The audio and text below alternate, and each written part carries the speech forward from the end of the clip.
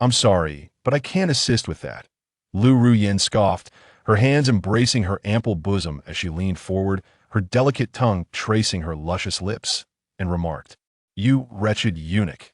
Even if I grant you a chance, do you think you can seize it? Come on, unwilling to comply, are you? Rise."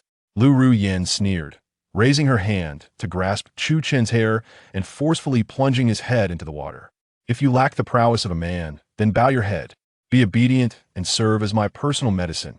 In a frenzy, Lu Ruyin repeatedly lifted Chu Chen's head only to submerge it once more, over and over again. Chu Chen struggled relentlessly, choking on the water, feeling as though he were on the brink of death point 3 years. Each night, he endured this torment without respite. Worthless, a pitiful, impotent creature, Lu Ruyin incessantly pressed Chu Chen's head into the water. As Chu Chen gasped for air, the grievances and humiliations of 3 years ignited within him, culminating in an explosive outburst. He violently shook his head and bit down fiercely on Lu Ruyin's fair arm. Lu Ruyin cried out in pain, glancing at the crimson bite marks on her arm, her fury igniting. "You dare bite me, you filthy creature!" In her rage, Lu Ruyin was taken aback by the audacity of this impotent man daring to retaliate. "I'll make you regret it, I'll drown you." Lu Ruyin seethed, pressing down on Chu Chen's head once more. However, with past experience in mind, Chu Chen tilted his head, causing Lu Ruyin to miss her target, her footing slipping as she leaned forward. Seizing the opportunity, Chu Chen's eyes blazed with fury, his singular thought being that even in death, he would sink his teeth into Lu Ruyin. He aimed for her delicate neck and bit down with all his might. Yet in the next moment, Chu Chen was utterly stunned. As his vision cleared, he realized he had bitten directly into Lu Ruyin's neck. Ugh! Lu Ruyin winced in pain, her face flushing crimson as she bit down on her lip. "You seek death." In a moment of brief disorientation, Lu Ruyin regained her composure, yanking Chu Chen's hair and forcefully slamming his head against the edge of the medicine barrel, causing a gory wound that stained the barrel red. "Enough! He cannot die yet." At that moment, Lu Qinghe entered, clad in a transparent lace nightgown, exuding the allure of a mature woman. While Lu Ruyin was already a captivating beauty with a figure that could bring nations to ruin, she still lacked the sophistication and sensuality of her mother. Lu Qinghe had given birth to Lu Ruyin at the tender age of 16, and now she appeared to be in her mid-30s. When the two walked together, they were often mistaken for sisters. The mature charm radiating from Lu Qinghe, with every smile and frown, left men utterly captivated, her gaze able to ensnare the hearts of many. "Mother, this wretched creature bit me," Lu Ruyin exclaimed angrily. Lu Qinghe glanced at the unconscious Chu Chen in the barrel and said, "Have someone attend to him. He cannot die until we have fully taken control of the Chu family. I have matters to attend to at the company. I must take my leave. I understand." Lu Ruyin replied with a furrowed brow.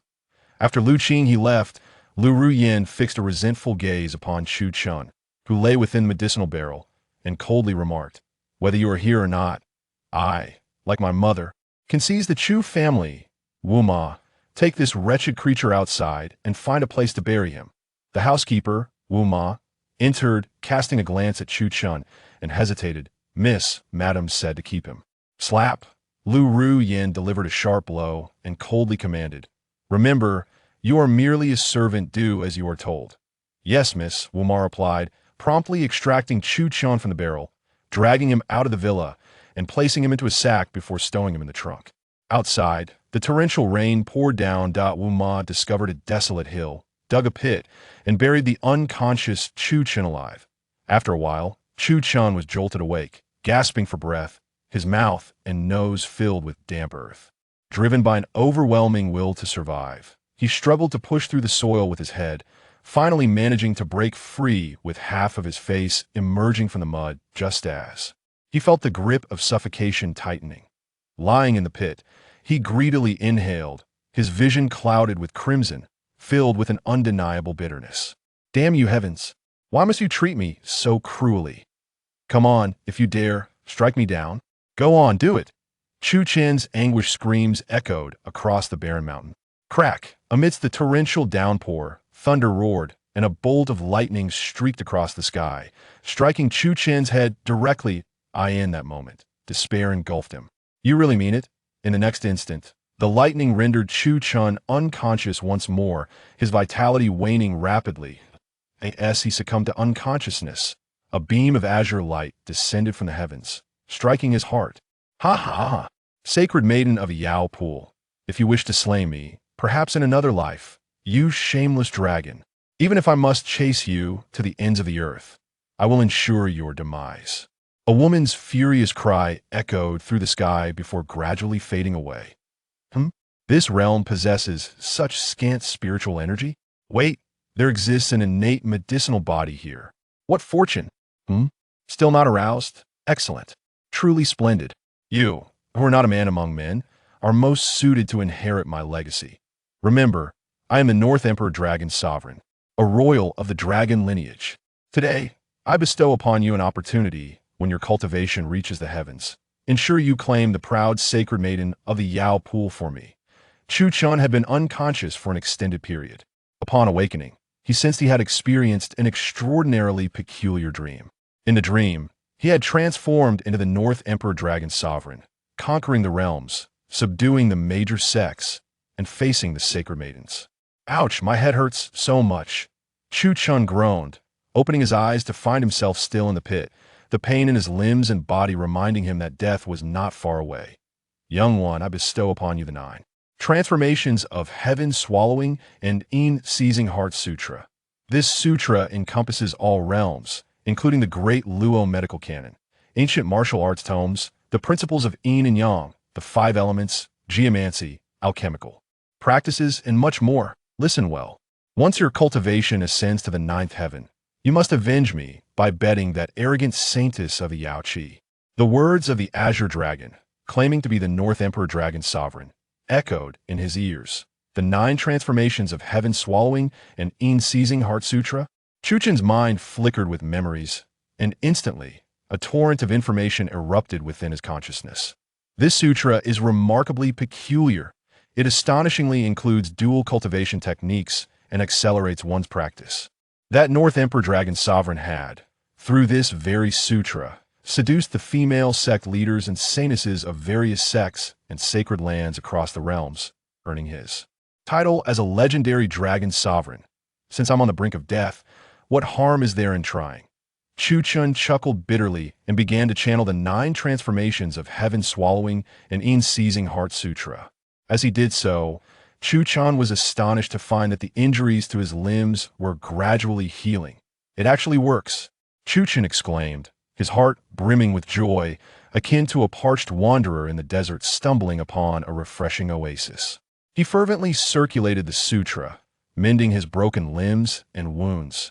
Approximately an hour later, Chu Chen exhaled deeply and slowly emerged from the pit. His limbs and injuries had nearly healed completely. Now, Chu Chen felt an overwhelming surge of vitality within him. He raised his fist and struck a nearby large tree, and with a crack, the entire trunk splintered in 2. How formidable! Chu Chen was filled with exhilaration. Is this the strength of the first layer of Qi refinement?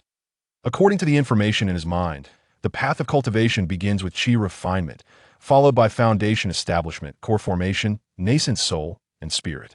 Transformation, each major realm subdivided into 9 minor realms. T present.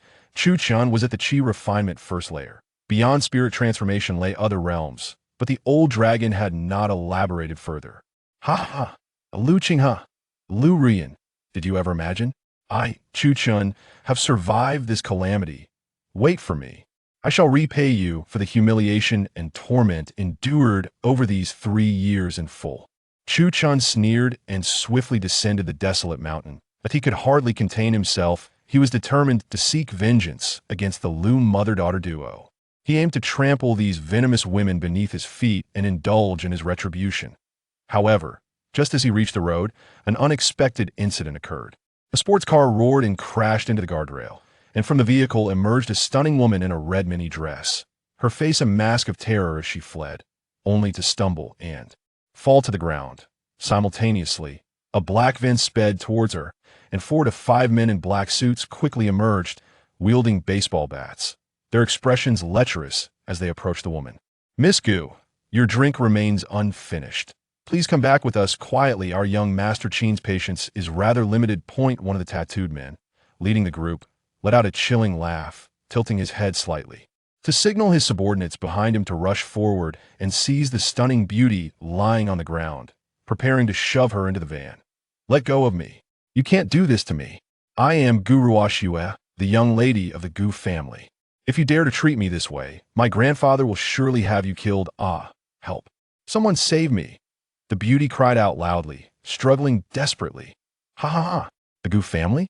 By tonight, once you become young Master Qin's woman, the Gu family will have no choice but to let it go. Take her away." The tattooed leader sneered without restraint. "Release her."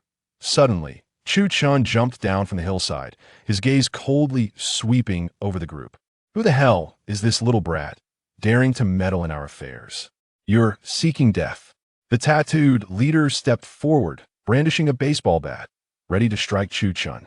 Bang! With a single punch, Chu Chun struck the tattooed man squarely in the face. The man let out a wretched scream, clutching his nose and stumbling back a few steps, bending over in anger, shouting, "Damn it!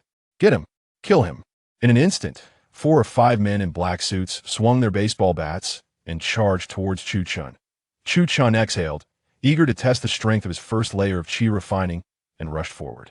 In a matter of moments, he had dispatched the entire group, leaving them sprawled on the ground, covering their mouths and bellies, wailing in pain.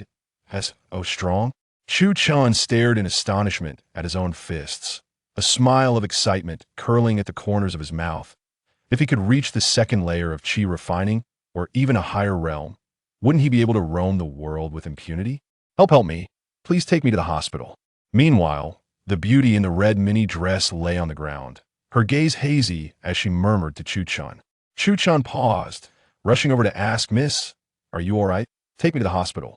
"I was drugged by them." Gu Ruoxue's cheeks flushed, her body burning with an unbearable heat. "Drugged?" Startled, Chu Chun swiftly lifted the woman and dashed out. Though he hadn't intended to intervene, her beauty was simply irresistible, rivaling that of Lu Qinghe.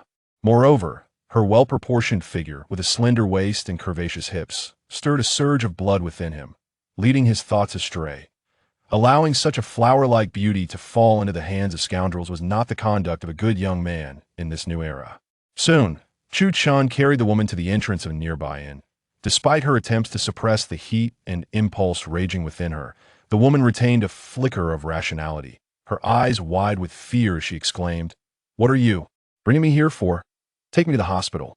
The hospital is dozens of kilometers away, and given this remote area, it is impossible to find a cab. "I have recently learned some medical skills. I can help you expel the drug from your system," Chu Chun replied.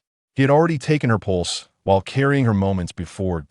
In such a dire situation, if she did not expel the toxins from her body promptly, her demise was inevitable. "Of course, if you do not believe me, I can set you down right now and call a cab for you," Chu Chun declared, standing at the door, awaiting the woman's decision. At that moment, Gu Ruoxue was engulfed in fever, her senses gradually slipping away as she murmured, "Help! Help me!" "Certainly," Chu Chun responded, swiftly carrying her into the inn and securing a room.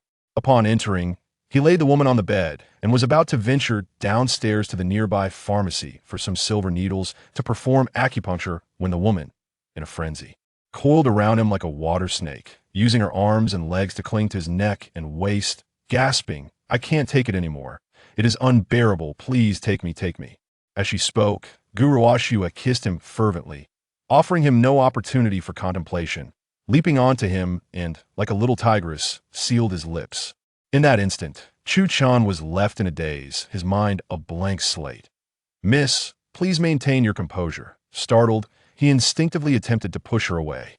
Yet Gu Ruoxue afforded him no chance, frantically tearing at his clothes, kissing his lips and neck with wild abandon. Suddenly, an involuntary shiver coursed through Chu Chun, and the nine turned, swallowing heaven and seizing Yin technique activated within him, alongside a revelation that flashed in his mind. The nine Yin's sacred body. She was astonishingly the nine Yin's sacred body. If he shared a bed with her, he could ascend to the second level of qi refinement. In an instant, Chu Chun was engulfed in inner turmoil, his emotions a tangled web that on one hand stood his sense of justice and morality, on the other, the woman's fervent advances. Let be. My actions will aid in expelling the toxins from her body. Chu Chun resolved, gritting his teeth as he rolled over, forcefully pinning her beneath him. Gazing at the enchanting beauty before him, her cheeks flushed, arching her neck and heaving for breath, he pressed his lips to hers. Then, with a decisive motion, he ruthlessly tore apart her fitted dress. With a rip, a vast expanse of her creamy skin was unveiled. The sight of her ample bosom set his blood racing. Moments later, their bodies lay bare, the temperature in the room soaring. A night of passion ensued. The following day, Chu Chun awoke and departed the inn early, leaving a note by the bedside that read, "My name is Chu Chun, I will take responsibility for you." Upon discovering the note, Gu Ruoxue furrowed her brows, glancing at the crimson stain upon the sheets. Chu Chun. Bang! The door burst open as a woman rushed in, panicked, exclaiming, "Miss, are you all right?" Gu Ruoxue swiftly covered the stained sheets with a blanket, restoring her usual icy demeanor as the aloof young lady, replying coolly, "I am fine." Subsequently, Gu Ruoxue took a shower, discarded the torn dress into the trash, and exited the inn, stepping into a specially customized Rolls-Royce awaiting her at the entrance. Investigate this individual. Gu Ruoxue handed the note to her female secretary, her gaze icy and filled with a complex emotion as she stared out the window. Meanwhile, Chu Chun had returned to the Lu family villa, scaling the walls to reach the balcony of Lu Qinghe's bedroom on the second floor, where he was greeted by a scene that set his heart racing. Lu Qinghe had just emerged from the bathroom, drying her damp-haired to Chu Chen's astonishment. She was clad in nothing but a sheer, almost transparent nightgown, her perfectly alluring figure laid bare before his eyes. At that moment, Lu Qinghe remained oblivious to the voyeur concealed on the balcony. She sat elegantly on the sofa, directly in Chu Chen's line of sight, nonchalantly drying her hair, her exquisite form akin to a work of art. Though Lu Qinghe was in her mid-30s, she retained an undeniable charm, her figure and skin impeccably maintained, reminiscent of a girl in her early 20s. On the balcony, Chu Chun felt parched, his throat dry, he swallowed hard. It is often said that youthful maidens are enticing, yet only mature men truly comprehend that women like Lu Qinghe possess a captivating allure that is utterly irresistible.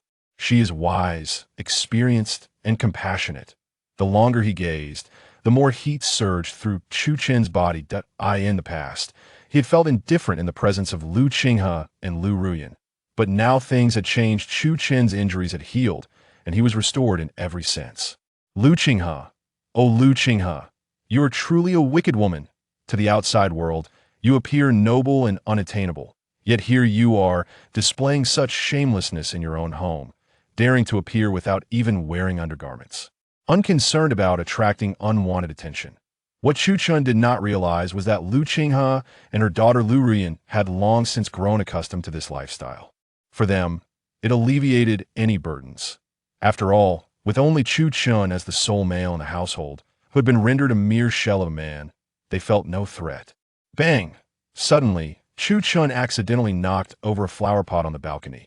Inside, Lu Qinghe was startled, her eyes widening in surprise as she exclaimed, "You're not dead?" Realizing he had been discovered, Chu Chun decided to abandon his concealment, striding boldly into the room with a cold smirk. "What?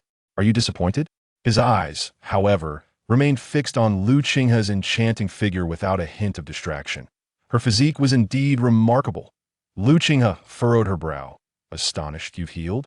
"Indeed," Chu Chun affirmed with a nod. Lu Qinghe scoffed lightly. "No wonder you possess a congenital medicinal body. Even such injuries can be mended. But, Chu Chun, you are quite foolish to dare return. Do you not fear for your life?"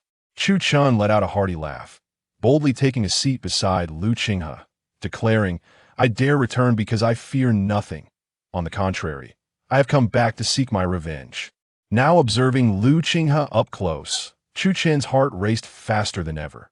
Her fair skin, concealed beneath the delicate lace nightgown, seemed to vanish into thin air. "Revenge? Do you possess the capability?" Lu Qinghe scoffed, not sparing a glance at Chu Chun. Even if this lad's injuries had healed, what difference did it make? She had long noticed the lascivious glint in Chu Chen's gaze directed at her. But what of it? 3 years ago, he was nothing but a cripple, impotent. Surely, he remained a mere shadow of himself. Allowing him to gaze upon her a few more times before his demise was of little consequence. You shall soon discover whether I possess such capability, Chang Chun replied with a chilling smile. He was thoroughly irked by Lu Qinghe's haughty demeanor. Now that Chang Chun had returned, he would not permit her and her mother to live in peace. I shall grant you 1 minute to contemplate break your own limbs and obediently lie in that medicinal barrel. Do not compel me to take action against you, Lu Qinghe declared coldly, rising to her feet. She remained utterly unconcerned about her revealing attire before Chang Chun. Chang Chun inhaled sharply, a sense of indignation rising within him. Damn it, Lu Qinghe, stand still. With a surge of anger, Chang Chun reclaimed his gaze and seized Lu Qinghe's arm, yanking her into his embrace. You insolent brat, what do you think you're doing? Let me go. This is the Lu residence. If you wish to avoid death, you will immediately release me, and then kneel and bow your head. Otherwise, I shall end your life. Lu Qinghe's fury erupted as she chastised him. As the current chairwoman of the Chu Corporation, she was a woman renowned for her decisiveness and ruthlessness within the Zhang business sphere. When angered, few could withstand her wrath. Even Lu Ruyan, the pampered and headstrong woman, dared not act impudently in Lu Qinghe's presence. In times past, Chang Chun would have been terrified by Lu Qinghe's words, but now, things were different.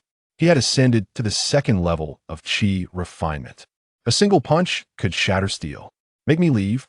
Kill me? Do you truly believe that possible?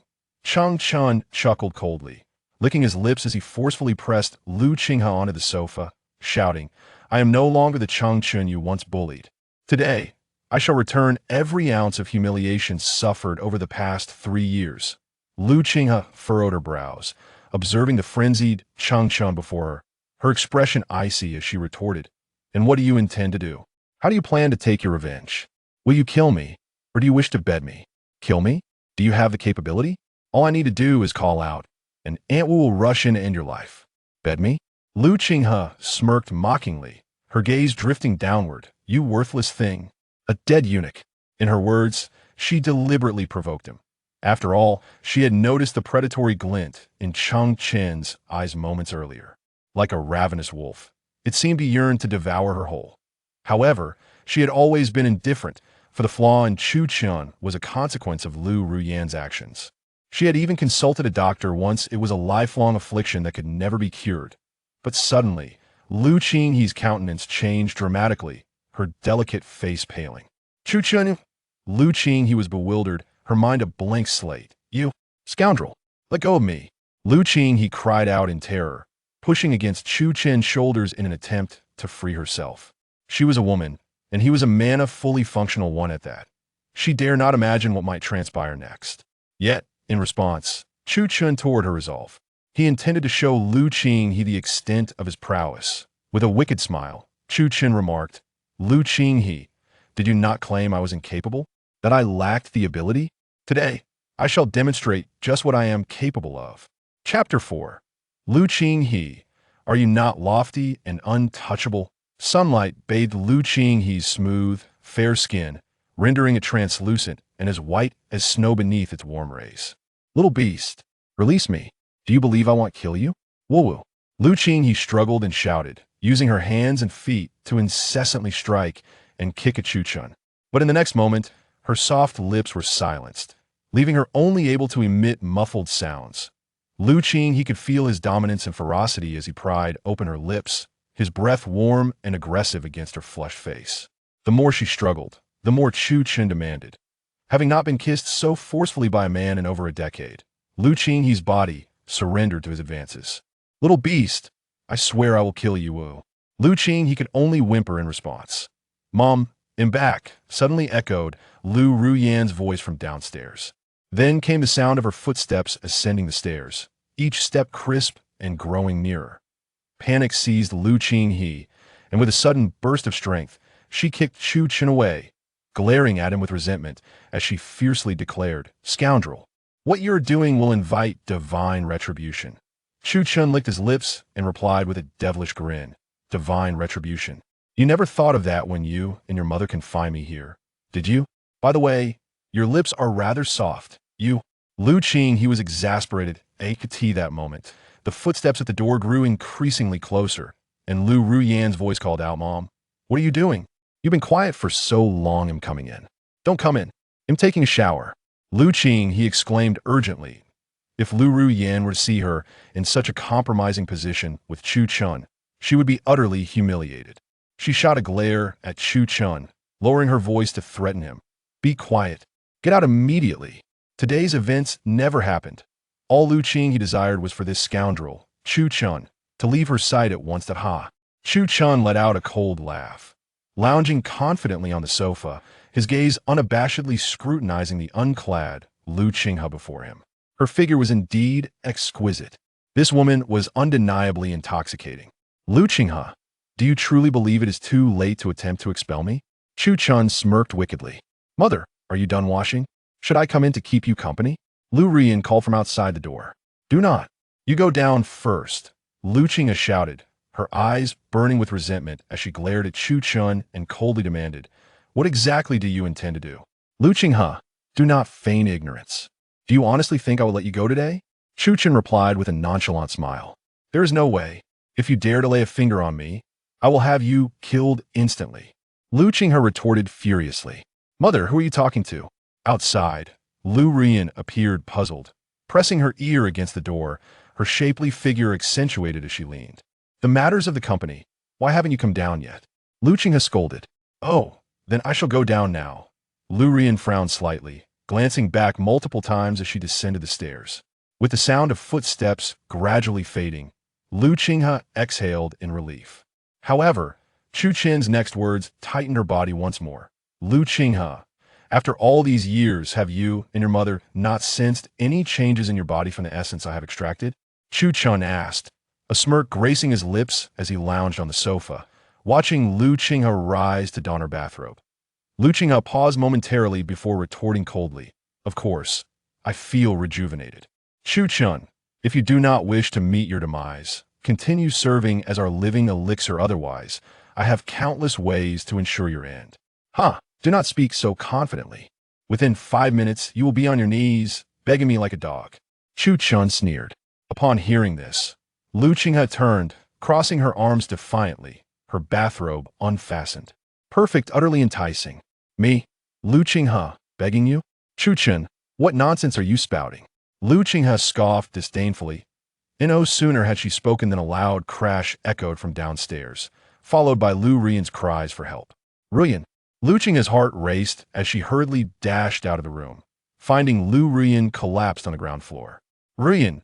Lu Qinghe rushed down, kneeling beside Lu Ruyan, her voice filled with urgency. Ruyan, what happened? Wake up. Don't frighten your mother. Do you think the essence extracted from my body can be consumed so casually? At that moment, Chu Chun, hands tucked into his pockets, descended the staircase with an air of sovereign authority, approaching the mother and daughter. Casting a casual glance, he noted that Lu Ruyan had completely fainted, her complexion ashen. Truly like mother, like daughter, both so utterly depraved, Chu Chun chuckled.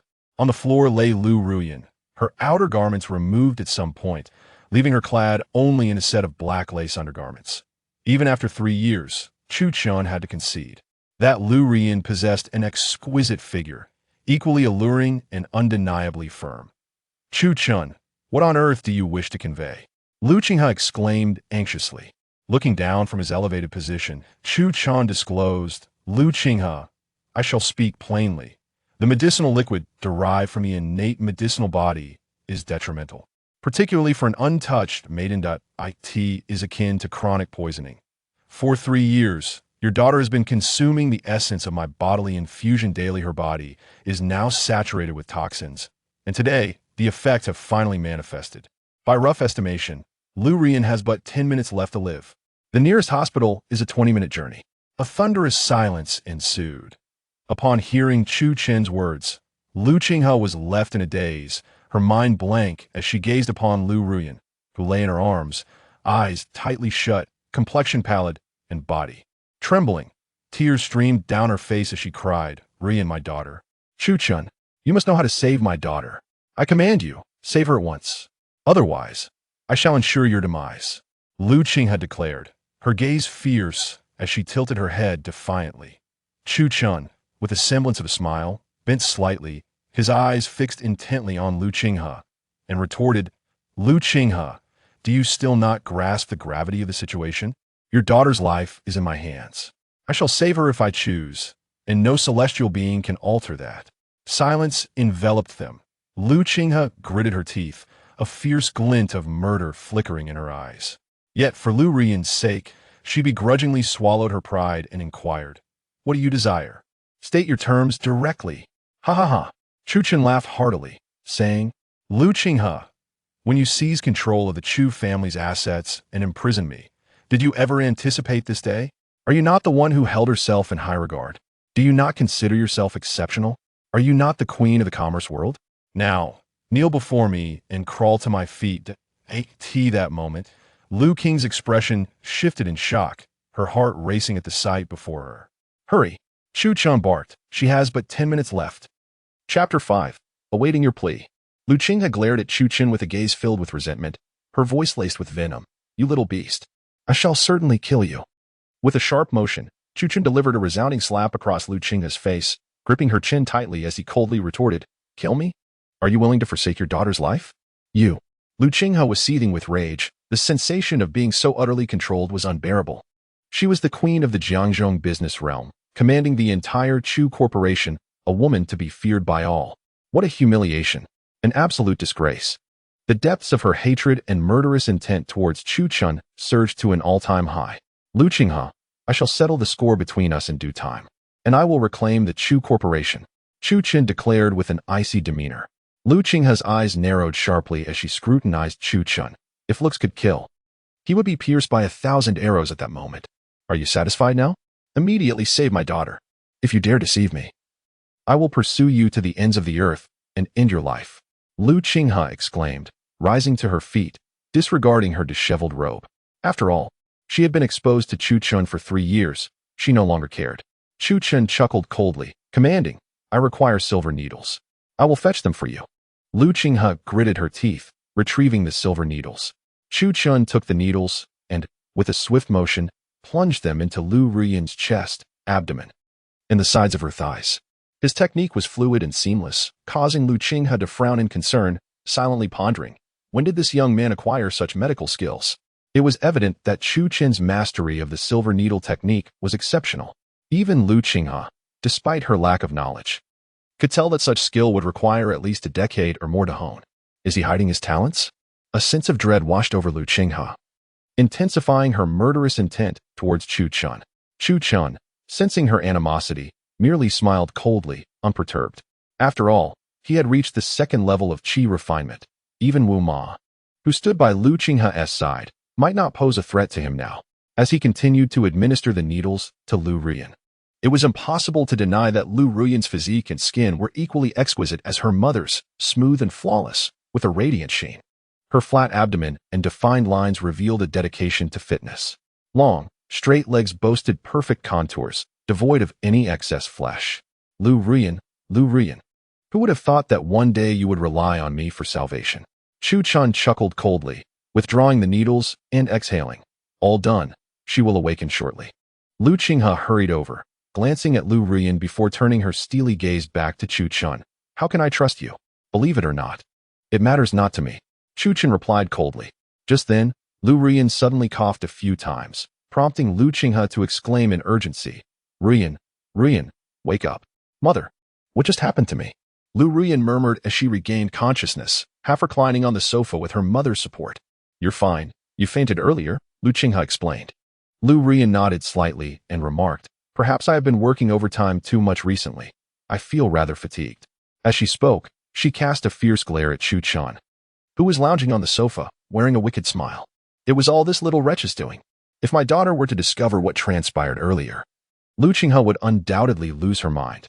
How could someone of such noble stature as myself have committed such an egregious act? And with someone as despicable as Chu Chun no less? Lu Ruiyan continued to nod, but suddenly noticed Chu Chun, brazenly fixated on her and her mother from the sofa. Chu Chun, what are you doing here? I thought you were dead. Lu Ruiyan exclaimed in astonishment. Chu Chun chuckled coldly. I am not dead, am I? You. Lu Ruiyan gasped, her expression instantly turning icy. Chu Chen replied, Lu Ruyan, do not be so tense. I am very much alive, thanks to you. Huh? Chu Chen, what business do you have in my home? If you're alive, you ought to find a place to hide. How dare you return? You are simply courting death. Lu Ruyan sneered contemptuously. She had noticed that his limbs had healed, and the visible injuries on his body were gone. Is this the prowess of a congenital medicinal body? Truly impressive. Ha ha. Lu Ruyan, do not regard me with such disdainful eyes, nor speak to me in that tone. I am no longer the useless Chu Chen you once bullied and oppressed 3 years ago. If you provoke me, I would not hesitate to take action against you, he declared, a mischievous smile adorning his face. What did you say? You? A waste. Do you believe I could crush you with one hand, you impudent scum? Lu Ruyan retorted dismissively, rising to approach Su Chun. She was an avid fitness enthusiast and a black belt in Taekwondo. One hand would suffice to deal with someone as feeble as Chu Chun. However, Lu Qinghe, understanding the implications of Chu Chen's words, quickly intervened. Ruyan, stop. Mom, what are you doing? I'm going to kick this trash to death, Lu Ruyan shouted. Lu Qinghe replied coldly, be quiet. I have yet to settle yesterday's matters with you. Now go upstairs. Mom. Lu Ruyan stamped her foot in frustration. Lu Qinghe's expression darkened as she sternly commanded, upstairs. Return to your room. Seeing Lu Qinghe's anger, Lu Ruyan dared not object further. She shot a resentful glare at Chu Chen before reluctantly ascending the stairs. Downstairs. Only Lu Qinghe and Chu Chen remained. Get lost. Leave immediately. Lu Qinghe pointed an accusing finger, her voice filled with fury. Chu Chen, feigning a smile, rose and casually placed his hands in his pockets, stepping closer to Lu Qinghe, exuding a chilling aura. At that moment, Lu Qinghe's heart trembled. When had this little wretch become so bold and assertive? Lu Qinghe, allow me to remind you, I have not completely purged the toxins from your daughter's body, Chu Chen said with a cold laugh. Lu Qinghe's expression changed dramatically as she furrowed her brow and asked, Chu Chen, what do you mean by that? Nothing in particular. With a slight shrug and a smile, Chu Chen remarked, to completely eliminate the toxins from your daughter's body, weekly acupuncture sessions for approximately 3 months will suffice.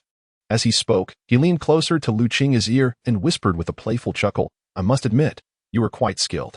How about I return next week for another session? Chapter 6. Who dares to drive him away? You. Lu Qinghe was not the naive young girl she once was. She immediately grasped Chu Chen's implication. He intended to return weekly. Absolutely not. Get out now.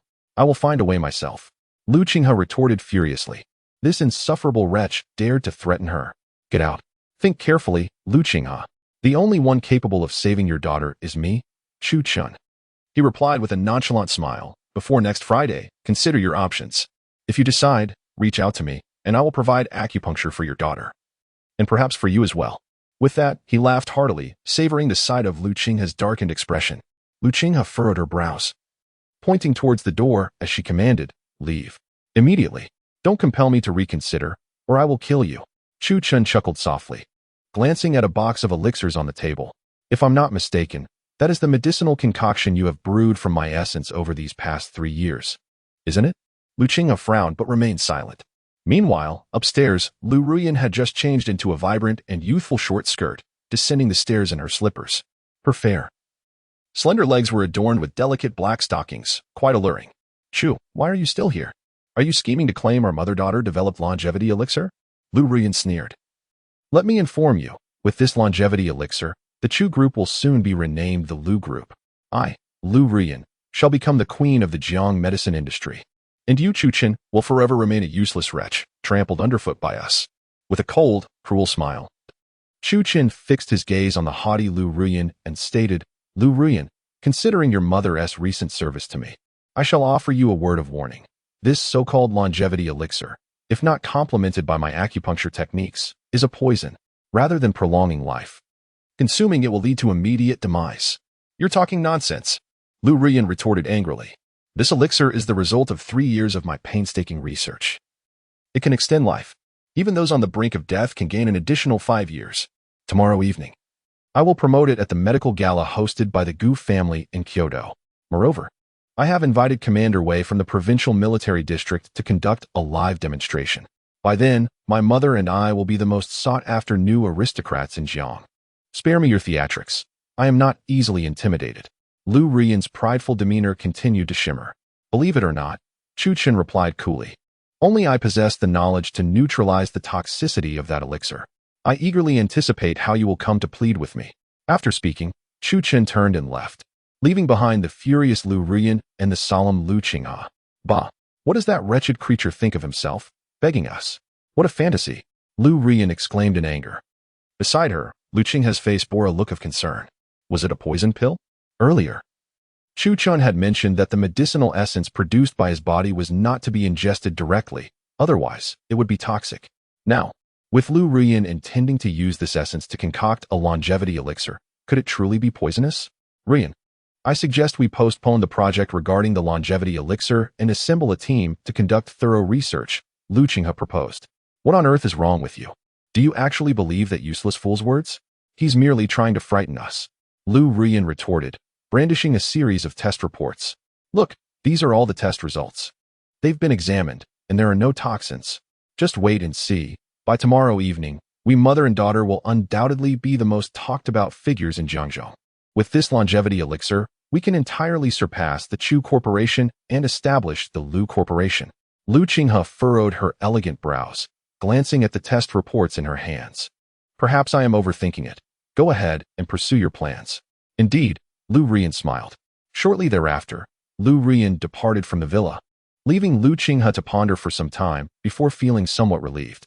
That little beast. I want you dead, Lu Qinghe coldly declared, immediately dialing Wu Ma's number. Wu Ma? Go and eliminate Chu Chen. Yes, madam, Wu Ma replied. Meanwhile, in Jiangzhou, within a luxurious villa. On the second floor, in the bathroom, Gu Ruoxue lay in the bathtub, her swan-like neck and fair collarbone exposed. The movement of the water accentuated her allure, particularly her milky white skin, which gleamed enchantingly under the light. She stared vacantly at the ceiling, her emotions a complex tapestry. Her innocence had been lost just like that, since leaving the hotel that morning. Her mind had been consumed with thoughts of the man named Chu Chen from the previous night. Her 23 years of purity had vanished in a single night of passion. Who exactly was he? Gu Ruoxue's face was alight with confusion and curiosity. To her astonishment, following the wild night, she discovered that her chronic cold syndrome, which had plagued her for over a decade, had significantly improved. To confirm this, Gu Ruoxue had summoned several renowned physicians to examine her, and each one provided the same assessment. Her long-standing cold syndrome showed signs of amelioration. It is worth noting that this ailment had tormented Gu Ruoxue for 12 years. Even the most esteemed traditional Chinese medicine experts had deemed it incurable, predicting that she had less than 2 years to live. Yet now, the cold syndrome seemed to be improving, leaving Gu Ruoxue utterly bewildered. Could it be due to the wild night spent with that man? Gu Ruoxue pondered, recalling his words that he had studied some medical techniques. Did he treat himself? If so, then could he also cure his mother's illness? At that moment, the female secretary entered, respectfully stating, Miss, we have located the person you were searching for, Chu Chen. Really? Where? Gu Ruoxue exclaimed, rising in excitement, unabashedly revealing her exquisite figure before the secretary. In that instant, even the secretary, who had been by her side daily, couldn't help but admire the unparalleled beauty of her employer. What man wouldn't he yearn to possess such a woman? Even she, as a woman, wished to embody that allure. He has just left the Lu family villa and should be heading towards Jingjilin, the secretary replied. One couldn't help but wonder what had captivated Miss Gu's attention so intensely towards a stranger. Jingjilin? Isn't that the pharmacy belonging to the Gu family? Gu Ruoxue furrowed her elegant brows. Indeed, the secretary affirmed. Gu Ruoxue nodded, extending her arms for a maid to assist her in dressing, and cheerfully declared, Let us go to Jingjilin. Today, I must meet him, no matter what. Meanwhile, after leaving the Chu family villa, Chu Chen contemplated and decided to head towards the nearby pharmacy, Jingjilin. He was eager to enhance his strength, and apart from cultivation, another method was alchemy, which required medicinal herbs. At present, he could only concoct qi recovery pills. Coincidentally, Jingjilin was the largest pharmacy in Jiangzhou, abundant in various herbs at differing prices. Do you have any 100-year-old fire spirit mushrooms? Chu Chen inquired directly to the female attendant, who had her back turned to him. This attendant, clad in the pharmacy's uniform, possessed an alluring physique, particularly accentuated by her sheer black stockings. Upon noticing a customer, she promptly set aside her phone, turned, and greeted him with a warm smile. politely saying, "Yes, we do. Please hold on. I'll get it for you right away." However, as she raised her head and recognized Chu Chun, she gasped, "Chu Chun? What are you doing here?" Taken aback, Chu Chun regarded the beautiful attendant with suspicion, asking, "Do we know each other?" "Oh, young Master Chu. Have you forgotten me so quickly? I'm Wang Hui, your high school classmate. How could you not remember?" Wang Hui's expression shifted from cordiality to disdain and displeasure. If memory served her right, the Chu family had recently experienced a significant upheaval, with his parents mysteriously disappearing and their family fortune being usurped. Even Chu Chen himself had been absent for a considerable period. To her surprise, encountering him today was quite unexpected. "Oh," Chu Chen replied coolly. Noticing his indifferent demeanor, Wang Hui's irritation flared, and she snapped, "Chu Chun, I'm speaking to you. Why are you ignoring me? Do you still consider yourself the former young master of the Chu family? Your family has fallen from grace. Why pretend here? You are nothing more than a dog living under someone else's roof now." Chu Chen frowned, expressing his discontent. "Have you finished? I came to purchase medicinal herbs." Wang Hui furrowed her brows, contemplating, feeling as though she were striking a fist against cotton. Initially, she sought to derive a sense of superiority from Chu Chun, intending to trample upon this once mighty heir of the Chu family, only to find that he did not engage at all. "What do you want to buy?" Wang Hui inquired coldly. "A century-old fire spirit mushroom," Chu Chen replied in a low voice. Upon hearing this, Wang Hui burst into laughter, her mirth so intense that she nearly doubled over, her body trembling with glee, her chest heaving as she mocked. "What did you say? A century-old fire spirit mushroom? Chu Chen, do you have any idea how much a 100-year-old fire spirit mushroom costs? 1 million. You, a destitute young master who has been ousted from the Chu family. Do you even have any money left?"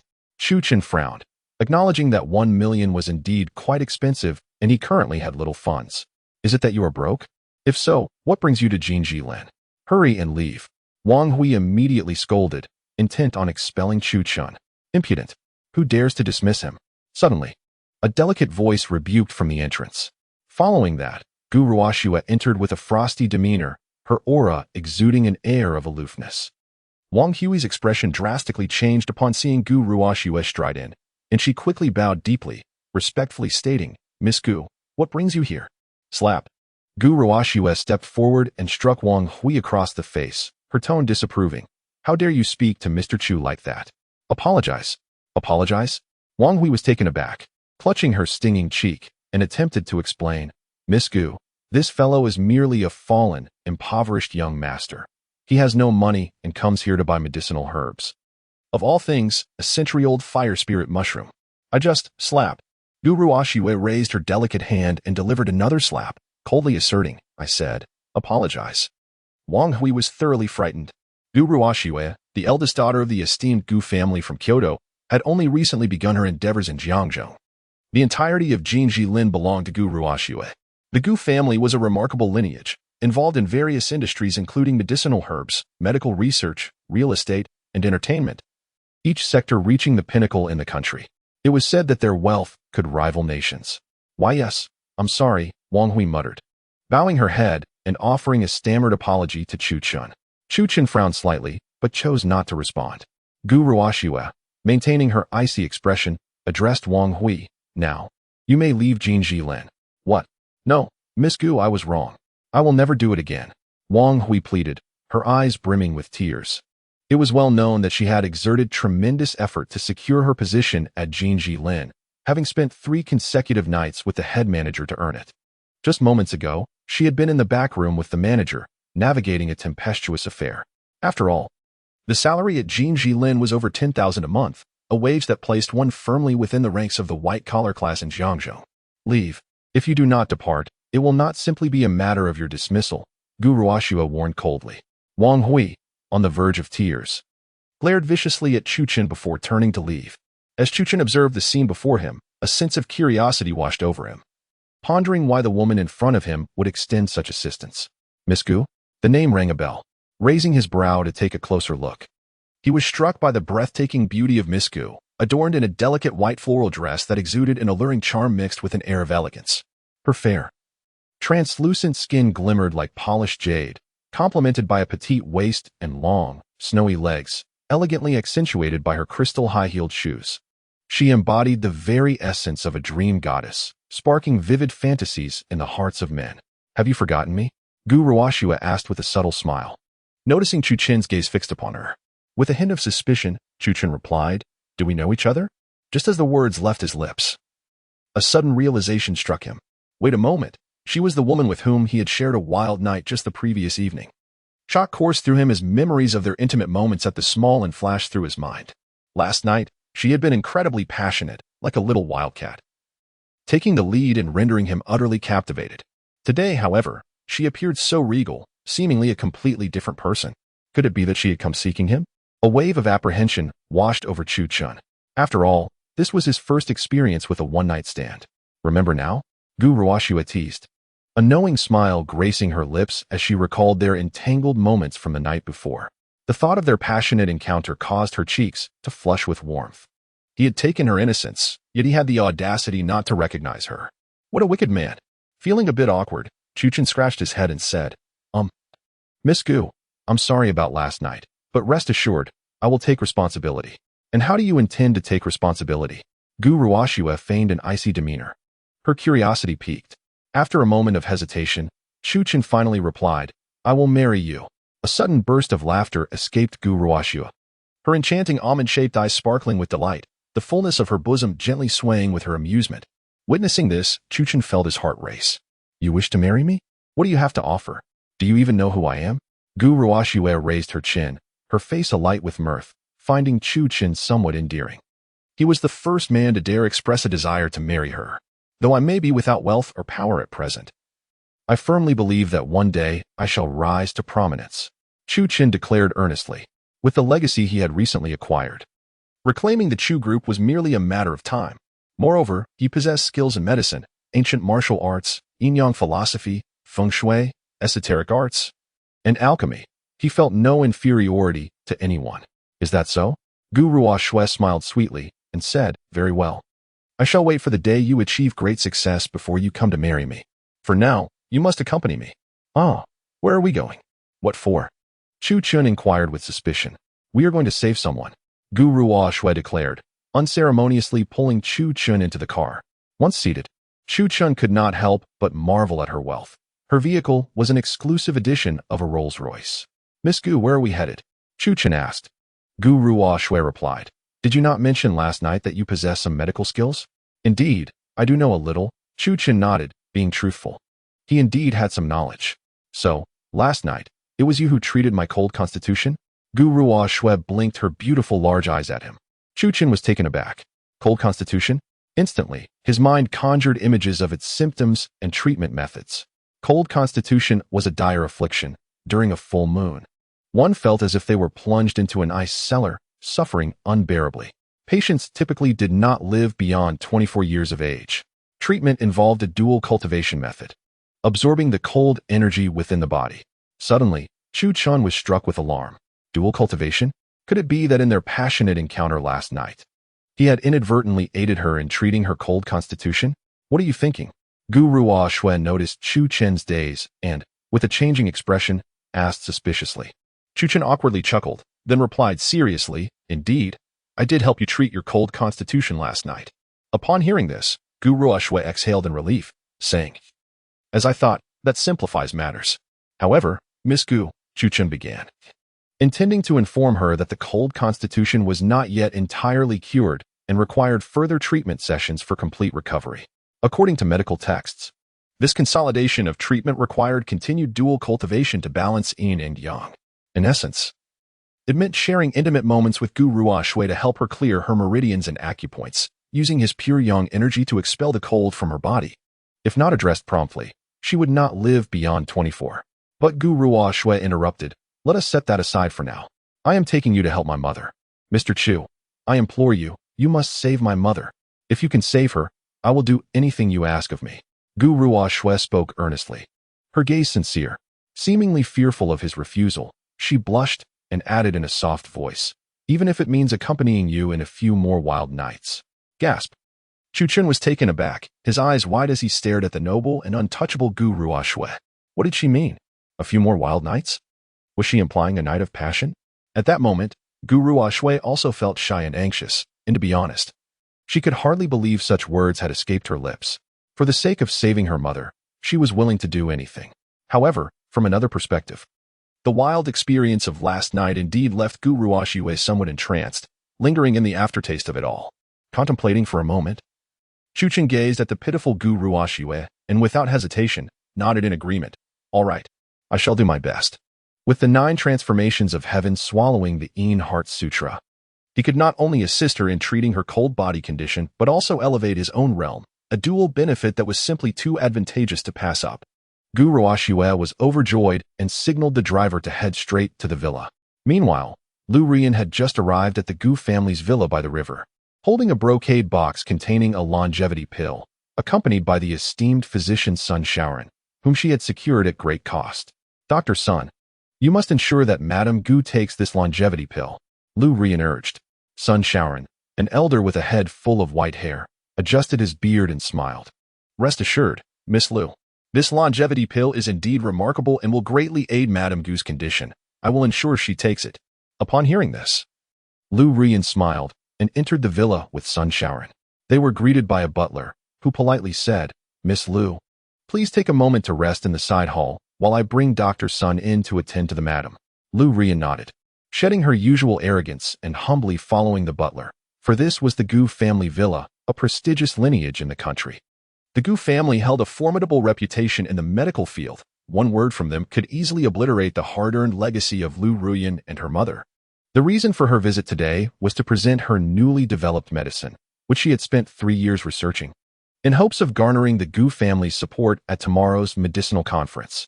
If Madame Gu were to take the longevity pill today and show signs of recovery, Lu Ruyan would undoubtedly ascend to the pinnacle of the Jiangzhong medical community, becoming the queen admired by all. Not long after Dr. Sun entered, Gu Ruoxue hurried back with Chu Chen, rushing through the back door into her mother's bedroom. Inside, a woman with fair skin, a slender and well-proportioned figure lay quietly on the bed, dressed in a thin nightgown that hinted at her allure. The woman appeared to be in her late 30s, still possessing an enchanting beauty that bore no signs of aging, strikingly reminiscent of Gu Ruoxue. It was evident that this was Gu Ruoxue's mother, a stunning beauty whose visage showed no trace of time's passage. In the bedroom, there was also a serious-looking middle-aged man and an elderly gentleman in a white short shirt, who was extracting a pill from the brocade box, preparing to place it into the woman's mouth. This pill cannot be consumed. If ingested, she will die. Chu Chen exclaimed in alarm, immediately recognizing the pill in the old man's hand as the longevity pill developed by Lu Ruyan. Chapter 8. Kneel and beg me. At these words, the two individuals in the bedroom abruptly turned to face the entrance, where Chu Chen and Gu Ruoxue had just entered. Sun Shaoran's expression darkened, revealing his displeasure as he scolded, You insolent child. What nonsense are you spouting? Are you questioning my medical skills? Or are you casting doubt upon this elixir? Do you even know who I am? Sun Shaoran was visibly irked by the audacity of this impudent youth who dared to enter and berate him. To suggest that the longevity pill in his possession could lead to a patient's demise was utterly absurd. He had meticulously researched this longevity elixir for several days. It was a potent restorative. The middle-aged man beside him, with a square jaw and a stern countenance, furrowed his brow and glared at Chu Chen, speaking in a deep voice. Who are you? Who permitted you to intrude? Get out. Do not disturb divine Dr. Sun as he attends to my wife. Dad. This is Chu Chen, the doctor I brought back. His medical prowess is remarkable. He even cured my cold constitution. Gu Ruoxue hurriedly interjected. Upon hearing this, the middle-aged man's expression shifted to one of astonishment. What did you say? He cured your cold constitution? Ruoxue, do not deceive your father. Gu Enhai. Gu Ruoxue's father and the current head of the Gu family looked at Chu Chen anew and inquired, Did you truly cure my daughter's cold constitution?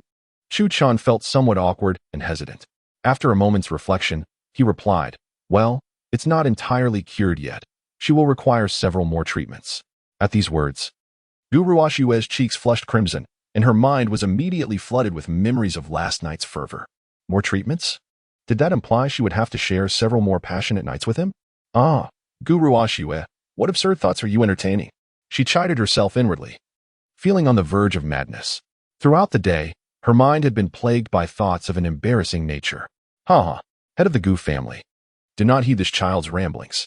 The cold constitution is not so easily remedied. I dare say, Miss Gu must have been duped by him. Sun Shaoran interjected with a mocking laugh. Gu Ruoxue, incensed, retorted, "Divine Doctor Sun, am I not capable of discerning whether he has deceived me? My cold constitution has indeed improved significantly. Is that so? Then might Miss Gu elaborate on how this impudent boy assisted you in remedying your cold constitution? It would be enlightening for me to learn," Sun Shaoran said, stroking his white beard with an air of arrogance. Gu Ruoxue felt a wave of embarrassment wash over her. How could she articulate this in front of her father? To confess that her affliction had improved primarily due to an enigmatic man sharing her bed? Who would believe such an account? "What's the matter, Miss Gu? Have you lost your words?"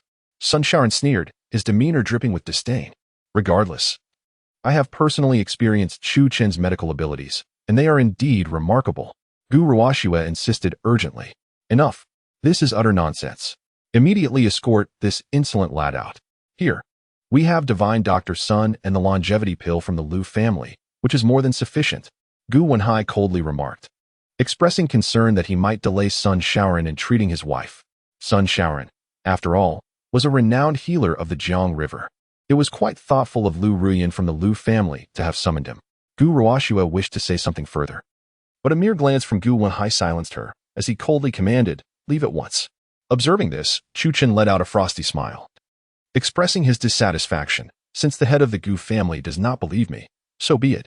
However, I must advise you that the elixir in my possession, if administered to the patient, will inevitably cause her to cough up blood and faint within 5 minutes, leaving her life hanging by a thread. Moreover, the antidote is known only to me. When the time comes, do not come pleading to me." With that, Chu Chen turned away in irritation. Were it not for Gu Ruoxue's sake, he would not have bothered to come, nor endure such disparagement. Gu Wenhai, with a disdainful smile, retorted, "Plead with you? Young man, do you overestimate your importance? With the divine healer's son present, do I still need to implore you? Since that is the case, do you dare to wager with me?" "Wager on what?" Chu Chen, prepared to leave, turned back with a curious smile. Gu Wenhai fixed his sharp gaze upon Chu Chen and declared coldly, "Let us bet on your earlier assertion.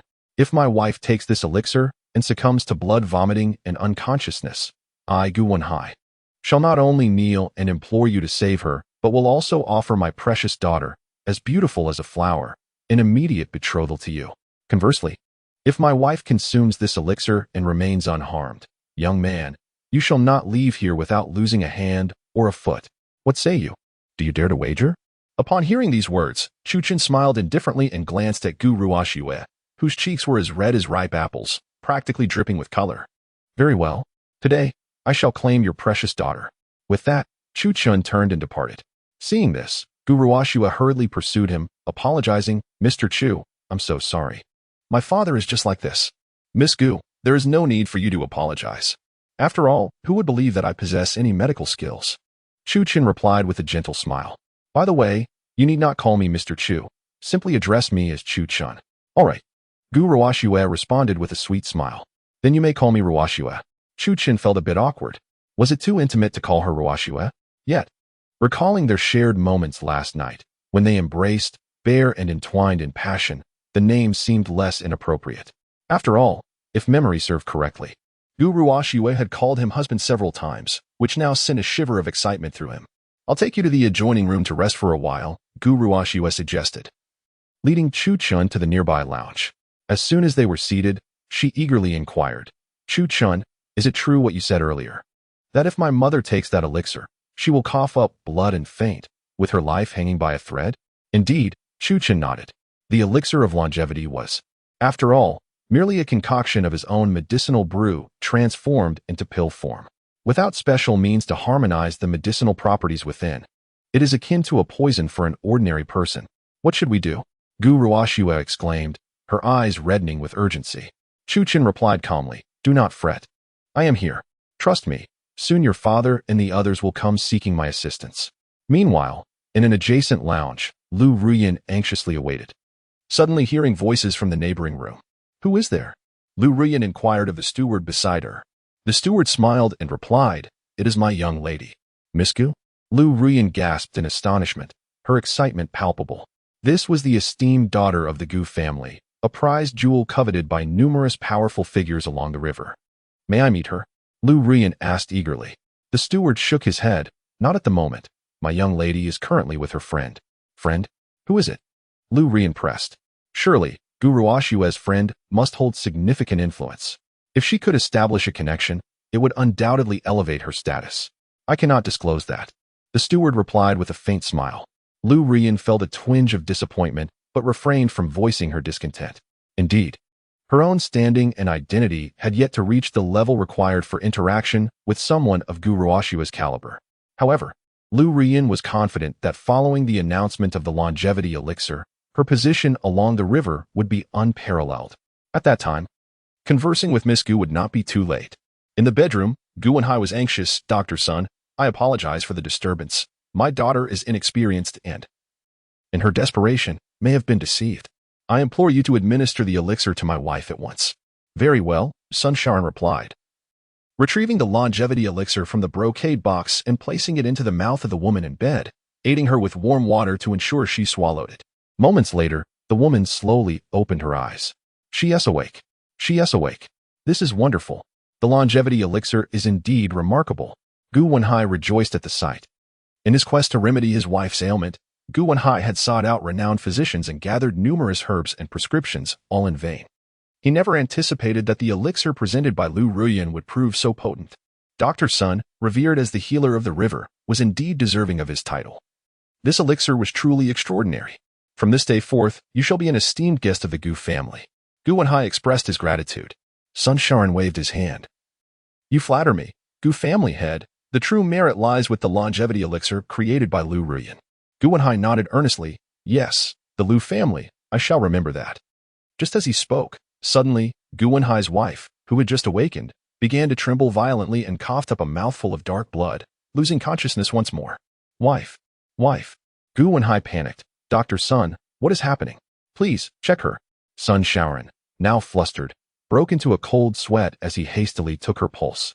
His expression turning to one of shock and despair. This pulse is chaotic. It is a sign of impending death. Sun Sharon's face turned pale. Dr. Sun, what is the situation? Is my wife in danger? Gu Wenhai implored anxiously. Sun Sharon, trembling with anxiety, addressed, Master Gu, forgive my incompetence. You should prepare for the worst. With a sharp smack, Gu Wenhai struck Sun Sharon to the ground, roaring, You old fool. If anything happens to my wife, I will end you. Heal her. Hurry. Sun Sharon, now thoroughly terrified, quaked in fear. Master Gu, I truly cannot heal her. Given her current state, it appears she has been poisoned. Suddenly, a thought struck him, and he exclaimed, Wait, that young man from earlier might have a solution. Gu Wenhai's body jolted as he recalled Chu Chen's earlier words. The symptoms matched perfectly.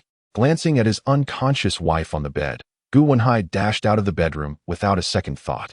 In the lounge, Chu Chen was sipping tea when Gu Wenhai rushed in, clasping his hands together and imploring, Young friend, please intervene and save my wife. Chu Chen, with a devilish grin, replied, Certainly. First, kneel and beg me. Second, promise your daughter to me. This is what you just proclaimed. A heavy silence enveloped the lounge. Gu Ruoshue's cheeks flushed crimson. Chu Chen truly sought her father's promise to wed her to him. She had not yet prepared for such a fate. Gu Wenhai's expression shifted, torn between indecision. Chu Chen interjected, Master Gu, do not hesitate.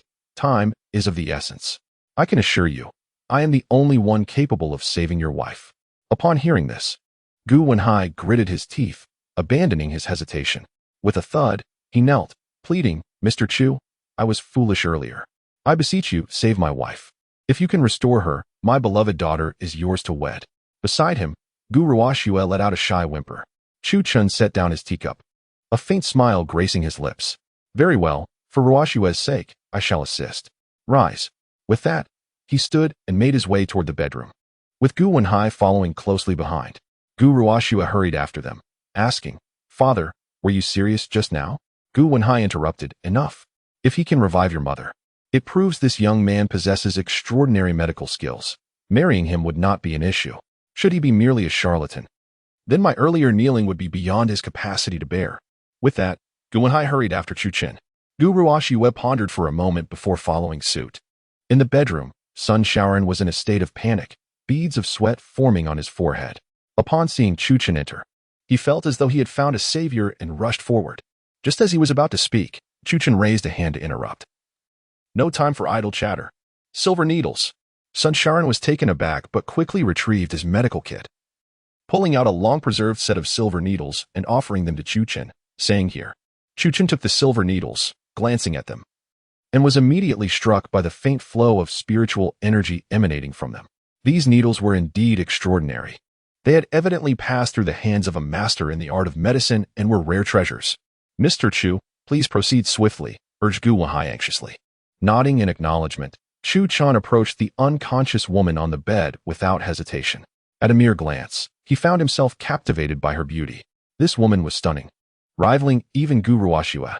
The resemblance between mother and daughter was striking, as if they were carved from the same mold.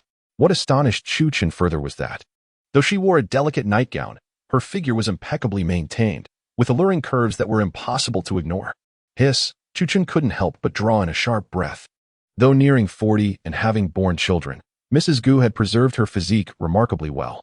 Earlier, he had merely caught a fleeting glimpse at the door, but now, observing her up close was truly astounding. Mrs. Gu was in no way inferior to Lu Qinghe.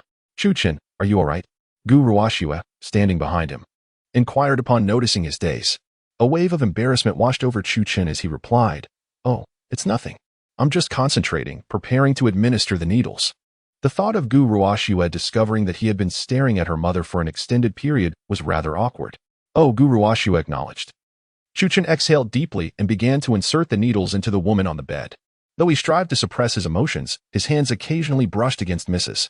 Gu's skin, which felt as smooth as jade. Especially when he had to loosen her neckline to apply a needle near her chest, he maintained a professional demeanor. As Gu Wenhai and Gu Ruoxue seemed unfazed, considering it was for medical treatment. Taking a deep breath, Chu Chen carefully inserted the needles one by one. He then proceeded to the lower abdomen and subsequently to the thighs. Resisting the impulse, he worked swiftly, channeling the spiritual energy within himself through the silver needles into Mrs. Gu's body, expelling the toxins within her. While an ordinary person might not comprehend the process, Sun Shaoran, observing nearby, was utterly astonished, exclaiming, using qi to control the needles. "My heavens! I never expected to witness this long-lost technique in my lifetime." At this moment, Sun Shaoran was completely mesmerized by Chu Chen's needlework, his heart filled with reverence. Moments later, with a flick of his hand, the dozens of needles in Mrs. Gu's body were drawn out simultaneously as if guided by invisible threads, and they landed steadily in the box designated for the needles. "She will awaken shortly," Chu Chen declared, releasing a breath of relief. Gu Ruoxue quickly rushed forward, retrieving a handkerchief from her bosom to wipe the sweat from Chu Chen's forehead. He paused for a moment, catching a faint fragrance from the handkerchief. "Did you take this from your chest?" he inquired. "I will step outside for a moment to rest." As Chu Chen was about to take his leave, Sun Shaoran suddenly knelt on the ground and exclaimed, "Divine Doctor, you are indeed the living god of medicine." As he spoke, Sun Shaoran reverently presented a box containing silver needles to Chu Chen, saying, "Divine Dr. Chu, this is but a small token of my appreciation." These silver needles were bequeathed by the great healer's son Simiao, a total of 49. "Please accept them and take me as your disciple." With that, Sun Shaoran bowed deeply. This scene left Gu Wenhai and his daughter Gu Ruoxue utterly astonished. "Son, what are you doing?" Gu Wenhai exclaimed, bewildered. Sun Shaoran sighed, "Master Gu, you are unaware that the technique Divine Dr. Chu just demonstrated is the 9 turns to revive needle, capable of saving even those on the brink of death." "Wow, is it truly that powerful?" Gu Ruoxue gasped, her eyes wide with admiration as she gazed at Chu Chen. This man seemed extraordinary. Had she stumbled upon a treasure?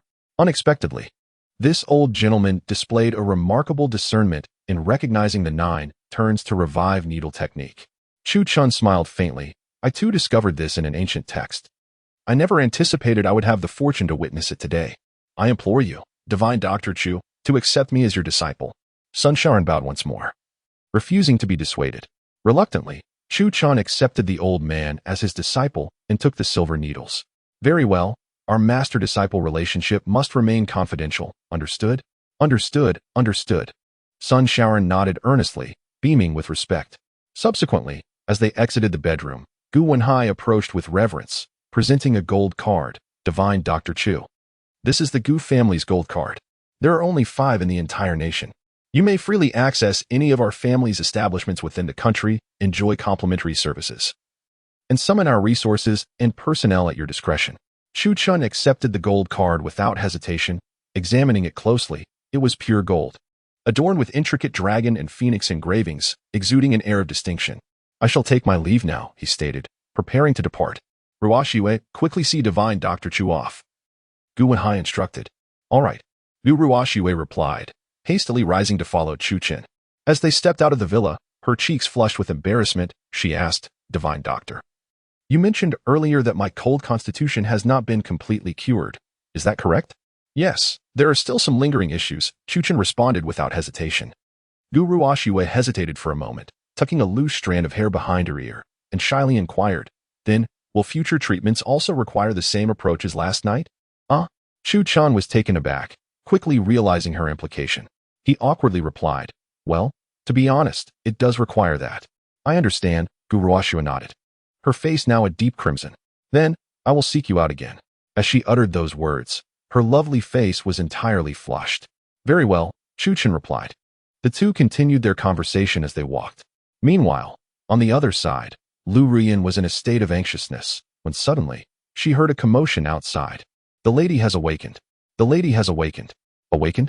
Lu Ruyan was filled with immense joy and exclaimed, the longevity elixir has succeeded. Ha! I, Lu Ruyan, shall become the queen of the traditional Chinese medicine industry in Jiang. Without delay, she rushed out of the villa, eager to return to her company and prepare thoroughly for the press conference scheduled for the following evening. As she stepped outside, she spotted Chu Qin, who had just parted ways with Gu Ruoxue. Chu Qin, you worthless fool, what are you doing here? Lu Ruyan approached with her arms crossed, swaying her curvaceous hips, her demeanor radiating arrogance.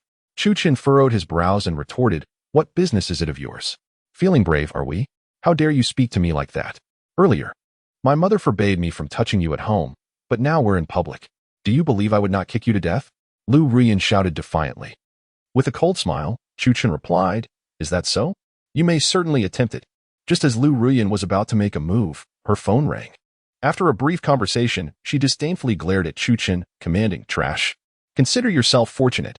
There is something happening at the company. With that, Lu Ruyan turned to leave but suddenly remembered something and taunted Chu Qin. Hey, fool, there's something you might not know. Didn't you claim that the longevity elixir I developed was a poison, saying that only you could counteract it? Well, just now, that elixir cured Madame Gu. Tomorrow night at the Gu family medical conference, if General Wei from the military consumes it, coupled with the Gu family's promotion, I shall become the unrivaled queen of the Jiang business world. You, Chu Qin, will never reach my heights, let alone reclaim the Chu group. The longevity elixir cured Madame Gu? Chu Qin frowned, pondering Lu Ruyan's unwarranted confidence and superiority. Is that so? What if I told you that your longevity elixir nearly poisoned Madame Gu, and I was the one who actually cured her? He said with a smirk.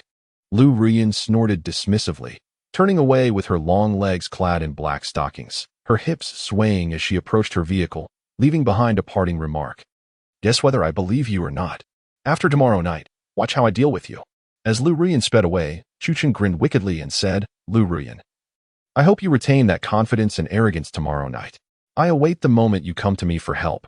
At that time, I will ensure you pay dearly for the 3 years of humiliation. Chapter 10. Helping you become a true woman. After leaving the Gu family villa, Chu Qin made his way to the ancestral home of the Chu family.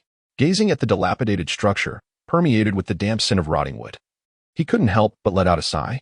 The old residence was steeped in memories of his childhood, ever since his parents mysteriously vanished. Chu Qin had conducted a discreet investigation, with all evidence pointing towards Lu Qinghe. Just as he was about to confront Lu Qinghe, he found himself marginalized, leading to the events of 3 years prior, where he was imprisoned by the mother and daughter duo in the villa's bathroom for 3 long years of torment. Lu Qinghe, I hope you have no connection to my parents' disappearance. If I uncover any evidence of your involvement, I will not spare you, Chu Qin declared coldly, his eyes reflecting a chilling intensity. Subsequently, Chu Qin tidied up the old residence, preparing 2 ancestral tablets to honor his parents. After all these years, it was highly probable that they had long since departed from this world. As their son, he felt it was his duty to pay his respects.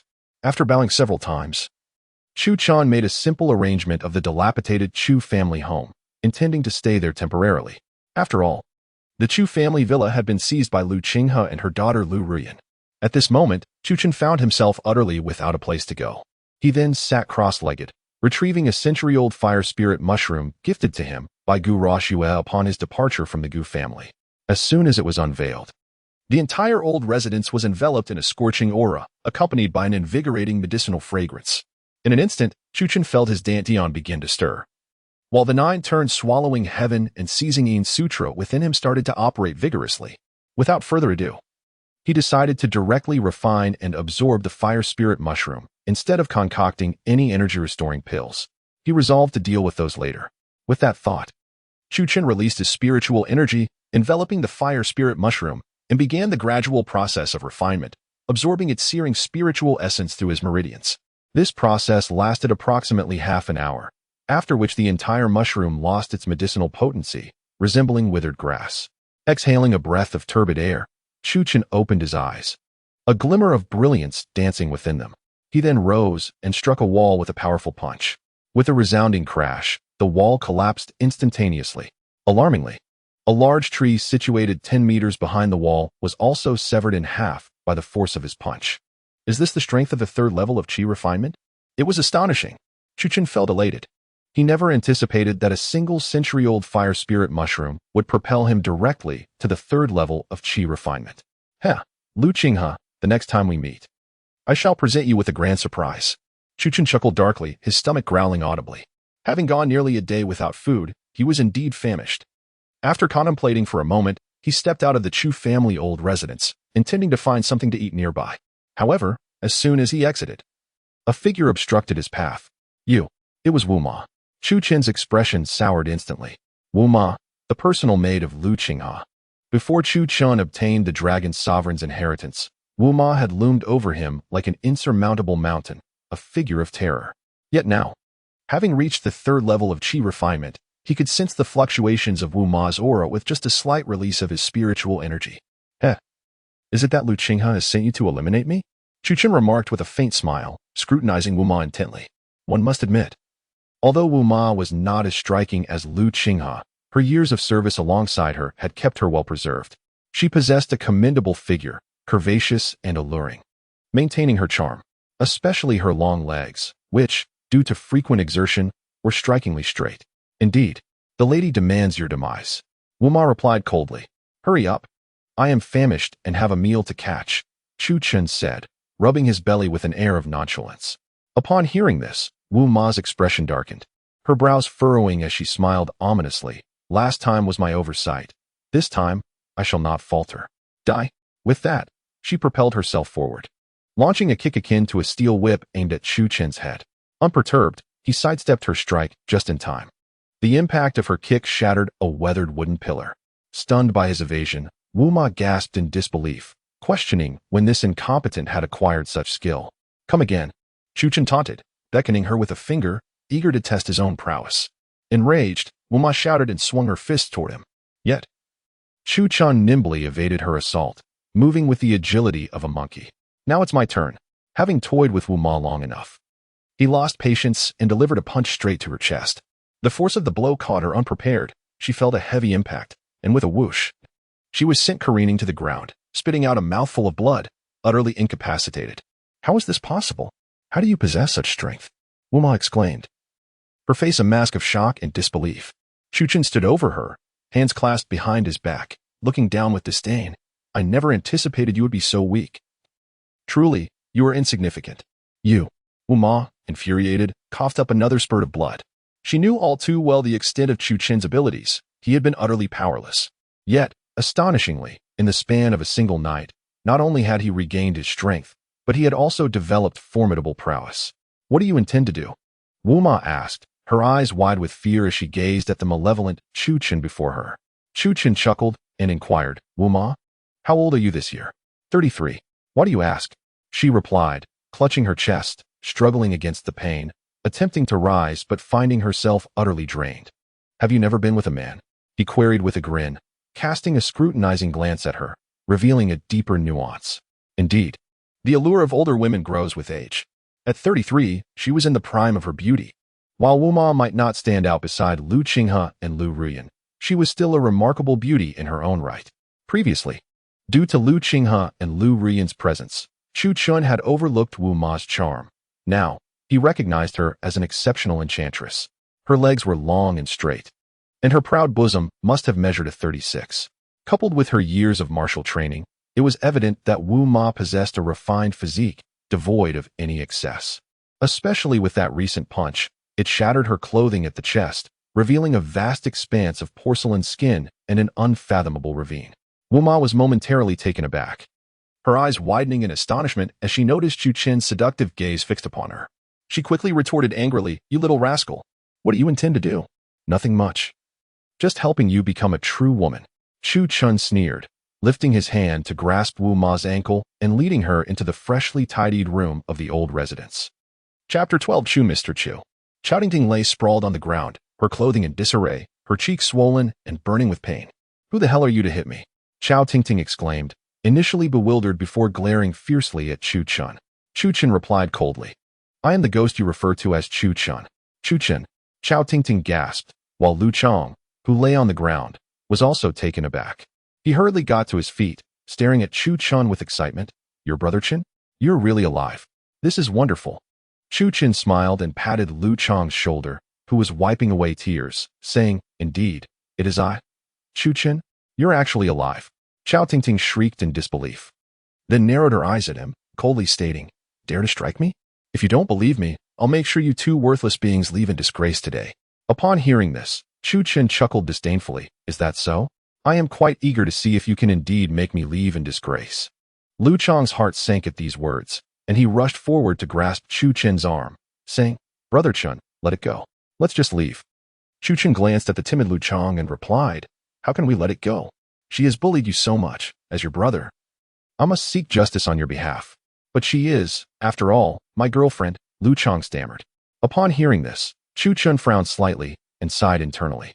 It seemed Lu Chong was indeed quite smitten. Given Lu Chong's words, he felt compelled to relent. However, at that moment, Chao Tingting let out a shriek, declaring, "Lu Chong, don't disgust me. Who's your girlfriend? I already broke up with you. To be honest, I have a new boyfriend now.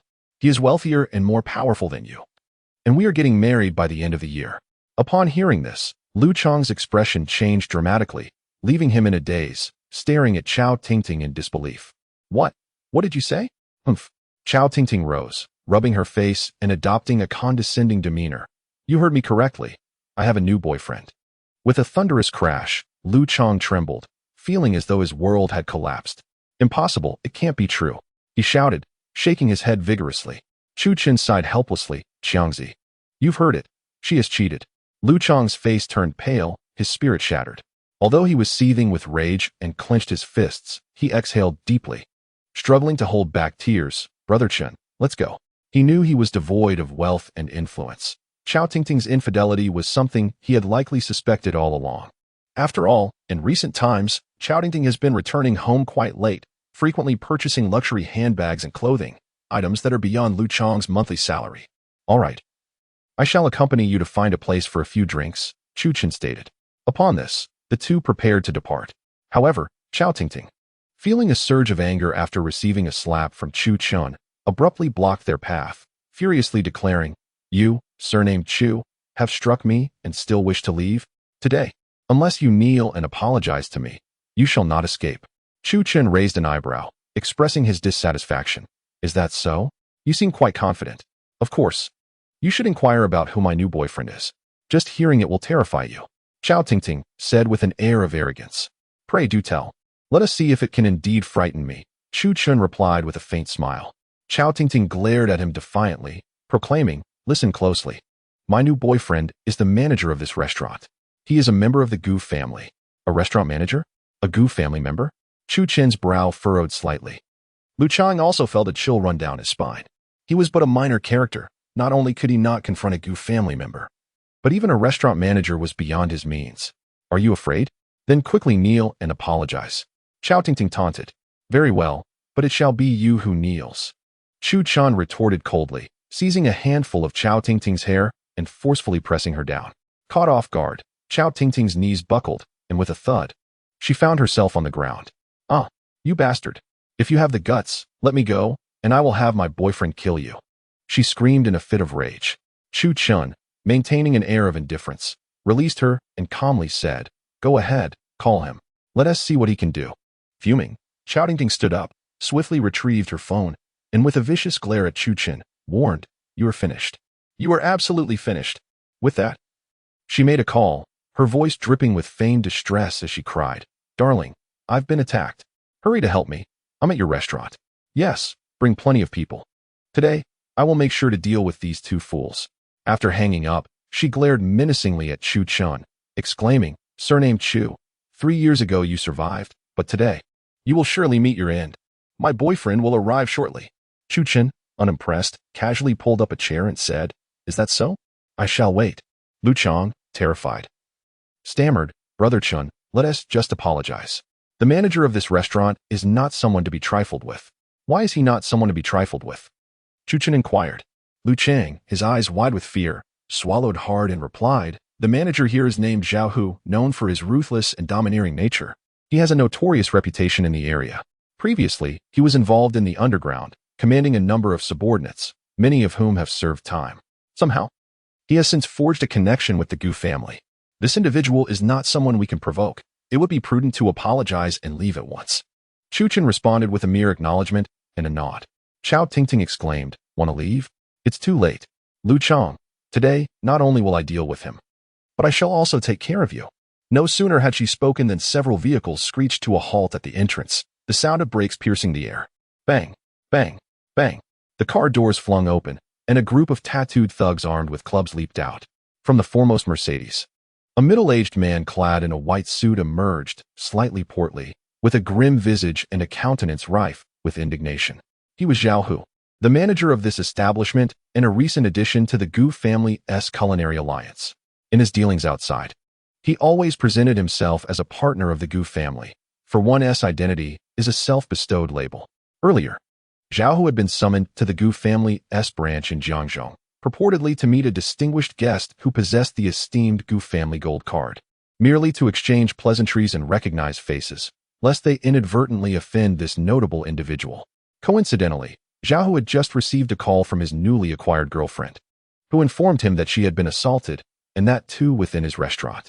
Enraged, he hastily gathered his subordinates and rushed over. Moments later, leading his entourage, he stormed in, exclaiming with an authoritative voice, Which ruffian dares to cause a disturbance in my restaurant and lay a hand on my girlfriend? Upon seeing Zhao Hu, Chao Tingting hurriedly approached, feigning distress as she wept, Darling, why did you arrive so late? Look at what they've done to me. Zhao Hu, upon noticing the imprint of a slap on his beloved's face and the bruised, bleeding knee, was immediately incensed. He comforted her. There was an unexpected matter.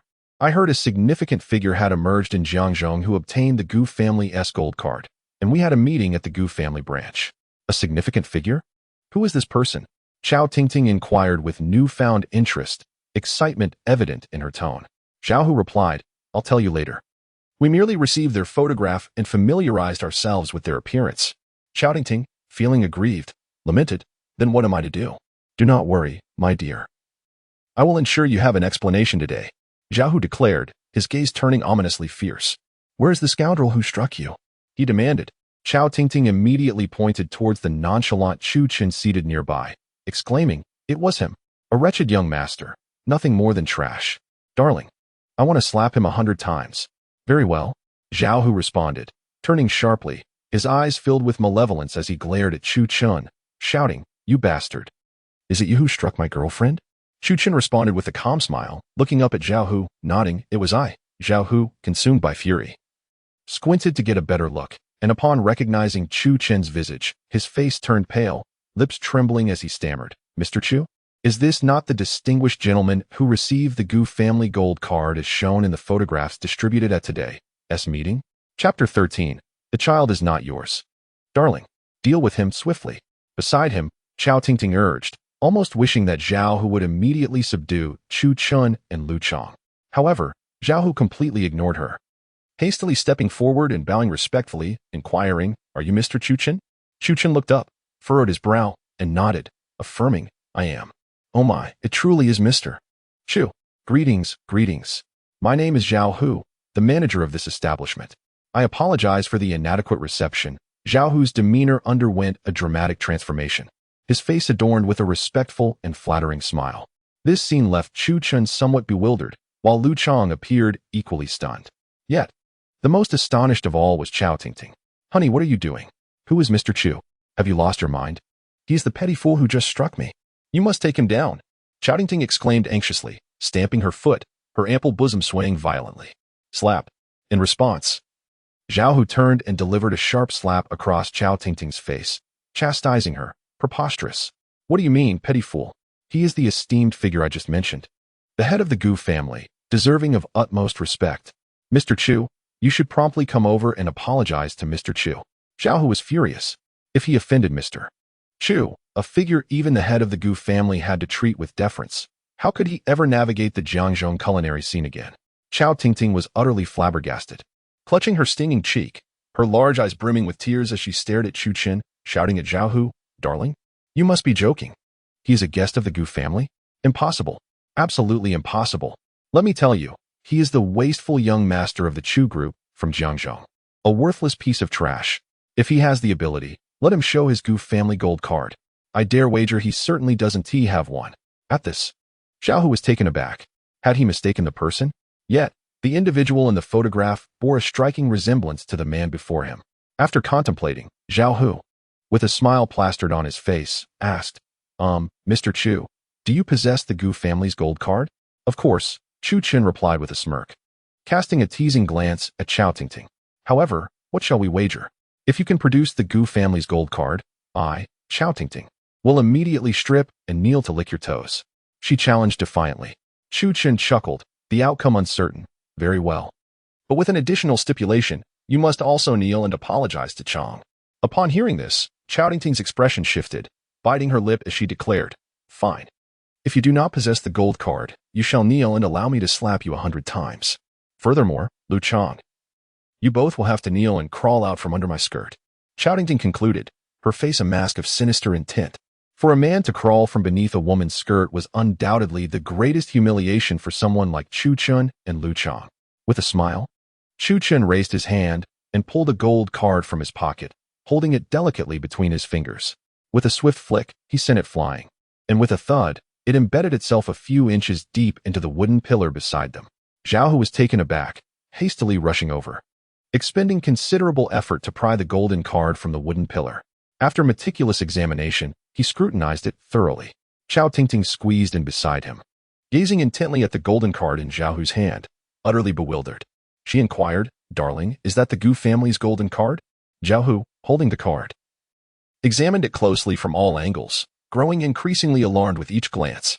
Subsequently, he turned and approached Chu Qin, bowing deeply at a 90-degree angle, and respectfully presented the card, stating, Mr. Chu, please accept this golden card. Hiss.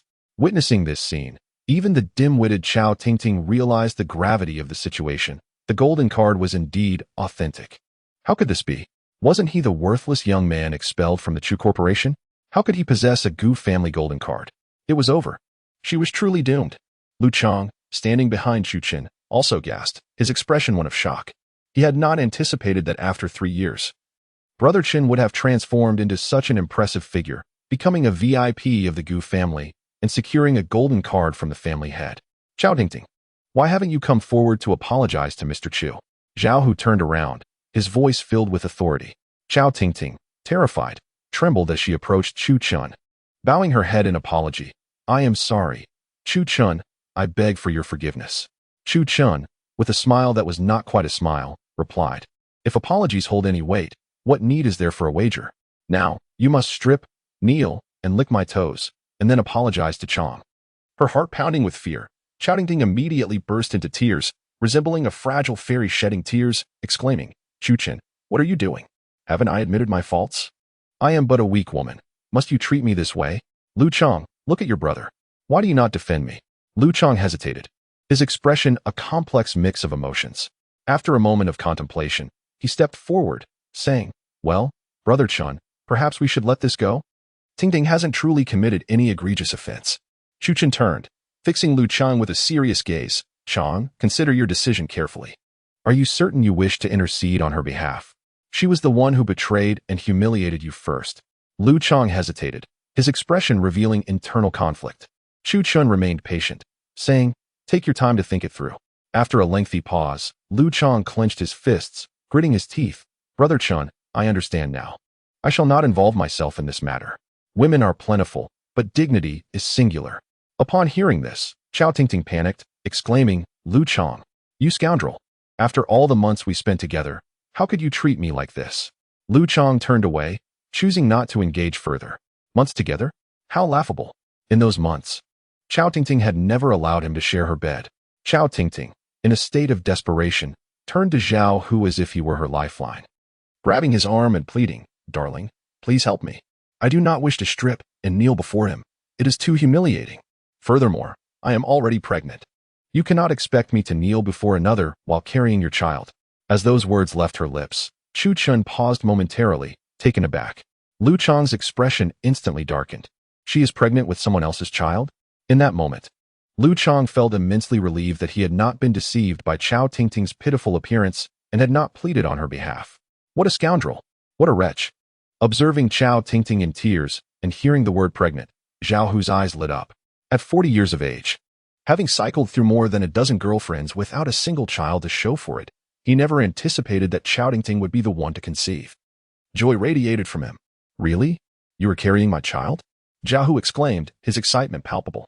Chao Tingting hurriedly retrieved the test results from her bag and said, Indeed. See for yourself. Zhao Hu snatched the results, and upon reading them, his face could not contain his elation as he shouted, Wonderful. Finally, I, Zhao Hu, shall have a child. He promptly turned to Chu Chun and clasped his hands in a gesture of respect, pleading, Mr. Chu, could you overlook this matter today? I shall personally host a dinner tonight to apologize to you and your brother. What do you say? Chu Chun arched an eyebrow, casting a glance at Zhao Hu, and chuckled derisively, countering, Manager Zhao, are you certain that the child she carries is yours? A chill ran through Zhao Hu, and Chao Tingting's expression shifted as she rushed forward, shouting, Chu Chun, what do you mean? Is there any doubt about my pregnancy? This test result is undeniably authentic. Indeed. Mr. Chu, how could a pregnancy be false? This is a hospital test result, Zhao Hu chimed in. Chu Chun sneered and replied, I never claimed her pregnancy to be a fabrication. I merely wish to remind Manager Zhao that the child within her is not yours. Upon hearing this, Chao Tingting, her face flushed with indignation, cried out, Darling, he is talking nonsense. You are the only man for me. How could this child not be yours? Zhao Hu's countenance darkened, and through gritted teeth he replied, Mr. Chu, although you are a distinguished guest of the Gu family, your words are rather excessive. I, Zhao Hu, have navigated the waters of Jiang and have many brothers who would stand by me. If you do not clarify your statements, it may prove difficult for you to leave here. As his words fell, a dozen tattooed subordinates waiting at the door rushed in, encircling Chu Chun. Chapter 14. Make her submit. Chu Chun chuckled mockingly. Does Manager Zhao doubt my words? Zhao Hu furrowed his brow, and Chu Chun continued, Manager Zhao, you are now 40. After so many years without a child, have you never considered that the issue may lie with you? If you do not believe me, perhaps a visit to the hospital for a checkup would be prudent. You will come to understand whether the child in her womb is yours.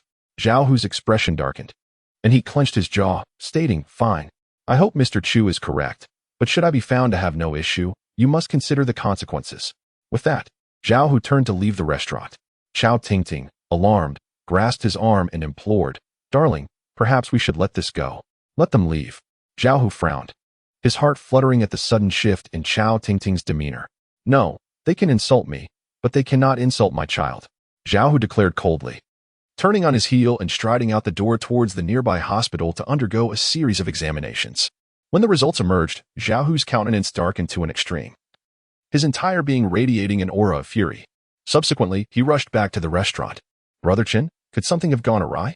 Lu Chang voiced his concern, aware of Zhao Hu's notorious reputation in the vicinity as a formidable figure. Seated calmly, Chu Chun regarded the entrance, where Zhao Hu appeared, his expression as dark as the depths of the sea, with a palpable aura of menace. Do not worry, I have it under control, he replied reassuringly. At this moment, Chao Tingting's previous bravado had dissipated, her demeanor now tinged with anxiety, particularly upon witnessing Zhao Hu's stormy entrance. Darling, what happened? She ventured cautiously. With a resounding slap, Zhao Hu struck Chao Tingting, sending her soaring into the air before crashing heavily to the ground. How dare you ask me what is wrong? Whose child is this? Speak the truth. Zhao Hu roared, consumed by a wrath akin to that of a frenzied lion. My child? You must be mad. This child is yours. Chao Tingting vehemently denied, refusing to concede. Mine? Zhao Hu's fury escalated as he hurled the examination report at her face, bellowing, "I am not infertile. Where did you conceive this child?" Although the admission was humiliating, Zhao Hu was beyond the brink of rage, overwhelmed by the realization that he had been deceived. Wretched woman. Lu Chang, witnessing this scene, was taken aback and quietly remarked, "Brother Chen, you were indeed correct." Chu Chen merely smiled faintly, remaining composed as he sipped his tea. On the floor, Chao Tingting panicked, scanning the report with frantic eyes. "This can't be. I have not betrayed you. There must be an error," she cried out desperately. With a swift kick, Zhao Hu struck her again, cursing, "Wretched woman. Even at death's door, you still defy the truth. Today, I shall make you pay dearly." With that, he unleashed a barrage of blows upon her. Observing this, Chu Chen stood up and said, "Let us depart." Lu Chang nodded in agreement, casting a final glance at the wailing Chao Tingting before resolutely leaving. A wretched person is not worthy of one's concern. This is merely her retribution. As they exited the restaurant, Lu Chang felt a surge of excitement at the sight of Chu Chen alive. Chu Chen smiled and provided Lu Chang with his contact information, saying, "In the future, should you encounter difficulties, do not hesitate to reach out. You are my dearest brother." "All right," Lu Chang responded, hesitating momentarily before stammering, "Brother Chen, where are you residing now? I heard you were expelled from the Chu family group. Where have you been these past 3 years?" Chu Chen's gaze turned icy, his expression chilling as he replied, "Thanks to certain individuals, I have been living quite well over these 3 years." He was, of course, referring to the mother-daughter duo, Lu Qinghe and Lu Ruyan. After 3 years of humiliation, he was certainly intent on exacting revenge. In an instant, Lu Chang sensed a chilling aura emanating from Chu Chen. Chu Chen had transformed, becoming enigmatic and inscrutable compared to 3 years prior. "I have a place to stay. You needn't worry about me," Chu Chen said with a faint smile. Lu Chang nodded in acknowledgement. The two then found a quaint tavern where they shared a few drinks, recounting their experiences over the past years. As the alcohol took effect, Chu Chen divulged the torment inflicted upon him by Lu Qinghe and Lu Ruyan during those 3 years. "Damn it, those two wretches, living off the Chu family and ultimately betraying us while even keeping you under house arrest," Lu Chang exclaimed angrily, raising his hand to smash a bottle, his face flushed with rage. "Brother Chen, let us go take down those 2 women." Seeing this, Chu Chen quickly restrained Lu Chang. "No need for that. I have my own plans. The humiliation I endured will be repaid 100-fold to those 2. I will reclaim every bit of the Chu corporation. Furthermore, that Lu Qinghe." Chu Chen smirked wickedly as he recounted the incident of Lu Qinghe kneeling in the villa that day. Upon hearing this, Lu Chang's eyes widened in astonishment, his breath quickening. "Wow, Brother Chen, that's incredible. How exhilarating." Chu Chen merely smiled in silence. "What good is kneeling? It won't be long before I make her crawl." And as for Lu Ruyan, she would not escape either. After several rounds of drinks, Chu Chen and Lu Chang parted ways, returning to the old Chu residence to meditate and absorb the essence of the universe, solidifying his realm. Before long, he received a call from Gu Ruoxue. "Miss Gu, what can I do for you?" Chu Chen inquired with a smile. The moment he heard her voice, memories of that passionate night with her flooded his mind, and her exquisite visage and flawless figure danced before his eyes. "Dr. Chu, tomorrow evening, our Gu family is hosting a medical conference, and we would be honored to have you attend," Gu Ruoxue said, reclining on her plush bed, her long, fair legs casually swaying. Clad in a sheer nightgown that barely reached her thighs, it revealed a glimpse of her perfectly rounded, pale curves, exuding boldness and sensuality. "That sounds splendid," Chu Chen replied. "Great. I'll come pick you up tomorrow," Gu Ruoxue exclaimed excitedly. "All right," Chu Chen agreed before ending the call. The Gu family medical conference? If memory serves correctly, that wretched Lu Ruyan intended to promote her concocted longevity elixir at this very event, inviting the esteemed Commander Wei from the provincial military district to sample it. He chuckled softly. Lu Ruyan, ignoring the wisdom of the elders, will soon face the consequences. Tomorrow evening, I shall ensure that you kneel and beg for my mercy. Chu Chen's sinister smile returned as he resumed his seated meditation. Chapter 15. If you wish to live, do not eat. Chu Chen remained in meditation until the evening of the following day. As he opened his eyes and exhaled a breath of stale air, Chu Chen clenched his fists, feeling an overwhelming surge of power within him. Rising to his feet, he took a single step and effortlessly glided 2 meters to the side. What astonishing speed! Following this, he unleashed a punch. The sound of it slicing through the air was deafening. The wall several meters away crumbled under the force of his strike. How formidable! Chu Chun felt a rush of exhilaration. With such strength, what reason had he to fear domination in Jiangzhou? Lu Qinghe and Lu Ruyan, await my fierce retribution. The Chu Corporation shall once again be restored to my grasp. Taking a deep breath, Chu Chun received a call from Gu Ruoxue. Dr. Chu, where are you? She cheerfully inquired. He casually relayed his address. Before long, a striking red Ferrari, its engine roaring, approached from the distance and halted before the entrance of the Chu family estate. The door swung open, and Gu Ruoxue emerged, adorned in a knee-length crimson dress. Her sunglasses perched elegantly atop her nose. As she stepped out, a long, snow-white leg emerged, followed by her graceful figure. She was breathtaking. With an air of elegance that could only be described as divine, she embodied the essence of a goddess. The vibrant red of her dress, a delicate spaghetti strap design, accentuated her alluring figure, fair as milk, rendering Chu Chun, who had just exited the estate, utterly captivated. Her physique was nothing short of perfection. Dr. Chu. Gu Ruoxue smiled warmly, removing her sunglasses and swiftly linking her arm with his, pressing his hand against her ample and soft bosom. The nine turned swallowing heaven and seizing Yin technique within him nearly surged forth uncontrollably. Truly, she was the nine Yin sacred body. Each moment of contact with Gu Ruoxue ignited a fervor within him, a longing to possess her. Fortunately, Chu Chun had now reached the third level of qi refinement, allowing him to temper his inner heat. Miss Gu, you arrived quite early, he remarked with a smile. It's just that I wanted to see you. Gu Ruoxue responded with charming candor. Chu Chun felt a blush rise to his cheeks as he replied, let us be off. The two then entered the car, heading straight for the Gu family's medical gala that evening. During the ride, Chu Chun couldn't help but notice Gu Ruoxue's long, slender, snow-white legs. They were truly white, long, and perfectly straight. After approximately 20 minutes, the car came to a stop in front of the Qianlong Mountain Villa in Jiangzhou. At that moment, the entrance was filled with an array of luxurious vehicles, Mercedes, Maybachs, Bentleys, Ferraris, Rolls-Royces, and more. These were all prominent figures in Jiangzhou, gathered to attend the Gu family's medical gala. After all, the Gu family was a colossal entity, their influence spanning the nation. Particularly with the recent developments in the pharmaceutical industry, they had attracted a wave of capital enthusiasm. The purpose of tonight's gala was to consolidate resources, selecting representative companies from Jiangzhou for investment and mutual growth. Thus, the event was attended by numerous magnates of the local medical industry. As Chu Chun and Gu Ruoxue alighted from their vehicle, a striking Porsche 911 came to a halt nearby. Soon after, Lu Ruyan, adorned in a sleek black bodycon dress that accentuated her figure and revealed her back, stepped out of the car, exuding an air of haughty elegance.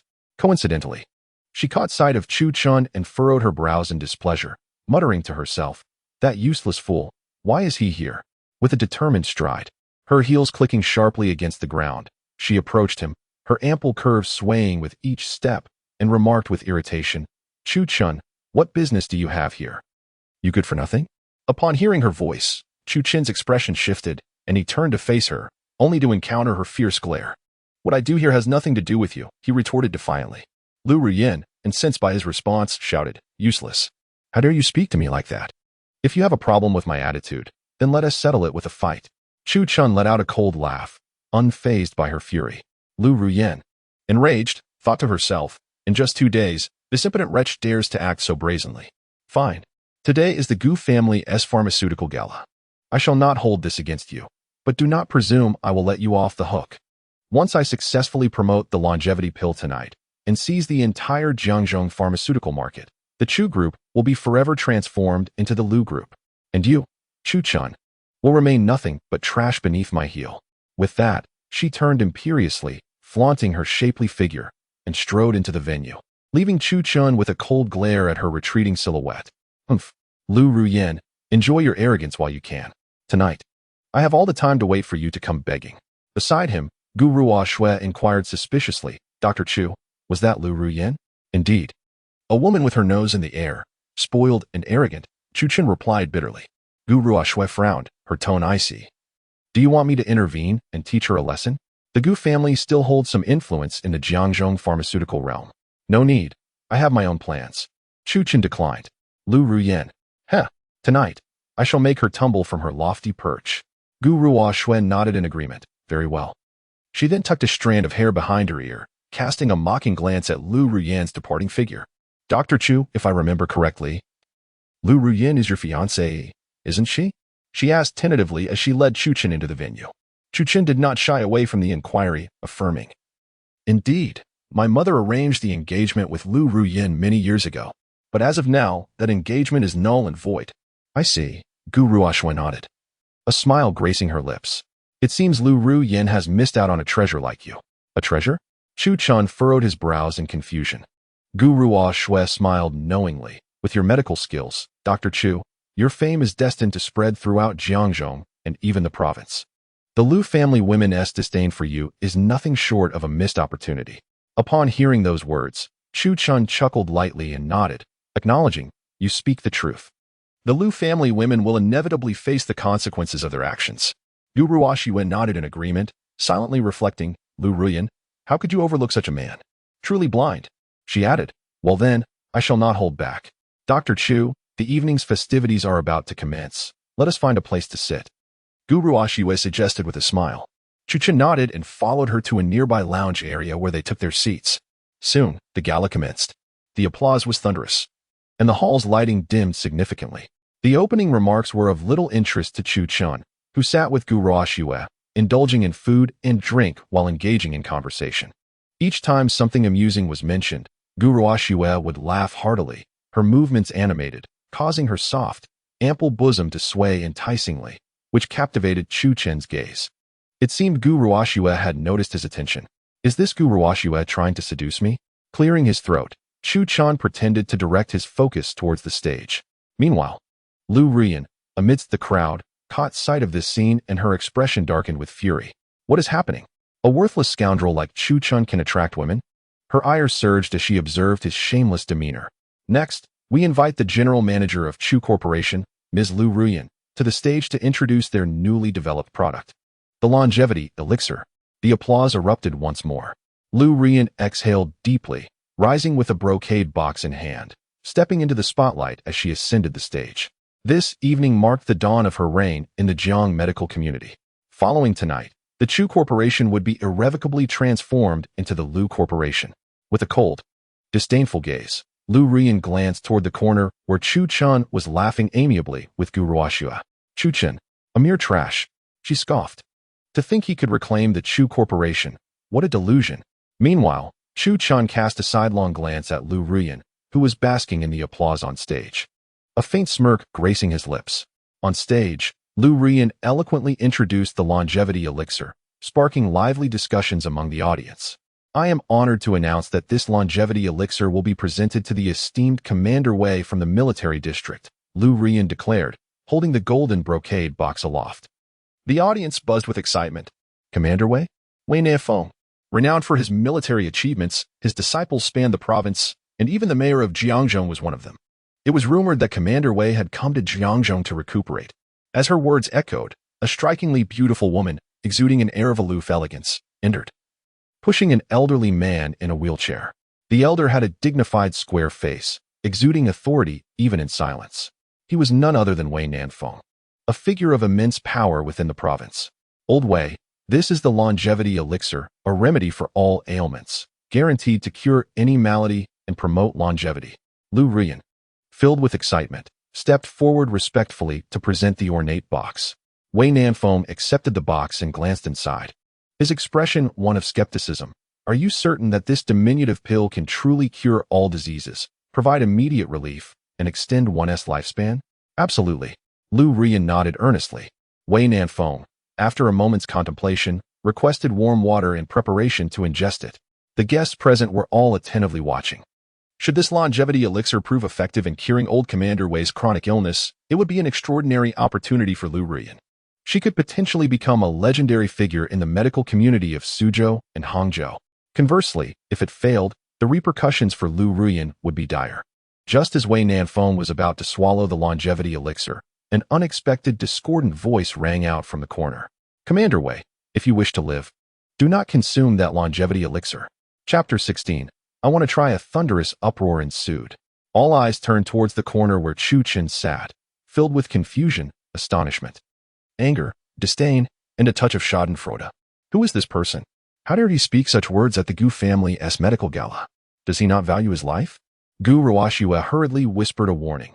Divine Dr. Chu, it would be prudent to refrain from making such statements. That is old Commander Wei of the provincial military district. A figure of immense authority. Even the Gu family must treat him with utmost respect. Next to Wei Nanfeng stood a slender, elegantly composed woman, likely in her mid-20s, who frowned at Chu Chen with evident displeasure. Who is this audacious individual daring to speak such words in front of my grandfather?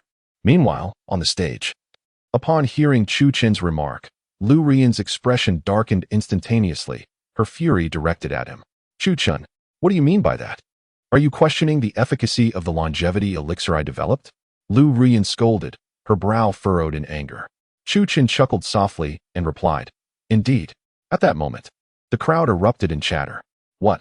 He is Chu Chen, the young master of the Chu family? So it is him. Useless heir.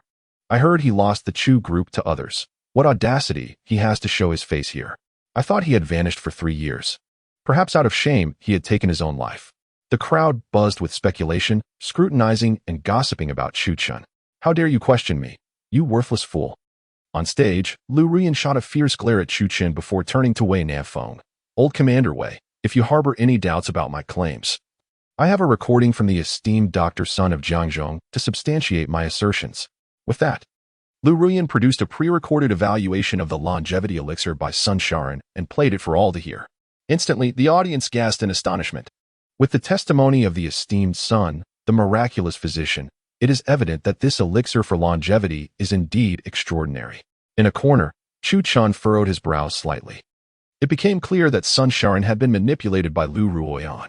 Holding a recording pin with an air of arrogance, Lu Ruoyan proclaimed, Commander Wei, you must believe now. Right? I, Lu Ruoyan, can guarantee with my life that this longevity elixir will undoubtedly cure all ailments. At that moment, Wei Nanfeng, seated in a wheelchair, nodded and reached for the teacup handed to him by his granddaughter, preparing to consume the pill. Observing this, Chu Chen's brow tightened, and he swiftly rose, stepping forward. You mustn't take it. In the next instant, for bodyguards clad in Zhongshan suits surged forth from behind Wei Nanfeng, their expressions cold and exuding a formidable aura, blocking Chu Chen's path. They were clearly elite military warriors, their gazes sharp and menacing, forming a triangular formation, hands instinctively moving toward their waists. Halt! One of them barked at Chu Chen. Chu Chen frowned and shouted, You cannot consume it. This longevity elixir is a potent tonic that an ordinary person cannot withstand without my acupuncture techniques to guide its effects. Otherwise, it becomes a poison. It could lead to immediate death. Enough!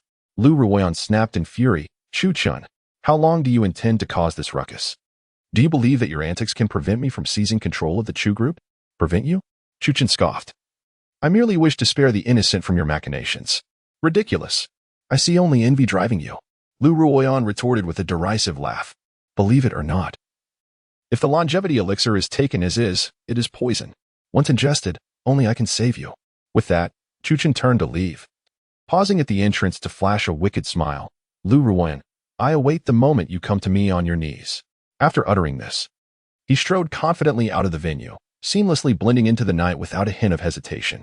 Inside the hall, a wave of murmurs erupted. Lu Ruoyan glared fiercely at Chu Chen, dismissing his warning. Trash? You think I would ever beg you? Then, taking a deep breath, she turned to Wei Nanfeng. Old Wei, please trust me. Wei Nanfeng hesitated momentarily, but after some contemplation, he accepted the pill and swallowed it whole. Meanwhile, outside, Chu Chen leaned against the wall, smoking and exhaling clouds of smoke. Suddenly, he heard the urgent click of high heels approaching. Chu Chen, was what you said true? It was Lu Qinghe's voice. Chu Chen glanced over to see Lu Qinghe in a striking red qipao, its slits reaching high up to her thighs, her legs elegantly moving, revealing a tantalizing glimpse of skin. The qipao hugged her curves, accentuating her rounded form as she swayed enticingly. Most alluring of all were the sheer black stockings adorning her legs, igniting a fervor within that was irresistible. This woman is truly enchanting. Even in her 30s, her figure remains exquisite, rivaling that of top-tier celebrities. Coupled with the advantage of age, she is utterly captivating. At this moment, Lu Qinghe, with her alluring visage, exudes an air of icy arrogance, her gaze fixed upon Chu Chen, who was leering at her with an unsettling intensity, igniting a sense of disdain within her. However, for the sake of Lu Ruyan, she felt compelled to approach and seek clarity. Is it truly the case? Lu Qinghe pressed once more. Chu Chun exhaled a puff of smoke, extinguishing the cigarette, and replied coldly, "It is." A jolt of anxiety surged through Lu Qinghe at his words. The urgency that had propelled her from home stemmed from her concern over the longevity elixir's potential complications concerning Lu Ruyan. After all, it was Chu Chun who had previously revived her daughter with silver needles in the villa. If the longevity elixir was indeed as Chu Chun claimed, tonight could spell disaster. Chu Chun, if anything goes awry, I need you to treat old Commander Wei immediately, Lu Qinghe stated, her tone leaving no room for argument. Chu Chun chuckled. Lu Qinghe, are you attempting to order me? Yes, Lu Qinghe replied icily, her gaze frigid. At her response, Chu Chun took 2 steps forward, retorting coldly, Lu Qinghe, do you truly believe I am still the same Chu Chun who allowed you and your daughter to bully me? What do you intend to do? Lu Qinghe gasped, stepping back in alarm, her expression betraying her unease. The sight of Chu Chin's newfound assertiveness, paired with the memory of that day in the villa, left her feeling perturbed. What has transpired? When did this young man become so formidable? From where does he derive the audacity to speak to me in such a manner? What do you think? Chu Chin scoffed, raising his hand to firmly grasp her delicate chin, his voice icy as he declared, Lu Qinghe, you may not yet comprehend Lu Ruyan's current predicament. The one to test the elixir in the hall is none other than old Commander Wei of the Provincial Military District. Tell me, if old Commander Wei were to encounter any issues after consuming the longevity elixir, do you believe the Wei family would spare you and your daughter? A wave of panic washed over Lu Qinghe at his words. Chu Chun was right. This was Wei Niafeng, the esteemed commander of the Provincial Military District, with even the capital's leaders as his disciples. Should anything happen to him, both she and Lu Ruyan would undoubtedly face dire consequences. What exactly are you implying? Lu Qinghe inquired, her brows knitting in displeasure. Chu Chun chuckled once more, stating, it's simple, 2 conditions. Should you agree, I will intervene to save him. What conditions? Lu Qinghe retorted, her frustration evident. Chu Chun replied, first, Lu Ruyan must kneel and plead with me. Without that, we cannot discuss further. Lu Ruyan froze, her anger boiling over as she ground her teeth and stamped her foot, exclaiming, fine, I can agree to that. But what is the second condition? Flashed a grin, his large hand encircling Lu Qinghe's slender waist, drawing her closer as he leaned in to whisper heatedly in her ear, second, after the gala concludes, ensure you're clean and waiting for me at the villa. Chapter 17. If you can't find Chu Chun, Lu Ruyan will perish. Upon hearing this, Lu Qinghe's heart raced with indignation, and she forcefully broke free from Chu Chin's grasp. You little rascal! Go to hell! She exclaimed, aiming a kick at him. Chu Chin, unfazed, seized her smooth, fair thigh and smirked. What's the rush? Let go of me. Lu Qinghe's anger boiled over as she struggled to free her leg, raising her hand to slap his face. However, her hand was swiftly captured by Chu Chin. In that moment, she found herself entirely at his mercy, unable to move. What infuriated her most was the audacity of this scoundrel, who had the nerve to draw closer, enveloping her in his heated male presence. How dare he? What was he plotting? Surely he wouldn't dare to act here. Ah, you jerk. Chu Chin, what are you thinking? This is Qianlong Villa. Release me. Lu Qinghe was frantic, struggling desperately, yet the more she fought, the more uncomfortable she became. Chu Chun, too, found himself stirred by her defiance. How about we indulge ourselves right here? He suggested with a devilish grin. Horrified, Lu Qinghe's face drained of color as she shouted, you little rascal. How dare you? What is stopping me? Last time, you seemed quite willing. Chu Chin chuckled, his gaze predatory. Caught in his intense stare, Lu Qinghe panicked. This boy might be serious. But this was Qianlong Villa, a gathering of prominent figures from Jiangzhou. If they witnessed her folly with Chu Chun, how could she ever navigate the Jiangzhou business circle again? Her reputation as a strong woman, who had endured the loss of a husband and raised a daughter alone, would be shattered. The most terrifying thought was what would happen if her daughter saw this. How could she face her? You little rascal! If you dare to touch me, I will end you. Lu Qinghe threatened through gritted teeth. With a chuckle, Chu Chun released Lu Qinghe, but not before delivering a sharp slap to her rear. The sound crisp and resonant. He was merely teasing her, knowing well he wouldn't go too far here. The real spectacle awaited after the gala. Ouch! Lu Qinghe gasped as the sting from the slap ignited her cheeks with embarrassment. Covering her fiery backside, she quickly distanced herself from Chu Chen, glaring at him with a fierce intensity, wishing she could eliminate him on the spot. How infuriating. Lu Qinghe, do not look at me in such a manner. This slap is merely an advance payment of interest. Chu Chen laughed heartily, calculating the time, noting that Wei Nanfeng had ingested the longevity pill, and the effects would soon manifest. Lu Qinghe was taken aback, disregarding everything else, and hurried towards the main hall. Inside the hall, after consuming the longevity pill, Wei Nanfeng suddenly felt a surge of warmth coursing through his body. Soon, a comforting heat enveloped him, and the ailments and pains that had plagued him for years vanished in an instant. In fact, before the astonished eyes of all present, he stood upright from his wheelchair. Good heavens! Wei Lao has stood up? Is this longevity pill truly so miraculous? In an instant, the atmosphere was charged with astonishment. Grandfather, you've stood up? Wei Nanfeng's granddaughter, Wei Qing, was equally exhilarated. She could hardly believe that the leg ailment that had troubled her grandfather for over a decade had miraculously healed. It is worth noting that the Wei family had sought out renowned physicians across the country, all in vain.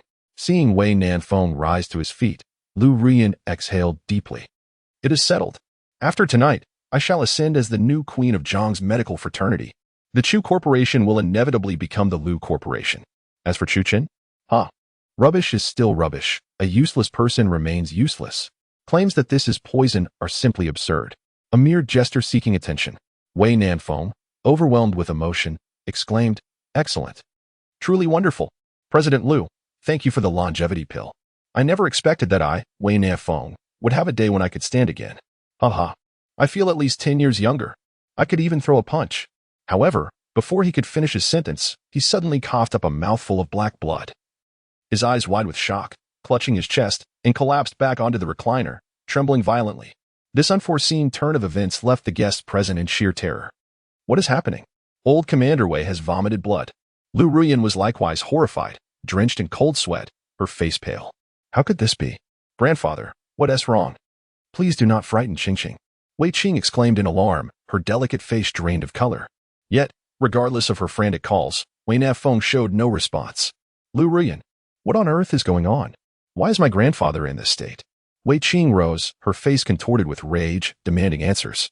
I, Lu Ruyan, was completely paralyzed with fear, my gaze flickering uncertainly. Doctor! Doctor! Wei Qing glared at Lu Ruyan and shouted. Soon, several accompanying doctors rushed over, immediately attending to Wei Nanfeng. The surrounding bodyguards also moved in to create a barrier, ensuring ample space. At the same time, Wei Qing, her expression furious, commanded, immediately seal off the villa. No one is permitted to leave until my grandfather awakens. Those who defy this order will be executed on the spot. Suddenly, a bodyguard made a phone call. And shortly thereafter, a large contingent of heavily armed men descended from military trucks, swiftly sealing off the estate. Inside the hall, Wei Qing's expression was as cold as ice as she approached the flustered Lu Ruyan. Raising her delicate hand, she struck Lu Ruyan's face with a resounding slap and admonished. If anything befalls my grandfather, both you and your mother from the Lu family will accompany him to the grave. Boom. These words sent a chill through the air, causing Lu Ruyan to collapse onto the ground. At that moment, several doctors, drenched in cold sweat, turned to Wei Qing and said, Miss Wei, we have done our utmost. The old commander's condition is akin to poisoning, with a ferocity that has already seeped into his very marrow. Even divine intervention cannot save him. A collective gasp reverberated through the crowd. It was over. The sky had fallen. Indeed, Chu Chen's ominous words had proven true. The longevity elixir was, in fact, poison. A voice cried out from the crowd. Lu Ruyan, sitting on the ground, pallid and trembling, murmured, How can this be? Impossible. It cannot be. The longevity elixir could not possibly be poison. Wei Qing, in a fit of urgency, shouted down at Lu Ruyan. Lu Ruyan, why are you still dawdling? Use any means necessary to find Chu Chen. Even if you must beg on your knees, implore him to come and save my grandfather. Otherwise, if anything happens to him, you and your mother will share his fate. Chapter 18. Tonight, you shall die. Lu Ruyan remained seated on the ground, trembling violently, her complexion ashen, panic overwhelming her. Asking her to plead with that useless Chu Chen? It would be better to end her life. Lu Ruyan felt herself teetering on the brink of madness. What are you waiting for? Go. Wei Qing chided sharply. Lu Ruyan stumbled to her feet, her mind a blank slate, and exited the hall, only to collide with Lu Qinghe, who was rushing towards her. Ruyan, What's wrong? Upon seeing Lu Ruyan's distressed state, Lu Qinghe's heart sank. Mother, Wu, something has happened. The longevity elixir has gone awry. Old Commander Wei is unconscious and spitting blood. Lu Ruyan's legs buckled again, and she collapsed to the floor, weeping hysterically against Lu Qinghe. Lu Qinghe crouched beside her, offering support, her thoughts affirming the dire situation. Indeed, Chu Chun's words had proven prophetic. Don't panic, mother. Let me go inside and take a look, Lu Qinghe said, rising and stepping into the living room. Upon witnessing the scene before her, including the unconscious old Commander Wei slumped in a wheelchair, even she, a formidable businesswoman, could not suppress a shudder. It was indeed true. Wei Nanfeng. If he were to suffer because of the longevity elixir developed by his own daughter, both she and her mother would surely face imprisonment, or even the death penalty. In an instant, Lu Qinghe felt a tumult of emotions, her finely made-up features paling, her lips devoid of color. Director Lu, your timing is quite impeccable. Wei Qing remarked with a frown upon seeing Lu Qinghe enter, her tone laced with dissatisfaction. The eyes of all the guests immediately turned towards Lu Qinghe. Lu Qinghe, adorned in a split cheongsam and sheer black stockings, truly exuded an enduring charm, captivating all who beheld her. She was undoubtedly a paragon of beauty in the business realm of Jiang, rivaling even those in their 20s. Her figure and visage remained impeccably preserved. Numerous men present could not help but gaze at Lu Qinghe's alluring attire with unabashed intensity. Miss Wei, rest assured, I will find a way to awaken old Master Wei. Lu Qinghe said earnestly, her tone respectful. We cannot afford to delay. If Wei Nanfeng is in peril, both you and your mother are doomed. Wei Qing let out a cold snort, choosing to remain silent. Lu Qinghe turned, exiting the grand hall, and at the door, she spotted Lu Ruoyan, seated on the floor, her eyes vacant and body trembling. Come with me, Lu Qinghe commanded, her brow furrowing. Mother, where are we going? Lu Ruoyan asked, bewildered. Where else but to find Chuchen? He is our only hope for saving old Master Wei. Lu Qinghe replied coldly, striding forward. Upon hearing this, Lu Ruoyan instinctively resisted, exclaiming, No, I refuse to seek out that good-for-nothing Chuchen. I would rather die than approach him. With a swift motion, Lu Qinghe turned back and struck Lu Ruoyan across the face, her voice icy. Do you truly wish for death? The words rendered Lu Ruoyan speechless. After a lengthy pause, Lu Qinghe, accompanied by an unwilling Lu Ruoyan, found Chu Qin in the adjacent lounge, leisurely sipping tea. Chu Qin seemed to have anticipated their arrival. Offering a faint smile as he set down his cup, reclining on the sofa with an air of nonchalance, his hands supporting his head in a posture befitting a magnate. Chu Qin, as you predicted, old Master Wei has fainted after consuming a longevity elixir and is now bleeding. I need you to act immediately to revive him. Lu Qinghe stated in a frosty tone. With a hint of amusement, Chu Qin replied, Very well, but first, let us establish a condition. Shall we begin? Lu Qinghe's brow furrowed slightly, and Lu Ruoyan behind her wore a puzzled expression. What condition? Ruoyan, kneel and plead with him, Lu Qinghe commanded, her fist clenched. Internally resentful of Chu Qin's opportunistic behavior. Upon hearing this, Lu Ruoyan's temper flared, her voice escalating. What? Mother, you want me to kneel before this worthless man? Absolutely not. I refuse to debase myself before him. Chu Qin chuckled lightly, shrugging his shoulders. Lu Ruoyan, your time is running out. It has been 5 minutes since old Master Wei collapsed. You likely have another 5 before it becomes too late for anyone to save him, no matter how divine. Consider your options. As for me, I remain indifferent. A chill ran through Lu Ruoyan's heart, her expression becoming increasingly conflicted. The thought of kneeling before Chu Qin, that contemptible fool, would haunt her for months. As time relentlessly ticked away, Chu Qin continued to sip his tea with an air of calm. Meanwhile, the sound of hurried footsteps echoed in the corridor outside, growing ever more urgent. It is evident that Wei Qing has arrived with his entourage. Lu Yin, do not throw a childish tantrum. No one has seen us yet. Do you wish to create a scene where everyone witnesses you kneeling before him? Lu Qinghe whispered urgently into Lu Ruyan's ear. If Commander Wei dies, neither of us will survive the night. Lu Ruyan was utterly terrified, her complexion ashen, particularly as the sound of approaching footsteps in the corridor echoed ominously. With an overwhelming mental strain, Lu Ruyan bent her noble knee and knelt before Chu Qin. Pouting as she implored, Chu Qin, please save Commander Wei. Observing Lu Ruyan's haughty demeanor, Chu Qin scoffed coldly, Lu Ruyan, if you seek assistance, you must adopt the proper attitude. Now that you are on your knees, why do you still appear as if I owe you millions? What does that signify? You. Lu Ruyan's teeth clenched in frustration, her beautiful face pale. her eyes cold with fury. Suddenly, Chu Qin's expression darkened, and a terrifying aura erupted from him as he coldly commanded, "Kneel properly, bow your head, and plead with me. 3 kowtows, and I shall intervene. Otherwise, you and your mother may as well prepare for imprisonment." Lu Ruyin gasped, and after a moment of hesitation, lowered her regal head, striking the ground thrice with her forehead as she beseeched, "Chu Qin, I implore you, save Commander Wei." Witnessing the once arrogant and domineering Lu Ruyin now kneeling before him in supplication filled Chu Qin with a sense of satisfaction. His aim was to dismantle her pride and dignity piece by piece, to take revenge on her and her mother. Then, Chu Qin rose and stood over Lu Ruyin, gripping her delicate chin, his gaze piercing as he declared, "Lu Ruyin, remember, tonight is merely the beginning. From now on, you must learn to bow and submit before me, Chu Qin." With that, he turned to leave, and as he passed Lu Qinghe, he deliberately flashed a charming smile and reminded her, "Lu Qinghe, do not forget the second condition. At midnight, I will come to the villa to see you. By the way, I recall you possess a purple lace nightgown. Do wear it for my arrival." Lu Qinghe was infuriated, her cheeks flushed with rage, her eyes seething as she glared at Chu Qin, exclaiming, "You little beast, do not get too full of yourself. I will surely kill you." "Is that so? We shall see." Chu Qin laughed heartily as he departed. In the lounge, Lu Ruyin rose, her gaze filled with malice as she fixated on Chu Qin's retreating figure. Stomping her foot in anger, how infuriating. "The humiliation I endured tonight, I shall repay him 100-fold. She then turned to Lu Qinghe, her brows furrowed, and inquired, "Mother, what was that second condition Chu Qin mentioned?" "Do not ask. Let's head to the hall," Lu Qinghe replied coldly, turning to leave. As she exited the lounge, she pulled out her phone, dialing the number she had contacted earlier, and spoke icily, "Have you made contact?" "Madam, we have located him.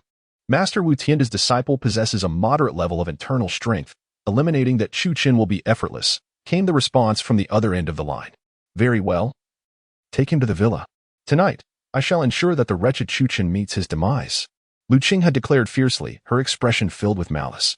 Chapter 19.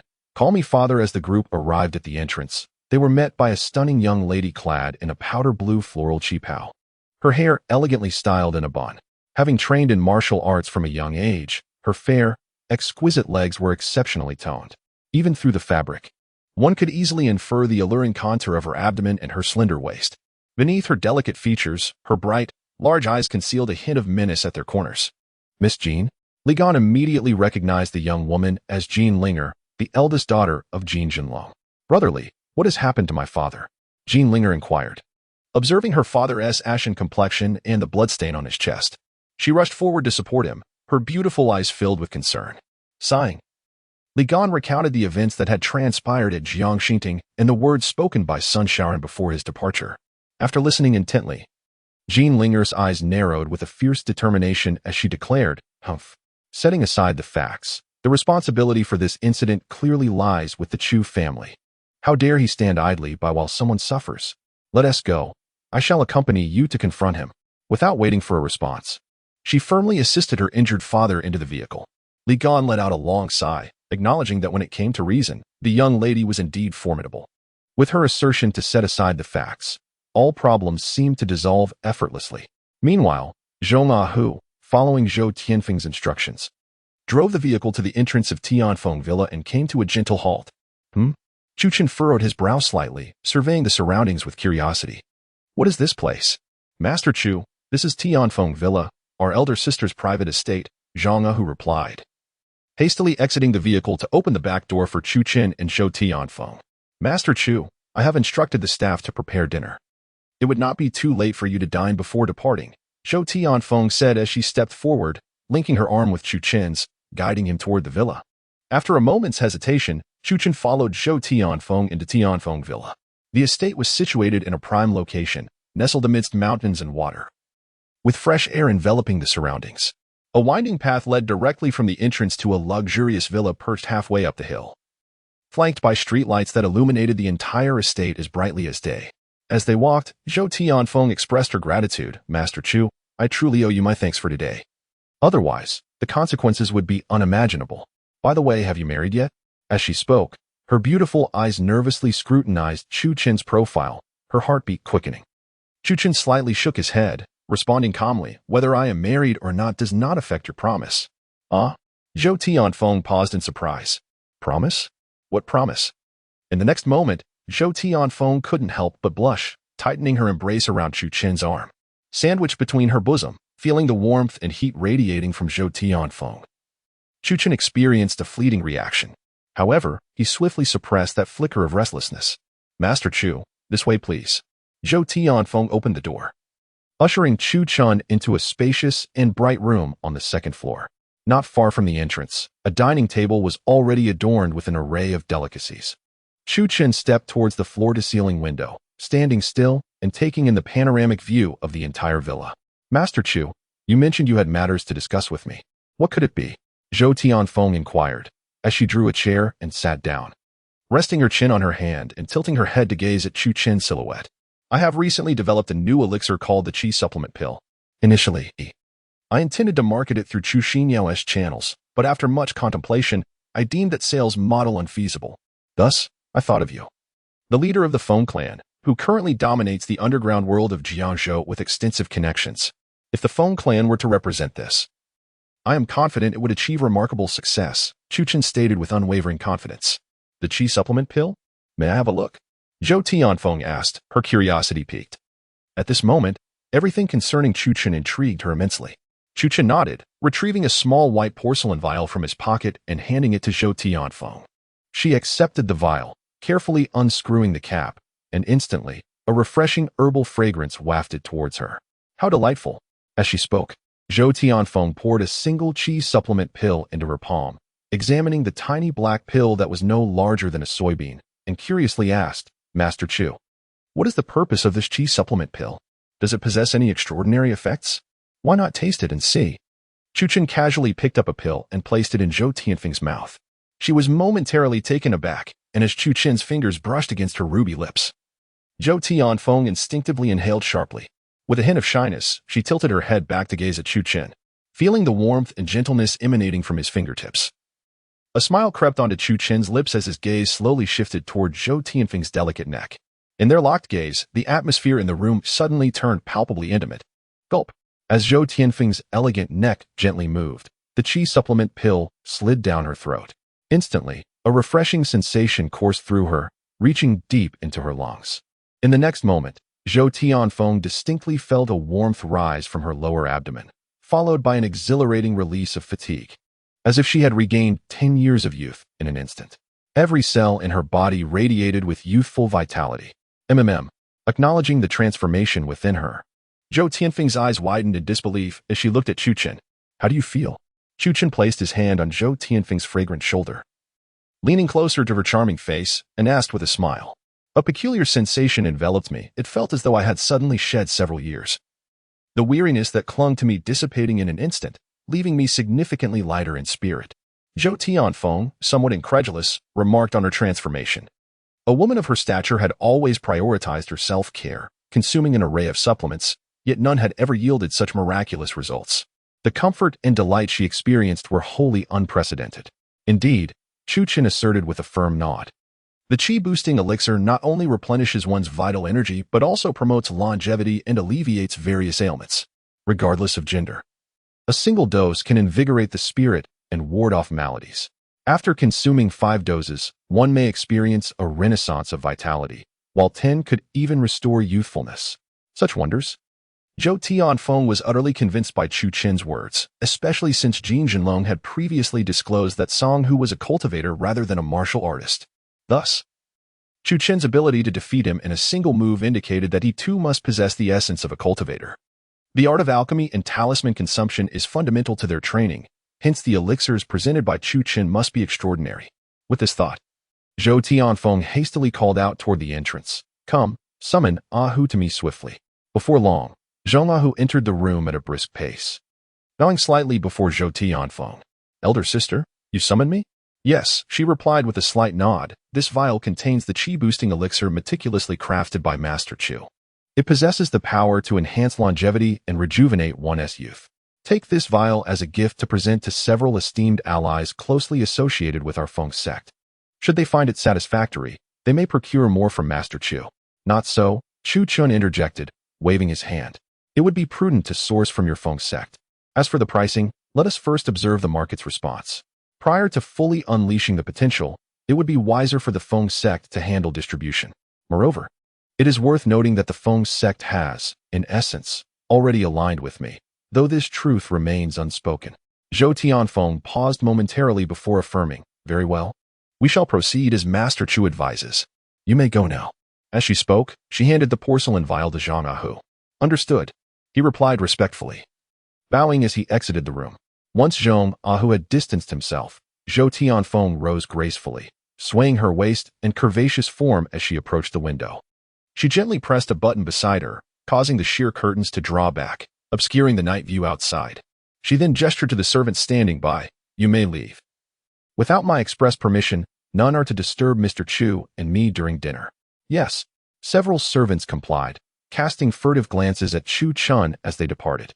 The memory of the earlier scene caused a faint blush to rise on the cheeks of a few younger maids. Chu Chun, however, remained unconcerned, pulling out a chair and seating himself at the table. He reached for a perfectly cooked steak and brought it to his lips. After nearly an entire day without sustenance, a hint of hunger had indeed settled in. Observing Chu Chun devour the meal voraciously, Zhou Tianfeng covered her face and chuckled, playfully remarking, "Do not rush, savor your food. The long night awaits, and I shall ensure you are well fed." Chapter 20. The long legs of Wei Qing. At this moment, Wei Nefeng awoke.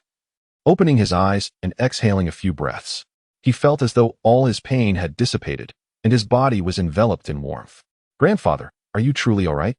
Is there anywhere that still aches?" Wei Qing inquired anxiously. Wei Nefeng smiled and replied, "I am fine. I feel splendid now." Wei Qing wiped away her tears, rising to bow in gratitude to Chu Chen, saying, "Thank you, Dr. Chu." Chu Chen smiled modestly and waved his hand, saying it was but a trifling effort. At that moment, the guests present were left in astonishment. The once disgraced young master of the Chu family actually possessed medical skills. Amidst the crowd, Lu Rian's expression was one of utmost dismay. The wager she had just made with Chu Chun echoed in her mind. What was she to do? Panic set in, rendering her unable to face Chu Chun. "Dr. Chu, I am deeply grateful for your life-saving efforts today. I shall never forget this kindness. In the future, should you require anything, please do not hesitate to contact either myself or Qing Qing. From now on, you shall be my savior and a distinguished guest of the Wei family." Wei Nefeng proclaimed with a bow and a smile. Chu Chen replied, "You flatter me, Elder Wei.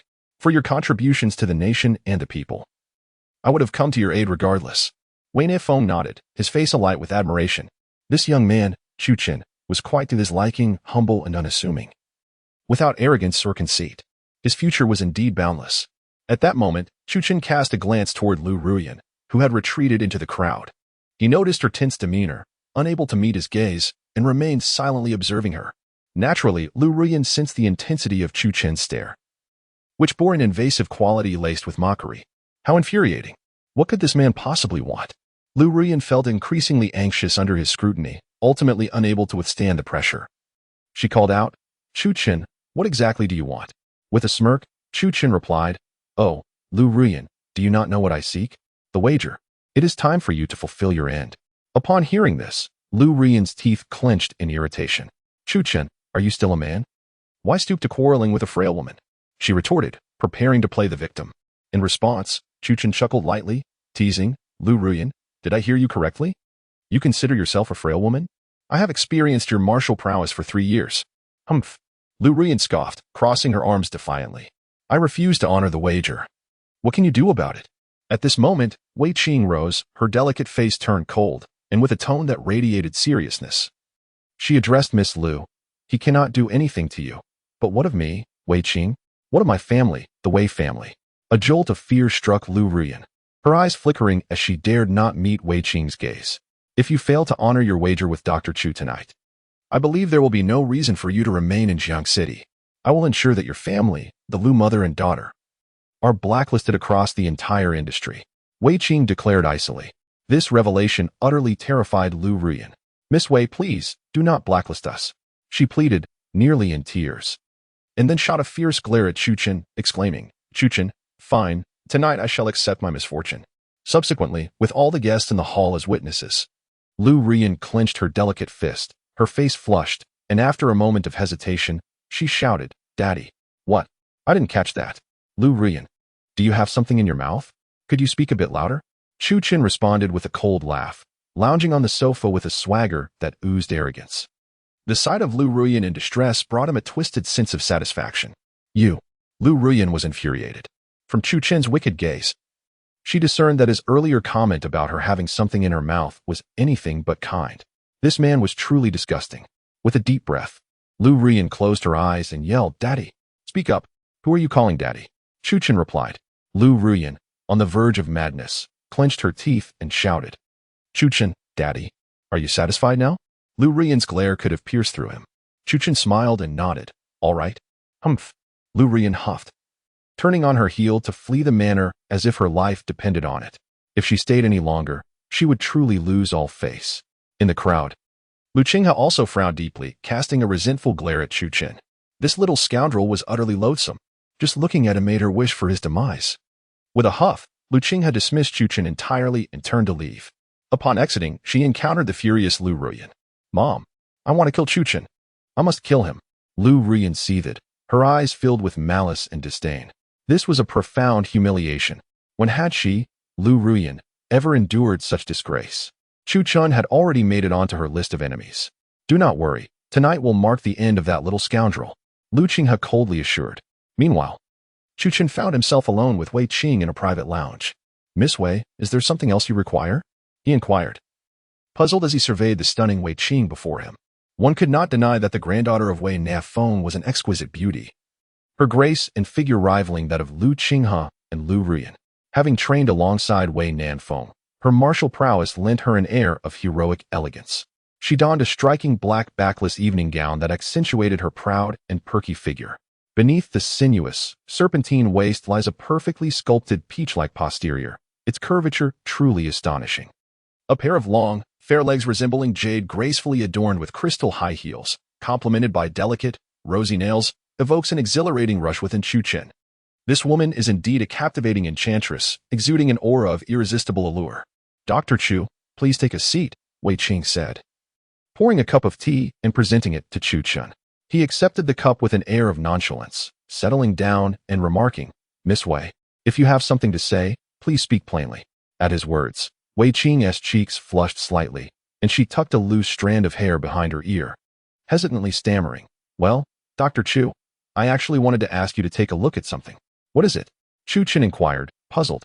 Wei Qing bit her red lip, seemingly torn about whether to voice her concerns, her discomfort palpable. "You see, Dr. Chu, I have an old ailment that many renowned physicians have failed to cure, and I was on the verge of giving up. However, after witnessing your medical prowess today, I thought perhaps you could help me." Upon hearing this, Chu Chen smiled gently and remarked, "Is it your aversion to men?" Gasped. Wei Qing was taken aback, staring at Chu Chen with disbelief. How could he possibly know about her condition? This affliction was a closely guarded secret, known only to her family and the esteemed doctors she had consulted. Wei Qing had suffered greatly because of this ailment, which rendered her unable to interact with men, especially strangers.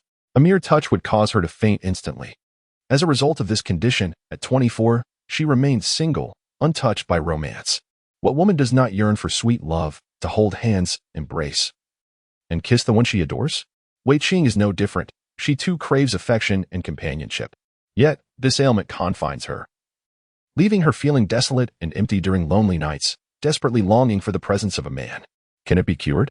Wei Qing asked, her voice tinged with both anxiety and hope. Chu Chen replied with a smile, "A minor ailment. It can be treated." "Really?" Wei Qing was overwhelmed with excitement. Numerous esteemed physicians had condemned her to a life of solitude, declaring her condition incurable. Now, hearing Chu Chen's assurance, her heart raced with anticipation. "How will you treat it? Will it be acupuncture or medication?" she asked eagerly. Chu Chen stroked his chin thoughtfully and said, "Neither acupuncture nor medication are necessary. Your condition stems from blocked meridians. We merely need to open the relevant pathways and acupoints." "How will that be accomplished?" Wei Qing pressed on. "Through acupressure to unblock the meridians," Chu Chen explained. "Acupressure?" Wei Qing echoed, a hint of skepticism in her voice. "Should we begin now? Is there anything I need to prepare?" With a smile, Chu Chen inquired, "Is there a private room available?" "Yes, I will have someone prepare it immediately," Wei Qing responded, urgency in her tone as she quickly instructed her staff to arrange a room. Soon after, she and Chu Chen entered the designated space. "Dr. Chu, What should I do next? Wei Qing asked in confusion. Chu Chen replied, please undress completely and lie face down on the bed. And yes, everything must come off, including what's underneath. Chapter 22. Do you really want me dead? Lu Qinghe, impressive. Chu Chen swaggered in from the balcony into the bedroom before plopping onto the sofa, his gaze shamelessly fixed on Lu Qinghe lying on the bed. His eyes were predatory. Unable to look away, Lu Qinghe was an unparalleled beauty. Her flawless figure exuded the allure of a mature woman. Noticing Chu Chen's brazen stare, a flicker of disdain and disgust crossed her eyes. She sneered, Chu Chen, you actually dared to come. Aren't you afraid I'll have you killed? Kill me? Chu Chen chuckled. You mean with Aunt Wu? She is no match for me. Though, I must admit, she has quite the figure, curves in all the right places. Lu Qinghe's expression darkened. What do you mean, Chu Chen? You bastard. What did you do to Aunt Wu? Chu Chen smirked. What do you think? She came to kill me, failed, and I spared her life. Just took a little interest from her. Consider that me being generous. You, Lu Qinghe's face twisted with fury. This Chu Chen is truly despicable. Even Aunt Wu was spared. Aunt Wu had served her for nearly a decade. To think she'd been defiled by this trash. You're an animal. I should had you killed 3 years ago.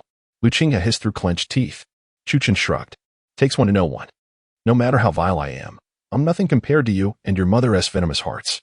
In fact, I should thank you both. If you hadn't let me live back then, the Chu Chen standing before you today wouldn't exist. Lu Qinghe's brows knitted tightly.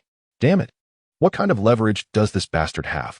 A cripple tortured for 3 years, yet overnight, he became this formidable. Now, he has even mastered medicine, saving Commander Wei.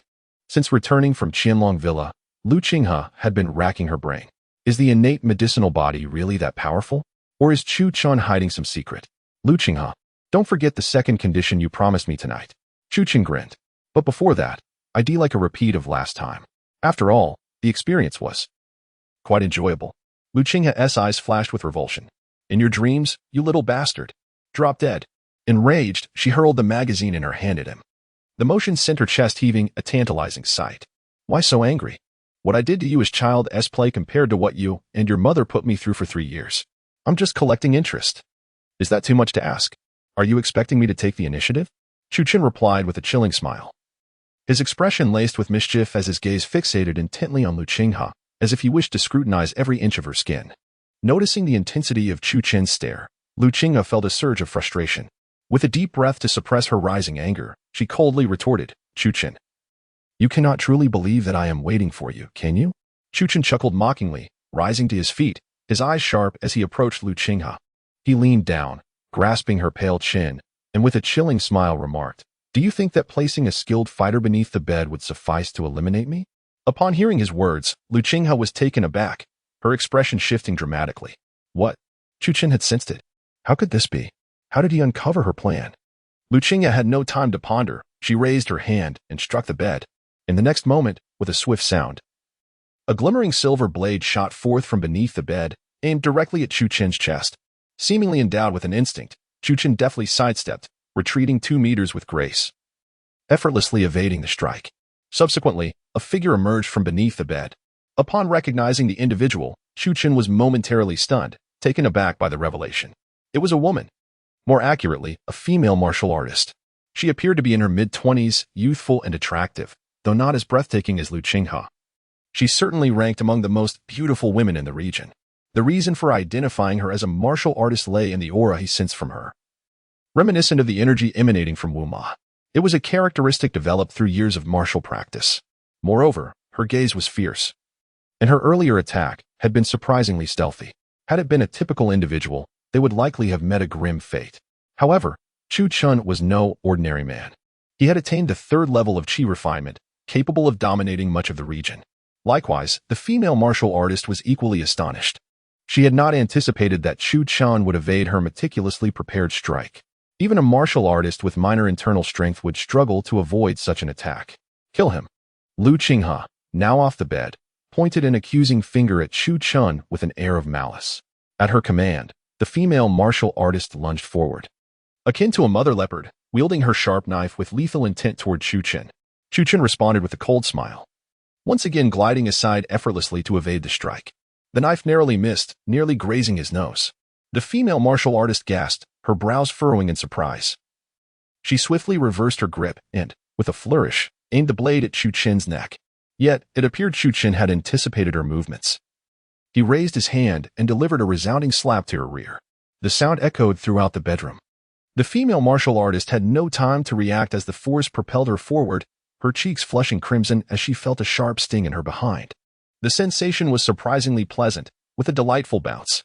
With a semblance of a smile, touched his own hand. This action nearly drove the female warrior to the brink of fury, prompting her to exclaim in an indignant voice, "You audacious scoundrel! You seek death."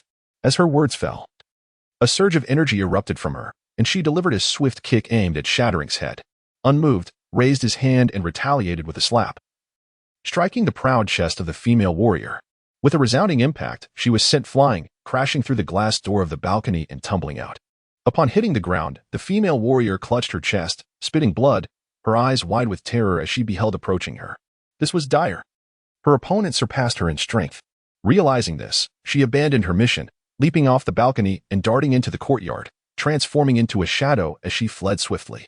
After running several hundred meters and hiding in a dim alley, she waited for a considerable time, relieved to find no one in pursuit. She sank against the wall, gasping for breath. Failure. To her astonishment, as a disciple of the Yaoqi sect sent on her first task, she had met with defeat. Were it not for the staggering bounty of 1 million, she would never have taken on this assignment. She had hoped to use the earnings to procure medicinal herbs for alchemical refinement, aiding her breakthrough. Now, she found herself with neither fortune nor health intact. Half a day later, the female warrior, swaying and supporting herself against the wall, left the alley. She needed to return to her sect. In the river, Insusu, shall not let this matter rest easily. Once I recover from my injuries, I will exact vengeance upon you, scoundrel. The thought of his earlier slap ignited her fury, especially the mark left upon her. Meanwhile, within the villa, was utterly astounded. At this moment, approached her step by step, his gaze sharp, his demeanor cold, exuding an overwhelming presence as he seized her neck, sneering, "Do you wish for my demise so fervently? Yet, the assassin you summoned leaves much to be desired. Now, we are free from interruption." Hearing this and witnessing his malevolent expression, was struck with terror, struggling as she shouted, "You little rascal, what do you intend to do?" "You shall not touch me." "And if I do?" retorted with a chilling laugh. In one swift motion, he tore away his nightgown. Chapter 23. Dare to touch me, and I will kill you. Was frightened, she sensed a different aura emanating from, particularly the red hue in his eyes. This was it. That scoundrel was serious. "You have lost your mind. Let me go," cried out, struggling incessantly. After an hour of this torment, her eyes streaked with tears, lay on the bed. Her body flushed and weakened. "Scoundrel!" Lu Qinghe shouted in a fit of rage, consumed by a singular thought after the moment of joy, the desire to kill Chu Chen. Unfortunately, in her current state, she lacked the strength. Otherwise, she would have undoubtedly seized the fruit knife from the bedside to stab him. Chu Chen exhaled deeply, reclining back on the sofa, and began to cultivate the 9 turns of heaven swallowing Yin Sutra to enhance his strength. After all, he was currently in the Sage S moment. With this technique at his disposal, he could ascend. Indeed, the spiritual energy within his Dantian showed signs of breakthrough. Haha. This old Dragon S technique is truly formidable. As Chu Chen practiced the method and absorbed the celestial energy, he reflected on the recent events. Lu Qinghe was so bad after all. Initially, he contemplated killing her to resolve their enmity once and for all. But now he realized that methodically humiliating and dominating her was a far more satisfying form of revenge. Lu Qinghe, our grievances are far from settled. Tonight's encounter serves as a condition for saving Lu Ruyan. A cold smile crept across Chu Chen's face as he observed Lu Qinghe rising from the bed. Her gaze filled with resentment fixed upon him. "You little beast. I will kill you. I swear I will." Lu Qinghe lamented, her words laced with bitterness. Chu Chen, appearing amused, closed his eyes to meditate. Lu Qinghe sat at the edge of the bed, taking a moment to gather herself before slowly rising to grasp the fruit knife. Glaring fiercely at Chu Chen, contemplating rushing forward to plunge it into him. "If you wish to kill me, you may attempt it now." Chu Chen replied nonchalantly without opening his eyes. He was in the midst of breaking through to the 4th layer of qi cultivation. Suddenly realizing that his senses had sharpened significantly, he could perceive every rustle within a 50-meter radius with clarity. More astonishingly, as the 9 turns of heaven swallowing Yin Sutra circulated in his mind, the gathered spiritual energy in his eyes activated the ability to see through objects. Incredible. This old dragoness legacy is truly remarkable. A surge of joy filled Chu Chen's heart. Meanwhile, Lu Qinghe, observing the wicked grin on Chu Chen's face, hesitated, gritted her teeth, and set the fruit knife down. The slightest movement made her feel as if her body might collapse. "You little beast. Mother, I'm back." Suddenly, Lu Ruyan's voice echoed from downstairs. Lu Qinghe was taken aback, her expression shifting dramatically. How could her daughter return at such a moment? This is disastrous. If Lu Ruyan saw her in this state, along with the scene in the room, how could she ever maintain her image as a strict mother in front of Lu Ruyan? What would Lu Ruyan think of her? At that moment, Chu Chen opened his eyes, a glint of brilliance flashing within, as he glanced at the anxious Lu Qinghe and remarked with a smirk, "Oh, Lu Ruyan has returned. If I recall correctly, she hasn't had a boyfriend yet, nor has she been with a man, right? Why not let her repay the debt tonight?" Upon hearing this, Lu Qinghe's face turned pale as she rushed to block the doorway, exclaiming, "Chu Chen, what do you intend to do? I warn you, do not touch my daughter. Otherwise, even if it leads to my utter ruin, I will seek someone to take your life." Chapter 24. Chu Chen. What are you doing here? Chu Chen smiled coldly, stepping forward to press Lu Qinghe against the door, gripping her chin tightly. "Lu Qinghe, are you threatening me?" Lu Qinghe's expression darkened as she struggled a couple of times, realizing it was futile. With a fierce tone, she declared, "Yes, if you dare to touch Ruyan. Even if I lose the Chu Corporation, I will kill you. Is that so?" Chu Chen's smile was enigmatic as he let his hand slowly glide from her chin. "It appears you are quite defiant. Still daring to threaten me? Shall we have another go?" Lu Qinghe bit her lip fiercely, her gaze sharp like a knife as she glared at Chu Chen. "You dare? What is it that I would not dare?" Chu Chen replied with a devilish grin, wrapping his arm around her slender waist. Lu Qinghe was terrified. This little beast was serious. "Mom, are you in the room?" From outside, Lu Ruyan's voice resonated, accompanied by the sound of approaching footsteps. They grew nearer. Lu Ruyan was right at the door. "Mom, why are you not speaking? Are you asleep?" Standing at the door, Lu Ruyan appeared suspicious, raising her hand to twist the doorknob, preparing to enter. Inside, Lu Qinghe's face grew pale with fear. Panicking, she shouted, You mustn't come in. I just took a shower." Lu Qinghe was almost terrified to the point of collapse. She could not allow Lu Ruyan to see her in such a state. How could she continue to be a mother in front of Lu Ruyan after that? Seeing Lu Qinghe in such a state, Chu Chen grinned wickedly, directly embracing her delicate waist.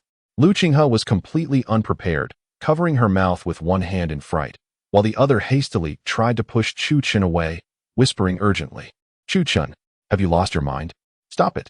In Chu Chen's eyes, Lu Qinghe's attempts to push him away seemed more like playful banter, lacking any real force. Outside, Lu Ruyan furrowed her brows in concern, asking, "Mom, what is happening in there?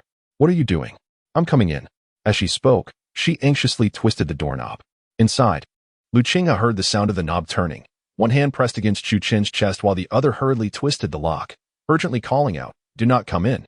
Return to your room. You have yet to reflect on tonight's events." "Mom, regarding tonight's incident, I have contemplated it thoroughly. That longevity elixir was developed from the pharmaceuticals extracted from that garbage Chu Chen. He must know what issues arise from the medicine derived from his innate medicinal body. Therefore, if someone is to be blamed, it should be Chu Chen for not informing us beforehand." Outside, Lu Ruyan spoke angrily, oblivious to any fault on her part. Believing the blame lay solely with Chu Chen, that good for nothing. Chu Chen chuckled coldly. He had long suspected that even if he aided her, she would not express gratitude, but rather blame him instead. As expected, it was true. "Lu Qinghe, your daughter is quite adept at arguing illogically, much like you." Filled with defiance, Chu Chen scoffed, a flicker of ire igniting within him. With a resounding slap, he struck Lu Qinghe. "Enough. Whatever issues we have can be addressed tomorrow. Return to your room immediately and reflect upon your actions. I expect to see your reflection essay by morning." Lu Qinghe commanded sternly, her cheeks flushed, radiating an alluring charm. Outside the door, Lu Ruyan stamped her foot in confusion, perplexed by her mother's unusually fierce demeanor this evening, especially her insistence that she return to her room. "Go back." Lu Qinghe barked. Startled, Lu Ruyan quickly withdrew her hand from the doorknob, muttering, "Understood, I shall return at once." As she turned to leave, Lu Ruyan hesitated, casting a suspicious glance back at the door, murmuring, "It's strange. The sounds from inside seem oddly reminiscent of." Suddenly, realization struck her, her eyes widening in shock. "Oh my, could it be that my mother has brought a man home? Surely not." It's been over a decade since I've seen her with anyone. Contemplating further, Lu Ruyan crept to the adjoining balcony, intending to stealthily observe whether Lu Qinghe was engaged in any compromising activities. Yet, she quickly reconsidered. If her mother were to discover her, the consequences would be dire. Well, she has been single for quite some time. At her age, it's only natural to seek companionship to alleviate her loneliness, Lu Ruyan mused, returning to her own room. Within the bedroom, Lu Qinghe sighed in relief upon hearing Lu Ruyan's footsteps fade away. You scoundrel, are you satisfied now? She glared at him, ire evident in her gaze. Chu Chen, tidying himself, approached the balcony and, with a devilish grin, remarked, Lu Qinghe, consider that a mere interest payment. As long as you remain defiant, I shall continue to collect until you acquiesce. You, Lu Qinghe seethed. This scoundrel dared to threaten her again. Let me remind you, the Chu Corporation will be reclaimed. I shall establish a new pharmaceutical enterprise that will shatter your delusions of grandeur, compelling your daughter to plead for mercy. Lu Qinghe, do not think I will spare you. After all, revenge must be spectacular to be deemed true revenge. Furthermore, if I uncover any connection between your family and my parents' disappearance, both you and your daughter shall meet a grim fate. With that, Chu Chen leaped from the balcony, landing gracefully before preparing to depart. However, upon reaching the courtyard, he encountered Lu Ruyan, clad in a sheer bathrobe that hung loosely, exposing her ample bosom and flat, fair abdomen, with a pair of long, fair legs on display. Chu Chen, what are you doing here? Lu Ruyan was quite taken aback, never imagining she would encounter the useless Chu Chen in this place. Chapter 25. The Mortal Exile, Chu Chen's Crisis. Chu Chen let out a cold smile, his gaze audaciously fixated on Lu Ruyan, taking in her flawless figure. Full and upright. Her skin was as white and smooth as snow. Lu Ruyan frowned. Upon witnessing Chu Chen's gaze, she felt a wave of revulsion wash over her, as if insects were crawling all over her. Yet, she displayed no signs of shyness or nervousness. Instead, she boldly approached Chu Chen, completely disregarding her open bathrobe. Her arms crossed against her chest, accentuating her voluptuous curves, disdainfully stating, What are you staring at, you useless fool? Do you think that because you helped me tonight, I would be grateful? Chu Chen, you are mistaken. Tonight, the humiliation you inflicted upon me is etched in my memory. Now, kneel and bow to me 100 times, and I might let you leave. Otherwise, I will break your legs. To Lu Ruyan, Chu Chen was nothing more than a thief, a desperate soul attempting to sneak in due to lack of shelter. And now, she had caught him red-handed. Heh, Lu Ruyan, you are quite arrogant, Chu Chen said. Hands in his pockets, a smirk playing on his lips. Don't forget, you called me daddy. Is this how you speak to your father? At that moment, upstairs in the bedroom, Lu Qinghe noticed the commotion in the courtyard and hurriedly donned a robe before rushing to the balcony. Upon witnessing the scene, her face went pale with fear. This was disastrous. How could that wretched Chu Chen run into Lu Ruyan? If Lu Ruyan grew suspicious, how would she explain herself? This was suicidal. Lu Ruyan was fuming, especially at the thought of calling that garbage Chu Chen daddy in front of so many people at Qianlong Villa. It made her tremble with rage. With a fierce determination, Lu Ruyan charged at Chu Chen like a young leopard, lifting her long, fair leg to deliver a sweeping kick aimed at his head, intent on shattering his skull. Chu Chen calmly observed as her leg approached, a playful appreciation for her long limbs gracing his features. With a swift motion, he caught her delicate ankle, even lingering to caress it slightly, chuckling, such smooth, straight, and fair legs. What a pity, though, the force and speed of your kick are lacking. You. Lu Ruyan's face turned pale with fury. She kicked out, propelling herself into a whirlwind motion, aiming for Chu Chen's neck. Seeing this, Chu Chen's expression darkened. Displeased as he remarked, a young lady should not strike so fiercely. Today, let your father teach you the virtue of modesty. With that, he raised his hand and delivered a resounding slap to Lu Ruyan. With a cry of anguish, she was sent flying, crashing to the ground in a disheveled heap. Her bathrobe had been flung open, leaving her fair, alluring form exposed to the air, undeniably enticing. You bastard! I will kill you. Lu Ruyan, filled with rage, rose to her feet, eager to charge forward. Stop. At that moment, Lu Qinghe rushed out from the hall, casting an intense glare at Lu Ruyan as she admonished. What are you doing? Mom, I want to kill that scoundrel, Chu Chen. Lu Ruyan shouted fiercely, her gaze directed at Chu Chen, wishing she could tear him apart. Lu Qinghe frowned, shooting a stern look at Lu Ruyan, and coldly commanded Chu Chen, you should leave now. She feared that Chu Chen might be provoked. and she was equally concerned about Lu Ruyan's reckless intentions. After all, what man could remain unperturbed upon seeing Lu Ruyan partially unclothed? Furthermore, having recently experienced Chu Chen's dominance and strength firsthand, she genuinely worried that he might retaliate against Lu Ruyan in the courtyard. Lu Qinghe, remember what I said? Chu Chen coldly remarked, turning to leave. Lu Ruyan panicked and exclaimed, Mom, what are you doing? Why are you letting him go? Where is Wu Ma? Have her come out and deal with him. Lu Qinghe's brows knitted tightly as she replied icily, Wu Ma is no match for him. Hiss. Upon hearing this, Lu Ruyan's expression drastically changed as she incredulously asked, What? Wu Ma isn't capable of defeating that waste? How can that be? Wu Ma is a master of internal strength. She was utterly astonished. If that were true, would she have been subdued had she confronted Chu Chen earlier? Now you should understand why I stopped you, Lu Qinghe said coldly. Lu Ruyan pouted, frowning slightly. So what? Even if Wu Ma can't handle him, we can find someone stronger to deal with him. This guy has become so formidable in just a few days. He must possess some secret. I guarantee it's due to his innate medicinal physique, which accelerates his martial arts training. Lu Qinghe pondered for a moment before replying, regardless, in the future. You should avoid Chu Chen. He is more formidable than you think. I fear he might pose a threat to you.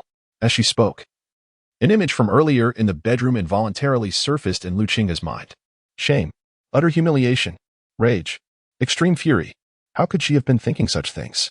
Lu Qinghe was startled, realizing she had been reflecting on it with a hint of nostalgia. Mom, what is there to fear? I have a few friends from martial arts families in Jiangzhou. Dealing with this scoundrel, Chu Chen, will be a piece of cake, Lu Ruyan declared arrogantly. Lu Qinghe shot Lu Ruyan a disapproving glance, warning her, Don't act recklessly. The company is currently in a period of growth. It's best not to stir up trouble.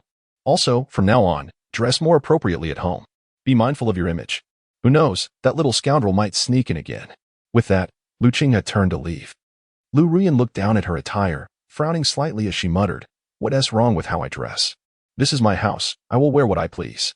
Moreover, what can a useless person like Chu Chen do to me? Lu Ruyan remarked disdainfully. Lu Qinghe's face turned pale with anger. She was eager to inform Lu Ruyan that Chu Chen was no longer a useless individual. What? You don't heed my words either. Lu Qinghe retorted, her eyes narrowing. Lu Ruyan was taken aback and hurriedly nodded. All right, I understand. Subsequently, she caught up with Lu Qinghe and teasingly inquired, Mom, I happened to hear some unusual sounds coming from your room just now. Lu Qinghe's expression shifted, fixing her gaze on Lu Ruyan, who, with a carefree laugh, continued, Mom, don't rush to deny it. I'm not a child anymore. I've seen quite a few romantic films. And I know what those sounds signify. Did you secretly bring a man home? Is he handsome? Is he skilled in bed? To be honest, I'm already 22 and have never had a boyfriend. With each word Lu Ruyan uttered, Lu Qinghe's irritation deepened, and she snapped, Enough. Lu Ruyan, what are you thinking? There is no man. None. After saying this, Lu Qinghe stormed upstairs, fuming. Damn it. I almost got discovered by my daughter. Chu Chen, you scoundrel. I should have killed you back then. Meanwhile, not long after Chu Chen left the villa, he sneezed. Surely, Lu Qinghe isn't thinking of me again? Chu Chen mused with a wry smile. Suddenly, a chilling sensation coursed through him, causing the hairs on his body to stand on end. Who? Chu Chen furrowed his brows, scanning the surrounding darkness, but found no one. Expanding his senses within a 50-meter radius, he still detected no presence. Shortly thereafter, the sense of danger dissipated as swiftly as it had appeared, yet it left Chu Chen with an unsettling feeling akin to standing on the edge of an abyss. Simultaneously, in the suburbs of Jiangzhou, a graceful figure emerged, reminiscent of an ethereal being, stepping elegantly from the void, each step leaving a trail of pristine white lotus blooms. She was breathtakingly beautiful, a perfect fairy, with bright eyes and pearly teeth, a slender neck akin to a blossoming lotus. She exuded an extraordinary nobility in her flowing white gown, reminiscent of Chang'e from the Moon Palace, transcending the mundane world. Her skin was whiter than snow, her beauty unparalleled, possessing an otherworldly quality that evoked a dreamlike reverie. Moreover, she emanated an air of proud independence, a noble and untouchable aura. Lecherous dragon, do you think that by hiding in this realm, this holy maiden cannot find you? Chapter 26. Be my maid, warm my bed. Even if I scour the heavens and the earth, I shall extract your dragon tendons and annihilate your soul. The woman spoke, her voice laced with deadly intent. At the same time, Her beautiful brows furrowed as she sensed the surrounding energies, puzzled. I distinctly felt the lecherous dragon's aura. Why has it suddenly vanished? Could it be that he has taken possession? Lecherous dragon, do you think that by taking possession, this holy maiden cannot find you? The fairy-like woman's countenance turned cold in an instant. In this place, the Yuan-Ing cultivator hastily come forth to meet this holy maiden. The woman spoke with a frigid elegance, her voice resonating like the celestial chime of the heavens, reverberating across the expanse.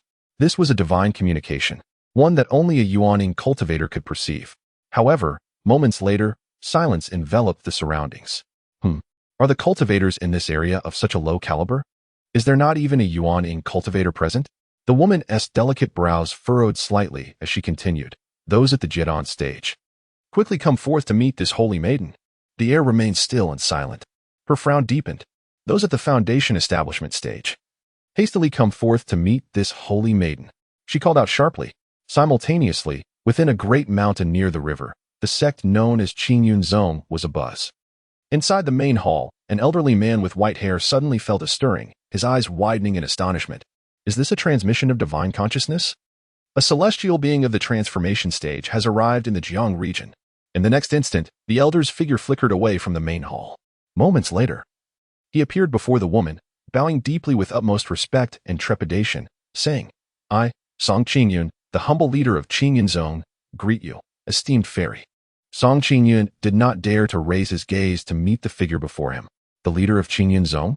Just recently established his foundation? Are the cultivators in this place truly so inept? The woman spoke with a frigid disdain, her eyes filled with contempt, devoid of any emotion. Song Qingyun trembled. Daunted by the disdain of a celestial being of the transformation stage, he could scarcely utter a word. Your admonishment is warranted. It is my own inadequacy. A lack of talent. Song Qingyun spoke with utmost humility. Very well, let it be the foundation establishment then. Have you encountered this individual? The woman gestured, and an image materialized from thin air. Song Qingyun glanced up at the handsome and dashing figure depicted, shaking his head. I have not seen him, esteemed fairy. Not at all? The woman furrowed her brow. Very well, I shall seek him out myself. Her tone remained cold as she waved her hand, casting forth a jade vial of verdant green, declaring, this is a foundation establishment pill, capable of aiding your ascension to the first layer of the foundation establishment stage. How far you advance beyond that depends on your innate talent. Having spoken, the woman turned and departed, each step she took leaving behind the imprint of white lotuses. Traversing hundreds of meters effortlessly. Wicked dragon, I have arrived. No matter where you are, no matter whose body you have usurped, this holy maiden shall find you. Extract your dragon tendons and strip away your dragon scales. Should you have usurped him? The one whose body was taken shall also perish. Those wretched beings who can accept the wicked dragon's legacy are surely not virtuous. Song Qingyun gazed up, having only glimpsed the silhouette of the woman. Even that single silhouette was breathtakingly beautiful, transcending the ordinary. He hastily picked up the jade vial from the ground, treasuring it as if it were a precious gem. His eyes sparkling with excitement. The foundation establishment pill bestowed by a celestial being of the transformation stage must be extraordinary. Who would have thought, after a lifetime of cultivation, in my twilight years, I would receive such a celestial boon? Song Qingyun felt an overwhelming joy as he swiftly returned to the Qingyun sect, announcing the closure of the sect and entering seclusion. Meanwhile, the saintess of Yaoqi, having descended from the heavens, made her way into the river, causing quite a stir. A group of unruly youths commented on her beauty. Goodness, she is breathtaking. What kind of celestial being is this? My word, that figure, those curves, that skin, what do you think, guys?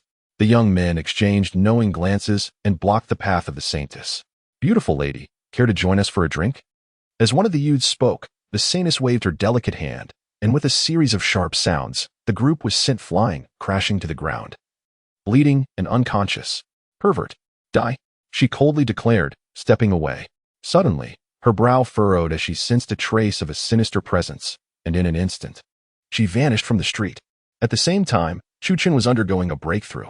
A few miles away, the saintess of Yaoqi was stepping through the void, approaching. Moments later, as she neared the Chu family estate, her expression tightened. The aura has vanished? How infuriating. I refuse to believe I cannot find you.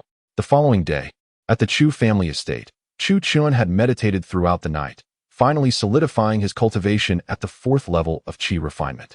With a deep breath, he opened his eyes, brilliance flickering within, surrounded by spiritual energy. His skin had turned a shade whiter than even that of a woman. His physique had become more harmonious, exuding the grace of a master with every movement. 4th level of qi refinement. Ha ha ha. This 9 revolutions swallowing heaven and seizing Yin technique is indeed formidable. Chu Chun laughed heartily, rising abruptly and unleashing a palm strike that sent shockwaves through the air, shattering 2 large trees in the courtyard. Incredible, he exclaimed with delight. Simultaneously, he expanded his senses, discovering that his perception had extended from a range of 50 meters last night to 100 meters now. He could discern every subtle movement within that span. Even the couple on the 2nd floor of the adjacent house, engaged in intimate activities, were clearly within his awareness. Unfortunately, the man proved inept, succumbing in less than 3 minutes. The woman, expressing her displeasure, scolded him before dressing and heading off to bathe. Chu Chun chuckled to himself, realizing that his heightened perception combined with his dragon's eye had taken on a rather mischievous quality. Fortunately, he was not a voyeuristic pervert, and after a brief moment of awareness, he retracted his abilities. Soon after, Chu Chun left the Chu family estate and casually sought out a breakfast shop. Indulging in a meal. It is time to register a company. Lu Qinghe, Lu Ruyan. I shall reclaim everything the Chu family has lost. Just wait, he vowed inwardly, departing the breakfast shop and making his way to the local business administration office. Upon entering, Chu Chin followed the procedures, filling out forms and printing documents, then settled in to await his number to be called. At that moment, Chu Chin, waiting for his number to be called, was spotted by a woman clad in a professional skirt suit, her legs adorned in black stockings. She was none other than Bai Ling, the secretary of Gu Ruoxue, who had previously conducted an investigation into Chu Chin. Dr. Chu? Bai Ling gasped, her lips parting in surprise, as she swiftly dialed Gu Ruoxue. Miss, I have encountered Dr. Chu at the Business Administration Bureau, and it appears he intends to register a company. Register a company? Gu Ruoxue, lounging in a delicate nightgown on her bed, her long, fair legs exposed, sat up with urgency upon hearing this. Are you certain? Absolutely, I just took a discreet glance. The name is New Chu Pharmaceuticals, the secretary replied. Upon hearing this, Gu Ruoxue's excitement surged. I understand. I will head over immediately. New Chu Pharmaceuticals, you must prepare right away. Once the company is registered, I will personally invest 100 million. No, 10 billion. I am determined to make New Chu Pharmaceuticals the largest pharmaceutical company in Jiangzhou. Understood. Miss, the secretary nodded before hanging up. Gu Ruoxue hurriedly rose, opening her wardrobe, gazing at the array of garments, and pinching her delicate chin in contemplation of what to wear. This outfit is delightful, pure, and charming. Chu Chin should like it. With a smile, she selected a piece and changed into it. Meanwhile, Chu Chun emerged from the Business Administration Bureau, a broad smile gracing his face. The company is finally registered. Lu Qinghe. Lu Ruyan, your retribution has only just begun. Suddenly, a graceful figure appeared before Chu Chin, collapsing to her knees with a thud, pleading, Please, save me. Taken aback, Chu Chin lowered his gaze to find it was the female warrior who had attempted to attack him in Lu Qinghe's bedroom the previous night. A smirk curled on his lips. Last night, the blow he delivered had left a hidden energy within her, tormenting her continuously and gradually destroying her martial prowess. Without a doubt, she would perish within 3 days, and only he held the key to her salvation. I'm quite busy and have no time, Chu Chin said, preparing to leave. In a moment of desperation, Yin Susu clung to his leg, her movements causing her chest to sway, as she beseeched, Sir, I implore you. Please help me. After returning to her sect overnight to seek treatment from her master, she had been rejected. The verdict was clear, her injuries were untreatable, and she could only wait for death. Even if treatment were possible, it would require a vast quantity of medicinal resources deemed not worthwhile for an outer disciple, leading to her expulsion from the sect. Driven by a fierce will to survive, Yin Susu had returned to Jiangzhou to seek out Chu Chin. I will do anything you ask if you save me, she wept. Intrigued, Chu Chin stroked his chin, looking down at the woman. He could not deny that her figure was indeed impressive. From his vantage point, her ample, fair bosom was a striking sight, with contours that seemed to descend into an endless abyss, a vision of pure white. A pair of long, slender legs, perfectly straight. Additionally, this kneeling posture accentuates her rounded and pert posterior. This is what you claimed yourself. Thus, you shall become my maid, warming my bed on a daily basis. What do you say? Chu Chun inquired with a smile. In Susu was taken aback, biting her crimson lips, before nodding and responding in a soft voice. All right. Call me master, Chu Chun remarked playfully. After a moment's hesitation, In Susu bit her lip, her cheeks flushed with embarrassment, and called out, Master. Very well. Let us proceed to the hotel, Chu Chun stated nonchalantly. In Susu was momentarily stunned, her expression turning tense. What? The hotel? What does he intend to do? After much internal conflict, she felt a mixture of shame and indignation, but with no other option, she gritted her teeth, her cheeks burning, and reluctantly followed Chu Chun out. Before long, the two arrived at a nearby hotel, completing the check-in process seamlessly. Upon entering the hotel, In Susu's face was flushed, resembling a ripe red apple. And she hardly dared to move. What are you standing there for? Get on the bed. I need to use the restroom first, Chu Chun instructed. Turning to enter the bathroom, In Susu froze, her body trembling with tension. Get on the bed? Indeed, he intended to engage in that act with her. In Susu was utterly conflicted, as she had never shared a hotel room with a boy before, let alone undress in front of him. Yet, in order to survive, she felt she had no choice. After a moment of turmoil, In Susu turned her back to Chu Chun and began to timidly remove her practice attire. Just then, Chu Chun emerged from the bathroom and immediately noticed her shedding the top of her outfit, revealing her fair, flawless back, glistening like fresh snow. This woman has a remarkable figure. I never expected her to possess such allure beneath her clothing. Just from her silhouette, it is evident she is well endowed. Astonishingly so. This practice attire completely constrains her assets. Chu Chun felt a surge of heat coursing through him. In Susu, sensing his gaze, bit her pearly teeth and timidly asked, Do I need to remove more? That's enough, Chu Chun replied. Turn around. In Susu hesitated, gritting her teeth before slowly pivoting, fully exposing her ample bosom to his gaze. However, she crossed her arms, her face a portrait of shyness. Lie down on the bed and let me tend to your injuries, Chu Chun said calmly. In Susu was somewhat astonished and queried, Aren't you interested in that? Now it was Chu Chun's turn to be surprised as he replied, I'm here solely to treat your wounds. Hurry and lie down. I am pressed for time. Chu Chun was left speechless. Finally, In Susu exhaled in relief. Reclining onto the bed and, after convincing herself, released her arms. The handprints on her chest were rather conspicuous. It was last night that I injured myself. Chu Chun let out a sigh, raised his hand to rub it, and placed it over In Susu's chest. Beginning to channel the spiritual energy from his dantian into her body to help dissolve the dark energy within her while simultaneously treating her chest wound. In Susu gritted her teeth, turned her face away, her cheeks flushed. Moments later, Chu Chun withdrew his hand, exhaling, It's done. Upon hearing this, In Susu hastily rose and tested her condition. Indeed, she was better. When she looked over, Chu Chun had already turned to leave, leaving her with a remark, Remember, you are my maid and must be at my beck and call. Furthermore, there is a restriction within you that I placed. Should you dare to betray me, it will lead to your immediate demise. A wave of terror washed over In Susu, and she quickly focused her energy to check. Indeed, there was a restriction sealing her heart meridian. She was frightened and took a long time to regain her composure, glancing back at her reflection in the room's mirror. Such a perfect figure, long, straight legs. Could he truly have no thoughts about her? Biting her lip, a sudden feeling of defiance stirred within her. As Chu Chun exited the hotel, a striking red Ferrari pulled up in front of him. The car door opened, revealing a pair of snow-white legs adorned with Valentino high heels stepping out. Dr. Chu, Guru Ashiwe smiled and waved at him before jogging over. Chu Chun looked on, utterly captivated. Today, Guru Ashiwe was dressed in an innocent yet charming manner, neither overtly sensual nor demure, resembling the girl next door in a flowing white bohemian dress, complemented by oversized sunglasses and a sun hat. Miss Gu, what brings you here? Chu Chun asked, somewhat surprised. Guru Ashiwe approached, removed her sunglasses, and linked her arm with his, pressing her ample bosom against his arm, playfully saying, I missed you. Is that so wrong? Chu Chun felt a bit awkward and chuckled. All right then, what do you need? I heard you started a company. Guru Ashiwe got straight to the point. Your news travels fast, Chu Chun replied. How about I invest 100 million? Guru Ashiwe inquired. 100 million? Chu Chun was taken aback and retorted, Why? If you insist on knowing why.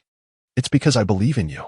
The medical company that Dr. Chu is opening will undoubtedly become renowned in the Jiang medical community, a colossal entity. Investing now will surely yield great returns in the future, Gu Ruoxue replied cheerfully. Chu Chen chuckled and asked, aren't you worried about a loss? Gu Ruoxue shook her head. If it fails, it fails. Money is not an issue for me. Hearing this, Chu Chen felt somewhat helpless. Such was the daughter of the Gu family, 100 million. And she spoke of losses so nonchalantly. As you wish, he said. Having someone invest was indeed a good thing, and he wouldn't feign politeness. By the way, Dr. Chu, is your company set up to deal with Lu Qinghe and her daughter? Gu Ruoxue questioned. Chu Chen nodded. Indeed. I aim to reclaim all that my Chu family has lost. Oh, in that case, I might as well acquire the Chu group and give it to you. Gu Ruoxue proposed. Upon hearing this, Chu Chen shook his head and replied, no need. I have my own plans. If I were to acquire them directly, it would be too lenient for her and her daughter. My intention is to deal with them gradually, instilling a sense of despair in them. Gu Ruoxue nodded, her face lighting up with a smile as she asked, Dr. Chu, do you have time today? Yes, what is it? He inquired. Very well. I shall take you to a place, Gu Ruoxue said, gesturing for Chu Chen to get into the car. Once inside, he asked, where are we going? I want you to meet a few industry magnates. It might prove beneficial for your company, she responded. Today, these industry leaders have gathered to appraise a piece of jade, said to be blood-thread jade, which can ward off evil, prolong life, calm the spirit, and accelerate martial arts cultivation. Accelerate martial arts cultivation? Chu Chen's heart stirred, and a glimmer of excitement flickered in his eyes. If such a remarkable item truly exists, it is certainly worth investigating. What he desired most at present was anything that could enhance his cultivation speed. Initially, he had considered refining qi-gathering pills himself. But now it seemed that this blood-thread jade would serve as a splendid alternative. Let us go. From what you've described, this blood-thread jade should be a magical artifact. And I am eager to see if it possesses such extraordinary properties, Chu Chen declared, his eyes sparkling with enthusiasm. Gu Ruoxue looked surprised and remarked, indeed. They also referred to it as a magical artifact. Dr. Chu, do you have knowledge about magical artifacts? Chu Chen chuckled lightly, nodding as he replied. I have a basic understanding. The inheritance I received from Old Long includes knowledge about magical artifacts. Before long, Gu Ruoxue drove Chu Chen to a traditional courtyard. The entire compound exuded an antique charm with intricately carved beams and painted pillars, featuring a serene landscape of flowing water and rockeries within the yard. After parking, the two were guided by a servant into the inner courtyard. Upon entering, they were greeted by an entirely different atmosphere. The hall was furnished with redwood furniture, reflecting a classic Chinese style. At this moment, several individuals were already seated in grand armchairs along the sides of the hall, exuding an air of authority as prominent figures from various sectors of Jiangzhou. When Gu Ruoxue and Chu Chen entered, the gathered guests cast them a cursory glance before returning to their conversations. Dr. Chu, please take a seat here, Gu Ruoxue urged, leading him to a chair. As soon as they settled, an elderly man with white brows sitting nearby spoke with an air of arrogance. Miss Gu, why are you here alone? Where is your father? My father had an urgent matter to attend to, so I came in his stead, Gu Ruoxue replied. At her words, the crowd exchanged faint smiles. Excellent, one less competitor, they thought. What could a mere woman like Gu Ruoxue possibly understand? The elderly man, relying on his age, chuckled condescendingly, Miss Gu, without your father present, do you truly comprehend the value of this blood-thread jade? Not to worry, I brought someone who does, Gu Ruoxue smiled, casting a tender glance at Chu Chen. Instantly, all the gazes in the hall turned to scrutinize Chu Chen with skepticism. The elderly man scoffed derisively and asked, young man, judging by your appearance, you can't be more than 20. Do you truly have the capacity to understand blood-thread jade? The rules here are numerous. Understanding them is crucial. If one does not comprehend, they should refrain from speaking recklessly, lest they invite trouble and jeopardize their own safety. Chapter 28. Just playing you. Do you dare to dispute? Upon hearing this, Chu Chen furrowed his brows and replied coldly, I apologize, but I do possess a modicum of understanding. The old man's expression darkened at this remark, his white brows knitting together as he let out a displeased snort. Beside him, a middle-aged man with a distinctly unhealthy complexion, indicative of indulgence, sneered and remarked, Miss Gu, what is this? Has your Gu family run out of capable individuals that you resort to dragging a mere novice off the street to appraise? If I were you, I would take him away to avoid embarrassment. If that fails, I can introduce you to several esteemed masters of ancient jade appraisal. Gu Ruoxue's delicate face hardened, her eyes reflecting a frosty discontent as she retorted, Wang Kuan. This is Jiangzhou, not Jiangbei. It is not your place to dictate whom my Gu family chooses for appraisal. Wang Kuan chuckled disdainfully, replying, Miss Gu, you are mistaken. The attendees here are renowned figures from Jiangzhong, Jiangbei, and Jiacheng. Even the experts brought along for the appraisal of ancient jade are distinguished authorities within the industry. Do you truly believe that bringing an inexperienced youth to assess today's bloodstreak jade is not a jest and shows a lack of respect for the esteemed experts present? Upon hearing this, Gu Ruoshui's expression turned icy. What exactly do you wish to propose? Wang Kuan took a sip of tea, his face betraying a sinister glee, and said, Simple. Let this young man demonstrate his skill first, so we may ascertain his capabilities. If he possesses some merit, he may remain. If not, I kindly request he exit swiftly to avoid disrupting our appraisal process and disturbing the esteemed company. With that, he cast a provocative glance at Chuchen, taunting, Well, young man, do you dare to showcase your skills? Gu Ruoshua turned to Chu Chen, her face betraying a hint of anxiety. After all, she was uncertain of Chu Chen's expertise in ancient jade appraisal. Chu Chen, with a calm demeanor, crossed his arms and regarded Wang Kuan with a detached gaze, stating, I beg your pardon, but who do you think you are? Why should I demonstrate anything for you? This statement left the entire hall in a state of shock. The assembled guests turned their attention to the young man, including a woman in a red cheongsam, appearing to be in her early 30s, exuding elegance and charm. Rivaling even Lu Qinghe, her sharp gaze radiated an aura that deterred any intruders. With flawless skin and an alluring figure, particularly highlighted by the exposed white thighs beneath her cheongsam and the black lace-trimmed stockings, she was undeniably captivating. She cast a cold glance at Chu Chen, her brows slightly furrowing at his audacity. Bang! Wang Kuan slammed his hand on the table, his expression dark as he pointed at Chu Chen, bellowing, presumptuous. Young man, your manners are utterly disgraceful. With that, the teacup on the table seemed to leap as the tea spilled across the surface.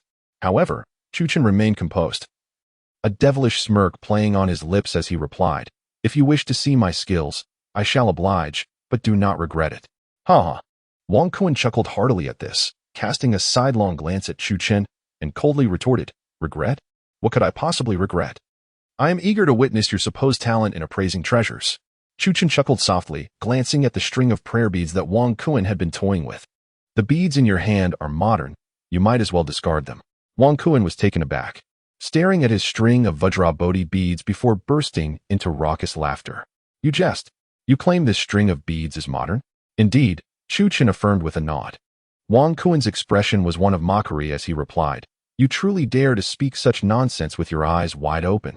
Do you not realize that these beads, known as Vajrabodhi, were left by a chancellor of a previous dynasty? They have been consecrated, and I paid 2 million for them.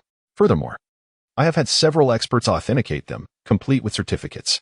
How dare you assert they are modern replicas? With a dismissive snort, Chu Chen said, Whether they are modern replicas or not, a simple tap will reveal the truth.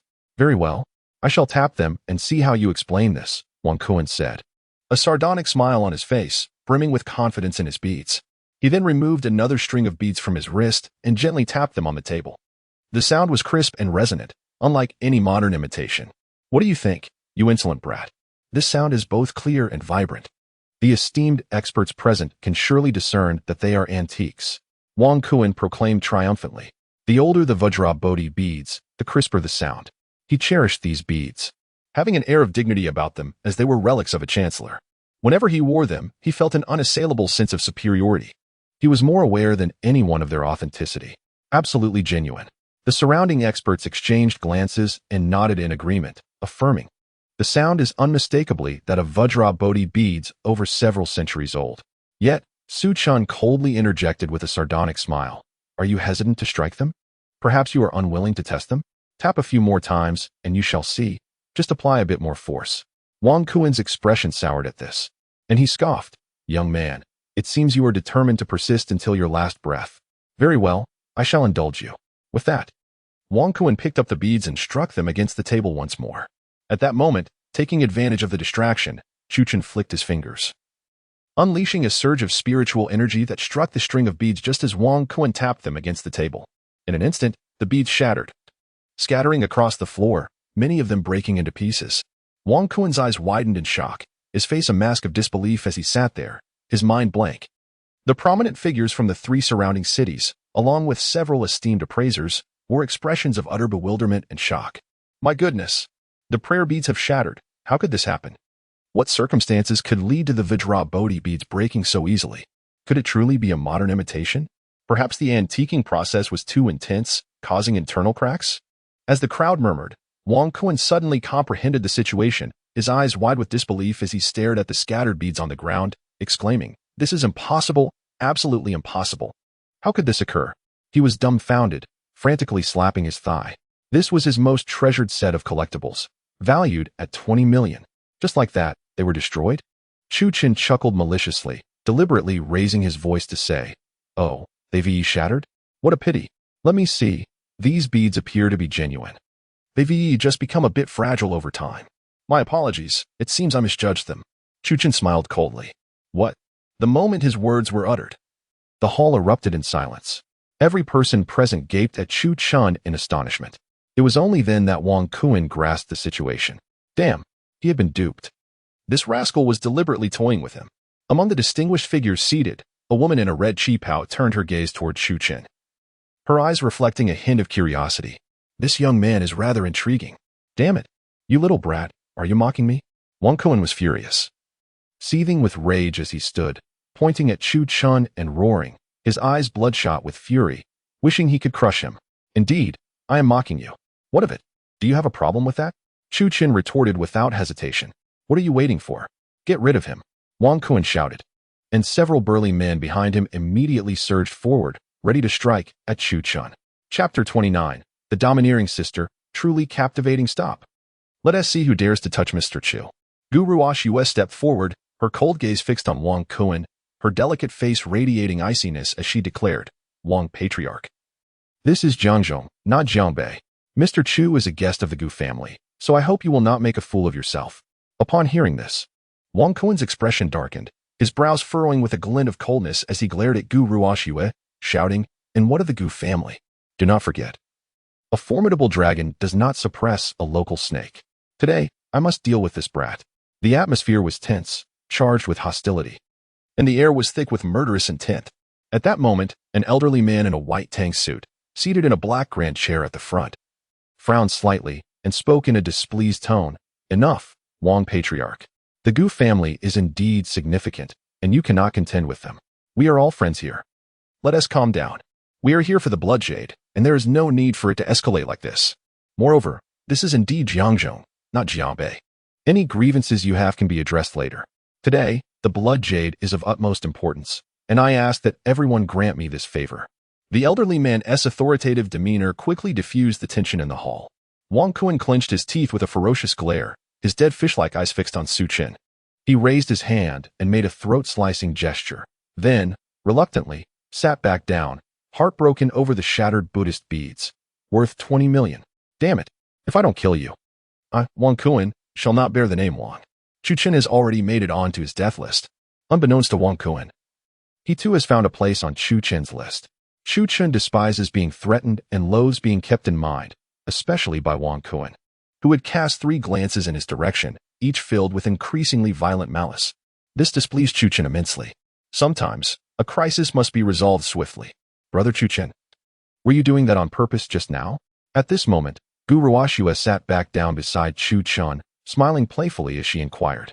Her soft bosom pressed closely against his arm, eliciting an unusual sensation. Yes, Chu Chen replied with a nonchalant shrug. Hearing this, Gu Ruoxue giggled softly and patted his arm, saying, Brother Chu Chen, you're quite naughty. A shiver ran through Chu Chen. Gu Ruoxue's flirtatious demeanor was something most men found hard to resist. Moreover, it seemed she had changed her way of addressing herself. Brother Chu Chen, the thought brought him a sense of satisfaction. Subsequently, Gu Ruoxue began to introduce the prominent figures present. Brother Chu Chen, the one you just played with is Wang Kun, the head of the Wang family. One of the 5 great families in Jiangbei, primarily involved in the entertainment industry. He is quite a significant figure in Jiangbei, commanding respect. However, his character is quite poor, vengeful, and ruthless, often engaging in unsavory dealings. Given that you deliberately toyed with him, he likely harbors a grudge against you. So you should be cautious. Chu Chen chuckled lightly, his expression one of disdain. I believe the one who should be cautious is him. Gu Ruoxue gave it little thought. If Wang Kuan truly intended to act against Chu Qin, the Gu family would undoubtedly intervene. She continued her introduction. The elder beside Wang Kuan is called Song Ruxian, a formidable feng shui master, well-versed in the principles of yin and yang, the 5 elements, and the 8 trigrams. He also possesses considerable expertise in the appraisal of ancient jade artifacts, enjoying a stellar reputation in Jiangbei, renowned far and wide. The elder who spoke earlier is Tang Jingji, head of the esteemed Tang family, one of the 4 great families of Jiangzhou. It is said that the Tang family has been facing some troubles lately, plagued by malevolent spirits, making their situation dire and peculiar. Elder Tang has come to purchase that piece of bloodstreak jade to ward off evil and bring peace to his home. Upon hearing this, Chu Qin looked towards Song Ruxian, who stood beside the somber-faced Wang Kuan. Clad in a long black robe with graying hair, his temples bulged prominently, exuding an air of an enlightened master. His eyes were slightly closed, imparting an aura of inscrutable mystery. Since entering, Song Ruxian had remained in a meditative state, seemingly indifferent to the events unfolding in the hall. Indeed, there was an air of coercion surrounding Wang Kuan. The elderly gentleman clad in a white Tang suit, Tang Jingji, was vividly etched in Chu Qin's memory, having been a prominent figure he heard of since childhood. This venerable Mr. Tang could be aptly described as a legend in the Jiangzhou business realm, a quintessential example of late-blooming greatness. He rose from humble beginnings as a street-side vegetable vendor to elevate the Chu family to the pinnacle of the 4 illustrious families in Jiangzhou. However, as Chu Chan observed him at this moment, he could discern that Tang Jingji's complexion was alarmingly poor. Contemplating this, Chu Chan activated his dragon eye, his gaze shimmering with golden light. Suddenly, he perceived the terrifying darkness enveloping Tang Jingji's forehead, ensnared by swirling black malevolence, his life force appearing hollow. More disturbingly, these black energies were of multiple varieties. What did this signify? It indicated that Tang Jingji was beset by numerous malevolent spirits. If not addressed promptly, his demise was inevitable. Furthermore, the chambers pertaining to his offspring and properties were cloaked in a shroud of ashen despair. This foretold dire troubles for the entire Tang family, perhaps even leading to their utter ruin. And then there was the woman, equally formidable. Gu Ruoxue gestured towards a lady clad in a crimson qipao, stating, "Her name is Zhou Tianfeng, the formidable matriarch of the Feng men in Jiangzhou's underworld, a leader who navigates both the realms of light and darkness with equal ease." Chu Qin lifted his gaze towards the woman Gu Ruoxue had mentioned. Zhou Tianfeng, Feng men. A female leader. He had heard of her illustrious reputation during his days as the Chu family's young master several years prior. Indeed, she was as formidable as rumored, adeptly maneuvering through the underbelly of Jiangzhou. This woman undeniably exuded an alluring charisma, especially in her qipao, which accentuated her flawless figure. Her exquisite silhouette, with a voluptuous upper body and lace-trimmed black stockings adorning her legs, was undeniably captivating. After all, which man could resist the allure of a commanding sister like Zhou Tianfeng? Chu Qin stole a couple of glances, his eyes shimmering with golden light as he activated his X-ray vision. In an instant, the qipao enveloping Zhou Tianfeng vanished from his sight, revealing a perfectly sculpted physique. By heavens! Chu Qin was astounded, nearly spitting out his drink. Who would have anticipated that this seemingly frosty and aloof Zhou Tianfeng harbored such a sultry allure? Noticing Chu Qin's gaze, Zhou Tianfeng slightly turned her head, her delicate brows knitting together as she expressed displeasure at his lingering stare. Chu Qin, feeling somewhat embarrassed, pinched his nose and retracted his perceptive ability. It was indeed somewhat humiliating to be caught surreptitiously admiring someone's form. With everyone gathered, the Zhao family had hastened to summon Master Xiangjiang, eager to examine the bloodstreak jade. At this moment, a middle-aged man with a sharp face and a look of newfound wealth, seated opposite Chu Qin in an ornate chair, spoke coldly. Chu Qin furrowed his brow and quietly inquired, "Who is Master Xiangjiang?" "Brother Chu Qin, this bloodstreak jade was brought by Master Xiangjiang, and this courtyard belongs to the Zhao family head. We are all here at his invitation," Gu Ruoxue elucidated, gesturing towards the middle-aged man seated beside Tang Jingji. As Chu Qin turned to look, he noticed the head of the Zhao family rising beside Tang Jingji, who smiled and clasped his hands together, saying, "In that case, I invite Master Gu." Soon, a slightly diminutive middle-aged man entered through the main door, his face elongated, with narrow eyes and a prominent, hooked nose. He wore a blue cloth shirt and carried an antiquated yellow leather box. "Brother Chu, this is Master Gu Lu Ji from Xiangjiang," Gu Ruoxue remarked. Chu Qin glanced over. realizing that it was not merely that Master Gu had 6 fingers, rather, his right hand possessed an additional digit compared to an ordinary person. Master Gu. The crowd nodded in acknowledgement. Master Gu, with a hint of arrogance, smiled and said, "I apologize for keeping you waiting. Now that everyone is here, I shall not beat around the bush. Let us unveil the treasures." With that, he placed the yellow box on the central table, unfastened the clasps with a couple of clicks, and opened the box. Inside lay a piece of blood-red ancient jade, strikingly vivid, resembling blood itself. The jade was antique in style, intricately carved with dense, fine patterns that resembled array formations, indicating it was no ordinary object. As the blood jade was revealed, an invigorating aura enveloped the room, instantly bringing a sensation of comfort and tranquility to everyone present.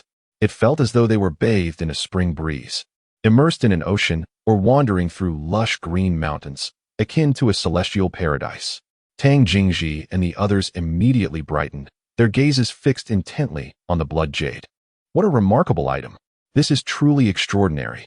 Several gem appraisal experts exclaimed, their eyes ablaze with excitement. This was the first time they had encountered such an ethereal piece of ancient jade. Indeed, it was a magical artifact, truly remarkable. Furthermore, the jade itself was of considerable value. If it could ward off evil, bring peace to a home, nurture the spirit, and prolong life, it was undoubtedly a rare treasure. At this moment, Chu Chun could not help but take a closer look, his heart filled with astonishment as he voiced his doubts. It truly is a magical artifact. Chu Chun immediately activated his dragon eye, focusing intently on the blood jade within the box. However, in the next moment, the sensation of comfort that had enveloped him vanished. Moreover, the jade's spiritual energy dissipated as well. What is happening? Chu Chun was taken aback, his brows furrowing as he utilized his dragon eye to gain insight into the true nature of the blood jade. A cold chuckle escaped him as he understood the reality. Wang Kuan swiftly turned to Song Ruxian beside him and clasped his hands, asking, "Master Song, what do you think of this blood jade? Is it worth acquiring?" It certainly does not seem like an ordinary item. At that moment, Song Ruxian opened her eyes, her gaze falling upon the blood jade. After a prolonged examination, she exclaimed in admiration, "What a splendid piece! It is indeed an extraordinary magical artifact. Master Wang, this blood jade contains significant spiritual energy capable of warding off evil, prolonging life, and is certainly worth acquiring." Upon hearing these words, Wang Kuan felt a surge of confidence, as if he had consumed a calming elixir, his face adorned with a triumphant smile.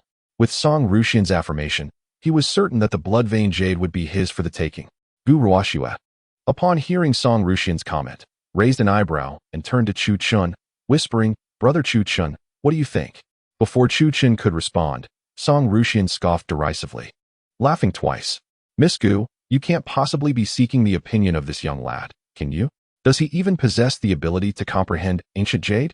Even if he could, would he discern whether it is an artifact or not? Artifacts are exceedingly rare, not something just any simpleton can understand." With that, Song Ruxian fixed a sharp gaze on Chu Chun, threateningly advising, "Young man, I suggest you refrain from speaking out of turn if you lack understanding, lest you provoke unnecessary trouble."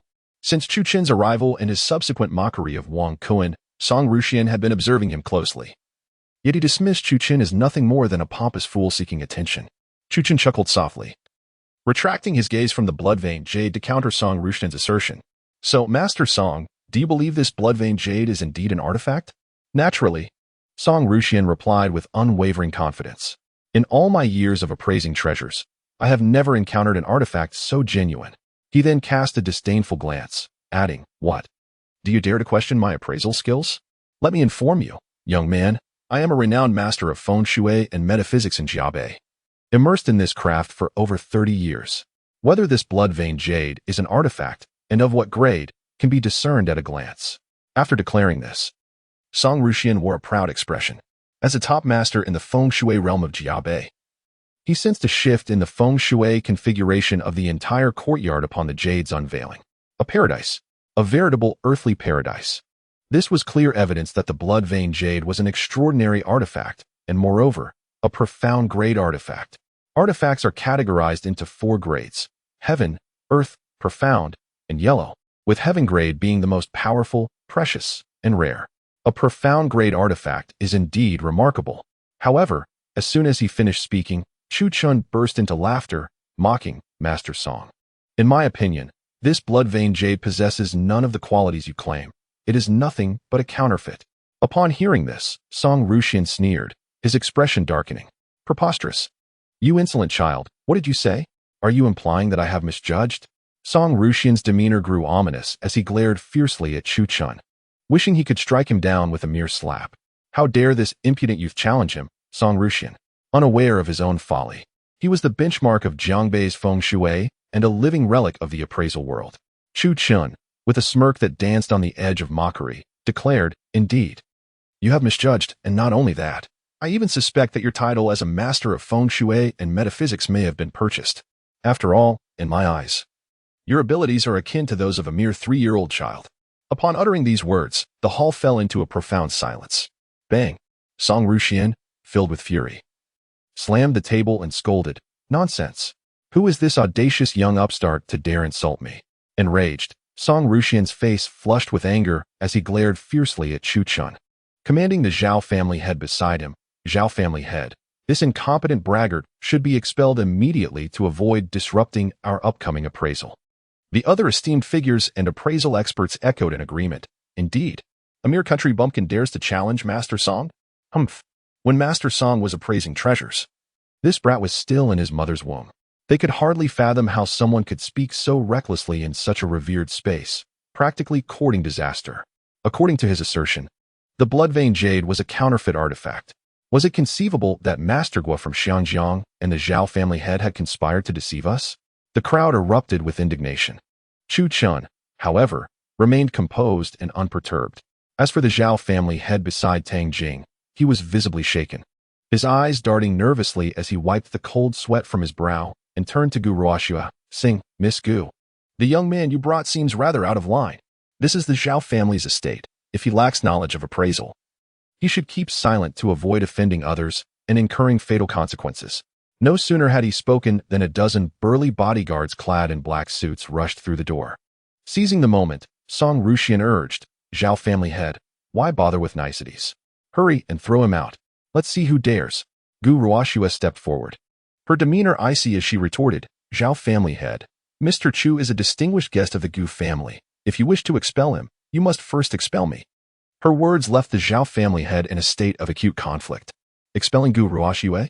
He certainly didn't have the courage to do so.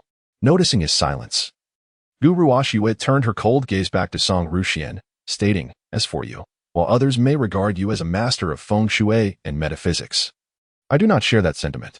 This is Jiangzhong, not Jiangbei, and you do not have the authority to issue commands here.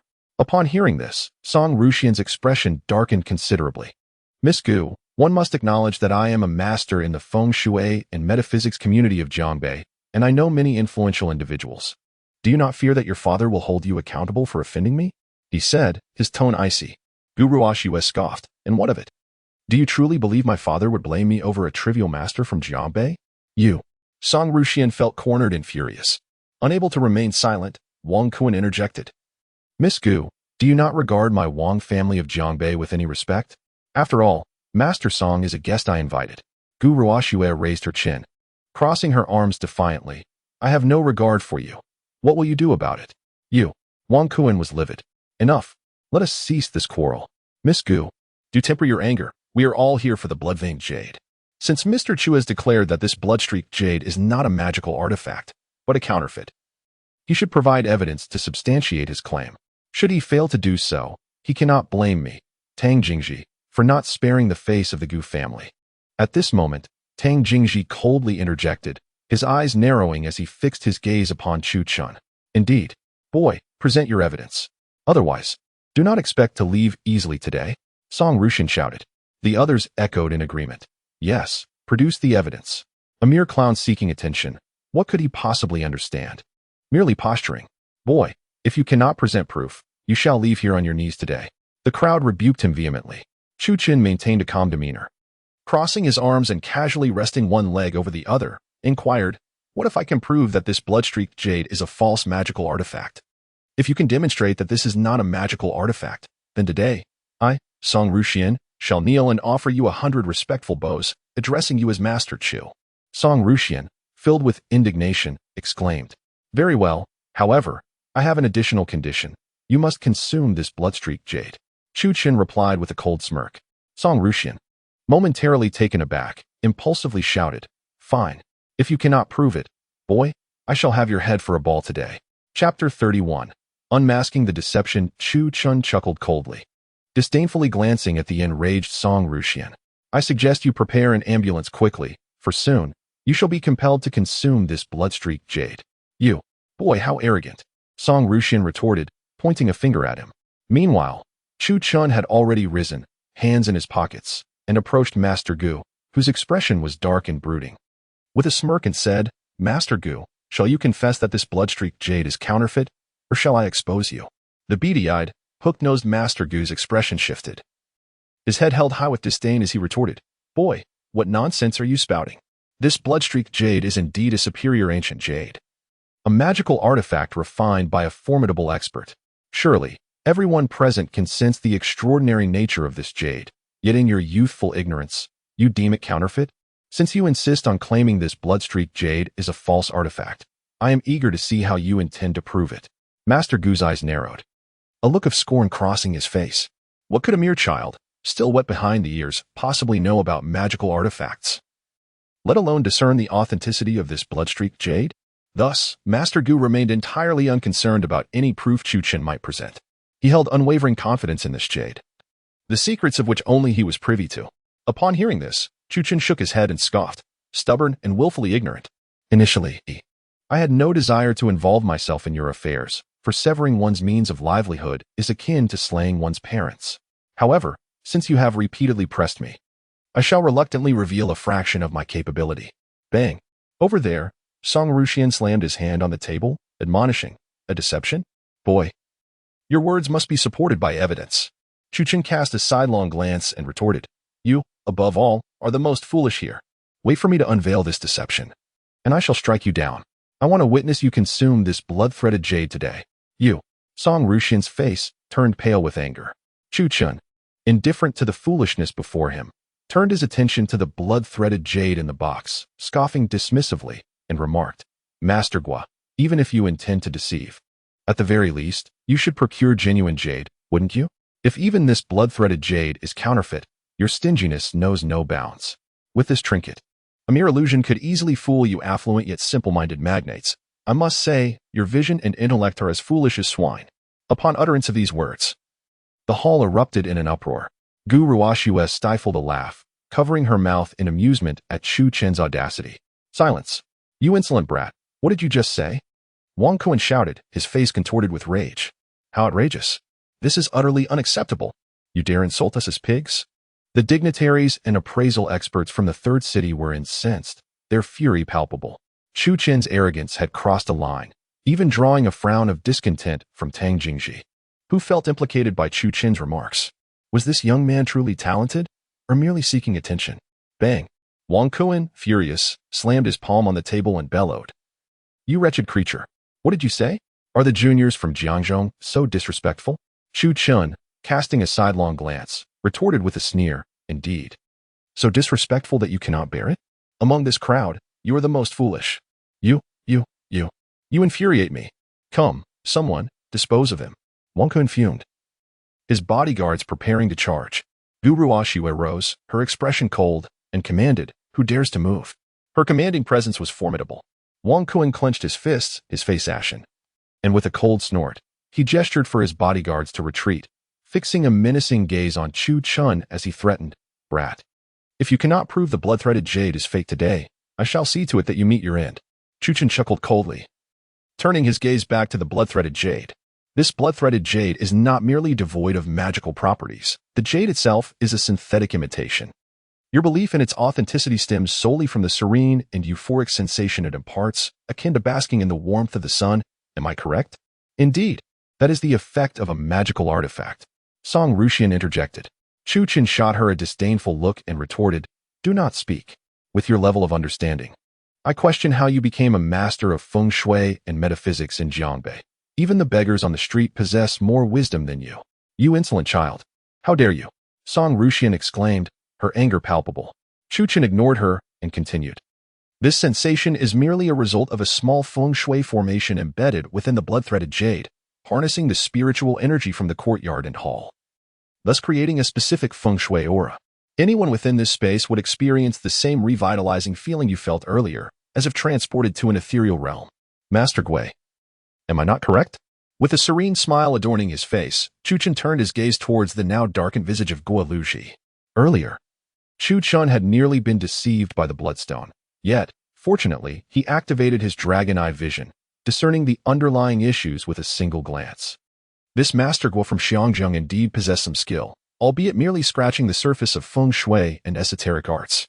Such a feng shui formation could only last for a day, after which it would inevitably lose its efficacy.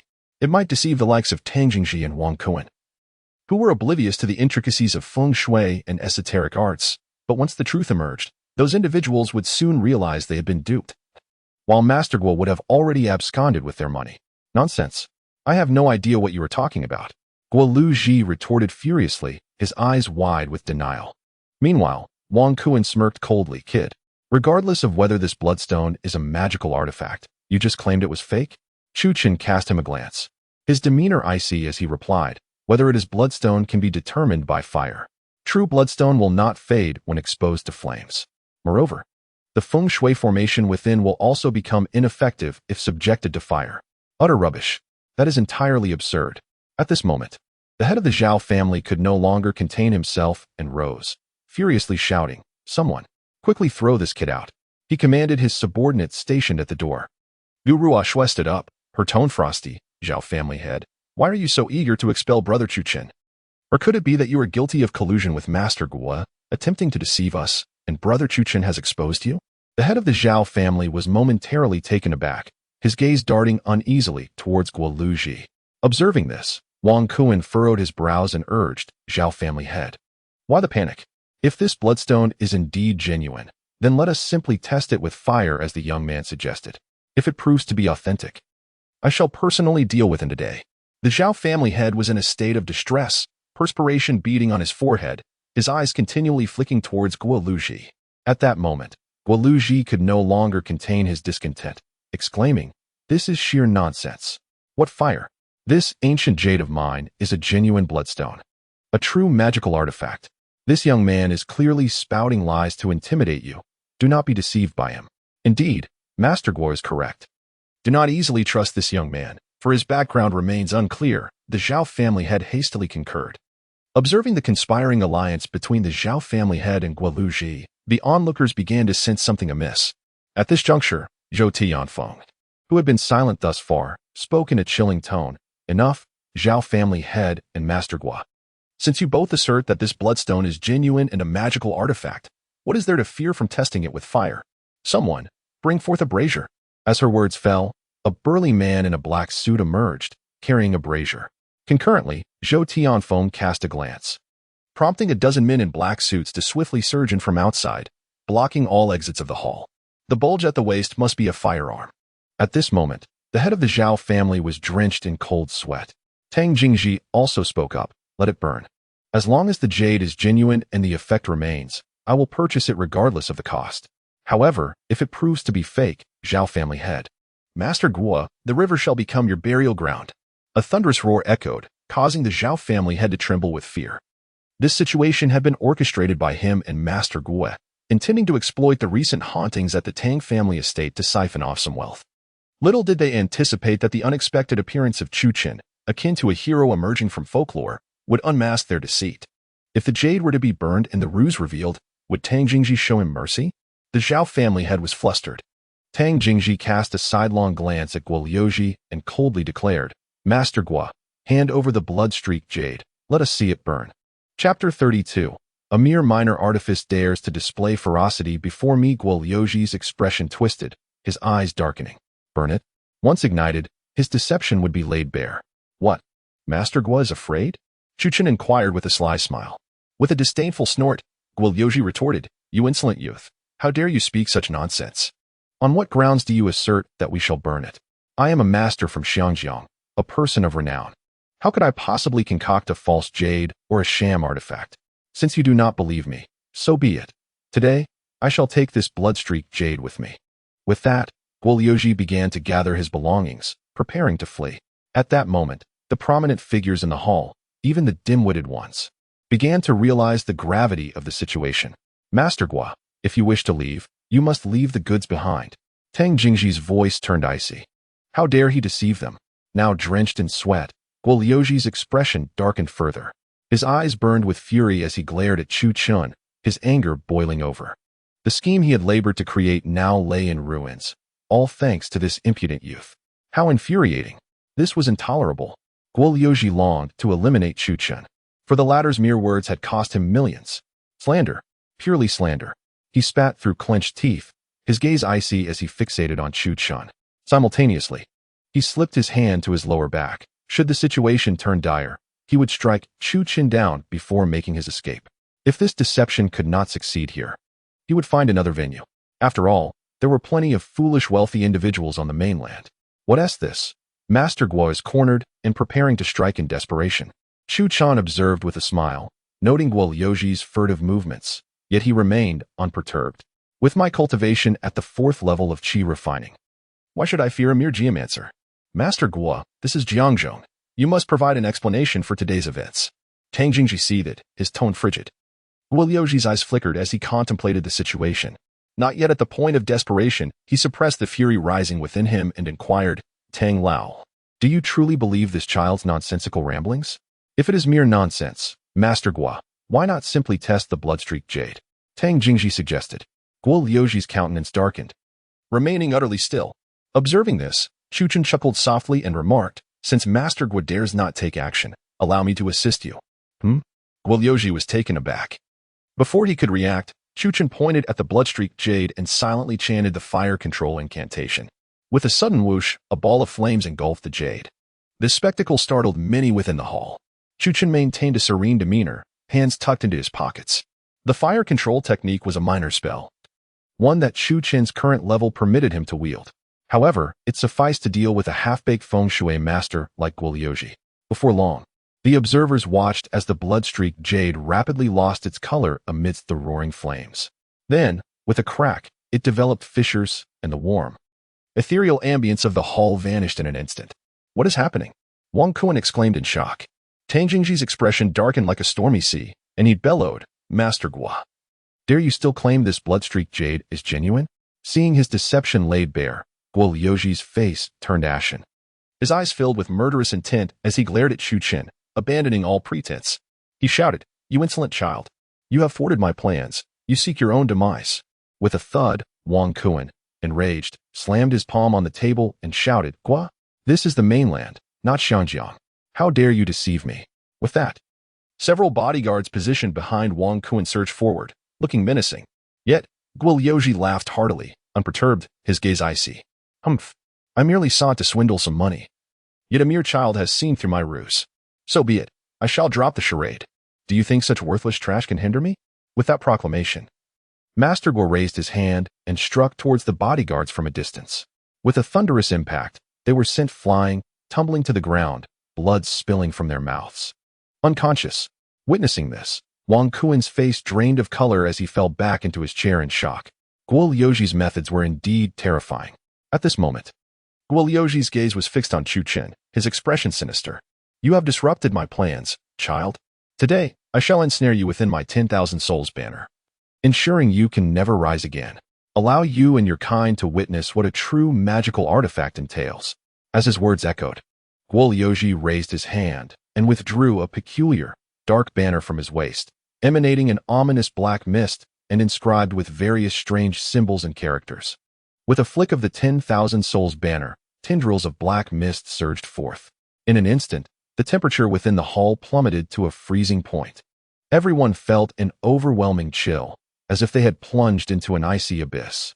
Before long, the air above was shrouded in swirling black mist, exuding an eerie and terrifying aura. Young man, this artifact is known as the Wan'an Banner, capable of devouring various spirits and commanding 100 demons. To be ensnared by this treasure and transformed into a puppet ghost is indeed a moment of pride in your life, Guo declared, abruptly waving the black Wan'an banner and murmuring incantations. In the next moment, the Wan'an banner emitted a continuous stream of black mist, enveloping the entire courtyard. More terrifyingly, The black fog coalesced in midair, morphing into ghastly, horrifying faces that howled mournfully at the onlookers below. Oh my heavens! What is this thing? Magic! It must be witchcraft! Help! Run!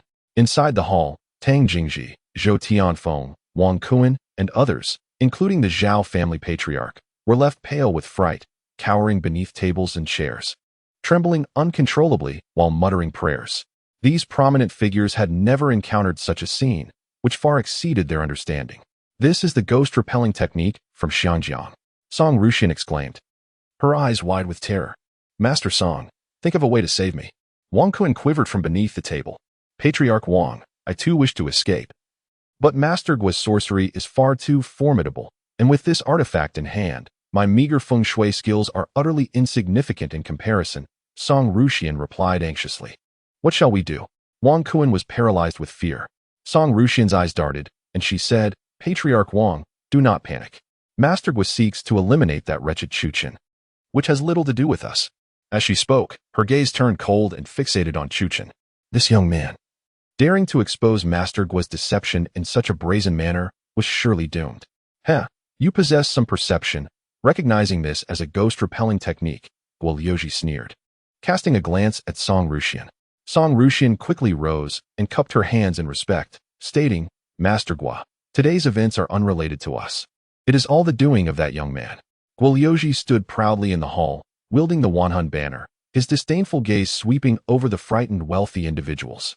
He scoffed, rest assured, I have always been clear in my dealings. Today, I shall only eliminate this boy. With that, Guo Liuji's malicious gaze turned toward Chuchen. However, he found Chuchen sitting calmly, unperturbed. Brother Chuchen, what should we do? Gu Ruoshui asked, her voice trembling with fear. Chuchen replied with a serene smile, do not worry. I am here. Humph. Boy, facing your demise, you still dare to be arrogant. It seems you are only moved by the grave when it is upon you. Very well. Today, you shall experience the might of the Wanhun banner, Guo Liuji remarked coldly. Suddenly, he invoked the incantation, causing the soul banner to tremble violently. With a swift whoosh, it soared into the air and, with a resounding pop, transformed into a massive black banner several meters long, enveloping the entire hall. Instantly, the malevolent spirits, materialized from the swirling black mist, lunged towards Chuchen with a chilling wail. Witnessing this scene, everyone turned pale, certain that Chuchen was doomed. Brother Chuchen, be careful, Gu Ruoshua cried out, her delicate face drained of color. Yet, Chuchen merely smiled nonchalantly, casting a dismissive glance at the descending soul banner. A mere ghost-repelling technique dares to show its ferocity before me? This soul banner is quite impressive. I shall accept it on your behalf. Allow me to demonstrate what true sorcery is. Chapter 33. Will you submit? What? The onlookers in the hall exchanged incredulous glances. Their breaths held as they regarded Chuchen. What did this young man mean by true sorcery? Could he truly perform magic? Surely he was just boasting. Wang Kuan's expression darkened as he anxiously inquired, Master Song, what is your perspective? Can that wretched Chuchen truly contend with Master Gu's ghost control? Song Ruxian let out a chilling laugh, an expression of disdain etched upon his face. Patriarch Wang, that young man is merely putting on a show for attention. Master Gu's ghost controlling technique is renowned in Xiangxi for its sinister prowess, unbreakable. Moreover, the soul banner in his possession is evidently no ordinary artifact. Dealing with Chuchen is child's play. Just wait. In no time, that young man will be ensnared within the soul banner, reduced to mere blood. Upon hearing this, Wang Kuan gasped, a sinister smile spreading across his face. This is perfect. He cackled. He eagerly wished for Chuchen's demise. That young man, daring to mock him, was courting death. Meanwhile, the fierce and arrogant Gu Liuji, upon hearing Chuchen's audacious declaration, was momentarily taken aback, his eyes filled with skepticism. What did this mean? Could he truly wield magic? Impossible. This youth was far too young. Mastering the arcane arts typically required a decade or more of dedication.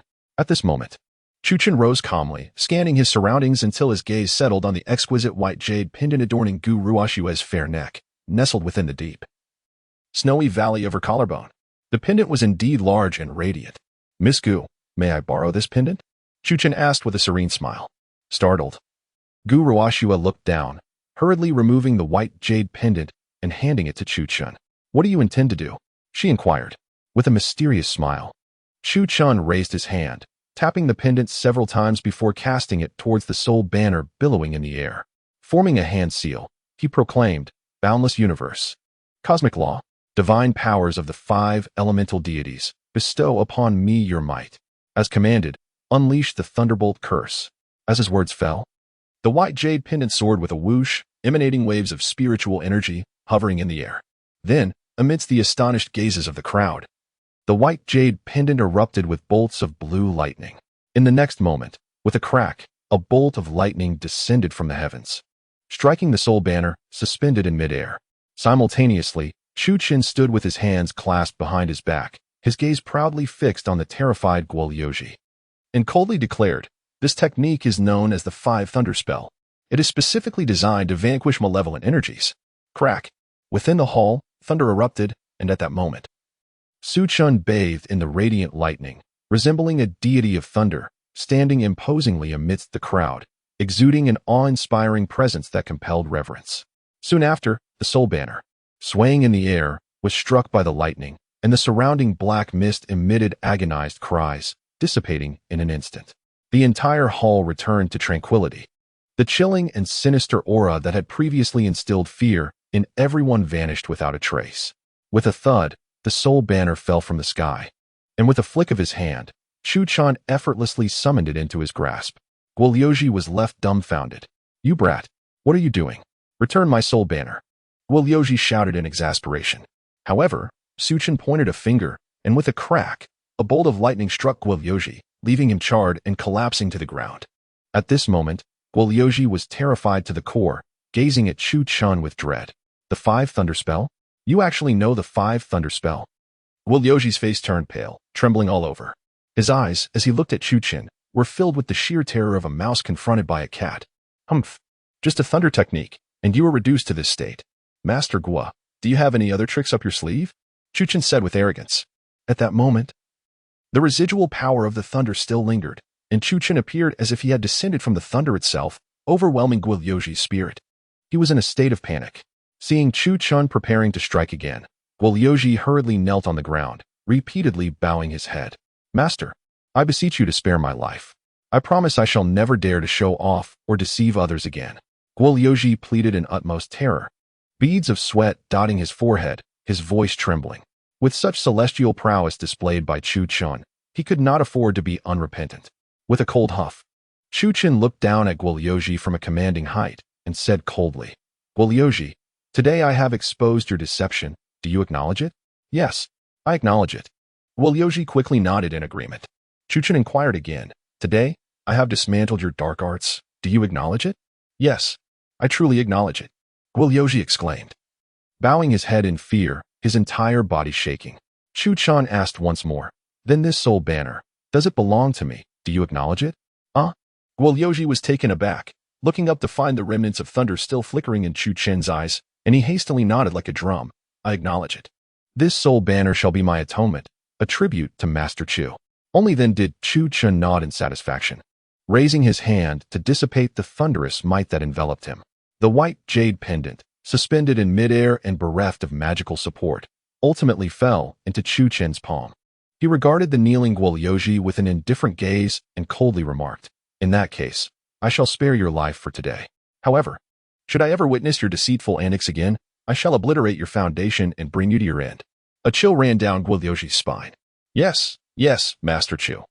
Your lesson is duly noted. I shall remember it well." He hastily bowed and cried. Subsequently, he scrambled to his feet, eager to flee. "Wait." Suddenly, Chu Chen spoke. Guoyoji froze in terror, collapsing back to his knees, pleading, "I beseech you, Master, spare my life. I truly recognize my errors." "Very well. I shall pose but one question. Was this deception solely your doing?" Chu Chen inquired. At that moment, the head of the Zhao family, hiding beneath the table, trembled with dread. It was over. As expected, upon hearing this, Guoyoji hastily pointed at the pale-faced Zhao patriarch, exclaiming, "It was he. He instructed me to orchestrate the scheme, intending to deceive old Master Tang. If successful, we would split the gains 60-40, with me taking the larger share." The Zhao patriarch, upon hearing this, turned ashen, trembling uncontrollably. In a fit of desperation, he leapt up, pointing an accusatory finger at Guoyoji, shouting, "You lie. You are slandering me.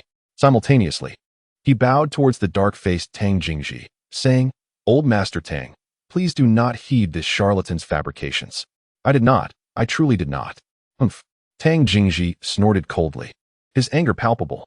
"Zhao Patriarch, do not be hasty. I shall uncover the truth behind this matter. To dare deceive me, Tang Jingji, is a death sentence." With that proclamation, Tang Jingji smashed a tea table with a single strike. The Zhao Patriarch quaked in terror, collapsing to the ground. "Begone!" Chu Chun commanded coldly, and Guo Liuji, as if granted a reprieve, hurriedly fled. At that moment, Chu Qin stood within the hall, an embodiment of superiority. Tang Jingji, Wang Kuan, Song Ruxian, and even Zhou Tianfeng, clad in a qipao, gazed at him with a hint of reverence. With a single spell, he had subdued the previously arrogant Guo Liuji. This young man, Chu Qin, was indeed extraordinary, master of thunder and arbiter of life and death. Song Ruxian, now stripped of her earlier arrogance, cowered like a quail, fearfully observing Chu Qin. "Miss Gu, here is your pendant," Chu Chan said with a faint smile. Guru Xue received the pendant, her eyes brimming with admiration as she gazed at Chu Chun, feeling quite nervous. Just moments ago, Chu Chun had been simply astonishing. "Brother Chu, I had no idea you possessed not only medical skills, but also magical prowess. Truly remarkable," Guru Xue exclaimed. Her eyes filled with adoration. Chu Chun replied with a gentle smile, "It's merely a trivial spell, nothing worth mentioning. Besides, my capabilities extend far beyond this." At his words, Guru Xue's cheeks flushed crimson, instantly recalling the intimate moments they had shared that night. "What are you saying, Brother Chu?" Guru Xue said, her voice tinged with shyness. Chu Qin was momentarily taken aback, utterly perplexed, as he had uttered no words. Yet Guru Xue's thoughts seemed to wander elsewhere. The esteemed figures within the hall wore expressions of mixed emotions. This was the true essence of a master.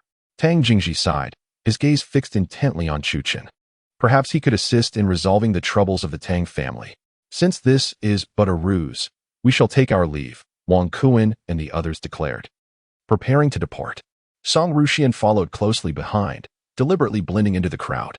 Upon noticing this, Guru Xue coldly remarked, "Master Song, please hold on." "Miss Gu, is there something you need?" Song Ruxian asked awkwardly. With a mischievous smile, Guru Xue replied, "Master Song, if my memory serves me correctly, you just claimed that you would kneel and offer 100 kowtows to Brother Chu Qin. Moreover, you must swallow this blood-veined jade before my very eyes." Chapter 34. Transforming you into a wretch. Song Ruxian stumbled, her face paling as she stammered, "Well, Miss Gu, I was merely joking." "A joke?" Guru Xue's delicate visage turned icy as she coldly retorted, "Master Song, what if I were to say that I shall ensure you never leave Jiangzhong City? Do you think I am jesting?" A chill ran down Song Ruxian's spine, her whole body trembling. Guru Xue's demeanor was far from playful, and the might of the Gu family could easily deal with her. Upon hearing her words, Song Ruxian collapsed to the ground, kneeling and pleading, "Miss Gu, I was wrong. I implore your magnanimity, please spare me. If I consume that, I shall surely perish." Guru Xue let out a cold scoff, "Master Song, should you not be the one begging for mercy from me?" Realizing her predicament, Song Ruxian hastily turned to Chu Qin, who sat regally in a grand chair, and cried, "Brother Chu Qin, no, Master Chu Qin, I beseech you, show mercy and let me go. From this day forth, I, Song Ruxian, shall never set foot in Jiangzhong again. Wherever Master Chu Qin is, I shall retreat 10 miles. Chu Qin smirked coldly, his gaze devoid of warmth. "I apologize, but I have a principle. I do not show mercy to those who are in the wrong. Today, you shall kowtow 100 times, whether you wish to or not. And as for the blood-veined jade, you will consume it, whether you desire to or not." Having endured the torment inflicted by Lu Qinghe and Lu Ruyan for 3 long years, Chu Qin had come to understand a crucial truth. Mercy towards one's enemies is cruelty towards oneself. A true man must be resolute and ruthless. The weight of his words struck terror into Song Ruxian's heart, leaving her ashen-faced as she glanced at the blood-veined jade on the table, swallowing hard. If she were to consume it, death would be her certain fate. "Master Song, do you wish for me to take action myself?" Chu Qin's voice was cold, terrified. Song Ruxian cried out, "I will kowtow. I will kowtow." With that, she began to bow before Chu Qin, her head striking the ground repeatedly. In mere moments, her forehead was bloodied, the crimson flowing freely. After bowing over 30 times, she slumped to the side, her eyes rolling back as she lost consciousness entirely. Upon witnessing this scene, no one uttered a word. After all, Song Ruxian had brought this upon herself. Moreover, who among them would dare to offend Chu Chen? He was the formidable individual who had subdued Guo Liuji. Even Wang Kuan could only grimace, clenching his teeth in silent fury. Chu Chen, I shall remember you. Wang Kuan shouted angrily, gesturing for his bodyguards to carry Song Ruxian out, before hastily turning to leave. Chu Chen smiled coldly, raising his hand to send a surge of spiritual energy directly into Wang Kuan's body. Wang Kuan stumbled, furiously kicking the threshold as he cursed, "Damn it! Even you are against me." He then stormed off, seething with rage. Chu Chen smirked. Within 3 days, Wang Kuan would find himself bedridden. He had no desire to be targeted by such a ruthless individual, so he would employ a slight stratagem to ensure Wang Kuan would never rise again. Subsequently, Chu Chen stood up and departed the courtyard alongside Gu Ruoshui, who now regarded him with starry-eyed admiration, trailing closely behind him. Just as they exited the courtyard, a hurried voice called out from behind, "Master Chu, please hold on." Furrowing his brow, Chu Chen turned to see Tang Jingzhe rushing over, breathless, and clasping his hands in greeting. "Master Chu, may I have a word?" "Old Tang, feel free to speak. Miss Gu is not an outsider," Chu Chen replied indifferently. His words caused Gu Ruoshui's cheeks to flush with warmth, her heart swelling with delight at being considered part of the conversation. Taking a moment to ponder, Tang Jingzhe finally divulged, "It is this, Master Chu, my Tang family is plagued by malevolent spirits, causing us considerable trouble. We would be grateful if you could visit and lend your assistance." "Rest assured, Master Chu, I am well aware of the customs of your profession, irrespective of the outcome. I shall offer a reward of 500,000. I understand that someone of your extraordinary caliber places great importance on karmic balance." Chu Chen's expression remained impassive, and he remained silent. Sensing the urgency of the moment, Tang Jingzhe bit his lip and knelt down, pleading, "Master Chu, I have wronged you in the past. I humbly ask for your forgiveness. Please, I implore you to save me and my family. We would be eternally grateful." Still, Chu Chen did not respond. At that moment, Gu Ruoshui softly interjected, "Brother Chu, Old Tang is quite a decent man. He has engaged in numerous charitable endeavors over the years. Besides, you've just established a company, and the Tang family has a pharmaceutical business that could be of assistance to you." Hearing this, Chu Chen nodded. "Very well. For Ruoshui's sake, I shall extend my help." "Really? Thank you, Master Chu," Tang Jingzhe exclaimed, overjoyed. Thus, the three of them made their way to the Tang family's villa. As for the head of the Zhao family, he was subsequently seized by a group of individuals and unceremoniously thrown into the trunk of a car after Tang Jingzhe's departure. The head of the Zhao family was pleading desperately, "Old Tang, please spare me, I shall never dare to offend again." Soon, the vehicle arrived at the Tang family villa. The entire estate resembled an ancient royal palace, grand and imposing. "Master Chu, please," Tang Jing invited as he exited the car and personally opened the door. Chu Chen and Gu Ruoshui stepped out, and he promptly activated his dragon eye. A flash of golden light revealed that the feng shui layout of the Tang family villa resembled that of an old oyster-spitting pearl. The legacy left by the old dragon encompassed myriad knowledge, including detailed records of feng shui and yin-yang principles. This particular feng shui configuration promised prosperity within 3 years, leading to soaring careers and abundant wealth. However, Chu Chen soon discerned that the feng shui had been altered. A faint layer of malevolent energy enveloped the entire villa.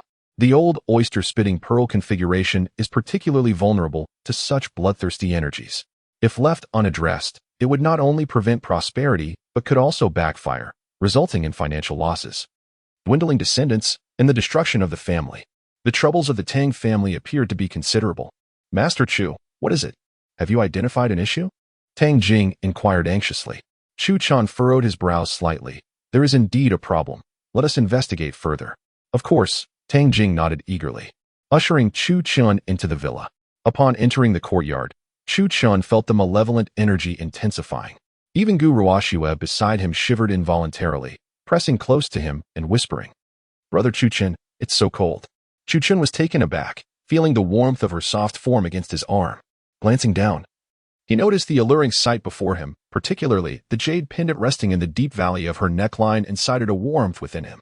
Taking a deep breath, he reined in his impure thoughts. He then circumnavigated the Tang family villa and addressed Tang Jing. "Head Tang, your family's situation is quite severe.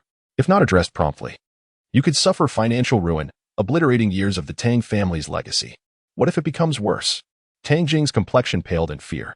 Chu Chen gravely responded, "It could lead to the destruction of your family." Tang Jing gasped, trembling all over. "Nonsense. Who dares to spout such nonsense about the destruction of a family? I'll have my Tang Jiao kick you out." At that moment, a young woman in her early 20s strode in, her long, snow-white legs exuding a chill. She wore a low-cut tank top that revealed ample fair skin, her bosom visibly heaving as she walked. The shorts she donned were exceedingly brief, clinging tightly to her curves, leaving much of her rounded form exposed, a sight that was undeniably captivating. Chu Chen furrowed his brow slightly as he gazed at the woman entering through the doorway. Beside him, Gu Ruoxue, noticing his expression, asked with a hint of jealousy, "Am I not more beautiful?" Taken aback, Chu Chen paused for a moment before responding. "You are the most beautiful." "That's more like it," Gu Ruoxue replied, playfully. Tang Jingji quickly admonished, Jiao, you must not be disrespectful. This is Master Chu. Apologize at once." "Master? What master?" Tang Jiao scoffed, glaring at Chu Chen with disdain. "Grandfather, you must be losing your wits. This boy has barely grown up. He seems to be around my age, and you dare call him a master? To me, he appears to be nothing more than a charlatan, a fraud." As her words fell, a frown creased Chu Chen's brow. With a smile, he remarked, "Miss Tang, how do you know I haven't fully matured?" Gu Ruoxue stifled a laugh, clearly amused. Brother Chu Chen is quite the joker. Can he truly say such things in front of a lady? Nonetheless, she is well aware of his maturity. At this, Tang Jiao's face darkened, her cheeks flushed with indignation as she retorted, "Silence. You insufferable fool. One cannot expect ivory from a dog's mouth." Turning to her grandfather, she declared, "Do not worry, I have invited Master Ku Huai from Linghai Mountain to assist us. With him here, the Tang family will surely overcome this predicament." With an air of arrogance, she shot a disdainful glance at Chu Chen before reaching into her bag and tossing several bills at him, commanding, "Isn't this what you want? Take it and leave. Impudent. Jiao, do not be disrespectful to Master Chu." Tang Jingji was alarmed, quickly reprimanding her. He had witnessed Chu Chen's abilities firsthand. Jiao's actions were tantamount to courting disaster. He hastily apologized to Chu Chen. "Master Chu, I sincerely apologize for my granddaughter's behavior. She has been spoiled by me. Please do not take offense. Furthermore, I was unaware that Jiao had invited Master Ku Huai." Chu Chen chuckled lightly, responding, "It's quite all right, old Tang. Young girls can be temperamental, I understand." "Who has a temper?" Tang Jiao seethed, pointing an accusatory finger at Chu Chen. Disregarding her outburst, Chu Chen continued, "Since the Tang family has summoned a master, I shall not intrude further. Farewell." With that, he turned to leave, accompanied by Gu Ruoxue. Tang Jingji furrowed his brow and quickly interjected, "Master Chu, please stay a moment. It would be beneficial to have another pair of eyes. Should Master Ku Huai overlook anything, we would greatly appreciate your insights." Raising an eyebrow, Chu Chen considered for a moment before agreeing, "Very well. Thank you, Master Chu." Tang Jingji replied with a bow, his smile earnest. Master Ku Huai from Lingtai was renowned throughout Jiangzhou, and compared to Song Ruxian from Jiangbei, he was indeed in a league of his own. Song Ruxian was unworthy even to carry his shoes. Moreover, numerous prominent figures in Jiang, including tycoons of the business world, leaders of the political arena, and generals of the military, have sought the expertise of Master Ku Huai to examine their ancestral and residential tombs. The residential tombs, where the living dwell, are believed to bring success and wealth when properly situated. Conversely, the ancestral tombs, reserved for the deceased, are said to bless future generations with prosperity when well cared for. Upon hearing Tang Jiao mention that Master Ku Huai had been summoned, Tang Jingji felt a surge of delight. After all, he held a greater affinity for the esteemed Master Ku Huai than for the young master, Chu Chen. Although Chu Chen had demonstrated remarkable skills at the Zhao family villa, Tang Jingji perceived him merely as a promising youth. In contrast, Master Ku Huai was a true master, renowned throughout Jiang. However, to avoid offending anyone, Tang Jingji decided to retain Chu Chen, exchanging pleasantries instead. With Master Ku Huai present, there seemed to be little need for Chu Chen's counsel. Nonetheless, being a man of principle, Tang Jingji resolved to honor the agreed-upon sum of 500,000. Tang Jiao crossed her arms and sat down, swinging her long, fair legs back and forth disdainfully, her gaze dismissive as she remarked, "You really have the audacity to stay. With Master Ku Huai here, your input is utterly unnecessary. I may not know how you deceived my grandfather, but I assure you, this is Jiang, the Tang family. Your petty tricks will not work on me. I advise you to leave quickly, lest you embarrass yourself. Seeing Tang Jiao's haughty demeanor, Chu Chen frowned, feeling a surge of displeasure. Just as he was about to retort, Guru Shui beside him gently restrained him, whispering, "Brother Chu Chen, let it go. This is the Tang family. Don't stir up trouble." After contemplating for a moment, Chu Chen exhaled, deciding to sit down as well, a smile playing on his lips as he said, "Is that so? Then what if I claim that the malevolent energies in your courtyard today can only be resolved by me?" Tang Jiao burst into laughter, her mirthful outburst causing her ample bosom to sway. The exaggerated motion of her already short shorts revealed glimpses of lacy black undergarments, undeniably enticing. "What did you say? No one can resolve it but you? Where do you place Master Kuhai?" She scoffed, her face a mask of disdain. Su Chun, calmly sipping his tea, inquired with a smile, "So, Miss Tang, would you dare to wager with me?" "Let us wager." "I fear you not." Tang Jiao, known for her fiery temper, erupted even before Su Chun could provoke her further. "Speak, how do we bet?" she demanded, raising her chin in a proud manner. Chu Chen pinched his chin, casting a glance at Tang Jiao, who, upon noticing, expressed her contempt with a scornful remark, "Lecher. How pathetic." In response to her taunt, Chu Chen chuckled softly. Though he had no initial intent to engage, her words compelled him to embrace the role of the rogue. Simple as it may be. "When the Master of Suffering Sea resolves the troubles of the Tang family, should I be called upon? I have but one condition." With a mischievous smile, Chu Chen raised a finger and stated, "That is, I require Miss Tang to accompany me to the hot springs tonight, and, while we're at it, offer me a massage." Upon hearing these words, Tang Jiao was taken aback, her fury igniting as she stood up, pointing an accusing finger at Chu Chen, exclaiming, "You wretched creature, what did you just say? Do you believe I wouldn't cripple you with a single kick? You dare suggest a hot spring together and a massage from me? You must be a toad dreaming of eating swan meat." Chu Chen shrugged and inquired, "So, Miss Tang, do you dare to wager?" Tang Jiao bit her lip, her gaze turning icy, resembling a wicked little sprite as she replied, "Very well. I shall wager with you. My stakes are quite simple." "Please, do tell," Chu Chen encouraged. With a devilish grin, Tang Jiao declared, "If the Master of Suffering Sea can resolve my family's troubles without your intervention, I want you to kneel at the entrance of the Tang family and crawl out like a dog. You wretched creature, you wish to share a hot spring with me? I shall ensure you remain a man no longer, reducing you to the last of the eunuchs." A chill ran down Chu Chen's spine upon hearing this. This Tang Jiao truly was ruthless. "Very well," he acquiesced. Chapter 36. You shall suffer tonight. Ha ha ha, what a jest. Is there a problem this master cannot resolve? At that moment, an elderly voice resonated from the doorway. An aged man, his hair as white as snow, clad in a gray Taoist robe and holding a whisk, entered with an air of a sage. Tang Jiao quickly rose, her face alight with respect as she approached, exclaiming, "Master of Suffering Sea, you have finally arrived. Please, take a seat." The Master of Suffering Sea acknowledged, naturally settling down. "Grandfather, this is the Master of Suffering Sea," Tang Jiao proudly introduced. She had gone to great lengths and incurred considerable expense to invite this esteemed master. Tang Jingji promptly stepped forward, bowing respectfully, "I am the humble Tang Jingji, honored to meet the Master of Suffering Sea." The master nodded slightly, flicking his whisk and stroking his white beard with an air of superiority. Raising an eyebrow, Chu Chen observed that this Master of Suffering Sea was indeed remarkable, emanating a subtle aura of spiritual resonance. "Young man, did you just claim that the troubles of the Tang family cannot be resolved by this old man, but only by you?" The Master of Suffering Sea suddenly furrowed his brows, casting a cold glance at Chu Chen. Upon witnessing this, Tang Jingji quickly intervened, attempting to smooth over the situation with a smile. "Master of Suffering Sea, you have misunderstood. Allow me to introduce this individual.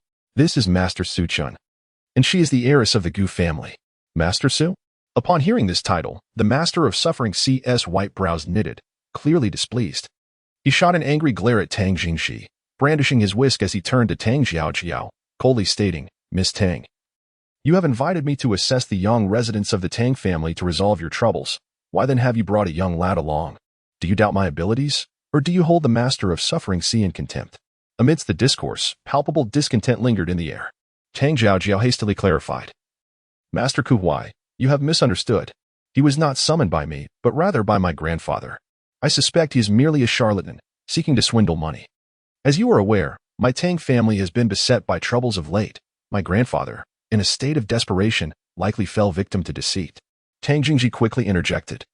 Master Ku Huai, I sincerely apologize. I was unaware that my granddaughter had invited you here. The esteemed Master Ku Huai is indeed a renowned figure in the realm. Offending him would undoubtedly lead to complications.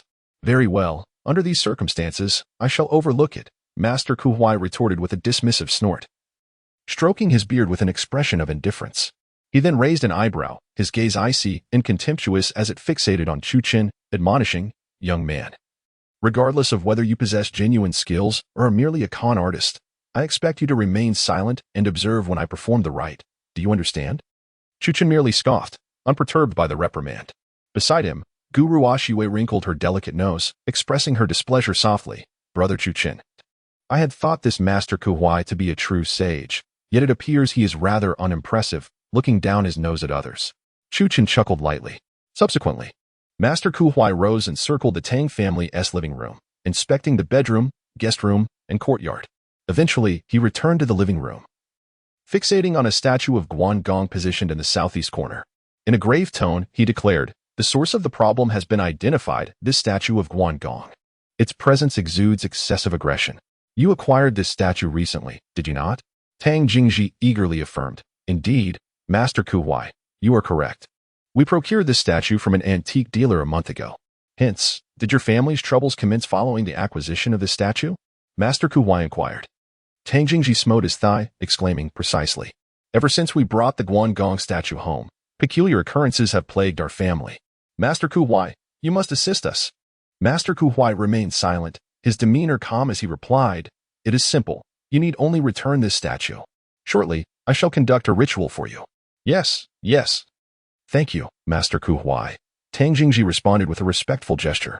Tang Jiaoju cast a glance at Chu Chen, her pride evident as she remarked, did you hear that? The issue has been identified, and there is no need for your intervention. Now, you should promptly remove your trousers and kneel at the entrance of my Tang family, allowing me to render you incapacitated. Chu Chen chuckled softly, retorting, oh, truly? Has the problem genuinely been resolved? Nonsense. Master Ku Huai frowned, his annoyance apparent as he admonished. Young man, I specifically instructed you to refrain from speaking. Chu Chen shook his head, a derisive smile gracing his lips. It seems the so-called Master Ku Huai is merely a pretender of hollow renown. The troubles afflicting the Tang family have nothing to do with this statue. With these words, the atmosphere in the living room grew heavy and oppressive. Master Ku Huai's countenance darkened, and he slammed his hand on the table, bellowing, impudent wretch. Do not speak nonsense to me, master. What do you mean? Have I misjudged you? Chu Chen replied with a cold smile. Master, you misunderstand. I did not imply that you have misjudged. Humph, I doubt you would dare. Master Ku Huai scoffed. However, the next statement provoked his ire. What I mean is, you are blind and utterly unworthy of the title of master. Chu Chen retorted coldly. You. Master Ku Huai was infuriated, slamming his hand on the table and scolding, impudent boy. Do you dare to insult me? And what if I do? Chu Chen remained unfazed, showing no fear. Tang Jiao's chest heaved in indignation as she chided. Silence. You wretched charlatan, what do you know to question Master Ku Huai? You were probably not even born when he was reading fortunes and calming homes. Were it not for my grandfather's reputation, I would have had you thrown out already. Observing Master Ku Huai's displeased expression, Tang Jingji hastily intervened, apologizing, Master Ku Huai. I beg your pardon, young friend Chu did not mean it. He must possess some understanding.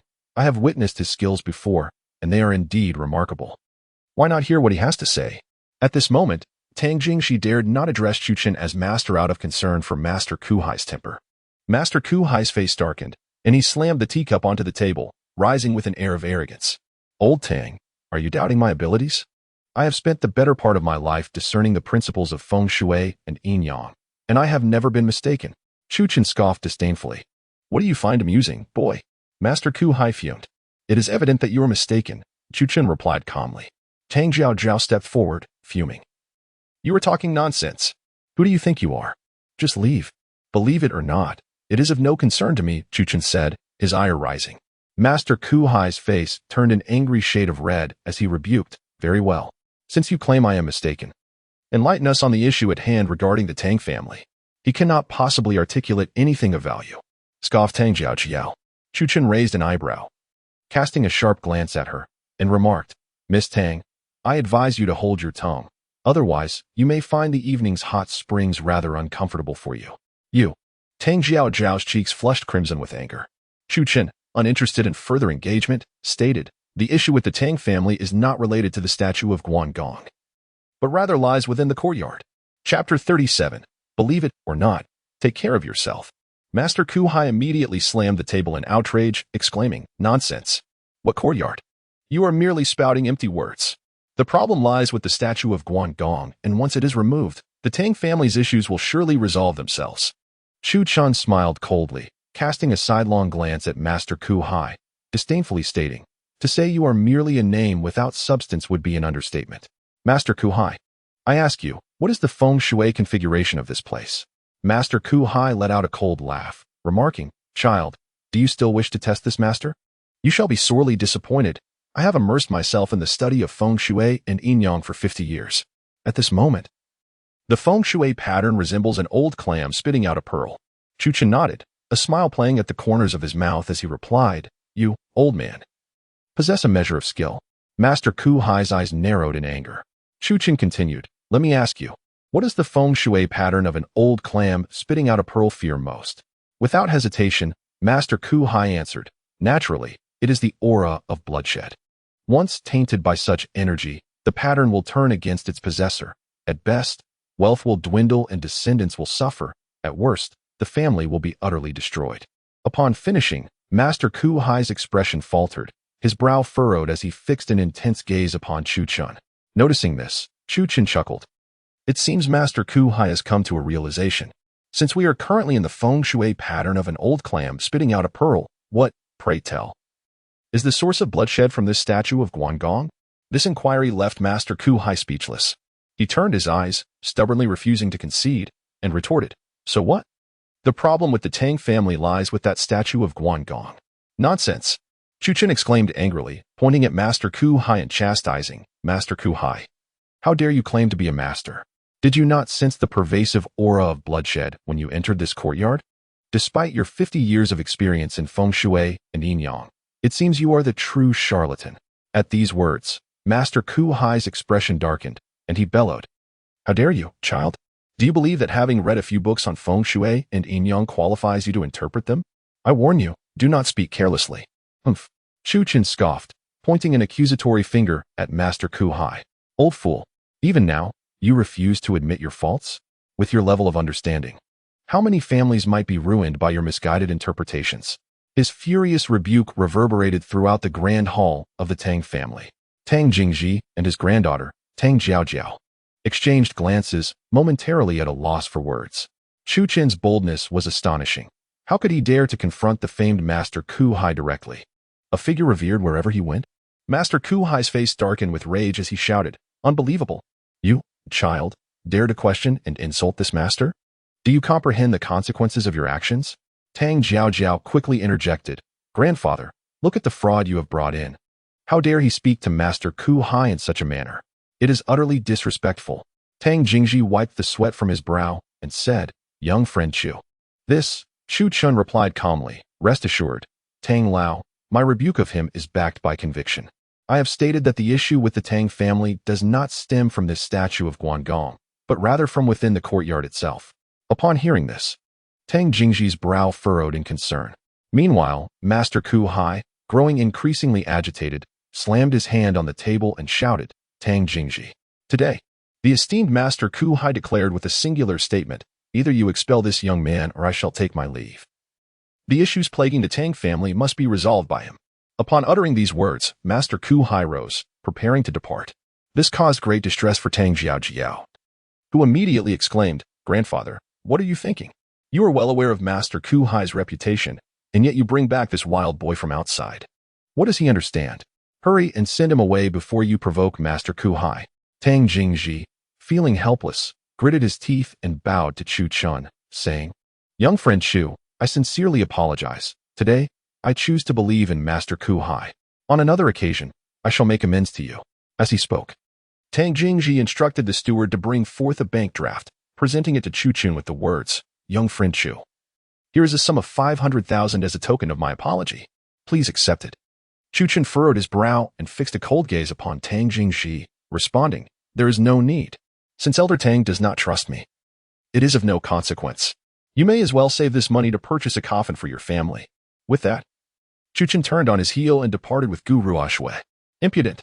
What did you say? Seeking death, are you?" Tang Jiao was infuriated. As Chu Chen stepped out the door, he did not look back but left a final admonition. "Elder Tang, allow me to remind you. The issues of the Tang family do not lie with the statue of Guangong. Displacing it will not only fail to resolve your problems, but will exacerbate them. Once the statue is removed from the Tang household, the malevolent energy will surge forth, leading to chaos. The first to suffer the backlash will be your granddaughter. She will swiftly fall prey to the spirits of this place, descending into madness, and that spirit is a greedy female ghost. If not handled properly, your granddaughter's virtue will be irrevocably tarnished. Tread carefully." With that, Chu Chen strode away from the Tang residence, leaving behind the furious shouts of Tang Jiao. "You scoundrel! What did you say? Do you believe I won't kick you to the ground?" She fumed. Tang Jingshi, his brow furrowed, exhaled deeply and turned to Master Ku Hai with a smile. "Master Ku Hai, please hasten to perform the rite to remove the statue of Guangong." "Not a problem." Master Ku Hai replied with a smile, and thus began his preparations for the ritual. Outside the Tang residence, Chu Chen sat in the car with a stern expression. Gu Ruoshui, equally incensed, vented, "How infuriating! How could that Tang Jingji behave in such a manner? Brother Chu, you offered your assistance and even warned him. Yet he refused to believe you." Shrugging, Chu Chen replied, "It is quite normal. After all, Master Ku Hai is quite renowned, while I am merely a fledgling in his eyes. Let us go. Take me home," Gu Ruoshui said, still seething, as she drove away. Inside the Tang Hall, Master Ku Hai set up the incense altar, lit the incense, summoned the spirits, and began the ritual. After an invigorating ceremony, Master Ku Hai exhaled and said, "All is well, Elder Tang, the statue of Guangong can now be removed." Upon hearing those words, Tang Jingji eagerly signaled his servants to remove the statue of Guangong from the corner of the courtyard. The servants, acting with roughness, carelessly shattered the statue into several pieces. In the living room, Tang Jingji incessantly expressed his gratitude to Master Ku Hai, presenting a bank card with utmost respect, stating, "Master Ku Hai, here is 5 million as your reward. Please accept it." Master Ku Hai, with a smile, accepted the bank card and nodded, saying, "Very well. I shall take my leave now." As he stood up to depart, Tang Jiao, seated nearby, suddenly convulsed, foam escaping her lips, and with a thud, she collapsed onto the ground. This scene horrified Tang Jingji. Jiao, what has happened to you?" He rushed over to inquire. Tang Jiao trembled uncontrollably, her limbs shaking, her eyes turning red. Suddenly, she grinned, revealing a sinister, malevolent smile, and lunged at Tang Jingji, pushing him to the ground while emitting a shriek reminiscent of a vengeful spirit. Hee. Man, old man, come indulge with me." With that, she tore apart Tang Jingji's outer garment and simultaneously stripped down her own tank top, exposing large swathes of her fair skin. This shocking spectacle left Tang Jingji terrified. Jiao, what are you doing?" "I am your grandfather," he exclaimed, immediately signaling the 2 dazed servants nearby. "What are you standing there for? Pull her away."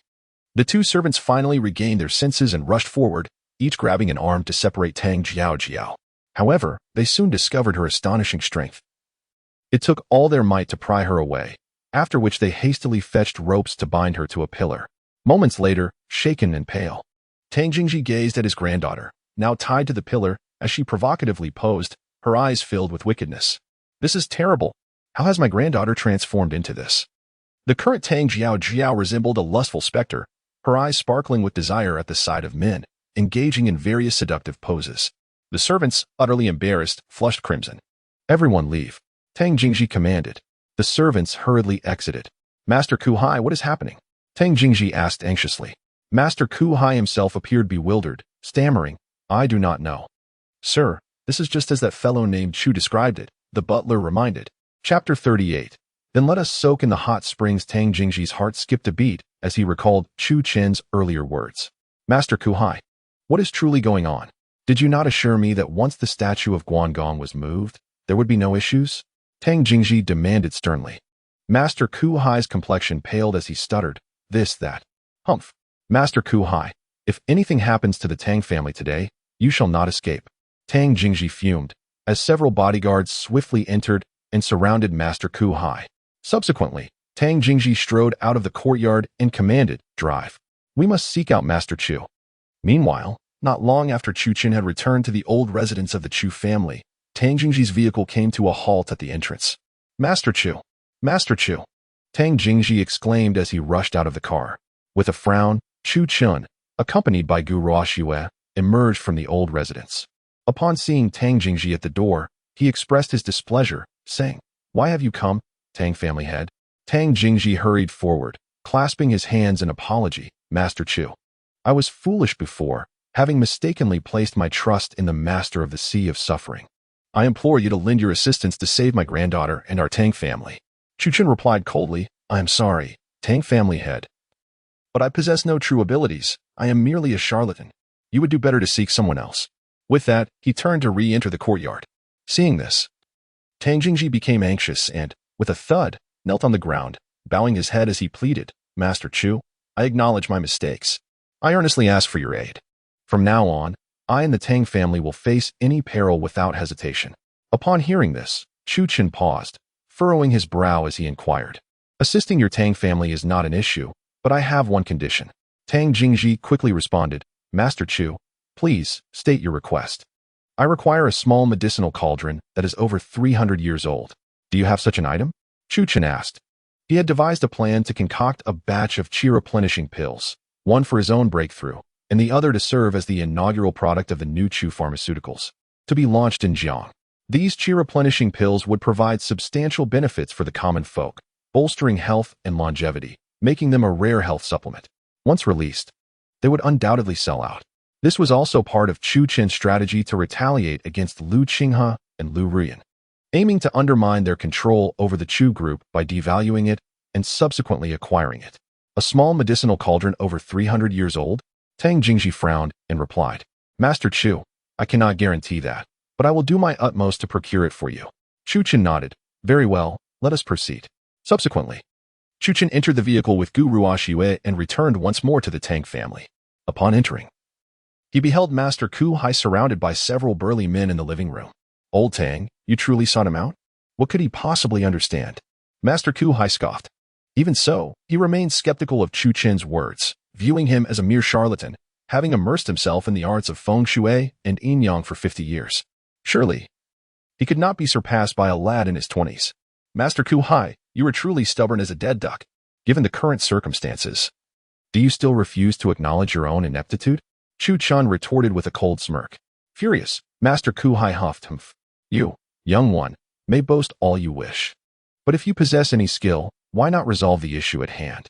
I shall undoubtedly resolve it. But tell me, Master Ku Hai, do you dare to accompany me?" Chu Chen asked with a scornful laugh. "Humph. What is there to fear? Today, I, the master, wish to observe what tricks you, a charlatan of the Jianghu, can conjure." Master Ku Hai expressed his discontent and rose to follow Chu Chun and others to the courtyard he mentioned. Upon entering the courtyard, Master Ku Hai glanced around and scoffed, "Youngster, cease your pretentiousness. What issue could possibly exist in this courtyard?" Chu Chen replied with a faint smile, "Do not rush, old man. Soon enough, you shall be the one to eat your words." "Ha ha. Strike me? You must be dreaming." Master Ku Hai retorted dismissively, "Is that so? Dare you to wager with me?" "Master Ku Hai?" Chu Chen smirked, his eyes gleaming with cunning. At his advanced age, Master Ku Hai could hardly withstand such repeated humiliations and provocations. Blushing with indignation, he exclaimed, "What is there to fear? If you can uncover an issue in this courtyard today, I shall seal my mountain and never again offer my services in feng shui or yin yang divination. Furthermore, I shall kneel and address you as Master Chu. However, should there be no issue, you must kneel and offer me 100 kowtows." "Very well," Chu Chen replied with a chuckle. Beside him, Gu Ruoxue stifled her laughter. Having gleaned some understanding of Chu Chun over the past couple of days, knowing him, she realized he possessed unwavering confidence and was prepared to ensnare Master Ku Hai. Then, Chu Chen pointed to a wall and declared, "Master Tang, the issue with your family does not lie with the statue of Guangong, but rather with this wall. If you believe me, have it demolished. Surely something lies within." "Ha ha. Utter nonsense. What could possibly be wrong with a mere wall? Child, do not speak without knowledge." Master Ku Hai mocked. Master Tang Jingji nodded in agreement. Very well. Before long, a construction crew arrived, under Chu Chen's direction. The workers lifted their sledgehammers and began striking the wall. Master Kohai stood aside, his face a mask of disdain and skepticism, utterly convinced that nothing could be found within the wall. Minutes later, a worker shouted in astonishment, "There is something. Truly, there is something." Instantly, Master Kohai's expression shifted, and he craned his neck to look. All eyes turned towards the wall, where they discovered a blood-red cloth pouch lodged within.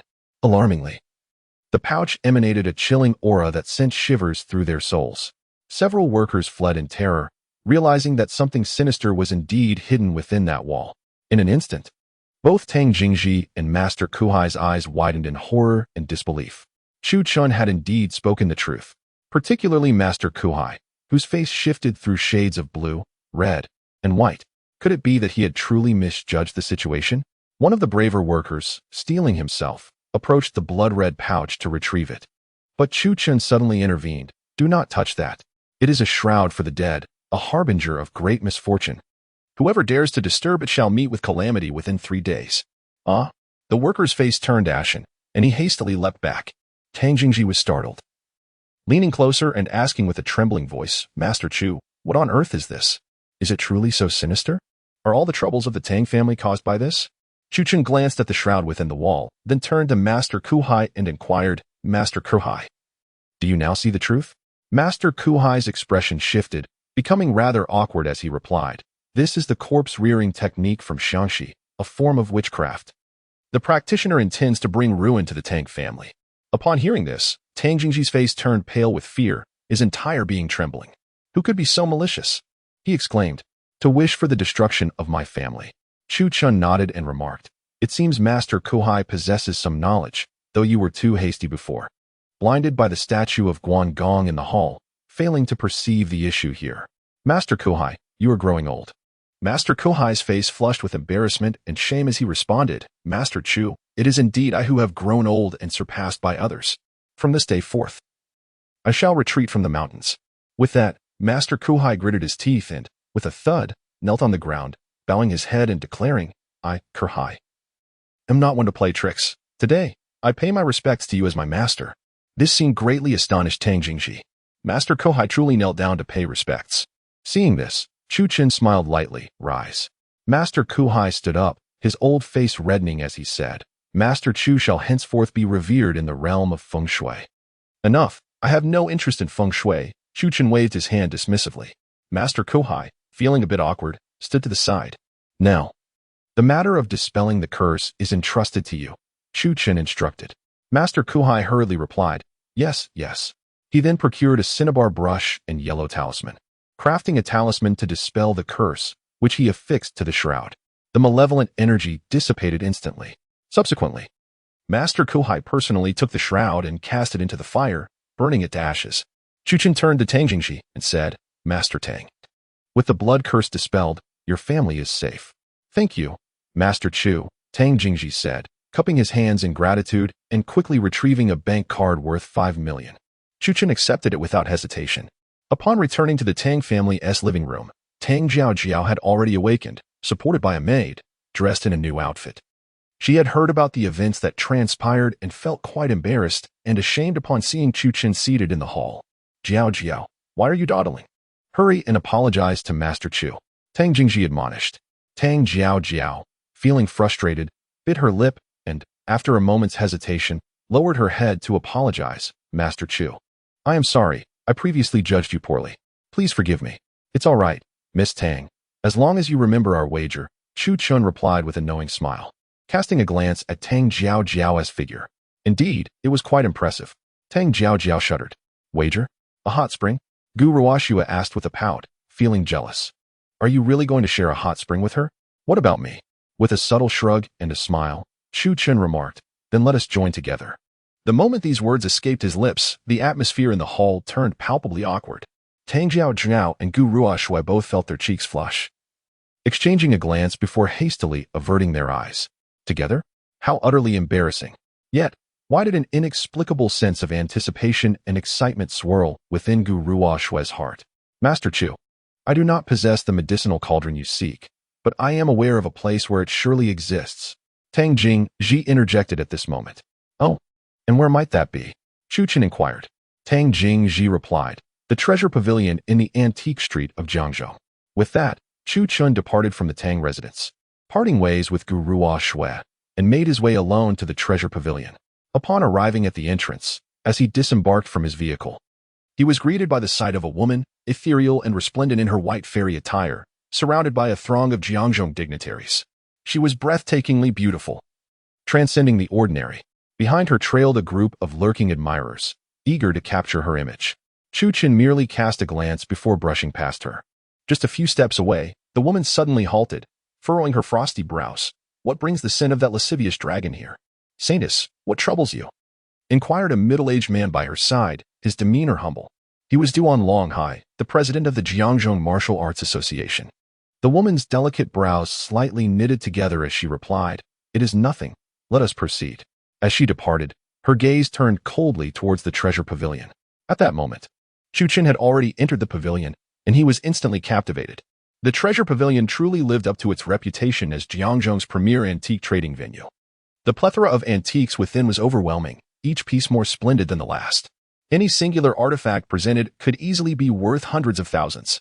Sir, may I assist you with anything? During Chu Chen's moment of astonishment, a server clad in a red professional blazer and form-fitting skirt approached. Her hands gracefully folded beneath her ample bosom, adorned with a warm smile. Her long legs were elegantly encased in delicate black stockings. This exemplified professionalism. Each guest was treated with utmost sincerity and hospitality.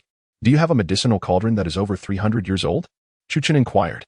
The young server appraised him briefly before responding with a smile. Indeed, please follow me this way. Tin Qian, on her first day of work, had been anxious about not receiving any customers when she spotted Chu Chen entering. She gestured for him to follow, and he promptly complied. Soon, Tin Qian retrieved a double-handled square cauldron from the cabinet. It was neither too large nor too small, roughly the size of a wash basin, adorned with intricate carvings of rare beasts and flowers that spoke of its antiquity. This medicinal cauldron was once used by a royal physician from a previous dynasty. Sir, what do you think? Do you find it to your liking? She inquired with a smile. Chu Chen examined the cauldron closely, confirming its age of over 3 centuries. Very well, I shall take this cauldron, he declared, his decision resolute. Tan Qian was taken aback, her delicate face betraying a look of astonishment. Initially, she had not even considered that the man before her would be interested in purchasing the medicinal cauldron. She merely regarded Chu Chen as a guest to practice her reception skills. Sir, are you certain? The price of this cauldron is quite substantial, Tin Qian inquired, softly reminding him and holding up 3 fingers to indicate. It's at least over 3 million. With a smile, Chu Chen glanced at the well-endowed female attendant and replied, I am certain. Please wrap it up. Tin Qian was elated, responding, Really? Wonderful.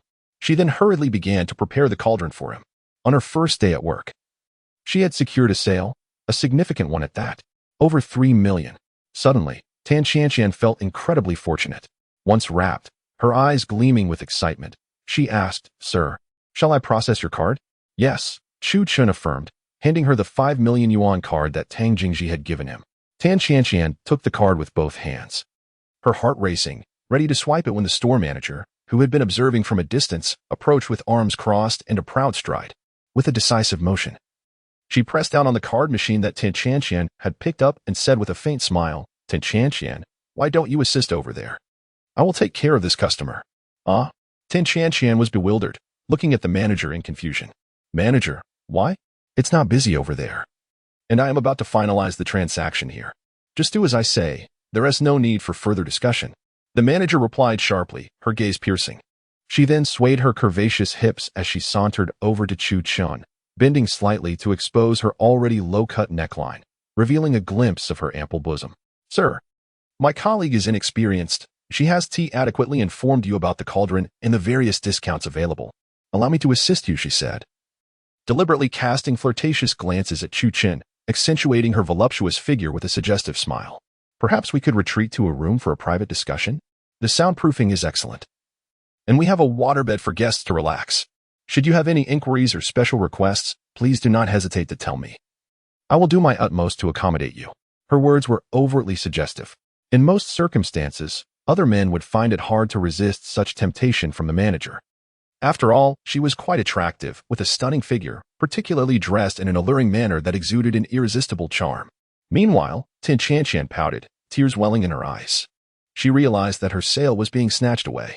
However, there was little she could do. After all, the manager held a higher position. A 1% commission on this sale would amount to over 30,000.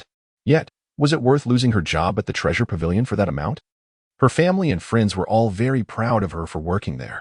In the Treasure Pavilion, where a monthly salary ranges from 7 to 8,000, accumulating to an annual income of 80 to 90,000, Tan Qianqian found herself compelled to suppress her tears and step aside. At that moment, however, Chu Qin chose to disregard the store manager, calling out to Tan Qianqian, "Do not leave just yet. Come here." Startled, Tan Qianqian turned her head in surprise to look at Chu Chun, while the store manager also paused, filled with suspicion. With a half-smile, Chu Qin addressed the manager, saying, "I apologize, but I have a peculiar habit of being loyal. Since I entered, she has been my sole attendant. I am simply unaccustomed to being served by others, especially when there seems to be an unpleasant odor in the air." Upon hearing this, the manager's face flushed with anger, and he stamped his foot, demanding, "What do you mean by that?" Chu Qin shrugged nonchalantly and said to Tan Qianqian, "Please, use your card." Taken aback, Tan Qianqian glanced at Chu Qin, then at the manager. Soon, bystanders began to murmur and point fingers. Faced with pressure, the manager could only stamp his foot in frustration and huff away, casting a fierce glare at Tan Qianqian as he quietly warned, "Vixen, just you wait and see."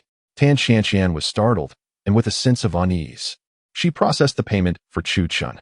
He noticed the manager, arms crossed and standing with several other employees, casting hostile glances at Tan Qianqian, and advised her, "Young lady, consider finding a new job. Remaining here will only lead to further ostracism." Taken aback, Tan Qianqian looked up at Chu Qin, then lowered her head in silence. She understood his implication. Since the day of her interview, she had sensed the animosity from the other staff, but she remained oblivious as to what had provoked their disdain. On the other hand, as Chu Chun prepared to leave with his packaged herbal pill, he turned around and spotted a familiar figure entering through the door. She exuded charm and grace, a mature woman, indeed. Dressed in a red qipao with high slits and black lace stockings reaching her thighs, she was none other than Zhou Tianfeng, the formidable leader of the underground forces in Jiangzhou. A quintessential powerhouse, her presence was undeniably commanding. Zhou Tianfeng, noticing the gazes directed at her, furrowed her beautifully shaped brows. Upon glancing over, she recognized Chu Qin and was slightly taken aback. "Master Chu?" she exclaimed, a hint of surprise lacing her tone, but she quickly composed herself, offering a polite nod of acknowledgement. Chu Chun returned the gesture with a nod of his own. This woman was indeed a mature enchantress, with just a smile. She stirred feelings within Chu Qin that were hard to ignore. In comparison to Lu Qinghe, her charm was equally compelling, if not more so. Sighing, Chu Qin prepared to depart, only to witness Zhou Tianfeng picking up an antique bronze mirror from the shelf and examining it briefly. Suddenly, Chu Qin's expression changed, a golden light flickering in his eyes as he activated his dragon gaze, instantly perceiving a layer of sinister black energy emanating from the ancient bronze mirror. "This is a funerary object, tainted with the essence of the deceased. I must have it," Zhou Tianfeng asserted, handing over her bank card. At that moment, a voice interjected, "I advise against purchasing this bronze mirror. It is a funerary item, sullied by the energy of the dead.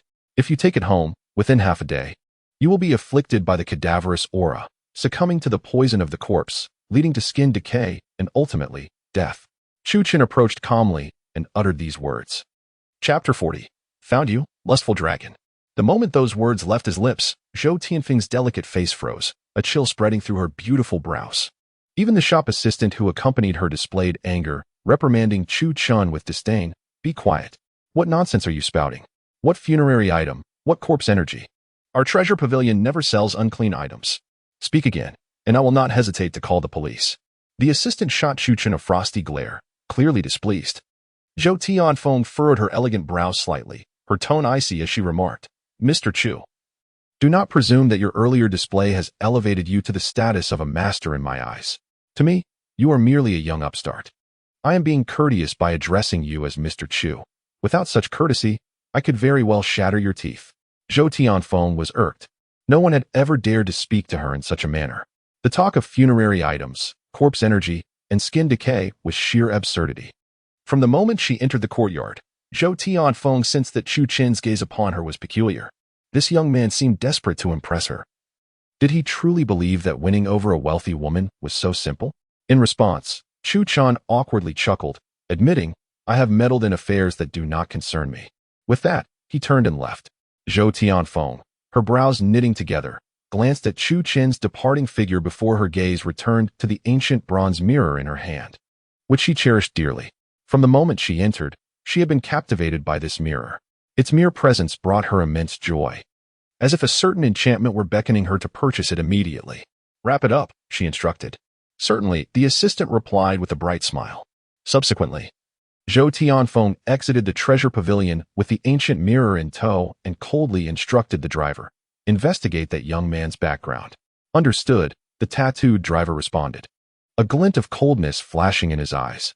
Anyone who dared to disrespect the boss lady had already secured a place on his death list. Along the river, by the seaside, the beach was filled with men and women of all ages enjoying themselves. A glance around revealed a sea of sun-kissed legs and bikini-clad beauties, each more exquisite than the last. Lu Ruyan, donned in a white bikini, showcased her flawless and alluring physique as she reclined on a beach chair, adorned with sunglasses and a sun hat, diligently applying sunscreen. The fair skin, the voluptuous bosom, and the elegantly long legs gleamed under the sun, truly alabaster. Beside her were several affluent young men and women. The males exuded charm, and the females were exquisite. Suddenly, Lu Ruyan received a call from her secretary. Her tone frosty. "What is it?" "President Lu, I have just received news that Chu Chen has established a company," the secretary replied. Upon hearing this, Lu Ruyan's brows furrowed slightly, followed by a derisive laugh. "He can start a company? How amusing. What is it about?" "Pharmaceuticals, named New Chu Pharmaceuticals," the secretary responded. Instantly, Lu Ruyan's expression shifted. She removed her sunglasses, her countenance darkening. "Pharmaceuticals? New Chu Pharmaceuticals? So, this good-for-nothing Chu Chen thinks he can revive the glory of the Chu family's pharmaceutical enterprise? Does he possess the capability and capital for that?" Lu Ruyan scoffed, completely dismissive of Chu Chen.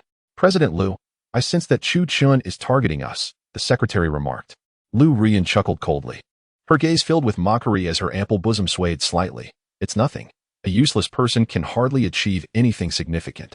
Does he think that running a pharmaceutical company in Jiangzhou is that simple? Competing with us? Dream on. Even if given 5 or 10 years, he could never surpass me." Lu Ruyan. "Understood, President Lu," the secretary acknowledged. After ending the call, Lu Ruyan wore a disdainful smirk. "Humph.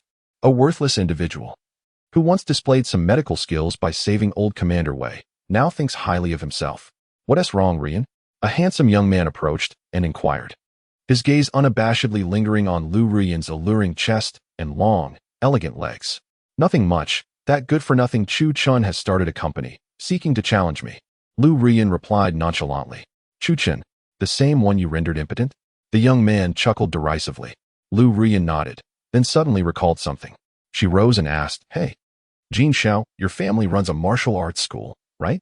"Indeed," Jin Aotian grinned, throwing a couple of punches as if to demonstrate his prowess. "My family has practiced martial arts for generations and operates 3 schools in Jiangzhou. I have trained in various disciplines, including Taekwondo and Sanda. Generally, 10 men cannot approach me." Upon hearing this, Lu Ruyan's lips curled into a cold smile. "Jin Xiao, help me teach that Chu Chen a lesson. Ideally, render him incapacitated." "Not a problem. But once it's done, you must treat me to a meal," Jin Aotian replied with a sly grin. Lu Ruyan, unfazed, responded, "All right, no problem." She was confident in her beauty and figure. Why not leverage them to have men do her bidding? It was merely one of her tactics. "What is the address?" "Shortly, I shall bring a few individuals over, ensuring that I will sever his 2 legs and 2 hands," declared Jin Aotian with a prideful malevolence. Meanwhile, on Chu Chen's side, he ventured into several apothecary shops with the small medicinal cauldron, utilizing the balance from the card given by Tang Jingji to purchase a batch of herbs, before returning to the ancestral residence of the Chu family. Upon his return, Chu Chen commenced preparations for concocting the qi-replenishing pill, intended both for his personal breakthrough and as the inaugural health product for his company to be sold in Jiangzhou. Once everything was in order, he poured all the herbs into the small cauldron and, sitting cross-legged, invoked the spiritual energy within his dantian, gathering it in his palms to ignite the alchemical fire and initiate the refining process. Initially, his control over the spiritual energy was unrefined, leading to several explosive failures. However, as Chu Chen continuously reflected on his experiences and endeavored, he gradually honed his mastery over the energy, eventually observing the stable flames within the cauldron. A satisfied smile graced his lips. As time passed, a fragrant aroma began to waft from the cauldron, accompanied by flickering glimmers of light.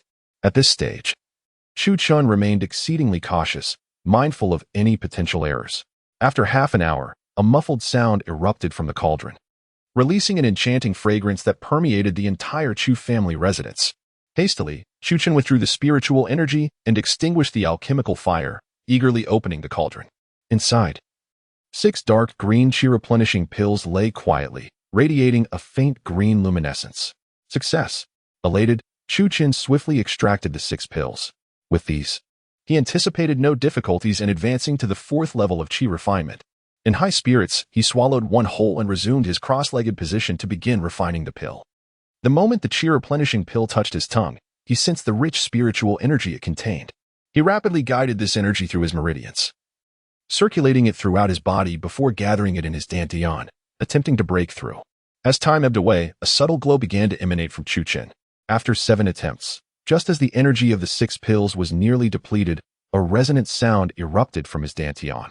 Subsequently, Chu Chen opened his mouth wide, as if a whale, and voraciously inhaled the surrounding spiritual energy, consolidating it within his dantian. This continued for a full quarter of an hour before he exhaled a deep breath, suddenly opening his eyes, now shimmering with golden light. In that instant, his gaze transformed, resembling that of a dragon, exuding an intimidating and fearsome presence. Every cat and dog within a mile radius of the Chu family residence instantly bristled with alarm, barking incessantly, trembling in anxiety, seeking refuge in corners, fearful to emerge. In Jiangzhou, at the Martial Arts Association, within the hall, an ethereal beauty, akin to a celestial being, received the veneration of the gathered crowd with grace. Suddenly, her gaze sharpened, and with a swift motion, she rose, coldly exclaiming, "The aura of the lustful dragon." In the next moment, she flickered and soared into the air, landing atop the Martial Arts Association building, surveying the entirety of Jiangzhou City, unleashing the formidable pressure of her advanced transformation realm, honing in on the lustful dragon's essence. Found it. Yaoji smirked icily and leaped in a specific direction. At the Chu family ancestral home, Chu Chen exhaled with satisfaction. He had broken through 5th layer of chi refinement. However, before he could revel in his achievement, he suddenly sensed an overwhelming aura of murderous intent approaching him. What was happening? Chu Chen was momentarily stunned. Chapter 41. The Agonizing Zhou Tianfeng. The murderous aura drew closer. Alarmed, Chu Chen realized with dread that it was aimed directly at him. Was it arranged by Lu Qinghe? With no time to ponder further, he swiftly employed a concealed technique passed down from the old dragon, shrouding the entire Chu family residence in secrecy. Meanwhile, the approaching Yaoji, with a graceful frown, perched atop a rooftop, resembling a solitary and ethereal fairy. The aura had vanished? Yaoji's exquisite visage was cloaked in frost. Damn the lustful dragon! You may evade for a moment, but not for eternity. This saintess will eventually discover you, strip you of your dragon scales, extract your dragon tendons, and suppress you for a millennium. Subsequently, Yaoji, unwilling to yield, unleashed her divine sense to search repeatedly, yet found no trace of the lustful dragon. It must be the dragon clan's concealment secret. Back then, that lustful dragon had infiltrated the Yaoqi sacred sect, sneaking into her bathing pool to spy on her. Infuriating, Yaoji clenched her delicate fist, snorted coldly, and gracefully departed. At the Chu family ancestral home, after sensing the terrifying murderous intent dissipate, Chu Chen finally lifted the concealment spell. Breathing a sigh of relief, drenched in sweat. That was close. The concealment technique from the old dragon's legacy was exceedingly draining on spiritual energy. Had he waited another minute, he would have faltered. He then settled cross-legged, beginning to absorb the spiritual energy of heaven and earth to replenish the energy consumed in his dantian. Meanwhile, at Fomin, in Zhou Tianfeng's bedroom, she had just emerged from a bath, adorned in a crimson silk robe, the sash at her waist left untied. Holding a towel, she faced the newly acquired bronze mirror on her bedside, drying her damp hair. Her figure was striking. Even at over 30, she retained her enchanting charm. Her voluptuous form, seated on a soft chair, created an astonishingly alluring silhouette. Her fair neck gracefully led down to an enticingly deep cleavage, complemented by a flat abdomen. Hiss. Any man witnessing such a scene would undoubtedly feel their blood surge with excitement. So seductive, so tantalizing. At that moment, Zhou Tianfeng gazed at her reflection in the bronze mirror, becoming increasingly enamored with her own beauty. A mere glance revealed to her a startling sight, a patch of dark purplish hue marred the pristine whiteness of her bosom. What could this be?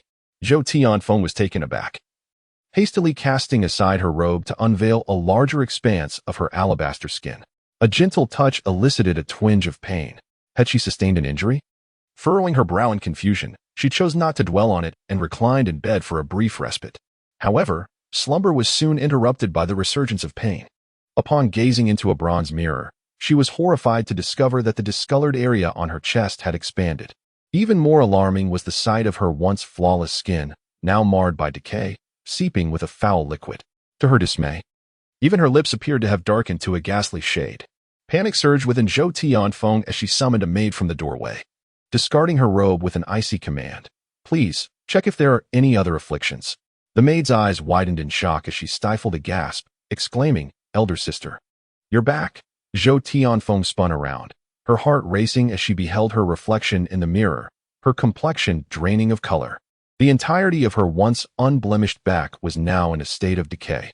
Fear gripped Zhou Tianfeng as she recalled a foreboding remark made by Chu Chun within the treasure pavilion. This was it. He had spoken the truth. There was indeed something amiss with this bronze mirror. "Xiaohu," she called out, hastily donning her robe and rushing toward the door. The former driver swiftly entered, inquiring, "Elder sister, what is it? Have you located Chu Chen's address?"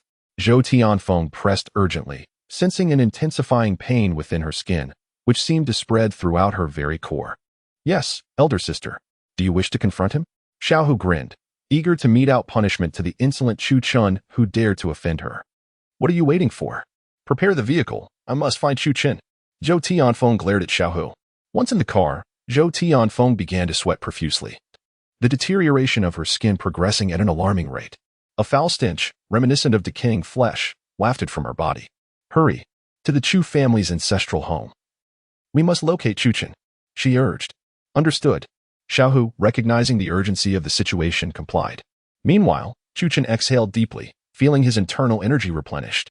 Rising, he stepped into the courtyard and casually plucked a leaf from a tree, flicking it with a deft motion. With a sharp whoosh, the leaf shot forth, embedding itself 3 inches into the wall. Any martial artist witnessing this display would undoubtedly be astounded, satisfied, and exhilarated. Chu Chen marveled at the prowess of his 5th level of qi refinement. Even a mere leaf was comparable to a bullet. Suddenly, he furrowed his brow, directing his gaze toward the entrance. His spiritual perception detected the abrupt halt of a vehicle. Moments later, Xiaohu emerged, assisting Zhou Tianfeng as she alighted from the car. "Young man with the surname Chu, come out and let our elder sister have a look," Xiaohu shouted arrogantly from within the old mansion. Chu Chen stepped out with his hands in his pockets, feigning surprise. "Feng, the leader of the Phoenix sect, what brings you here? Is there something you need?" Xiaohu retorted angrily, "You blind fool. Can't you see our elder sister is ill? If you have the ability to heal, then do it at once. Delay, and I swear I'll end you." Chu Chen's gaze darkened as he cast a cold glance at Xiaohu, expressing his discontent. "Is your master's dog so lacking in manners? What did you say?" Xiaohu seethed with rage, incensed that Chu Chun dared to insult him. "Am I mistaken?" Chu Chen replied coldly. "You're courting death," Xiaohu bellowed, rushing forward to strike Chu Chen. "Stop," Zhou Tianfeng interjected, staggering slightly, glaring at Xiaohu. The latter quickly retreated, supporting Zhou Tianfeng while glaring fiercely at Chu Chen. "Chu Chen, I am here seeking your help to heal," Zhou Tianfeng said coldly. Chu Chun chuckled softly. "Is your skin starting to rot? Accompanied by internal agony, I presume?" Zhou Tianfeng's eyes widened in shock. Chu Chun had struck the mark. "If you can heal me, do it swiftly. I won't shortchange you on payment," Zhou Tianfeng replied, maintaining her authoritative demeanor as the leader in the Jiangzhou realm. Chu Chen glanced at her indifferently, saying, "I'm afraid I already warned you about that ancient bronze mirror. Its contamination with corpse poison leads to skin decay. And you chose not to believe me.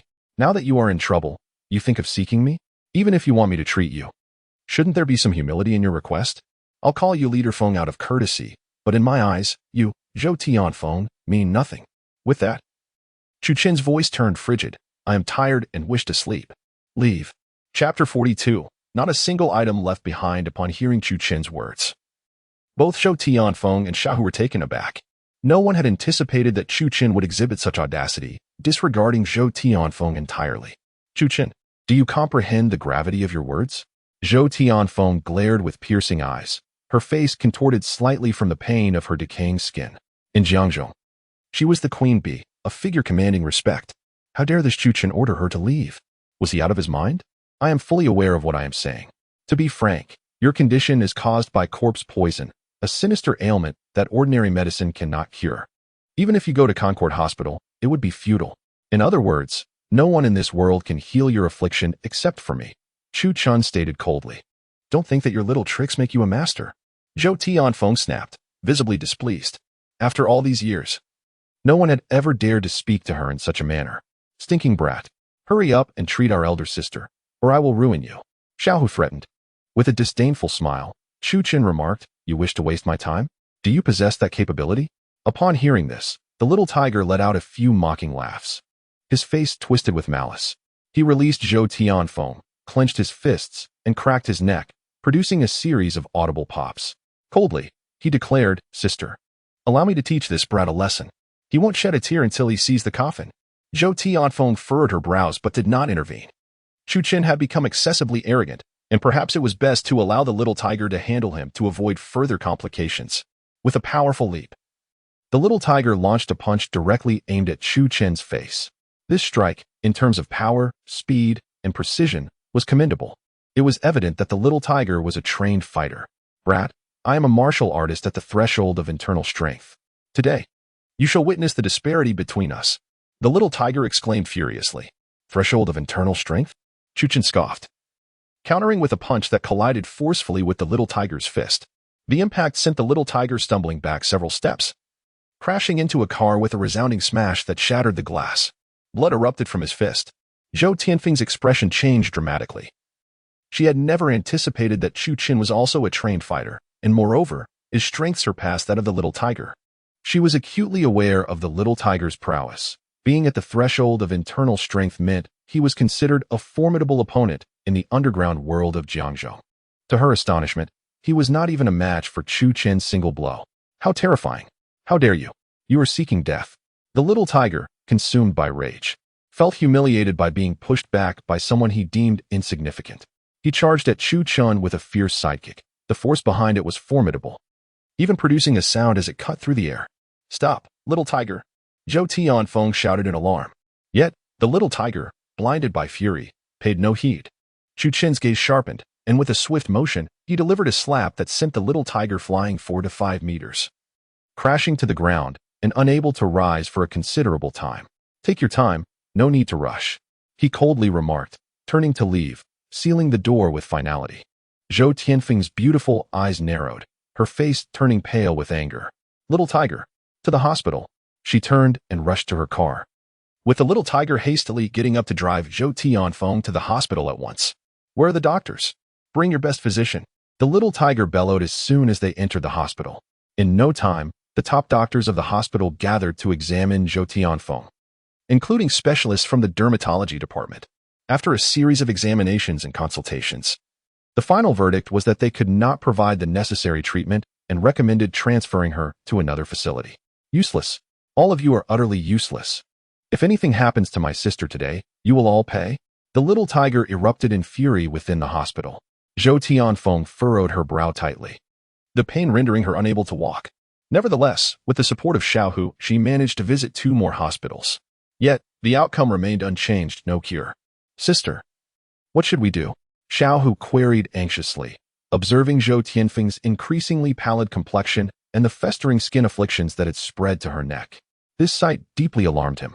Previously, Chu Qin had remarked that if the skin decay reached her face, her demise would be inevitable. Should we implore that fellow? Xiaohu tentatively suggested, aware that Zhou Tianfeng's temperament was that of an unwavering, formidable woman who would never submit. After all, it was her tenacity that had established her as the matriarch of the underground realm in Jiangzhou. Could it truly be that only Chu Qin held the key to her salvation? Zhou Tianfeng furrowed her elegant brows, casting a glance at her decaying neck in the mirror. Ultimately, she gritted her teeth and chose to relent, saying, let us go to Chuchen. Xiahou nodded, pressing the accelerator as he drove Zhou Tianfeng to the entrance of the Chu family estate. However, the pride and disdain that had once characterized them had vanished. Mr. Chu, we beseech you to save our sister, Xiahou exclaimed, his tone now respectful, lowering his stance. If you want help, then leave, came the cold voice from within the estate. Hearing this, Xiahou furrowed his brow, clenched his teeth, and with a resounding thud, knelt at the threshold, crying out, Mr. Chu, please, we implore you to save our sister. Whatever you ask of me, Zhong Ahu will comply. Even if it means I must dash my head against the ground this very moment, I would agree to your demands. As he spoke, he repeatedly bowed his head, drawing blood from his forehead. Zhou Tianfeng pondered for a moment, then stepped forward, lowering her posture as well, and said, Mr. Chu, I apologize for any past offenses. I ask for your magnanimity. If you would lend us your assistance, I, Zhou Tianfeng, along with the Jiangzhongfeng men, shall regard you with the utmost respect henceforth. No sooner had her words left her lips than Chuchen emerged from the doorway, hands clasped behind his back. He surveyed the kneeling Xiahou and the pain-ridden Zhou Tianfeng, and replied indifferently, Leader Feng, you have made quite the proposition. Come inside. Indeed. For the Feng men to pledge allegiance to him was an enticing offer.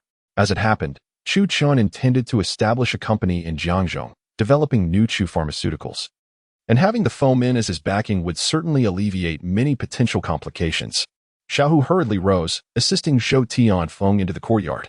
Mr. Chu, how will you treat her? Xiahou inquired anxiously. Chu Chen glanced at him, then picked up a pen and paper, swiftly jotting down several medicinal ingredients, instructing, Go to the nearby herbal pharmacy and procure these. What is this for? Xiahou asked, bewildered by the prescription. Chu Chen replied coolly, Do not question what you should not. Just fetch the herbs. Your elder sister has only 10 minutes left. It is up to you to act wisely. Upon hearing this, Xiahou panicked and dashed out of the courtyard, racing to gather all the required ingredients as swiftly as possible. Mr. Chu, I have obtained everything. Xiahou wiped the sweat from his brow and spoke urgently. At that moment, Zhou Tianfeng, seated on the sofa, was clearly in dire straits. The festering of her skin had reached her chin. Mr. Chu, please hurry, Xiahou pressed anxiously. Chu Chen glanced over and commanded, Carry her into the adjacent room. Then, leave and stand guard outside. Remember, no matter what sounds you hear, do not enter and interrupt the process of expelling the corpse poison from your elder sister. If the procedure is disrupted midway, not even the gods could save her. Xiahou hesitated, casting a glance at Zhou Tianfeng before gritting his teeth. Understood. We will follow your instructions, Mr. Chu. Without delay, Xiahou lifted the weakened and pain-ridden Zhou Tianfeng and carried her into the neighboring room. Meanwhile, Chu Chen finished brewing the medicinal concoction, stirring it into a thick, inky paste before entering with a cold demeanor. Leave, he ordered. Mr. Chu, how exactly will you expel the corpse poison from our elder sister? Xiahou asked. Unable to suppress his concern, Chu Chun tilted the bowl in his hand slightly and replied with a faint smile. By applying this to her body and combining it with my silver needle technique. That will suffice. What? Applying it to her body? Then, does that mean she must undress? Xiahou stiffened, his gaze flickering toward Zhou Tianfeng. The latter clenched her jaw and declared, Xiahou, step outside. But, elder sister, he intends to spread the ointment on you. You swore an oath never to let a man see your body, otherwise you would. Xiahou protested in agitation. Chu Chen's expression darkened with impatience. Will you proceed with the treatment or not? If not, leave at once. Zhou Tianfeng frowned sharply at Xiahou. Enough. Go. Reluctantly, Xiahou shot one last look at Chu Chen before turning away.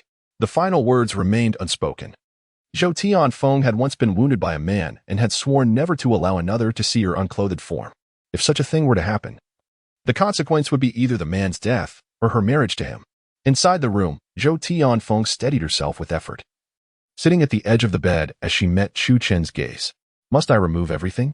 Yes, every last piece, Chu Chen answered, turning with the bowl of dark medicinal paste in hand.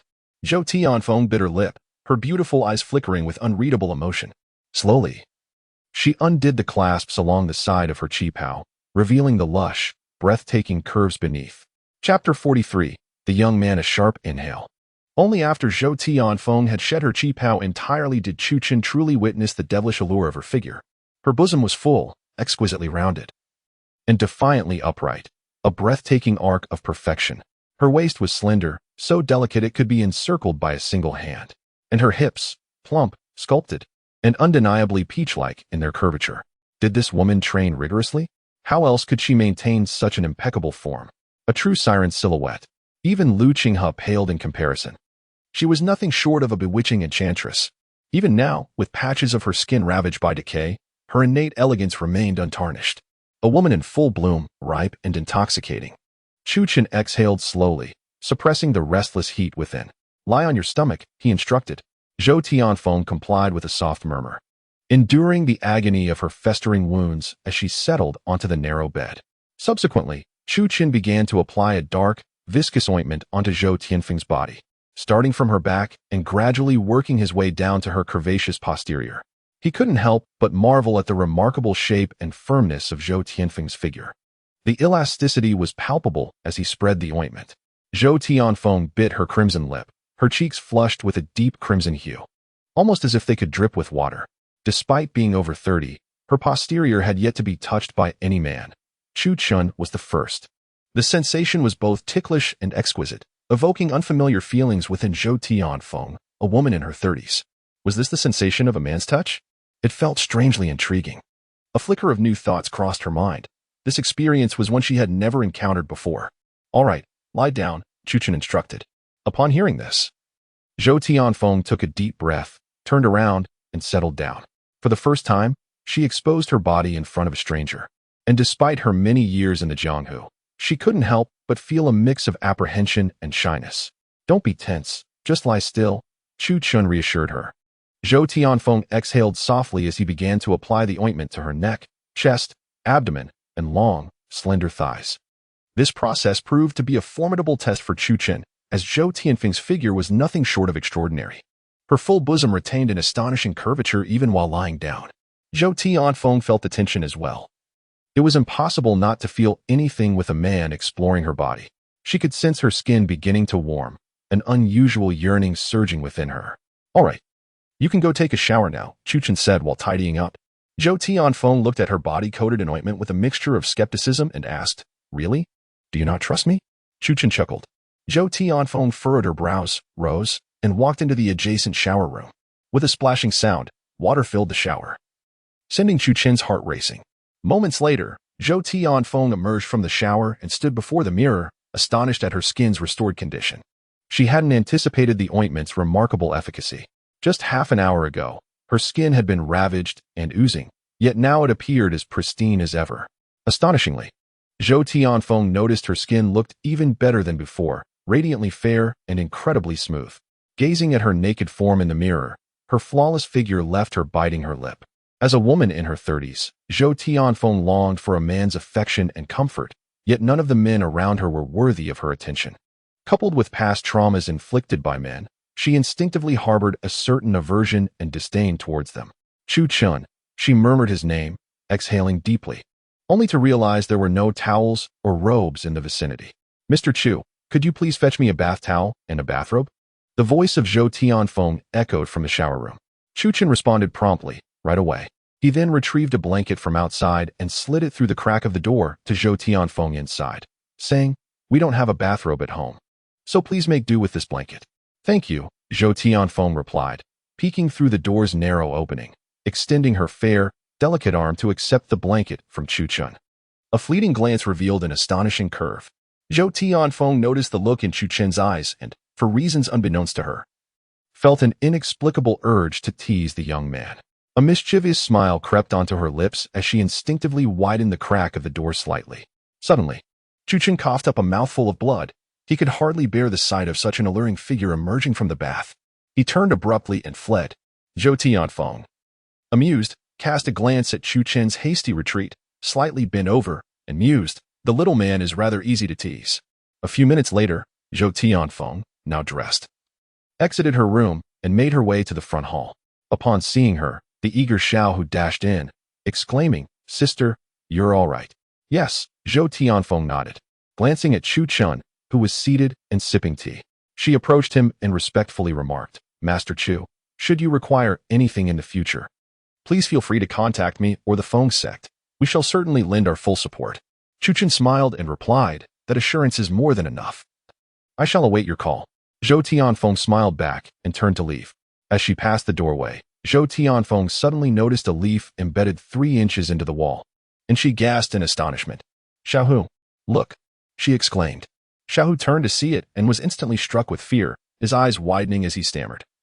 What is this? Without hesitation, Zhou Tianfeng and Xiaohu hastily departed from the Chu family residence and got into their car. Inside, Xiaohu remained visibly shaken, turning to Zhou Tianfeng and asking, Sister, did you also see that? Could it be that Chu Chun is a martial arts master? Zhou Tianfeng furrowed her brow, pondering for a moment before exhaling. This person must not be offended. We must befriend him. If he truly is a martial arts master, it would present a tremendous opportunity for our Feng sect. A martial arts master. How old could Chu Chun be? Perhaps 23 or 24. The thought of his formidable prowess sent a chill down Xiaohu's spine.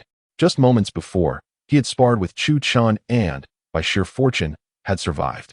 Let us go, Zhou Tianfeng instructed. Xiaohu complied, nervously driving away. Meanwhile, Chu Chun was preparing to concoct some energy-replenishing pills when his phone rang. It was Gu Ruoxue calling. Brother Chu, where are you? Gu Ruoxue's sweet voice inquired. What can I do for you, Miss Gu? Chu Chun asked. You haven't forgotten. Have you? Tang Missy and I have already gathered at the Yulong Hot Springs. When will you join us? Gu Ruoxue asked. Hot Springs? Was momentarily taken aback before coming to a realization. These two truly believed it. Oh dear, stop dawdling and hurry over. I brought along a particularly exquisite set of lingerie for you to help me evaluate later. By the way, I noticed Miss Tang has a rather alluring lingerie set in her bag as well. My, Brother Chu Chun, you are in for a delightful evening. Chapter 44. An opportunity awaits. After some contemplation, Chu Chun decided to go. It would be rather inconsiderate to stand up 2 stunning beauties, wouldn't it? Soon, he arrived at the Yulong Hot Spring Club. As he stepped into the lobby, he spotted Gu Ruoxue and Tang Jiejia, half sitting, half reclining on the sofa. Brother Chu Chun, over here. Gu Ruoxue waved her hand and called out to him. With his hands in his pockets, Chu Chun approached and asked, puzzled, when did you two become such close companions? With a cheerful smile, Gu Ruoxue linked her arm with his and sat down, saying Jiejia and I are already best friends. Best friends? Chu Chun was somewhat astonished. Is the bond between women forged so swiftly? He glanced at Tang Jiejia, who still maintained her lofty demeanor, only tempering her pride when she addressed him, saying, Master Chu. Chu Chun responded, let us skip the formalities, Miss Tang. Just call me Chu Chun. Tang Jiejia hesitated, casting a glance at Gu Ruoxue, who quickly encouraged her, Jiejia, why not call him Brother Chu Chun like I do?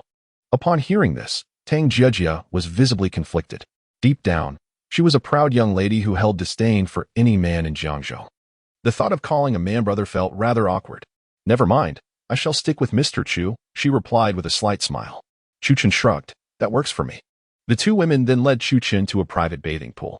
Just then, a group of boisterous ruffians descended from upstairs, clad in shorts and flip-flops, striding over with an air of arrogance. Hey, leopard brother, take a look at those beauties. Absolute stunners. One of the tattooed henchmen pointed at Gu Ruoxue and Tang Jiejia at the front desk. The man at the forefront, adorned with a black leopard tattoo around his neck, turned his head and was instantly captivated, his eyes glinting with lewd intent. Damn, brothers, we've struck gold today. Who would have thought we'd encounter such exquisite women? And 2 of them at that. Let us go. Time to strike up a conversation. Leopard brother commanded, as he and his cohorts approached. Ladies, come to soak in the hot springs. I happen to have a private pool available. Care to join? Lin Bao leered at Gu Ruoxue and Tang Jiejia. They were simply breathtaking, truly exceptional. Every aspect, from their chest to their waist to their legs, was perfect, surpassing any woman he had ever encountered. Gu Ruoxue frowned, casting an annoyed glance at the group before coldly stating, I'm sorry, but we have already reserved a private pool. Please step aside. As she spoke, Gu Ruoxue linked her arm with Chu Chun's and was about to proceed. However, several of Lin Bao's underlings suddenly emerged to block their path, leering and saying, Beauty, don't be rude. The one extending the invitation is none other than Brother Lin Bao. Just ask around, and you'll discover how formidable our Bao Gu is in this area. The lackeys began to boast. Lin Bao, feeling superior, raised his chin with an air of arrogance and chuckled, Rest assured, beauty. It's merely a soak in the hot springs, nothing more. As he spoke, he cast a glance at Chu Chun, who was sandwiched between 2 stunning women. Damn it, Who is this guy? How fortunate he is to have two exquisite beauties on his arms. Hey, kid, is this your friend? From now on, your friend belongs to me. You can leave. Lin Bao arrogantly sneered at Chu Chen. Chu Chen raised an eyebrow, visibly displeased. Tang Jiaoju was equally irritated, retorting, Are you all insane? We've already booked a private hot spring. Why are you pestering us? Believe me, I will report you for harassment. The ruffians erupted in laughter at her words. One of them even made lewd gestures towards Tang Jiaojiao, chuckling, Beauty, this is what harassment looks like. The mockery made Tang Jiaojiao's face turn pale with anger as she exclaimed, You shameless scoundrels. Let me be frank, ladies. Calling the police won't help you here. If you want to avoid trouble, just obediently accompany our Bao Gu to the hot springs. He is quite generous. As long as you please him, you can have designer bags and whatever else you desire, one of the blonde-haired thugs boasted proudly. Pa, who would want his bags? Step aside, Gu Ruoxue coldly retorted. Yet, instead of retreating, the thugs advanced a few steps, forcing Gu Ruoxue to stumble backward, nearly falling. Fortunately, Chu Chun caught her by the waist and positioned himself protectively in front of the two women, coldly declaring, You have 10 seconds to vanish from my sight. Otherwise, you will face the consequences. What? Say that again? The blonde-haired thug sneered, cocking his head with disdain. He even dared to poke Chu Chen's chest threateningly, saying, Kid, are you looking for trouble? Do you know who we are? Do you know who our Bao Gu is? Crack. Before the thug could finish his sentence, Chu Chen swiftly broke his finger, coldly stating, Who you are is of no concern to me. Get lost. Bam. With that, Chu Chen kicked the thug away, sending him flying. He landed hard, groaning in pain, clutching his broken finger. Ah, Bao Gu, you broke my finger. The thug cried out. Seeing this, Lin Bao was enraged. You little brat. How dare you lay a hand on my brother? You're courting death. Brothers, take him down. In the midst of the chaos, Lin Bao's thunderous command pierced the air, instructing his subordinates to seize the two women, reminding them to strip them bare. The atmosphere was charged with a frenzied excitement, as the prospect of indulging in their beauty beckoned. However, with a swift and decisive motion, Chu Chen approached, delivering a punch to each of the thugs with remarkable efficiency. Within mere seconds, they lay on the ground, clutching their bleeding noses and wailing in pain. Lin Bao, startled by the sudden turn of events, called out in alarm as Chu Chen approached him. What do you intend to do? I am Lin Bao. Dare to lay a finger on me, and you will meet your demise. Chu Chen responded with a cold smile, lunging forward to grasp Lin Bao by his hair and forcefully slamming his head onto the ground. The impact resonated with a loud crack, causing Lin Bao to kneel, his forehead striking the floor and drawing forth blood, accompanied by his agonized cries. In the hall, several receptionists and passers-by stood frozen in shock, their expressions shifting dramatically. Gu Ruoxue and Tang Jiaojiao instinctively covered their mouths, their gazes toward Chu Chen tinged with admiration. Chu Chen, you are so impressive. Lin Bao, still reeling from the encounter, threatened. You think you can act with impunity? I am affiliated with the Phoenix Gate. My brother is none other than Brother Zheng Ahu. If you do not kneel and apologize, and offer these two women to me for the night, I will ensure you meet a fate worse than death. With a swift motion, Chu Chen slapped Lin Bao, sending his head twisting and several of his molars flying. Enough of your nonsense. The Phoenix Gate, you say? Brother Zheng Ahu? I will grant you the opportunity to call him here. Fine. Just you wait. You won't regret this. Lin Bao spat, his voice laced with malice as he pulled out his phone and dialed a number. Hello, Brother Hu, it's me, Bao. I'm at the Yulong Hot Spring Resort, and we've been attacked. Hurry and bring your men. On the other end, Zheng Ahu, just departing from Zhou Tianfeng's villa, frowned upon receiving the call. What do you mean you've been attacked? You didn't mention you were with the Phoenix Gate and my men. I did, Brother Hu. But they are so arrogant, they don't even regard the Phoenix Gate or you. Lin Bao glared at Chu Chen, indignation evident in his voice. Damn it. Understood. I'll be there shortly. Zheng Ahu snapped, hanging up the phone and rallying a few of his companions, speeding towards the resort. Back in the lobby of the Hot Spring Resort, Lin Bao fixed a sinister gaze on Chu Chen, taunting, You're finished. When our Brother Hu arrives, you will regret your actions. If you were wise, you would promptly kneel and apologize, offering the two ladies beside you for my amusement. Otherwise, mark my words, you shall not survive this day. Chu Chen wore a faint smile, his expression unfazed as he replied, Is that so? Then I shall wait and see. Beside him, Gu Ruoxue and Tang Jiaojiao appeared visibly anxious. Chu Chen, perhaps we should just let this go. They are all from the Fomin. Gu Ruoxue said gravely. Tang Jiaojiao added. Mr. Chu, Fengmin is a notorious underground society in Jiangzhou. Their leader, Zhou Tianfeng, is the only woman in this dark realm known for her ruthless nature. They say she is a black widow. It would be wise to apologize, better to avoid unnecessary trouble. Upon hearing the two women urging Chu Chun, Lin Bao sneered, Kid, did you hear that? Even your ladies are advising you to kneel and apologize. Chu Chun remained indifferent, stating, No worries, we shall wait here. I am curious to see just how formidable this Fengmin truly is. You, Lin Bao, enraged, gritted his teeth, and said, Very well. I see you will not shed tears until you see the coffin. At that moment, a dissatisfied roar echoed from the entrance. Who dares to touch my man? Zhonglahu, do they seek death? Following that, several burly men in black suits surrounded a robust figure who strode in with an imposing presence. Upon seeing the newcomer, Lin Bao and the others brightened up and rushed over, exclaiming, Brother Hu, you have finally arrived. Look at what they have done to us. You must stand up for us today. Lin Bao quickly played the victim. Zhang Ahu scanned the injuries of Lin Bao and his companions, his expression darkening with rage as he bellowed, How dare anyone in Jiangzhou touch my Fengmin, touch my people? Who did this?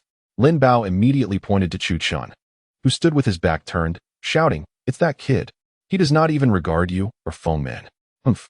Zhong Ahu snorted coldly and stepped forward, his voice commanding, Turn around, let me see who you are, daring to act against my people in Jiangzhou in this Yulong Hot Spring Club. Gu Ruoxue and Tang Jiaoji were terrified upon witnessing Zhang Ahu enter with his men. Despite being daughters of wealthy families, they felt apprehensive in the presence of such underground figures, especially without any bodyguards. Furthermore, Fengmin's influence in Jiangzhou was indeed formidable. For instance, Tang Jiaojiao's grandfather, Tang Jingxi, would even show respect to Zhou Tianfeng of Fengmin. Are you deaf? Did you not hear, brother, who command you to turn around? Lin Bao shouted angrily when he saw Chu Chun remain still. Chu Chun let out a cold laugh, slowly turning to face them, and said coolly, Zhong Ahu, you are quite impressive. Upon hearing this voice, Zhong Ahu trembled with recognition. This voice sounded strikingly familiar. As I observed the individual across from me slowly turn, their figure and profile became increasingly familiar. When Chu Chun fully faced them, Zhang Ahu was startled, his body trembling and his complexion paling. Mr. Chu. Zhong Ahu was nearly paralyzed with fear. He never anticipated that the person before him would be Chu Chun. Zhong Ahu, do you intend to harm me? Chu Chun inquired, a semblance of a smile gracing his lips. Zhong Ahu, drenched in cold sweat, hastily approached and bowed, saying, Mr. Chu, you jest. I had no idea it was you here. Meanwhile, Lin Bao and his companions were left bewildered. What was happening? Why was Brother Hu bowing to that young man? And he appeared to be quite frightened? Brother Hu, what are you doing? That lad assaulted us. You should swiftly take action to teach him a lesson. Lin Bao shouted. Upon hearing this, Zhang Ahu turned and strode over, delivering a powerful kick that sent Lin Bao flying 3 or 4 meters, crashing heavily to the ground. Enough, he bellowed. Teach Mr. Chu a lesson? Who dares to possess such audacity? Even if the eldest sister were present, she would still address him as Mr. Chu. Boom. This proclamation detonated in the minds of Lin Bao and his companions. What was going on? Did this young man possess such a formidable background? What are you waiting for? Hurry and kneel to Mr. Chu in apology. Zhang Ahu thundered, his back already slick with cold sweat. Lin Bao and the others, not being fools, recognized the gravity of the situation and quickly rushed over, prostrating themselves on the ground, repeatedly bowing and exclaiming, Mr. Chu, we are deeply sorry. We were blind and failed to recognize your stature, and we have offended you. Please, show mercy and forgive us. At this moment, Lin Bao was nearly terrified to death. Bowing with fervor, Chu Chun, hands clasped behind his back, looked down coldly and remarked, So, you are Brother Bao, correct? Did you not assert that I was doomed? Lin Bao, momentarily stunned, was rendered speechless by fear and could only incessantly plead for mercy. Mr. Chu, I was wrong. I beseech you to be magnanimous. With a disdainful snort, Chu Chun glanced at Zhang Ahu and coldly instructed, Zhang Ahu, they are your subordinates. You may decide their fate. Zhang Ahu was taken aback, but swiftly comprehended, turning to his few subordinates with a chilling tone. You lot, drag them out and break their legs. What? No, Brother Hu. Please, don't. Lin Bao and the others were horrified, their screams echoing, but it was to no avail. They were soon dragged away, and agonizing cries could be heard emanating from the entrance. Mr. Chu, how does this handling suit you? Zhong Ahu, drenched in cold sweat, inquired. Chu Chen nodded, offering no further comment. Is Mr. Chu here to enjoy the hot springs? Zhong Ahu, being astute, cast a glance at Gu Ruoxue and Tang Jiaojiao. Indeed, Chu Chen affirmed. Zhong Ahu quickly smiled and said, Mr. Chu, had you mentioned it earlier, the Yulong Hot Spring Club is an enterprise of Fomin. Your expenses today will be entirely complimentary.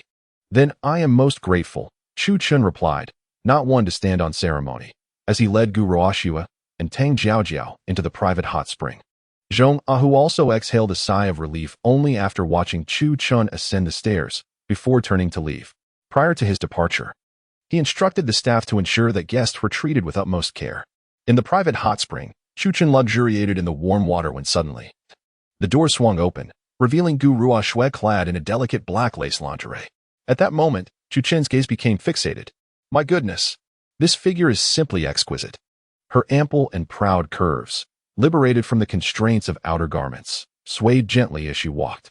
Her flat abdomen and graceful, slender waist led down to a perfectly rounded, pert dairy complemented by a pair of long, straight legs.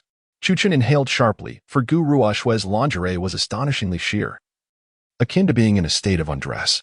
Instantly, he felt a surge of heat coursing through his veins. His internal energy began to circulate on its own, leaving him in a state of unbearable warmth. This little minx, was it all deliberate? Chapter 46. Gu Ruoxue's boldness. Brother Chu Chen, how do I look in this? Gu Ruoxue provocatively approached him, turning around to reveal her flawless back and enticingly rounded peach-shaped backside. The curvature and prominence of her form were utterly mesmerizing. Her skin as white as snow. Chu Chen exhaled a heated breath, feeling an overwhelming heat enveloping him. This is dire. The 9 turns devouring the heavens technique was automatically activated. Brother Chu Chen, what is wrong? Your face is so red. Gu Ruoxue noticed his unusual expression and, becoming somewhat anxious, reached out her delicate hand to touch his cheek, which felt alarmingly hot. Are you all right? Don't scare me. Is the water too hot? I can add some cold water. Alarmed, she hurried to turn away. With his internal young energy surging, Chu Chen knew he needed to release it quickly. As he saw Gu Ruoxue attempting to leave, he grasped her arm, pulling her into his embrace. I need your help. Huh? How can I assist you? Gu Ruoxue, like a startled rabbit, blushed deeply and dared not meet his gaze, for his eyes mirrored the intensity of that fateful night.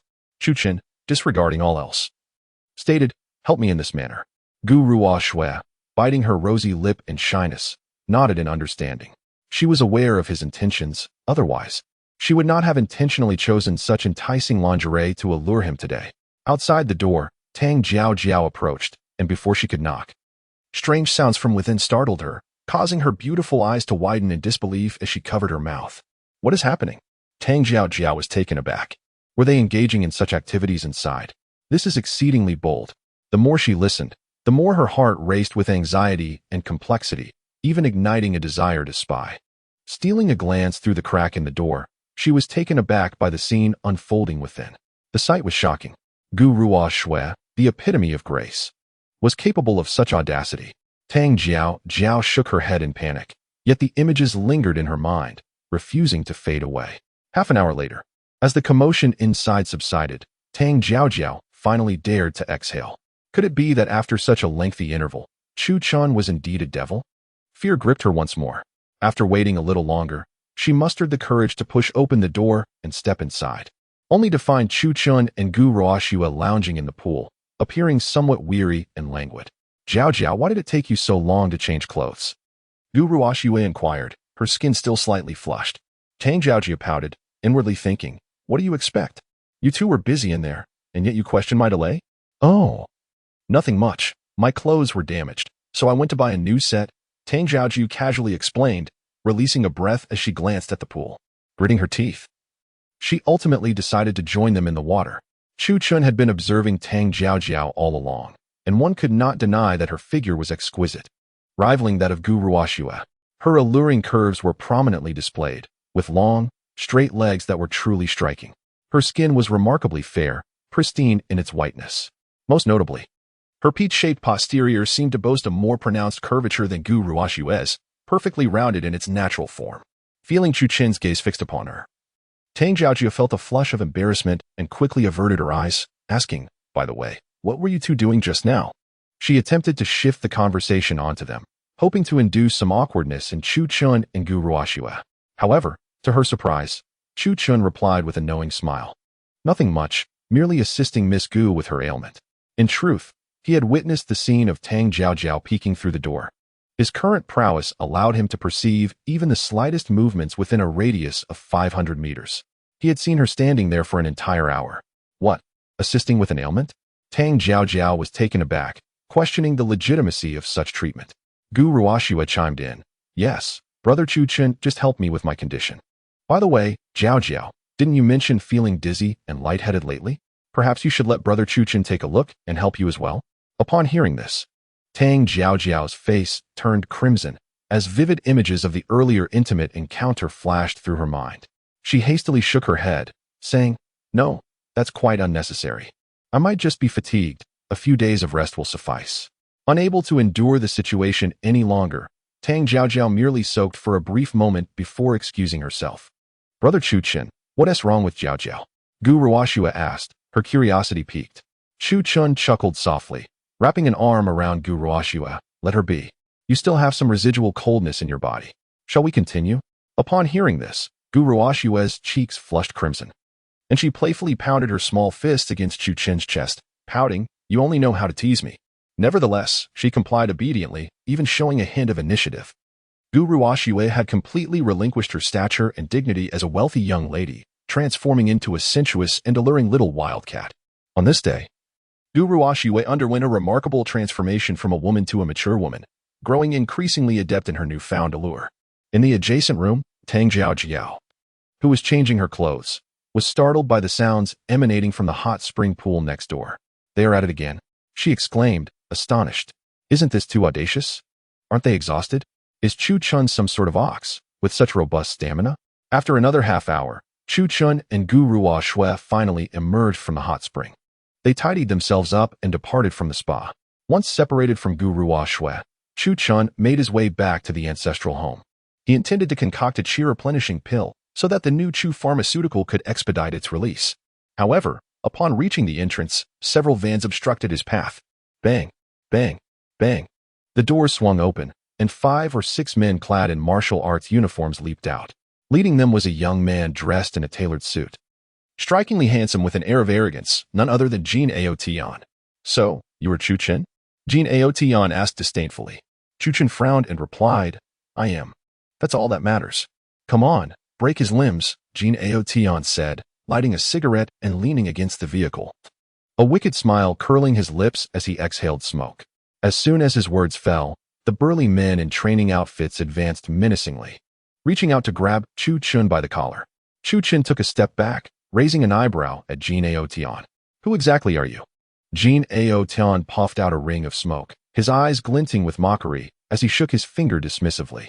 Who I am is of no concern to you. Attack.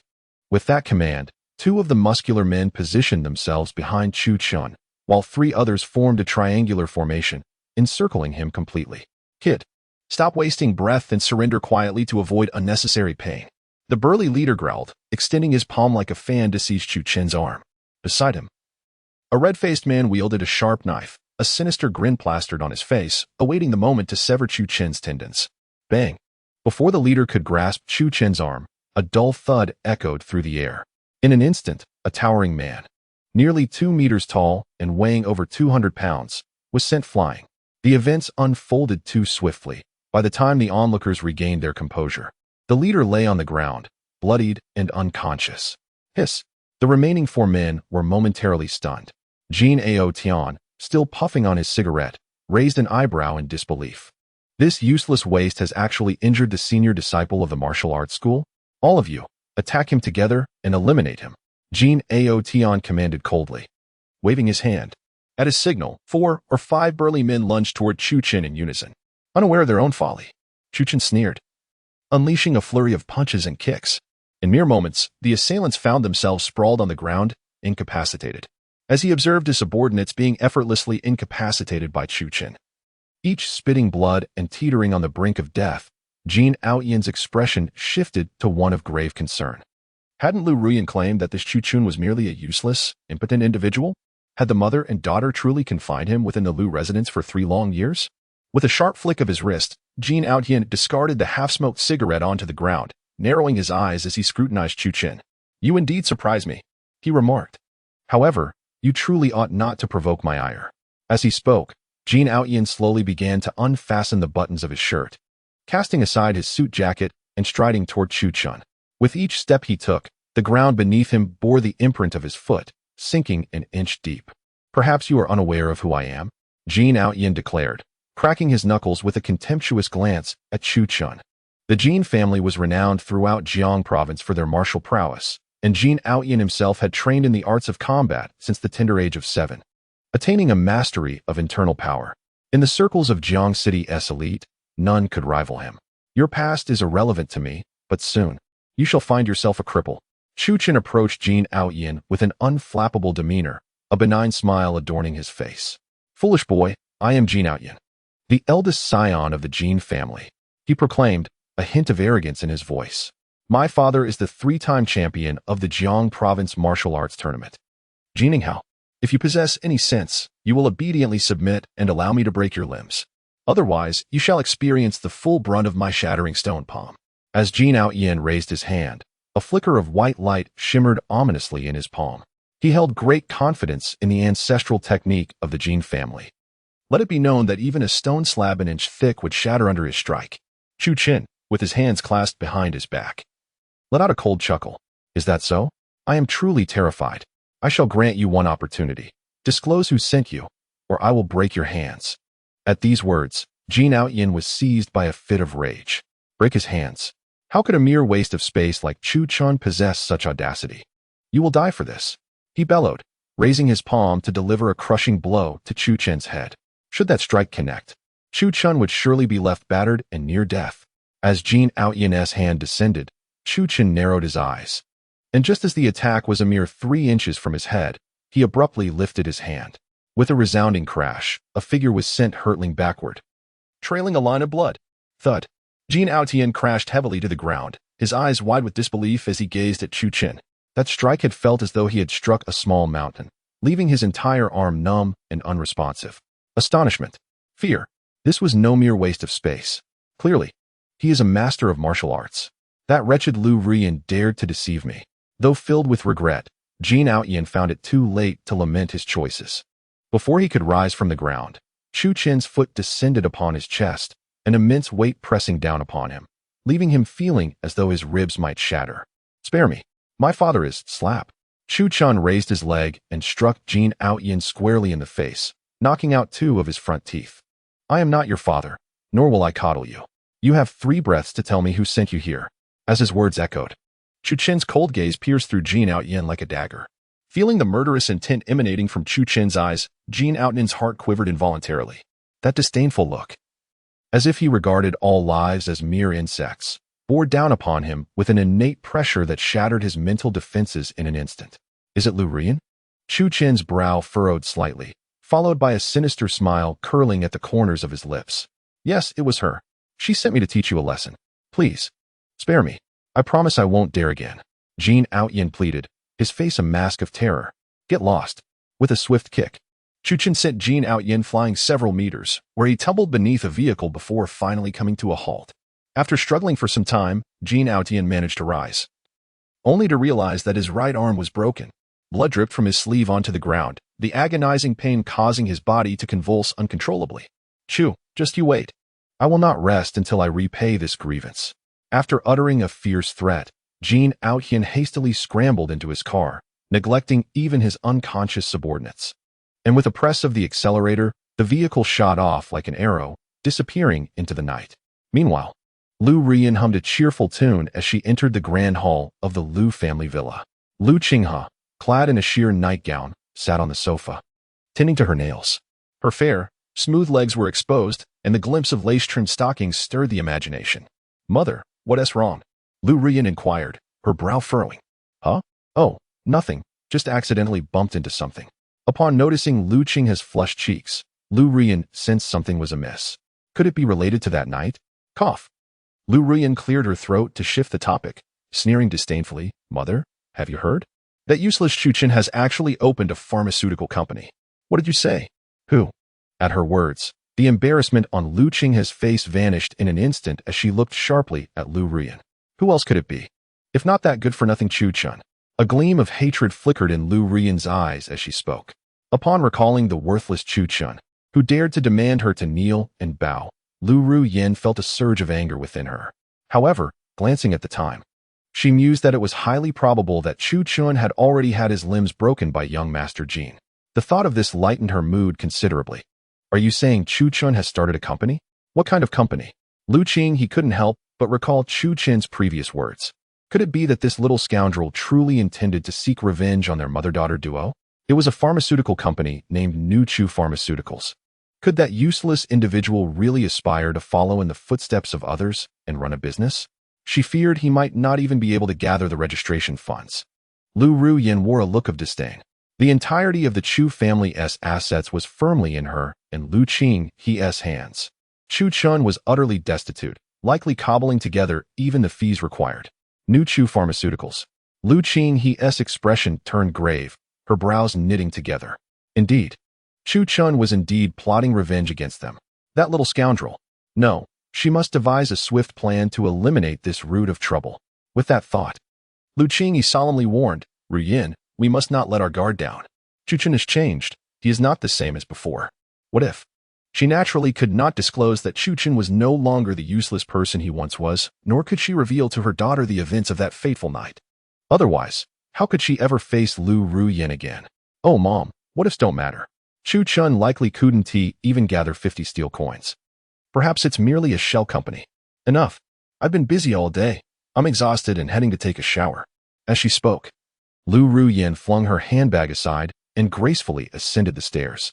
Suddenly, as Lu Ruyan took a few steps, she was beset by a wave of dizziness. In the next moment, her vision darkened and her body went limp, causing her to tumble down the stairs. Hearing the commotion behind her, Lu Qinghe abruptly turned back, only to find Lu Ruyan pale and unconscious on the ground. She rushed over, exclaiming, Ruyan, what's wrong? Wake up. No matter how hard she shook her, Lu Ruyan showed no signs of response. In the next moment, Lu Qinghe couldn't help but gasp in shock. Could it be that the poison had struck again? With this thought, she dared not delay, quickly dialing Chuchen's number. On the other end, having just entered his home, Chuchen's phone rang.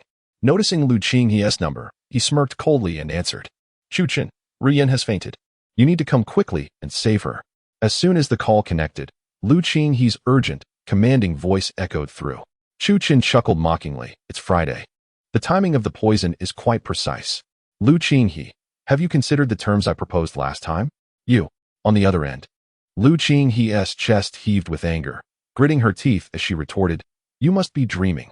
She recalled the terms Chuchen had mentioned last time, once a week, for 3 months. Does this mean that Chuchen will have to come to our home for another 3 months? This little beast is utterly despicable. Well then, I suppose it's best to seek someone more competent. Chuchen abruptly ended the call. On the other end, Lu Qinghe, infuriated, summoned a private doctor. Yet all declared themselves unable to assist. Watching Lu Ruyan's complexion deteriorate and her energy wane, Lu Qinghe had no choice but to dial Chuchen once more. Chuchen, what exactly do you intend to do? Lu Qinghe, suppressing the anger boiling within her, inhaled deeply, clenched her delicate fist, and spoke with indignation. Once Ruyan's poison is entirely purged, it will be your end, you wretched scoundrel. Stealing her resolve, Lu Qinghe determined that even if it meant sacrificing everything, she would seek out the finest experts to ensure the scoundrel faced a most dreadful fate. From the other end of the line, Chuchen could almost envision the fury etched on Lu Qinghe's face. With a hint of mockery, he replied, It's simple, just adhere to the condition I stated. Until you have a plan, do not contact me. As he prepared to hang up, Lu Qinghe's voice pierced through. Wait. Her nails dug into her flesh, drawing crimson droplets that trickled down her wrist. After a prolonged silence, she finally managed to utter, Fine. I agree. Good. Await my arrival at home. Chuchen replied with a sinister smirk before severing the connection and hastening toward the Lu family villa. Listening to the dial tone, Lu Qinghe inhaled deeply and commanded coldly. Wu Ma, assist Ruyan to the sofa. Yes. Wu Ma, sensing Lu Qinghe's grim demeanor, dared not inquire further, and carefully laid Lu Ruyan down before hastily retreating. Shortly thereafter, a series of knocks echoed from the door. Lu Qinghe swiftly opened it to find Chu Chun surveying her with a devilish grin, prompting a surge of anger within her. She was clad in nothing but a delicate pink silk nightgown, her porcelain legs exposed. Chu Chun, please save Ruyan. She is on the brink. Ignoring the invasive gaze of Chu Chun, Lu Qinghe pleaded urgently as she pulled him into the living room. Casting a glance at Lu Ruyan, whose pallor resembled that of a ghost, Chu Chun chuckled softly and leisurely settled onto the sofa. This Lu Ruyan is indeed audacious, parading around the house in such attire. In an instant, a wave of heat coursed through Chu Chen, and the nine turned swallowing heaven and seizing Yin scripture began to operate on its own. Chu Chen, what are you doing? Hurry and treat Ruyan. Observing Chu Chun reclined, seemingly entranced by her presence, Lu Qinghe's eyes flashed with discontent. This scoundrel. Hasn't he had enough from last time? Chu Chun, with his leg crossed, calmly admired Lu Qinghe's alluring figure. I can save your daughter, but first, I must collect a bit of interest. I'm afraid to say, Lu Qinghe, the events of last time evoke a sense of nostalgia. Lu Qinghe glanced at the barely conscious Lu Ruyan, her eyes fixed on Chu Chen with intensity, gritting her teeth and declaring, You little rascal, you shall not prevail. Not unless you heal Ruyan first.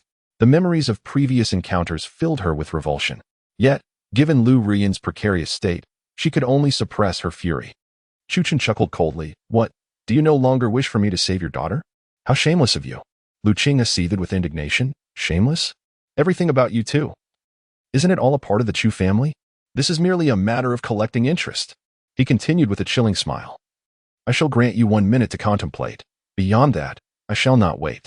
Chapter 49. Exploiting the situation, seeing the indifferent expression on Chu Chen's face nearly made Lu Qinghe's blood boil. Are you satisfied now? She glared venomously at him. Chu Chun chuckled twice, rising to approach Lu Ruyan, and he lifted her into his arms. You little beast. What do you intend to do? Lu Qinghe was taken aback. Chu Chun, with a mischievous grin, replied, Of course, I'm here to detoxify her. This time, the method is different. You scoundrel. Do not lay a finger on my daughter. Otherwise, I will certainly end you. Lu Qinghe exclaimed, her anger palpable. Chu Chen retorted mockingly. Do you truly believe you possess the standing to threaten me? With that, he ascended the stairs, cradling Lu Ruyan, leaving Lu Qinghe behind. He kicked open the door to Lu Ruyan's room and stepped into the bedroom, tossing the unconscious Lu Ruyan onto the bed. A soft moan escaped her lips as her body twisted, causing the tightly fastened button on her chest to pop open. One must admit, Lu Ruyan was indeed striking.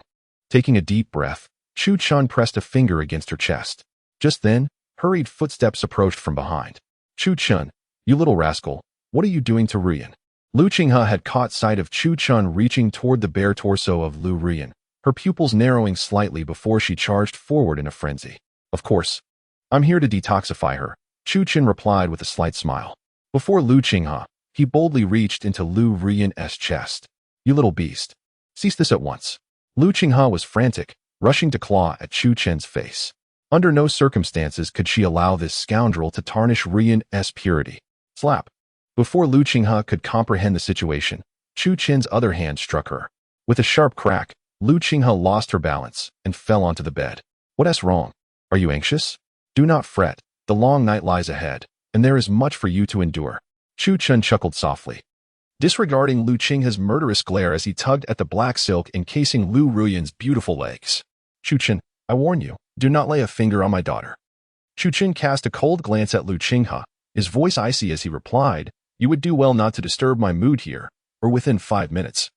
She shall surely perish. With that, Chu Chun forcefully yanked, producing a sharp tearing sound, exposing Lu Ruyan's delicate, fair leg to the air. Silver needles, Chu Chun commanded coldly. Lu Qinghe paused momentarily before shooting an angry glare at Chu Chun, saying, I will fetch them, but do not touch my daughter. Afterward, Lu Qinghe hurriedly exited the room, and before long, returned with a box of silver needles, her gaze warily flitting between Chu Chen and Lu Ruyan. Leave. Chu Chun took the silver needles without even casting a glance at Lu Qinghe, his voice frigidly commanding. Lu Qinghe's words hung unspoken as she met Chu Chen's intensely cold gaze, an expression she had not encountered in years. As if he were the sovereign of all existence at that moment. It was a profound sense of pressure that stemmed from his very bloodline, silencing her voice. If she did not wish to witness her daughter succumb to poison, she had better close the door and wait outside. A smirk played at the corners of Chu Chen's mouth, his eyes gleaming with mockery as he regarded Lu Qinghe. If you dare to lay a finger on Ruyan, I will ensure that you suffer. With Lu Ruyan's breath becoming faint, Lu Qinghe reluctantly hurled a fierce threat before slamming the door shut. In the next moment, Chu Chun raised his hand and plunged a silver needle into Lu Ruyan's central acupoint. As the needle trembled slightly, a faint yet palpable energy was transmitted into Lu Ruyan's body. Lu Ruyan, still unconscious, instinctively emitted a sound as the essence flowed into her. Ruyan. Lu Qinghe, who had been eavesdropping at the door, heard the sound clearly, her heart leaping to her throat. But in the next instant, another clearer sound emanated from the room, igniting her anxiety. What on earth was that little beast doing? Surely, he wouldn't dare harm Ruyan, would he? No, it couldn't be. But then, what was that sound? If you dared to lay a hand on Ruyan, Lu Qinghe paced back and forth at the door, her mind racing back to that fateful night. Every passing second felt like an eternity to her, filled with unbearable torment. Several times, she contemplated bursting through the door to see for herself, but the thought of her ailing daughter held her back from acting on that impulse. Chu Chun, may you suffer the worst fate. Lu Qinghe bit her lip, her fist clenched tightly, muttering curses towards Chu Chun in the room. After what felt like an eternity, the bedroom door finally swung open.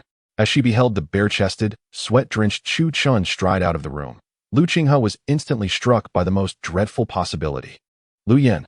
Without a moment's hesitation, Lu Qinghe dashed into the bedroom, and her eyes fell upon Lu Ruyan, lying on the bed. Chu Chun, what have you done to Ruyan?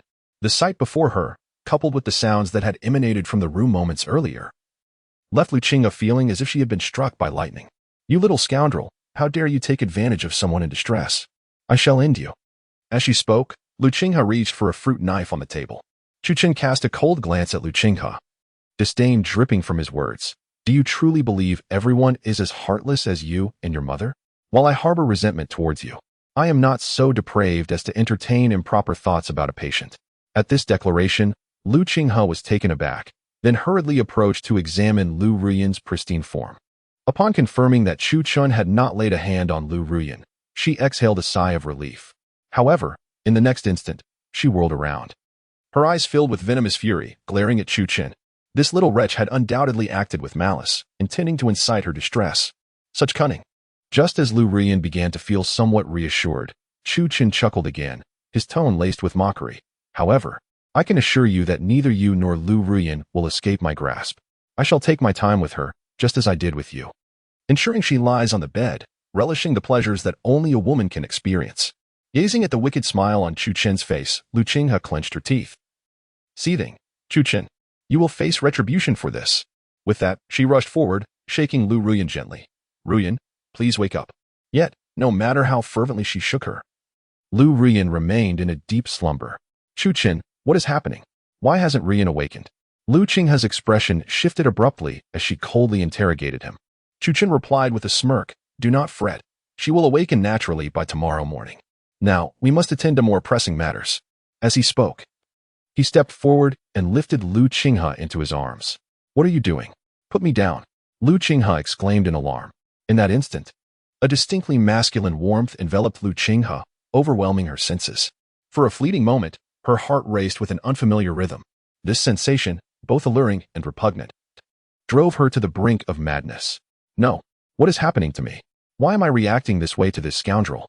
The thought of Chu Chen's relentless advances filled her with both shame and anger. Clenching her delicate fists, she struck fiercely against his solid chest. You little beast. Release me at once, Lu Qinghe shouted, pushing against his shoulders with all her might. Release you? Have you forgotten the promise you made to me? With a teasing smile, Chu Chen showed no regard for Lu Qinghe's desperate struggles as he reached out to grasp her sheer nightgown.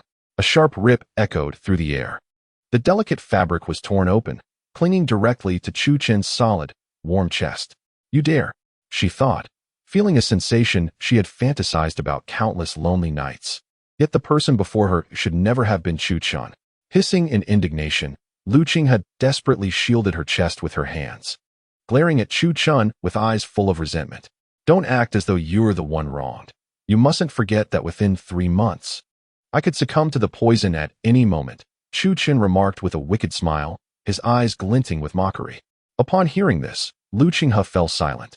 Her struggles instantly quelled. 3 months. The mere thought of how many times Chu Chun might torment her in that span ignited a murderous impulse within her. That wretched creature. Suppressing her humiliation and anger, Lu Qinghe took a deep breath, her expression icy as she addressed Chu Chun. Then can we at least change rooms? After an indeterminate amount of time, when Lu Qinghe finally opened her weary eyes, she was startled to find that Chu Chun had not left. She sat up abruptly, her beautiful eyes wide in disbelief as she exclaimed, Chu Chun, I fulfilled my promise to you. Why haven't you left? I command you to get out of the Lu residence. Now? I warn you, do not let me see you again. Your presence repulses me. Chu Chun raised his gaze, slowly scanning Lu Qinghe's flushed face before wandering over her entire figure, and then he smirked. What's your hurry? Did I not say she wouldn't awaken until tomorrow morning? I'm tired. I'll be sleeping here tonight. You beast, may you meet a terrible fate. Lu Qinghe's complexion turned ashen. She reached out to grab Chu Chen's arm, but no matter how hard she pulled, it felt as though his arm weighed 1,000 pounds.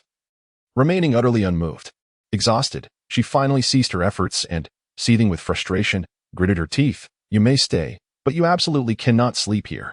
Otherwise, I will. Chu Chen cracked open his eyes a fraction, a playful smile gracing his lips. Otherwise, what will you do?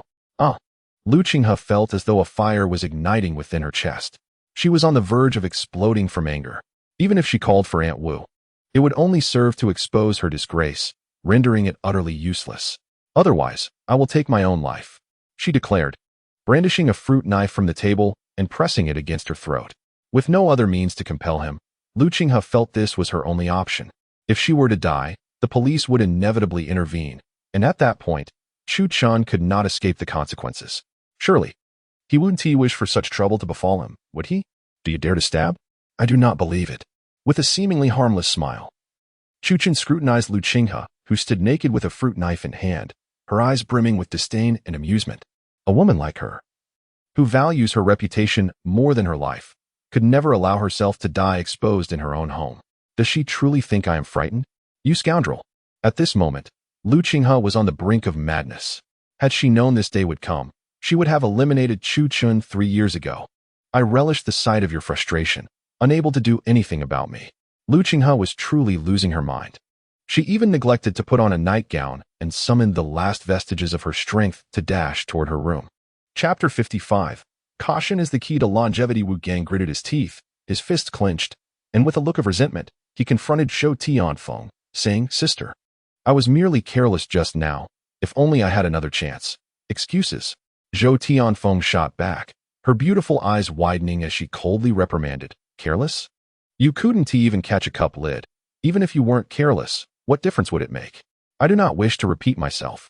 Hearing her words, Wu Gang's anger ignited.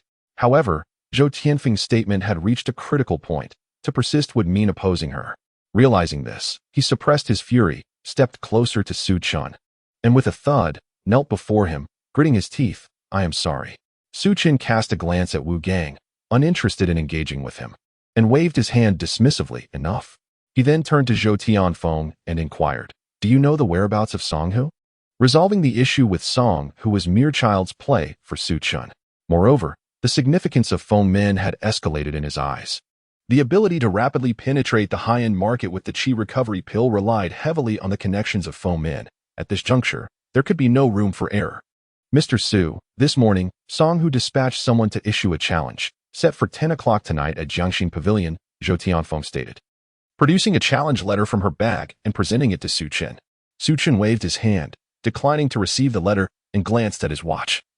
There is still time. Have someone come to fetch me when the hour arrives. I have matters to attend to, so I shall take my leave. With that, Su Chen stepped out of the private room. Mr. Su, I will send someone to escort you home. Zhou Tianfeng, seeing Su Chen exit, quickly called for Zhang Ahu to follow him out. After watching Su Chen's vehicle disappear into the distance, Zhou Tianfeng exhaled deeply and returned to the private room.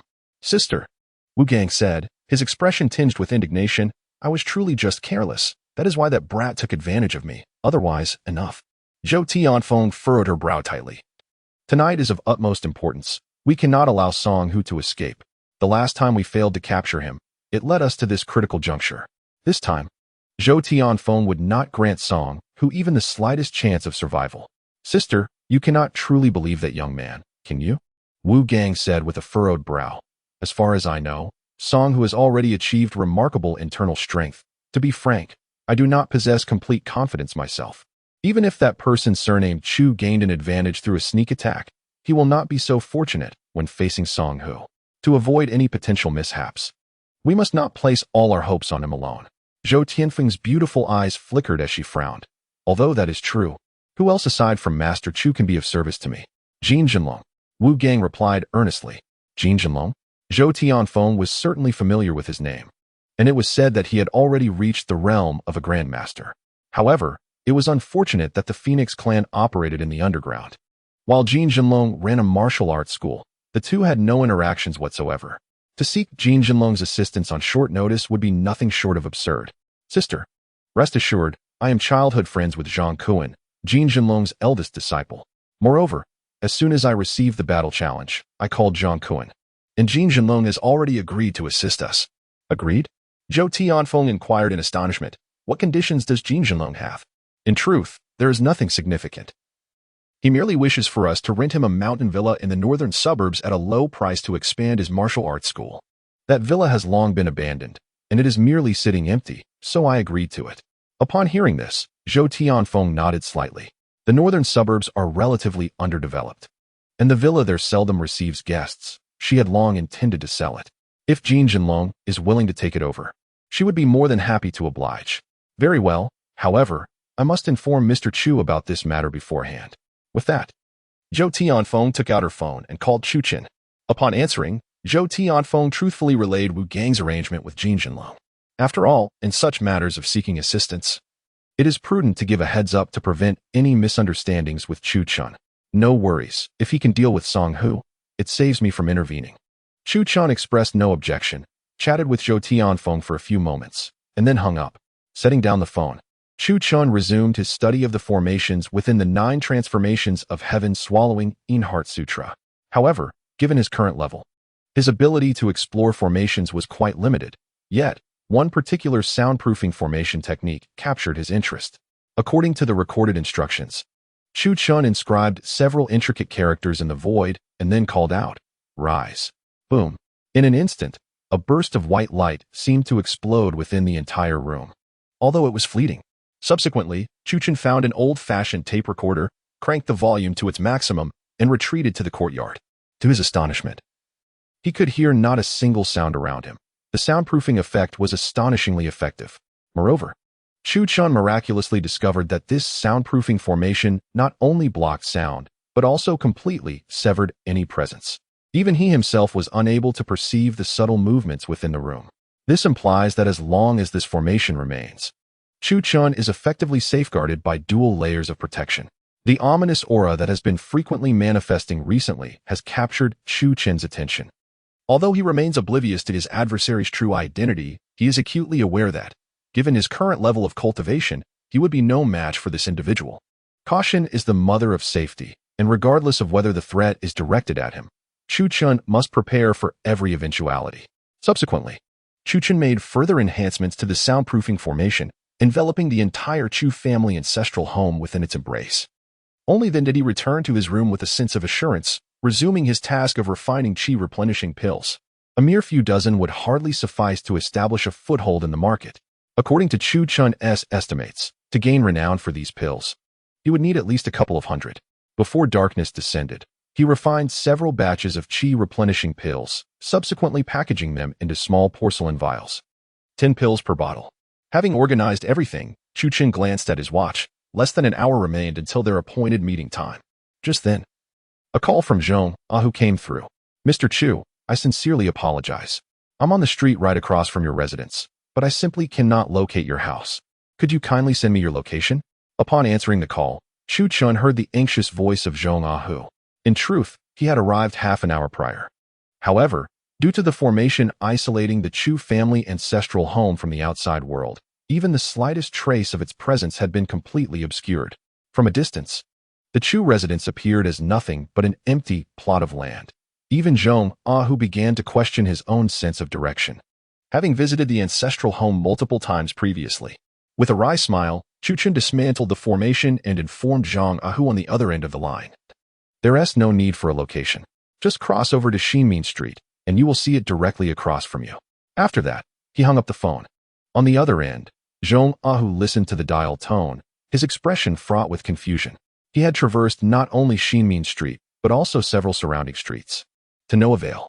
With a sigh, he reluctantly turned his vehicle towards Xinmin Street, following Chu Chen's instructions. Upon arriving once more at the intersection of Xinmin Street, Zhang Ahu found himself questioning his very existence. He had passed this spot numerous times, clearly recognizing it as an empty space. Yet this time, he beheld Chu Chen standing at the entrance of the ancestral home, waving at him as if encountering a ghost in broad daylight. "Mr. Chu, please get in." Zhang Ahu hurriedly trotted over to open the back door of the car, his face adorned with a wide smile. "Very well, let us be on our way." Chu Chen nodded and entered the vehicle. As the car slowly began to move, Zhang Ahu cast several puzzled glances back at the Chu family ancestral home before heading towards Jiangxin Pavilion, still enveloped in confusion. Chapter 65. The fruits of labor time swiftly passes amidst the vibrant hues of spring. By the time Zhou Tianfeng turned over and nestled herself tightly in the quilt, it was already dusk on the following day. Frankly speaking, after a night of arduous cultivation, Chu Chun was now on the verge of a breakthrough. Even he had to concede that the effects of the Ice Jade Phoenix body were astonishingly formidable. Under ordinary circumstances, even with the aid of chi-replenishing pills, it would have been impossible for Chu Chun to reach the threshold of a breakthrough in just one day. Despite the continuous exertion throughout this day and night, not only did his internal true energy not diminish, but it had also grown even more abundant. Truly, this was a stroke of fortune. From this day forth, can I not reside by your side as a delicate woman? Zhou Tianfeng gasped for breath, burying her head in Chu Chun's sturdy chest. Chu Chen tilted his head to glance at the blushing Zhou Tianfeng and smiled. "You shall manage the Phoenix Gate. Should any troubles arise, you may always seek me out. However, starting tomorrow, a significant reshuffling of the Phoenix Gate must take place. Individuals like Wu Gang must be eliminated without exception. Given the current strength of the Phoenix Gate, it is not the quantity of personnel that matters, but rather their loyalty, regardless of their individual prowess." Upon hearing this, Zhou Tianfeng nodded thoughtfully.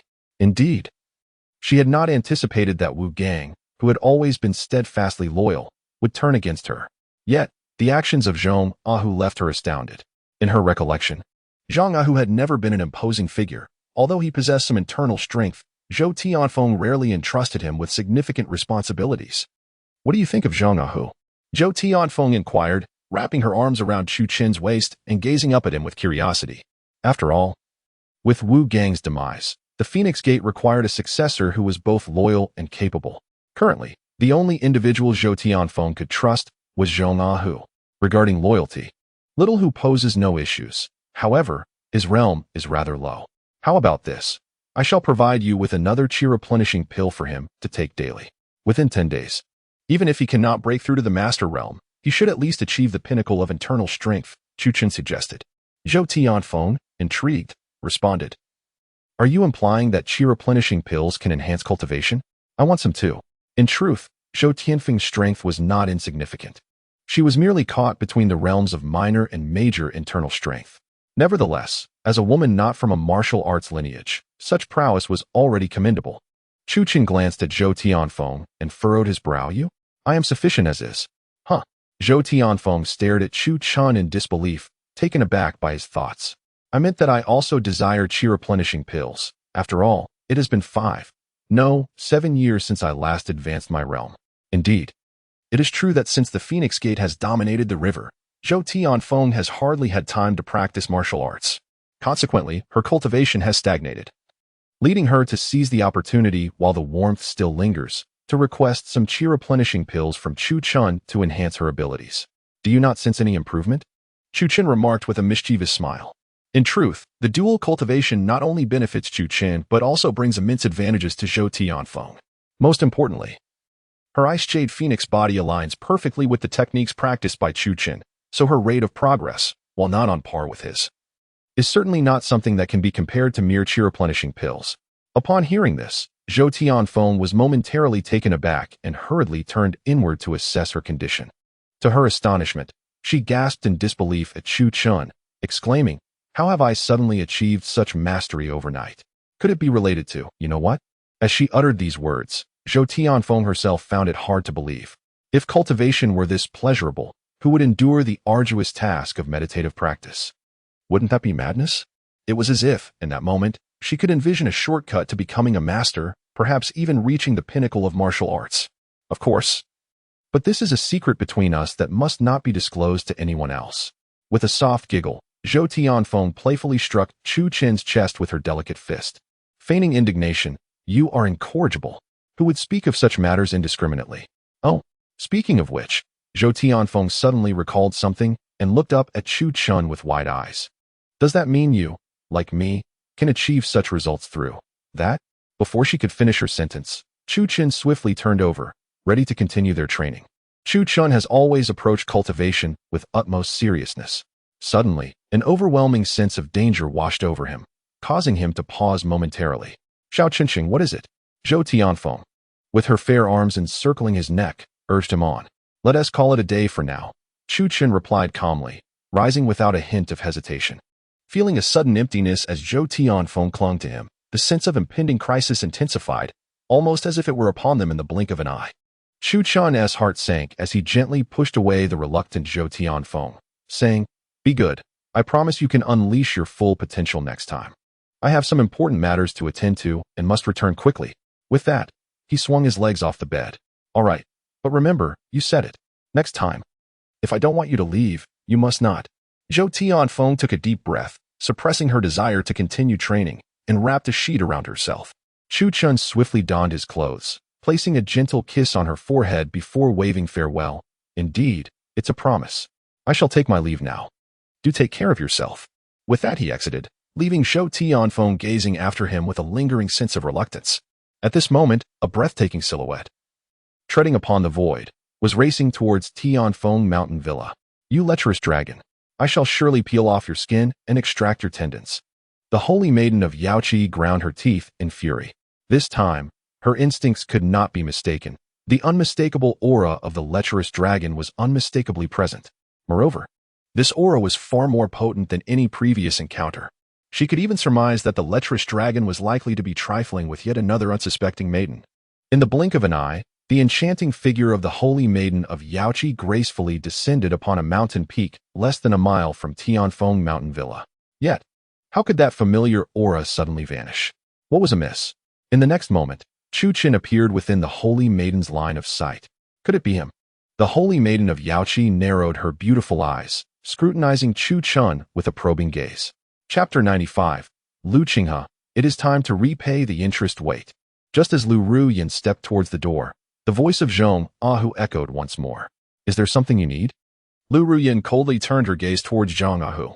"Miss Lu, there's no need to be upset. In 3 days, a Qi recovery pill launch will be held at the Grand Hall of Tianfeng Hotel. You may represent the Chu family at that event.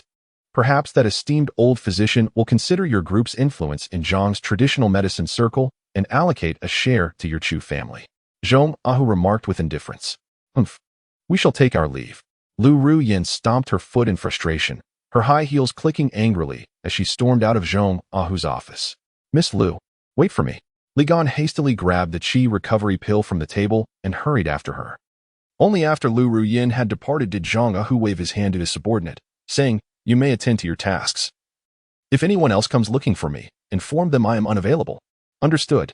The subordinate nodded and bowed as he exited the office.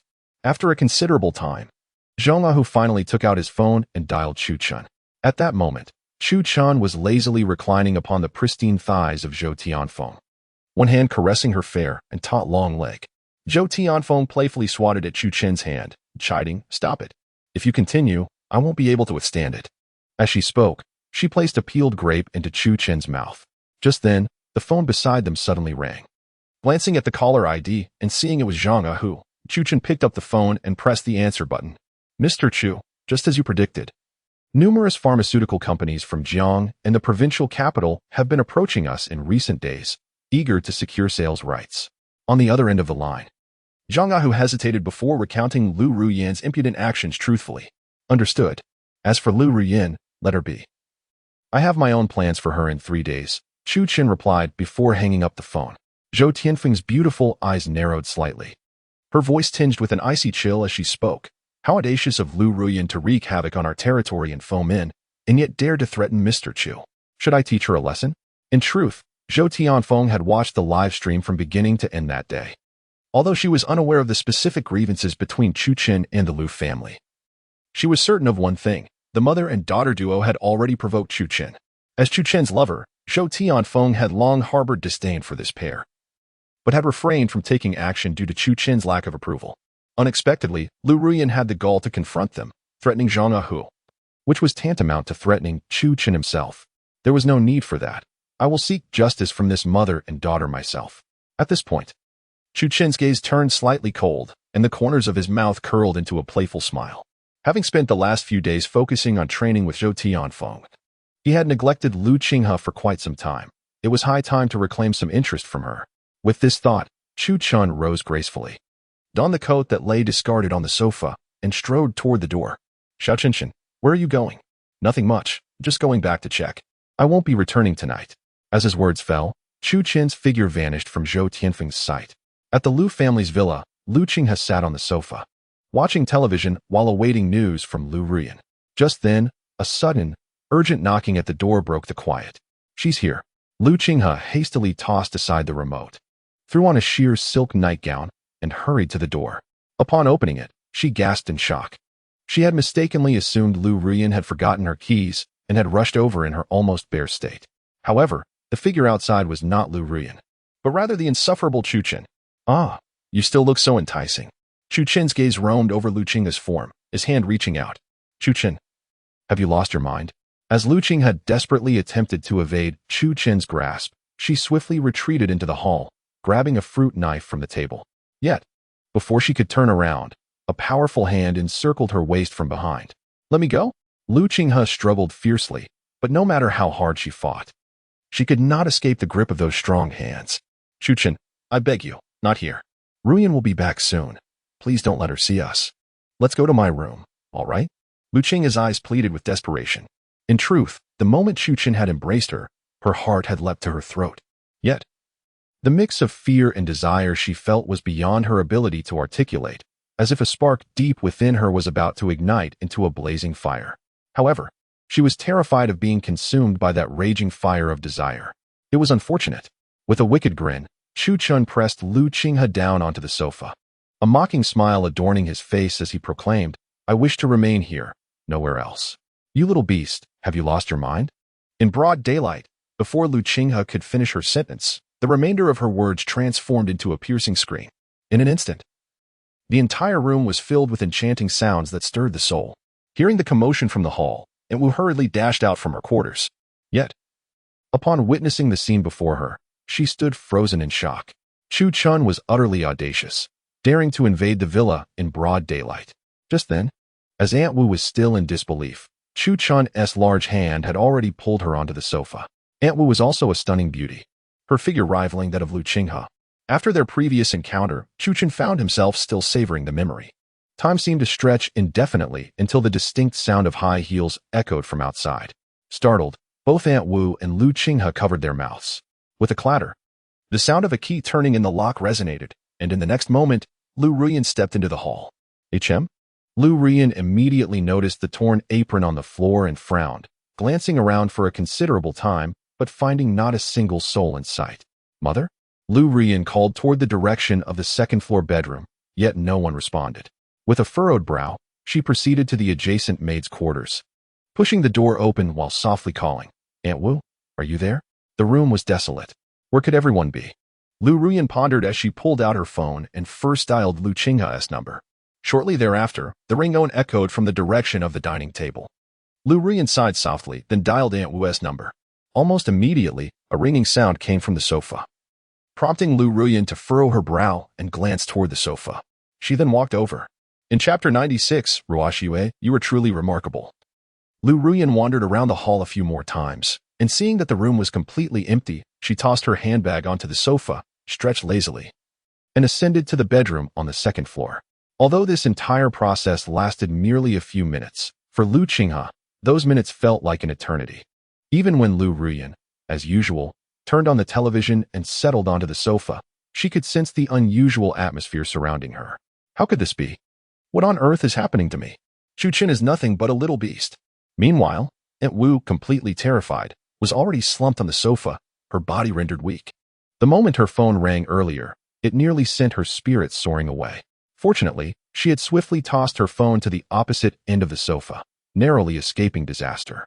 More than an hour later, after Chu Qin's figure had vanished from view, Aunt Wu hurriedly tidied up the mess on the floor and dashed into the nanny's room as if fleeing for her life.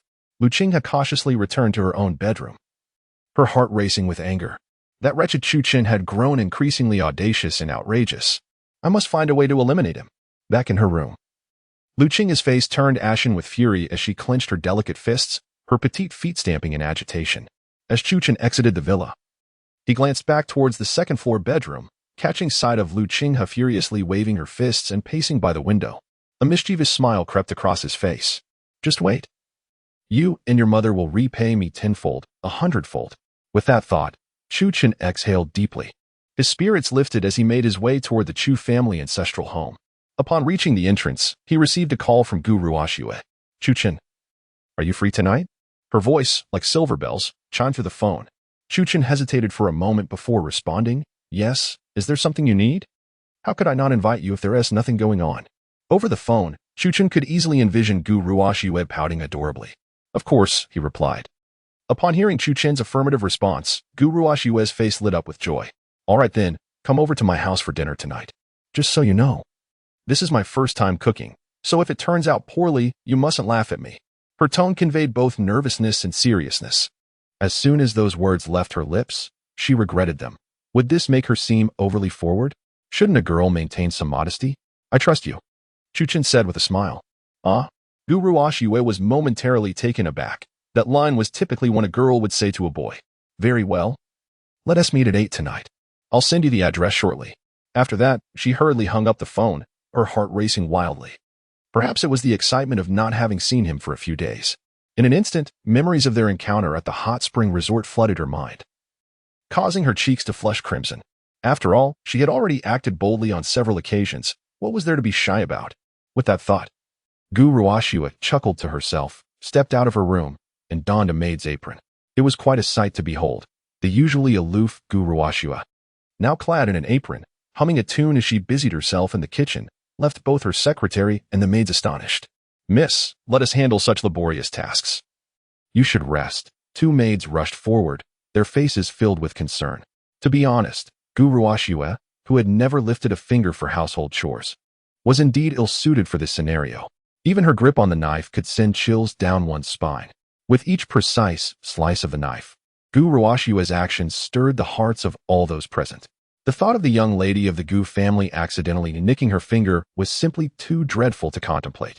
Miss, your knife-holding posture is impeccable. However, it would be prudent to leave this task to Xiaoli and the others. Your role should be to supervise. The female secretary gently suggested, approaching with patience.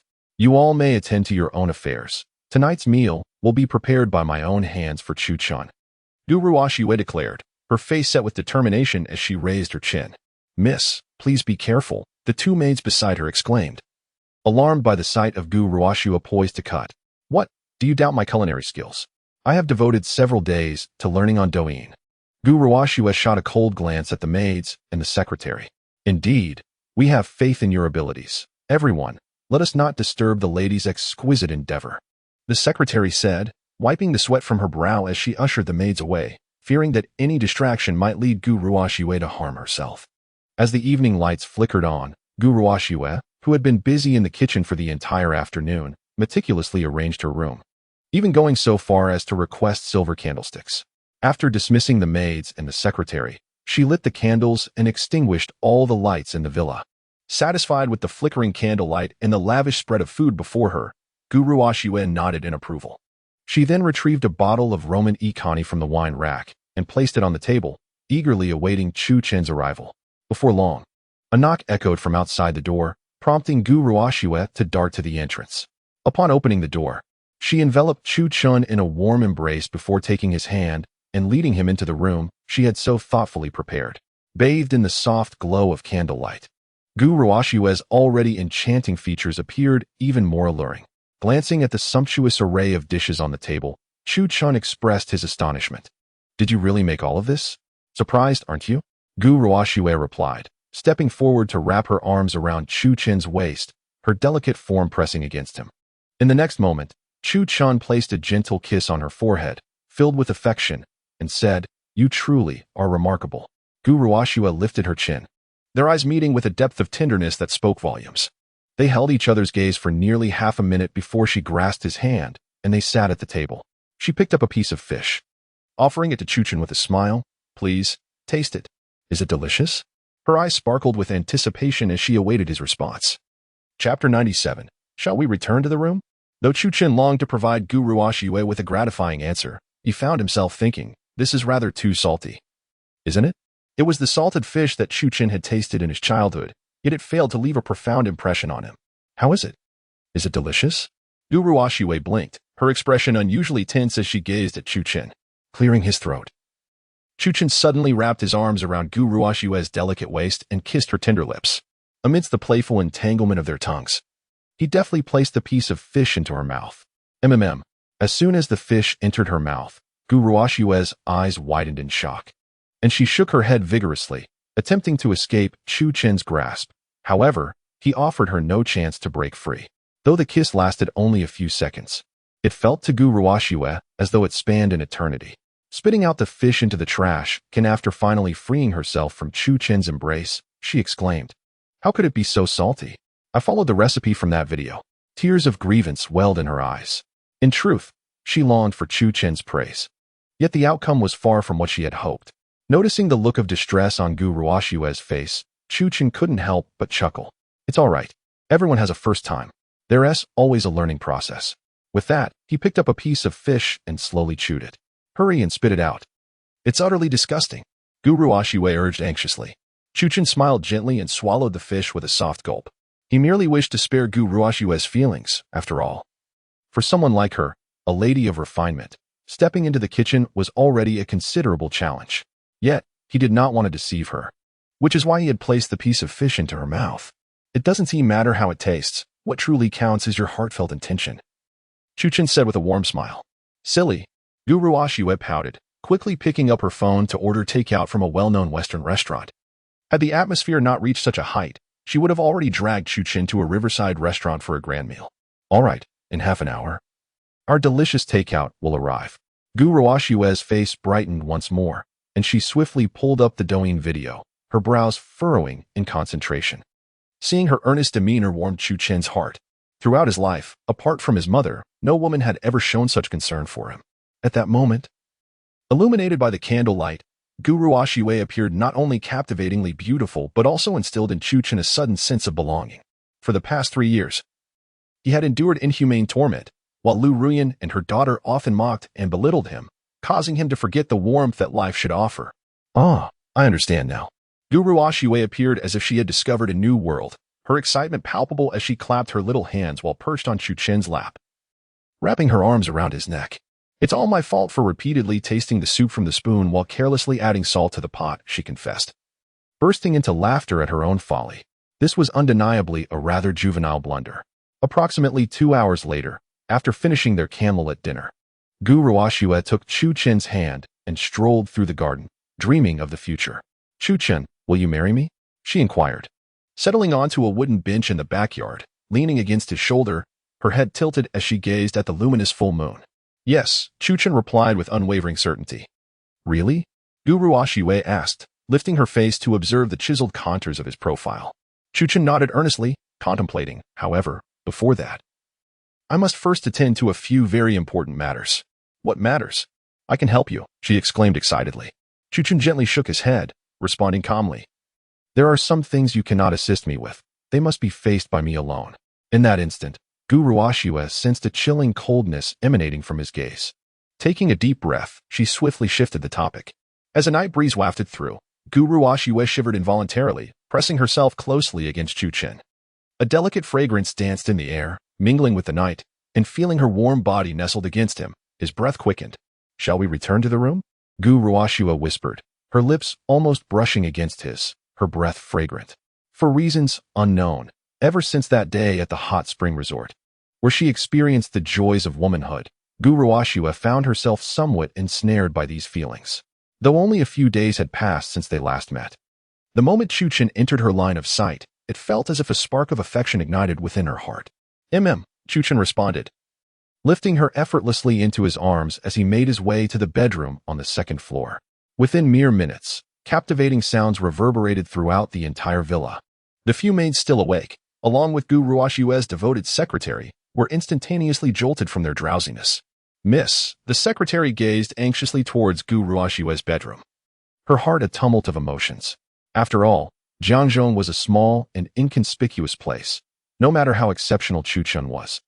He remained merely a minor figure hailing from such an unremarkable locale. The Gu family would undoubtedly never permit Gu Ruoxue to marry someone like him. It was not until 2 hours later that the weary Gu Ruoxue finally lay on Chu Chen's strong chest, drifting into slumber.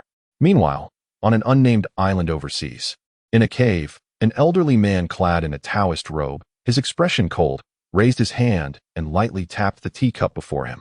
Splash! The tea within the cup surged and boiled instantaneously, a wisp of white mist escaping from the elder's fingertips and swiftly entering the vessel. As the water splashed and churned, it miraculously transformed into the shape of a dragon. With a small white dragon frolicking in the cup, the swirling water gradually coalesced into a vortex. The surrounding air began to flow swiftly in accordance with this whirlpool. Master, something terrible has happened. Just as the elder gazed with a hint of pride at the dragon's silhouette in the cup, an urgent voice from outside the cave interrupted him. A middle-aged man was calling out anxiously. The elder furrowed his brow slightly and turned his gaze towards the entrance of the cave. A towering middle-aged man, clad in a black outfit, charged into the cave. What is all this commotion? The elder regarded the man with a deep, penetrating gaze, his expression dark and tempestuous. Master, grave news. The jade slip of disciple Song, who is shattered. The middle-aged man exclaimed, offering a piece of jade inscribed with Song Hu's birth details to the elder. This elder was none other than Li Daoping, revered as the overseas dragon and the master of Song Hu. It was said that in his youth, Li Daoping had once been part of the holy sect, but due to a transgression, he fled overseas. After decades of cultivation, he had reached the formidable 6th level of Qi training. In the realm beyond the Dragon Kingdom, cultivators were as rare as phoenix feathers and unicorn horns. Li Daoping, leveraging his identity as a cultivator, established his own sect overseas and took in numerous disciples. Among them, Song Hu and the middle-aged man named Qin Lang stood out as the most exceptional. Several days prior, Song Hu had departed from the nameless island to seek vengeance in the Dragon Kingdom, a fact Li Daoping was well aware of. In his eyes, not only in the Jiang region but throughout the Dragon Kingdom, few could rival his disciple. The disparity between martial artists and cultivators was as vast as the chasm between heaven and earth. However, he never imagined that their parting days ago would turn into a permanent farewell. Li Daoping's gaze turned cold as he stared at the shattered jade slip, gritting his teeth in fury. Who dares to kill my disciple? Chapter 98. Master. With a thunderous roar from Li Daoping, the entire cave trembled under the force of his internal energy. Qin Lang, gritting his teeth, looked at Li Daoping and said, Master, to my knowledge, there is only one renowned martial artist in Jiang, surnamed Jin, named Jin Jinlong. If anyone poses a threat to the safety of our disciple, it can only be him. In truth, over the past few years, Song Hu had never divulged any details regarding the Fomin, as his family had met a tragic end.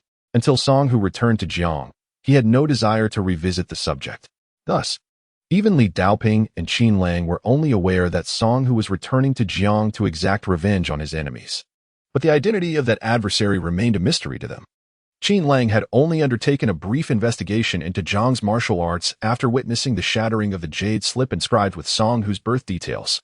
In the entire Jiang region, the sole master of unparalleled skill is Jin Jinlong. After all, Song Hu's prowess is evident. As a fully realized practitioner of inner strength, he stands invincible among his peers. The only one capable of ending Song Hu's life is Jin Jinlong himself. Jin Jinlong? Li Daoping narrowed his eyes, having never heard of this name before. To him, the individual was merely a minor character, unworthy of facing his disciple. Absolutely impossible. He was fully aware of the martial arts he had personally imparted. Given Song Hu's cultivation, perhaps 1 or 2 martial arts masters could inflict injury upon him. But they could never kill him. Just the sheer power of Song, whose wave-treading technique is sufficient for self-preservation. After all, martial artists lack the diverse array of mystical techniques unique to practitioners, let alone the capability to pursue and annihilate Song Hu. This illustrates the inherent superiority of practitioners over martial artists. Master, do you imply that there are hidden hands behind this individual? Qin Lang furrowed his brow and inquired. Humph. Li Daoping scoffed coldly, his expression fierce as he replied, merely relying on your junior's wave-treading technique is enough for self-defense, unless there is a coordinated assault or a premeditated trap laid out for him. Qin Lang gritted his teeth in response. Li Daoping nodded solemnly, slowly rising as he declared, regardless of who the true culprit is, anyone who dares to harm my disciple must pay in blood. After decades away from Long Country, I, Li Daoping, have returned. Upon finishing his words, he flicked his whisk and stepped out of the cave.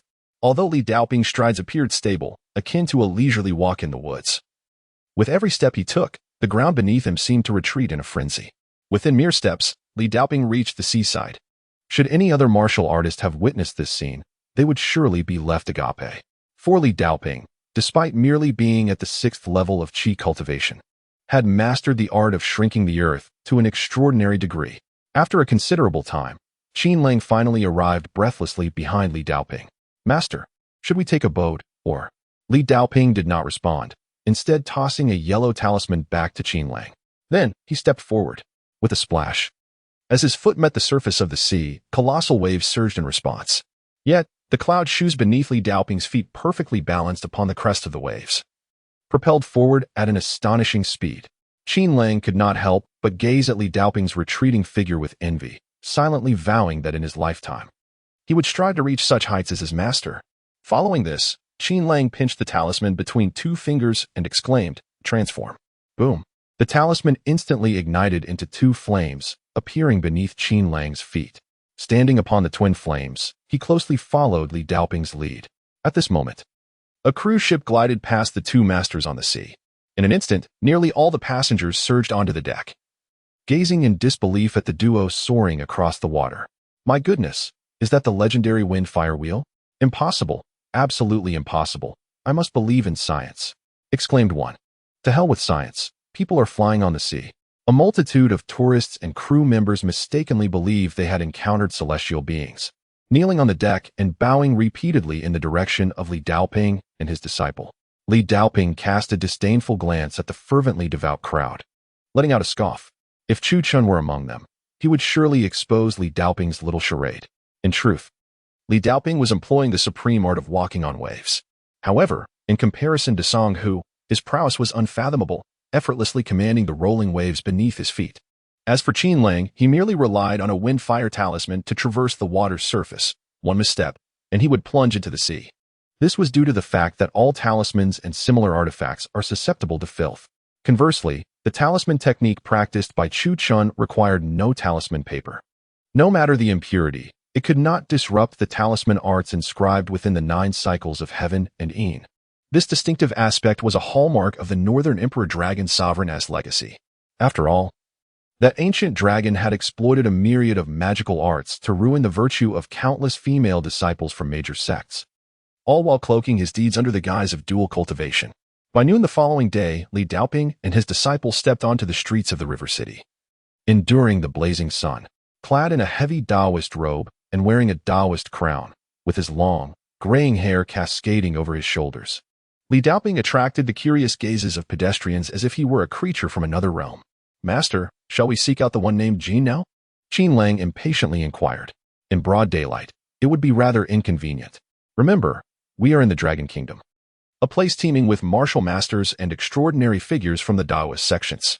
It would be wiser to settle accounts with the Jin family under the cover of night, Li Daoping advised. Caution is the mother of safety.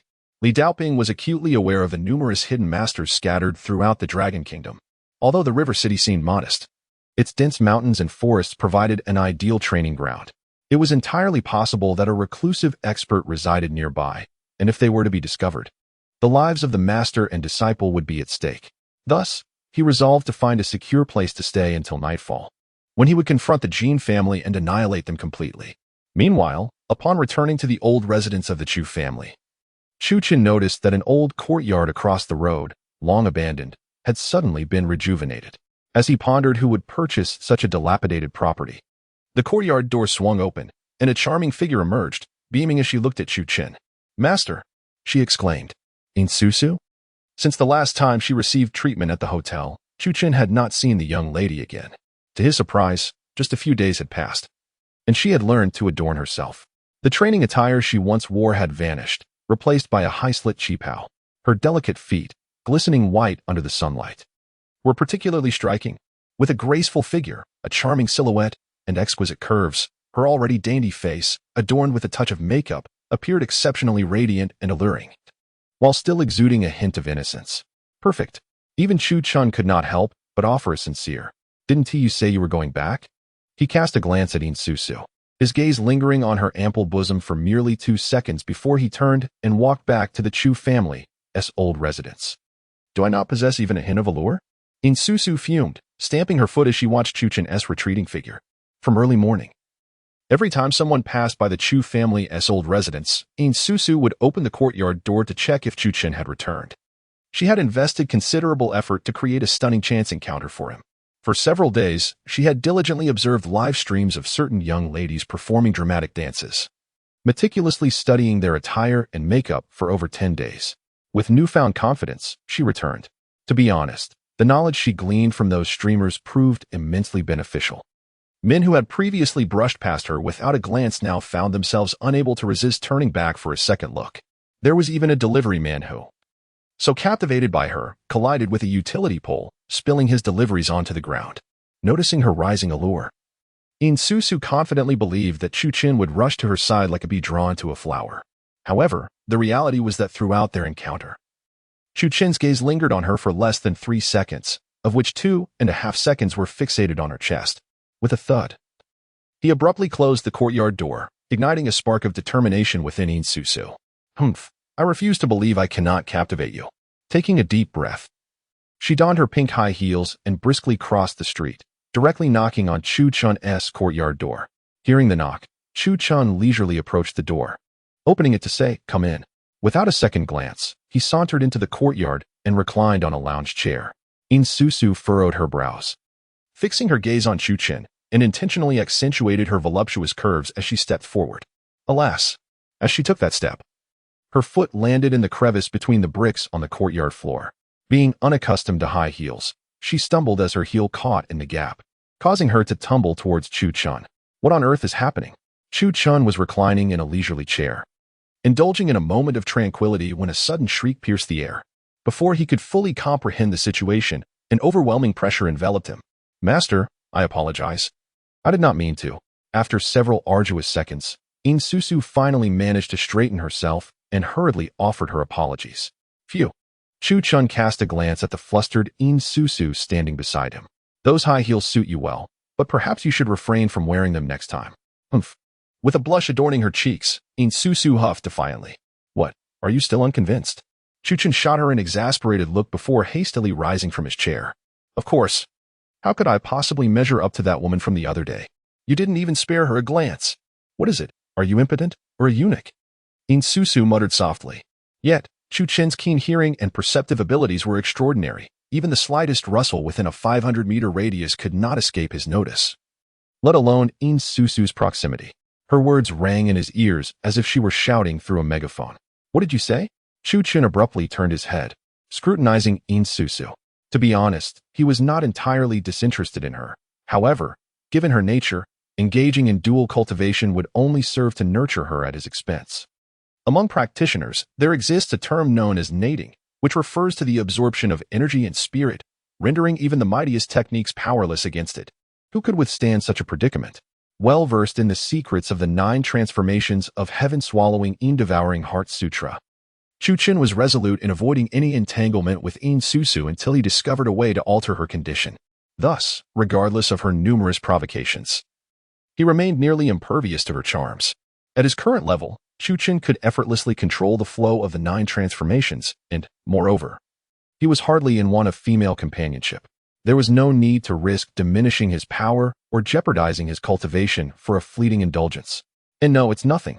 I just wanted you to pay a bit more attention to me, like As she spoke, In Susu lifted her petite foot adorned with high heels, revealing a long, exquisitely toned leg before Chu Chen's eyes. Temptation? No, it was more akin to seduction. This young lady, if properly nurtured, could become quite remarkable. Just as Chu Chen felt the stirring of the 9 transformations within him, he forcibly suppressed it. He then nodded slightly, acknowledging, "Indeed. It's commendable that you've taken to enhancing your appearance. However, do not forget, a seeker of the Tao should maintain a tranquil and unadorned heart to attain the supreme path." After speaking, he coughed lightly a few times. The crux of the matter was that when confronted with the concept of nating, Chu Chen found himself truly incapacitated. According to the records of the 9 transformations, the Northern Emperor Dragon King had once encountered the phenomenon of nating in his youth.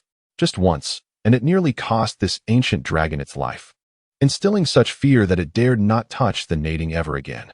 Moreover, it specifically noted in the 9 transformations of the Swallowing Heaven and Seizing the In Heart Sutra that anyone wishing to preserve their life should absolutely avoid the nating, a matter of utmost importance repeated thrice. In Susu couldn't help but lift her gaze in surprise, staring at the figure of Chu Chen before her, feeling a sense of bewilderment. It turned out she had completely misunderstood her master. Chu Chen was nothing like the image she had conjured. Rather, he embodied a serene disposition, noble and refined, a truly virtuous gentleman. Even in the presence of beauty, he remained unperturbed, a paragon of integrity, a rarity even among the sanctified sect. Compared to the brothers in the sect who incessantly fawned over her, Chu Chen's character loomed like a mountain in its grandeur. "Master, I apologize, I have misjudged you, and I vow there shall be no next time." In Susu lowered her head, a look of remorse on her face, reminiscent of a schoolgirl who had erred. Chu Chen tilted his head, catching a glimpse of her flushed countenance, nearly bursting into laughter. After a few restrained coughs, he spoke gently. "I presume you wish to utilize this means to compel me to lift the restrictions upon you?" Gasp. Upon hearing this, In Susu's face turned pale with fright. Indeed, that was precisely her intent. After all, having fallen into the clutches of a lecher and being bound by his restrictions was akin to plunging into a fiery abyss. If only she could exert a countermeasure at his most vulnerable moment, perhaps she could force him to release her from her constraints. In pursuit of this lofty ambition, she had even purchased a residence across the street and dedicated over 10 days learning fervently in a Douyin livestream studio. Yet, the question remained, how did Chu Chen discern her thoughts? Could he possibly possess the ability to read minds?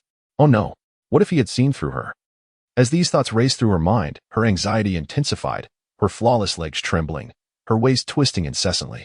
Perhaps she herself was unaware of how alluring and provocative she appeared in that moment.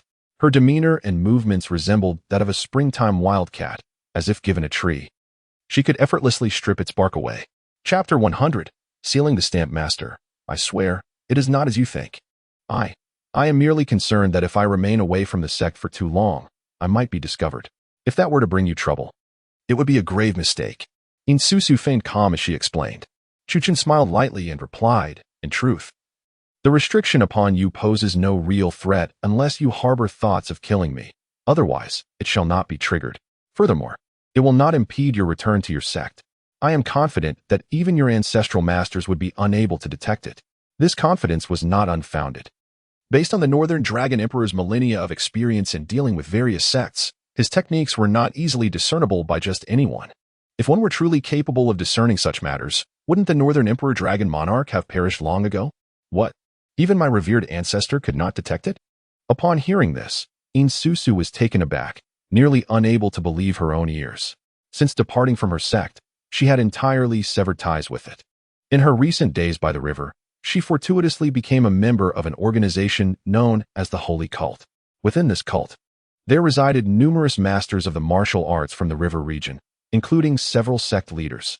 The founder of the Holy Cult is said to be a woman, referred to as the Holy Maiden. Even In Susu had never seen the Holy Maiden's true visage, but had heard tales of her being a formidable figure at the divine transformation realm. Although In Susu was not entirely clear on the specifics of the divine transformation realm, the reverent gazes and demeanor of the prominent figures in the martial and cultivation circles around her indicated that she must be an unattainable paragon. The audacity of Chu Chen to assert that even the Holy Maiden could not perceive the restrictions upon her was astonishing. What level of power must he possess? No wonder she could not even withstand a single slap from him. Reflecting on the moment when he struck her chest, In Susu felt the memory linger vividly. If you do not believe me, you may test it. Should I lose the wager, you may request anything, even to release the restrictions on me face to face. Chu Chun stated with a smile. At that moment, In Susu saw in his gaze an overwhelming confidence, a steadfastness that left no room for doubt. There was no need for a wager. Her defeat was inevitable. From what she knew of this individual, he would not engage in reckless gambles. However, upon further thought, In Susu suddenly perceived this as a potential divine opportunity bestowed upon her. If what Chu Chun claimed was true, then his legacy must be formidable, surpassing that of her previous sect master by a significant margin. Following him would surely be far more advantageous than remaining with her ineffectual former teacher. My lord, I actually believe that having a restriction is quite beneficial, she remarked, disregarding how her ample form might impact others as she approached Chu Chun, her curvaceous figure pressing against him. Please, have a seat. Allow me to formally present you with a cup of tea. She took his arm and guided him back to the leisurely chair, pouring him a cup of steaming tea with a semblance of grace, offering it to him with a slight bow. From Chu Chun's perspective, the scene was indeed a splendid display of spring's beauty. Accepting the cup from In Susu's hands, Chu Chun smiled nonchalantly. I am curious to hear how it is beneficial. As he savored the fragrant tea, he observed the docile demeanor of In Susu, who had seemingly transformed. As long as she remained by her lord's side, he certainly would not allow her to remain in such a weakened state. If he were to casually impart a superior technique, perhaps she could alleviate his burdens. Ah, this girl has potential. With a fleeting glance at In Susu, Chu Chun's mind raced as he recalled the techniques within the 9 transformations of the swallowing heavens and the seizing of Yin, particularly those that could alter her constitution. The concept of Yin and Yang interchanging? Absolutely not. Transforming a stunning beauty into a burly man would be a tremendous loss. The 9 transformations of the heavenly spirit? No, that wouldn't do either. After a brief search, however, Chu Chun did manage to find what he sought. Indeed, this was it. With this thought, he nodded slightly and remarked, Ah, the pupil is indeed teachable. Sipping his fragrant tea, Chu Chun then calmly instructed, Please fetch me paper and pen. In Susu, taken aback by the fact that Chu Chun would genuinely impart his techniques to her, felt a mix of astonishment and joy. She could hardly believe that the man she had long misconstrued as a lecherous scoundrel and a depraved fiend was, in fact, so magnanimous and humble. Choosing to overlook past grievances and share his teachings, overwhelmed with emotion, her eyes glistened with unshed tears. It dawned on her that she had only known Chu Chun for a mere few days. Yet her own master had failed to bestow upon her a single worthy technique throughout the years, even leaving her to fend for herself in dire situations.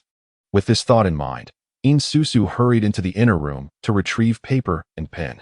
She approached Chu Chun, her large, shimmering eyes fixed intently on him as he inscribed a series of complex and esoteric characters on the page.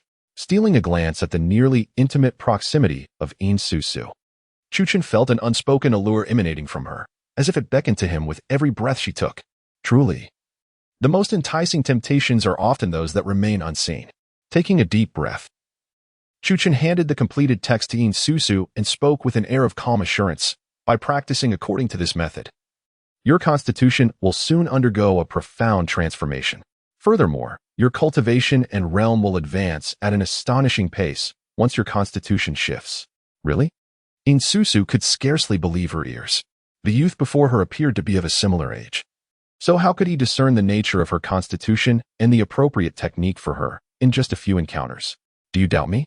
Chu Chun raised his gaze to In Susu's fair and exquisite countenance, the gentle breeze of the courtyard carrying a delicate fragrance.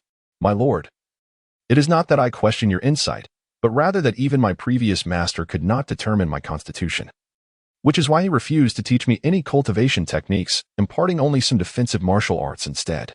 As she spoke, a hint of grievance crept into her voice as she wiped away a tear from the corner of her eye. Who could truly understand the struggles she had endured since entering the sect? Is it not true that at night you feel an overwhelming heat, yet during the day, you are engulfed in a chilling cold? Chu Chun's words cut through the mystery. This was indeed the distinguishing characteristic of the Nading constitution. To elaborate, it could hardly be termed a pathological condition. Rather, those possessing this constitution could achieve astonishing speeds in their cultivation if they were to find a suitable provider. My lord, you truly can discern the root of my affliction? At this moment, In Susu's admiration for Chu Chun was beyond words. This implied that the technique bestowed upon her by Chu Chun could undoubtedly transform her constitution, enabling her to experience a meteoric rise in cultivation akin to her fellow disciples. Chu Chun smiled serenely and remarked, "Thus, as long as you diligently practice the heart method I provided, you shall soon undergo a rebirth." Insusu nodded repeatedly, overwhelmed with excitement, and embraced Chu Chun, leaving a bold imprint on his cheek. "I apologize, master. I was too exhilarated just now," she said, sheepishly wiping the lipstick from her lips. At that moment, Chu Chen's phone rang unexpectedly. Coincidentally, it was a video invitation from Zhou Tianfeng. Without a moment's hesitation, he pressed the accept button. As the screen lit up, Zhou Tianfeng, casually draped over a sofa, turned her enchanting gaze towards Chu Chun, and her elegantly arched brows immediately knitted together in discontent. Chapter 101. A woman should not be too indulged upon seeing his own reflection in the dialogue box. Chu Chun noticed, to his surprise, a vivid strawberry mark on his left cheek, which he hastily attempted to wipe away, only to make it more pronounced. "Humph, Xiao Chencheng. After just one night apart, have you transformed from little sweetie to the lady of the manor?" Zhou Tianfeng's gaze was rife with jealousy, her expression tinged with bitterness. During this period, she had nearly grown accustomed to Chu Chen's constant presence by her side, even developing the illusion that she was his rightful partner. However, the sight of the lipstick mark on his face abruptly shattered this delightful fantasy, thrusting her back into the harsh reality. She was several years older than Chu Chun, who was undoubtedly surrounded by an array of beautiful women, the kind one could hardly dismiss. The mere thought of it filled Zhou Tianfeng with a pang of sorrow. Why couldn't she have been born a few years later, or Chu Chun a few years earlier? Perhaps this was just a cruel jest played by fate. A wave of complex emotions surged within her, and tears began to glisten in her beautiful eyes. "You misunderstand. I was transmitting the technique and accidentally got smudged," Chu Chun casually explained. Yet, he felt quite unjustly treated. Who could have anticipated that Insusu, who had always regarded him with hostility, would undergo such a drastic change in temperament and leave a mark on his face when he was not paying attention? "Do you need something?" Chu Chun deftly shifted the topic. Upon hearing his inquiry, Zhou Tianfeng took a deep breath to steady her emotions and replied, "It's about the Qi replenishing pill launch. Several pharmaceutical companies in the provincial city have been pleading with me this morning to transfer the sales rights to them.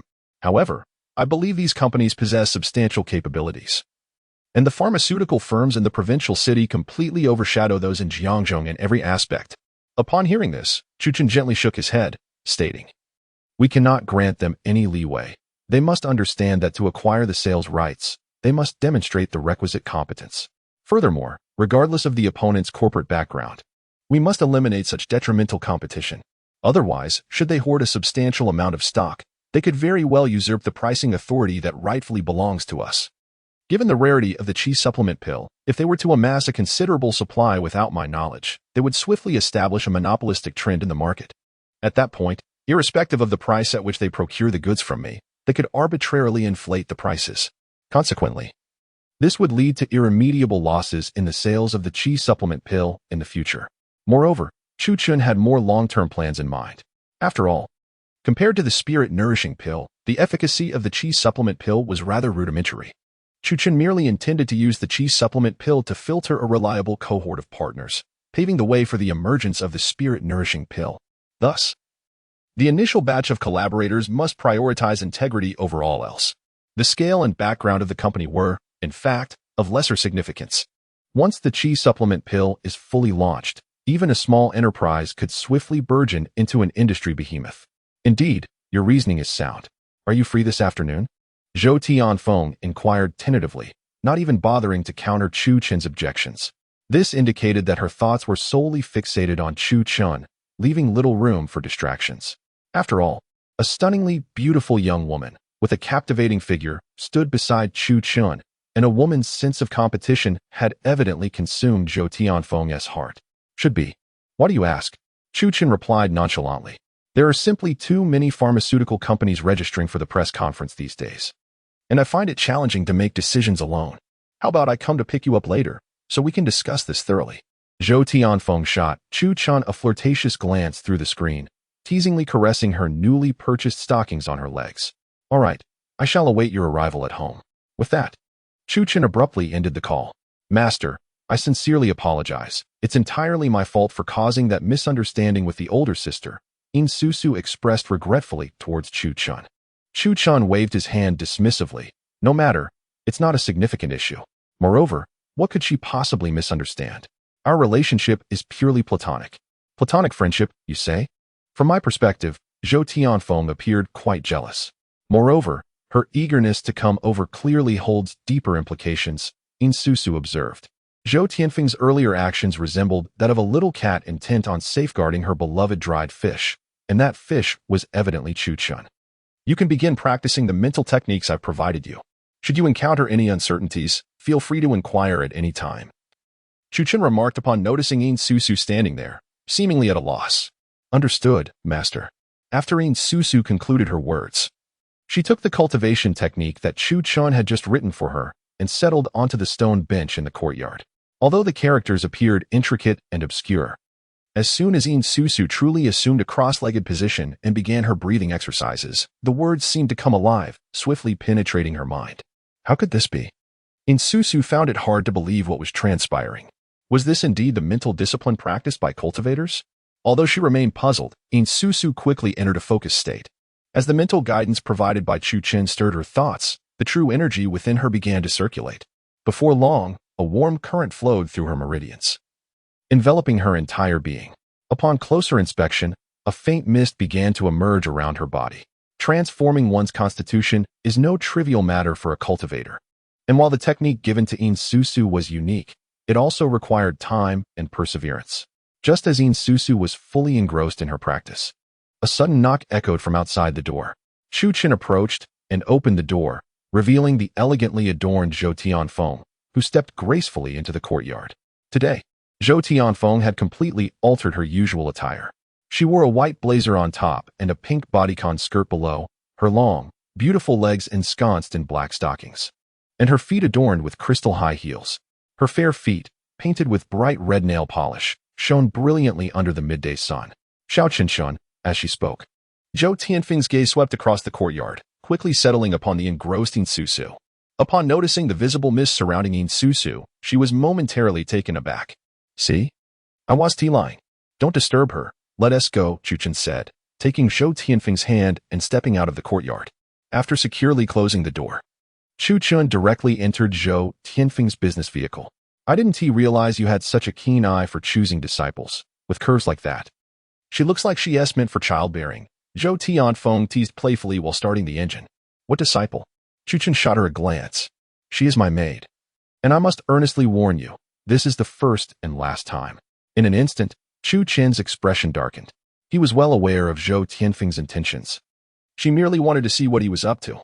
However, the truth was that whatever Chu Chun was engaged in, and with whom, was beyond Zhou Tianfeng's current prerogative to question. One must not indulge women too much. Sometimes, rules must be enforced. A man must assert his strength. Being a sycophant? Absolutely out of the question. Hiss. Sensing a hint of coldness in Chu Chun's gaze, Zhou Tianfeng couldn't help but shudder, her face betraying a sense of grievance as she pouted. Why must you be so fierce?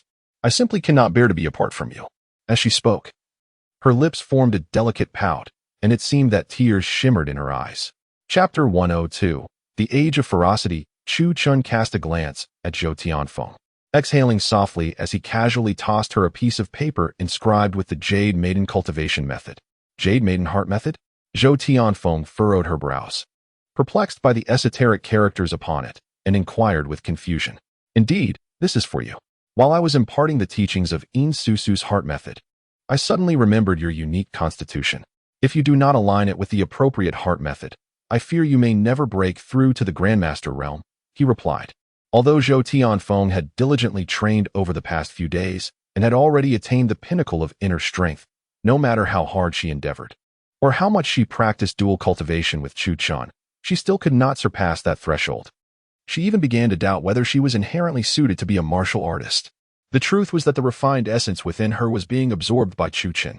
However, as Chu Chun's cultivation level advanced, the benefits Zhou Tianfeng could offer him became exceedingly limited. Even though the Ice Phoenix Jade body naturally resonated with Chu Chun's 9-turn swallowing heaven and seizing in heart method, their respective realms could not differ too greatly. Previously, when Chu Chun was at the 5th level of Qi refinement, the Ice Phoenix Jade body provided him with substantial benefits and his cultivation speed was astonishingly rapid. However, once he broke through to the 6th level of qi refinement, the effects of dual cultivation with Zhou Tianfeng diminished significantly. In fact, the enhancement to his realm was minuscule. Just moments ago, while searching for a way to modify Yin Susu's heart method, Chu Chun had meticulously reviewed the records concerning the Ice Phoenix Jade body. It was indeed rare, though not to the point of being exceptional. Moreover, engaging in dual cultivation with someone possessing the Ice Phoenix Jade body imposed very stringent requirements on the other party's realm. The ideal scenario would be for both parties to possess comparable levels, allowing them to break through a minor realm nearly every year once they reach the transformation stage. However, if the disparity between their realms exceeded 5 minor levels, the nutrients that could be absorbed would be exceedingly scarce. This situation resembled a small stream attempting to fill a swimming pool. It might take only a few hours. Yet, transforming that swimming pool into a football field would require a day or even longer. If one were to turn the swimming pool into a river or sea, that small stream would evidently fall short. Currently, the relationship between Chu Chun and Zhou Tianfeng mirrored the gap between a small stream and vast bodies of water. Thus, the only solution was to transform Zhou Tianfeng, this small stream, into a river. Only then could Chu Chun continuously benefit, and his heart would no longer harbor any feelings of guilt towards her. Is this a gift for me? Zhou Tianfeng asked, her lips pursed. As she fixed her gaze upon Chu Chun nodded slightly and remarked, that is indeed the case. After all, as the head of the Phoenix Gate, if your own strength is lacking, your position will inevitably be precarious. His words resonated deeply with Zhou Tianfeng. Previously, while the Phoenix Gate had enjoyed considerable income, it paled in comparison to the immense wealth that the Qi recovery pill promised, which was a mere drop in the ocean when juxtaposed against it. Zhou Tianfeng understood all too well the allure of wealth. Once the Qi recovery pill gained nationwide popularity, it was only a matter of time before others coveted her position. She could not rely on Chu Chun to assist her every time. Moreover, she was acutely aware that in Chu Chun's eyes, her value extended beyond being a mere lover.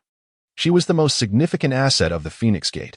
If she could not even secure her own standing, she would be no different from a useless ornament in Chu Chen's eyes.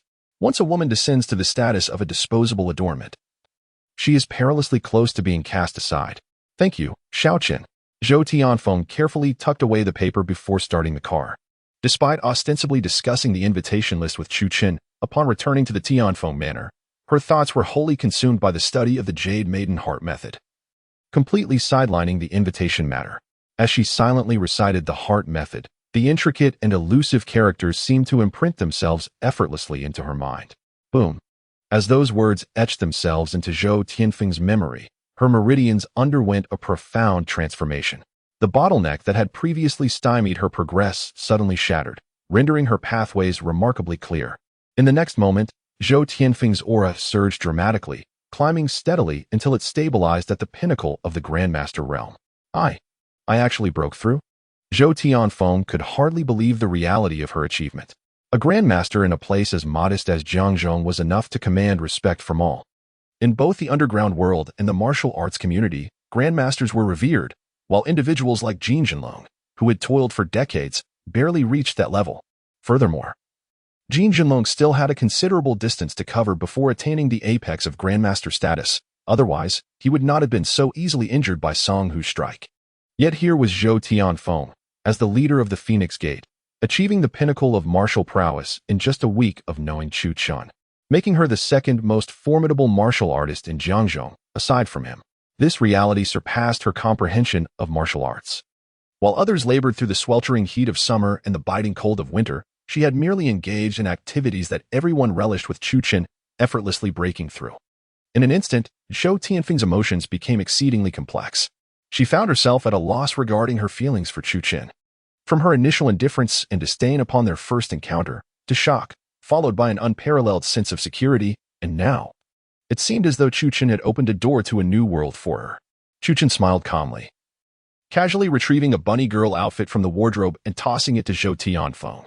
"You are incorrigible," she exclaimed, adjusting the form-fitting skirt to reveal a glimpse of delicate black lace.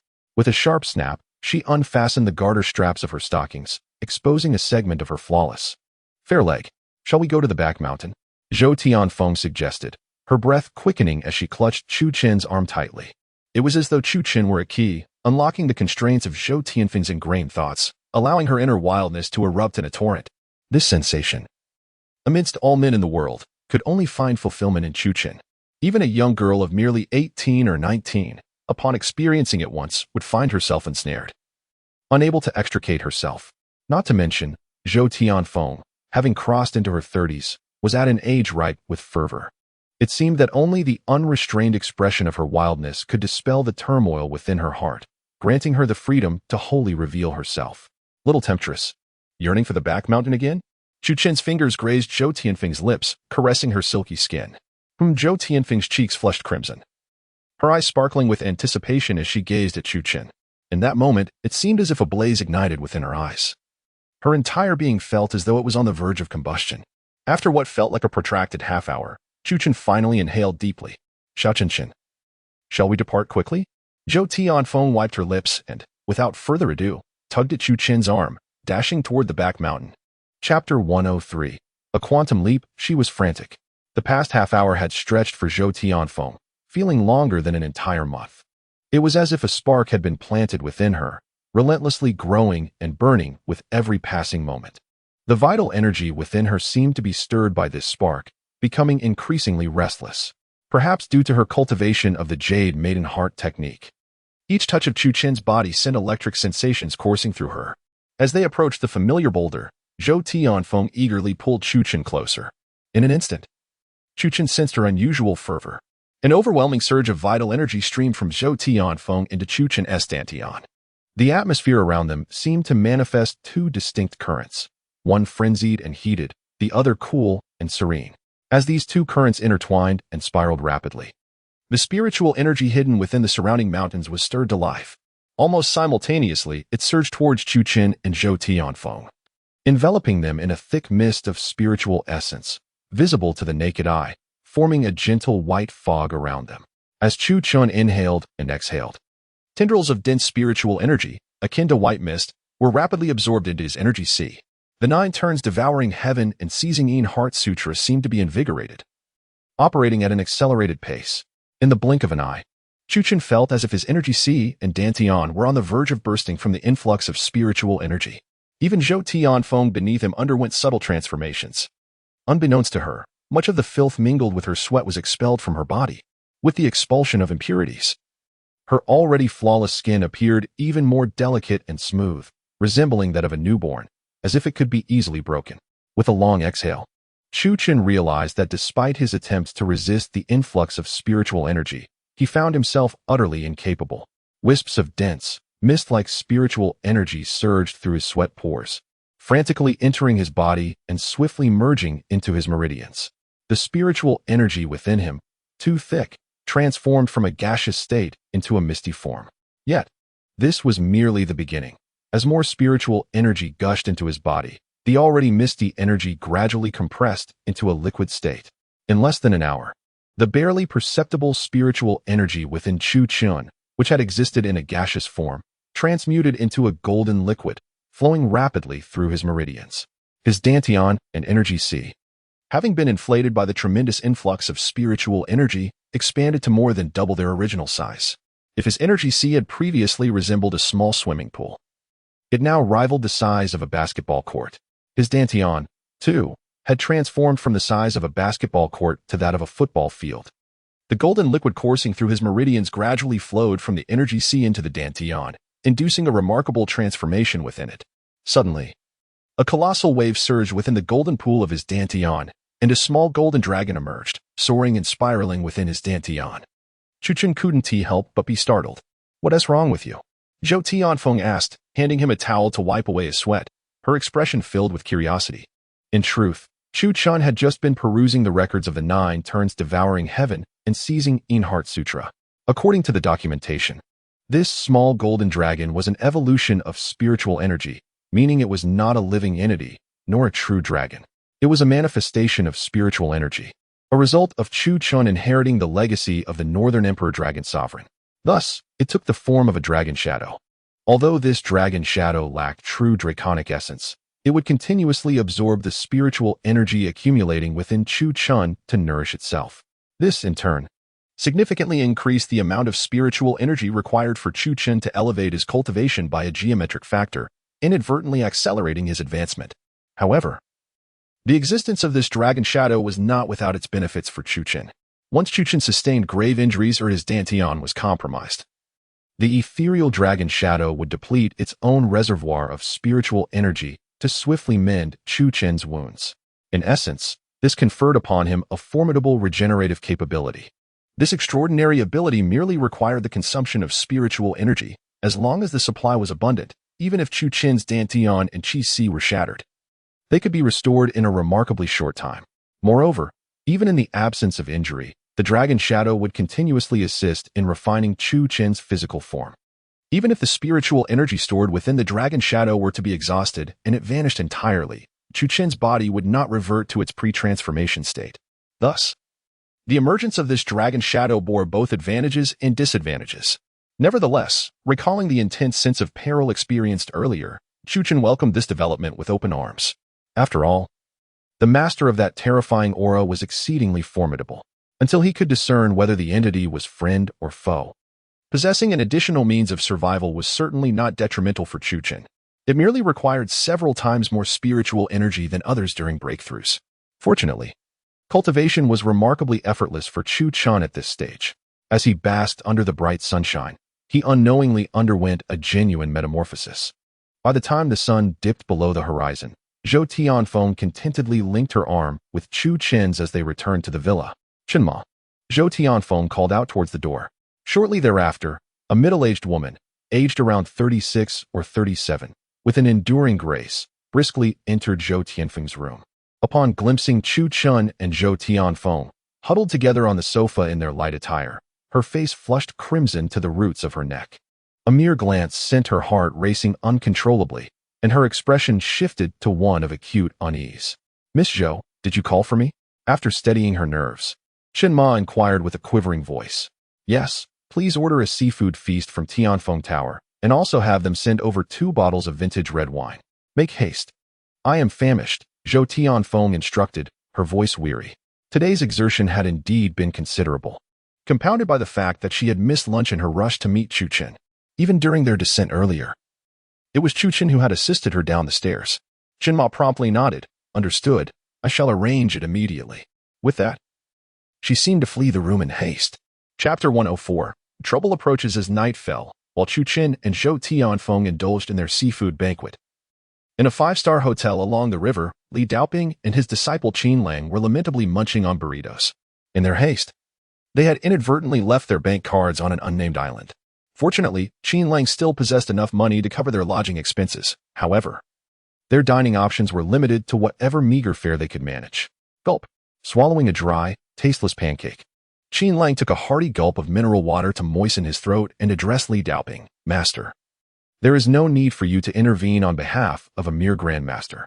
I am more than capable of avenging my junior brother." With that, he furiously tossed the half-eaten pancake to the ground, gritting his teeth. Li Daoping pondered for a moment before nodding slightly. "Very well, but should you encounter a formidable opponent, do not engage in a protracted battle. I will await your news here." Qin Lang, a formidable figure with a cultivation level of 5 Qi layers, was akin to a grandmaster in the martial arts world. In the entire Jiang city, it was nearly impossible to find another grandmaster. Thus, it was reasonable for Li Daoping to confidently allow him to venture alone to the Jin family martial arts hall. "All right, I shall seek out the one surnamed Jin." With that, Qin Lang pushed the door open and strode towards the Jin family martial arts hall. Earlier in the afternoon, Qin Lang had already inquired at the hotel reception about the location of the Jin family martial arts hall.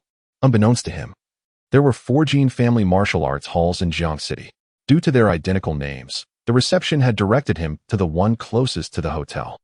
At this particular hall resided Li Gan, a favored disciple of Jin Jinlong. Having encountered a setback with Zhang Ahu, Li Gan was currently drowning his sorrows in alcohol, silently vowing revenge against Zhang Ahu.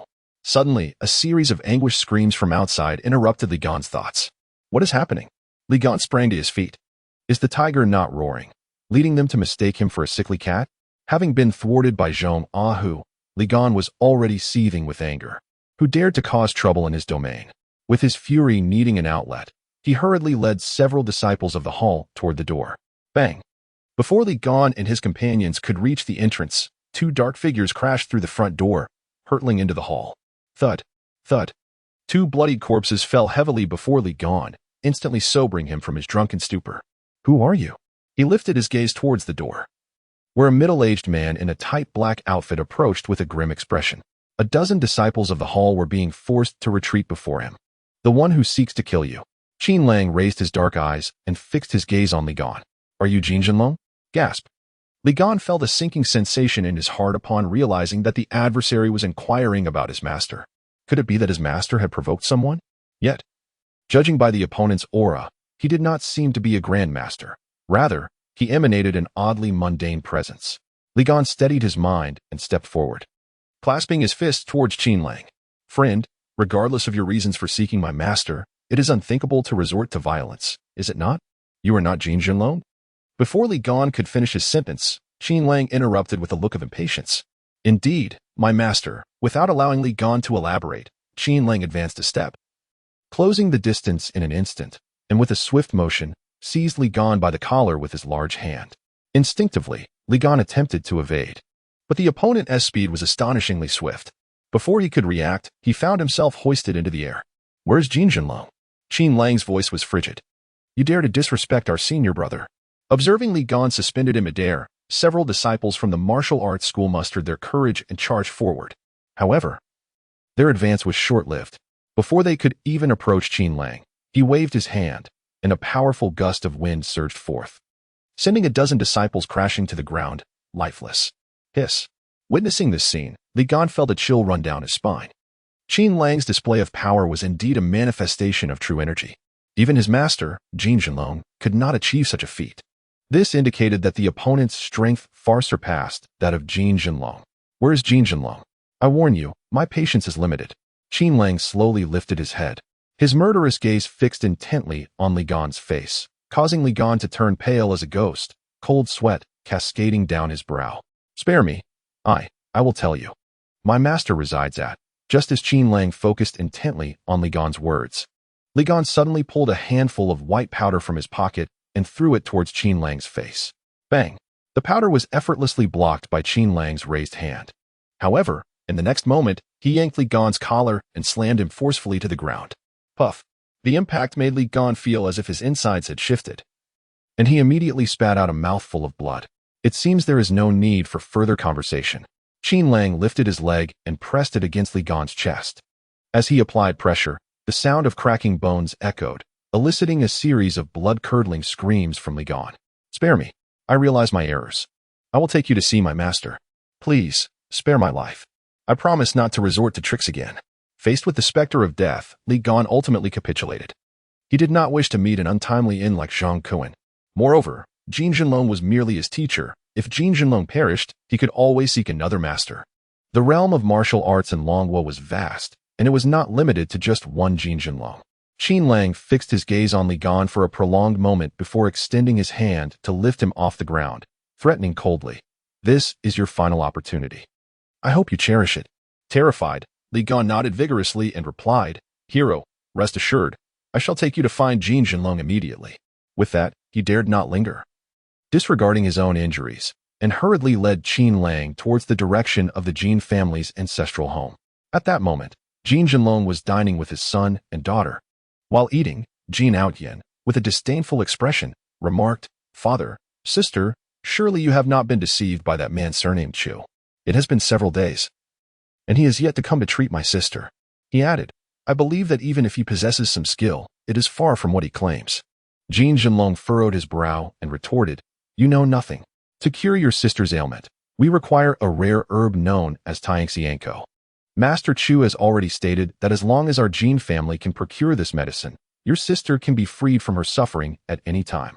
Before Jin Jinlong could finish his words, a sudden cacophony of fierce fighting and anguished cries erupted from outside. Master! Master! Something terrible has happened. Please save us. Several disciples from the martial arts school rushed frantically into the back hall. Yet, before they could reach Jin Jinlong, two flying darts pierced through their chests with swift precision. Who dares to act recklessly before Jin? Jin Jinlong, aware of the impending danger, hastily set down his bowl and utensils, whispering to Jean Outyin and Jean Linger. "Do not concern yourselves with me. Quickly escape through the back door. Remember, do not go anywhere else. Head straight for Master Chu." Chapter 105. Release my sister, father. "We will not flee," Jean Outyin and Jean Linger declared stubbornly.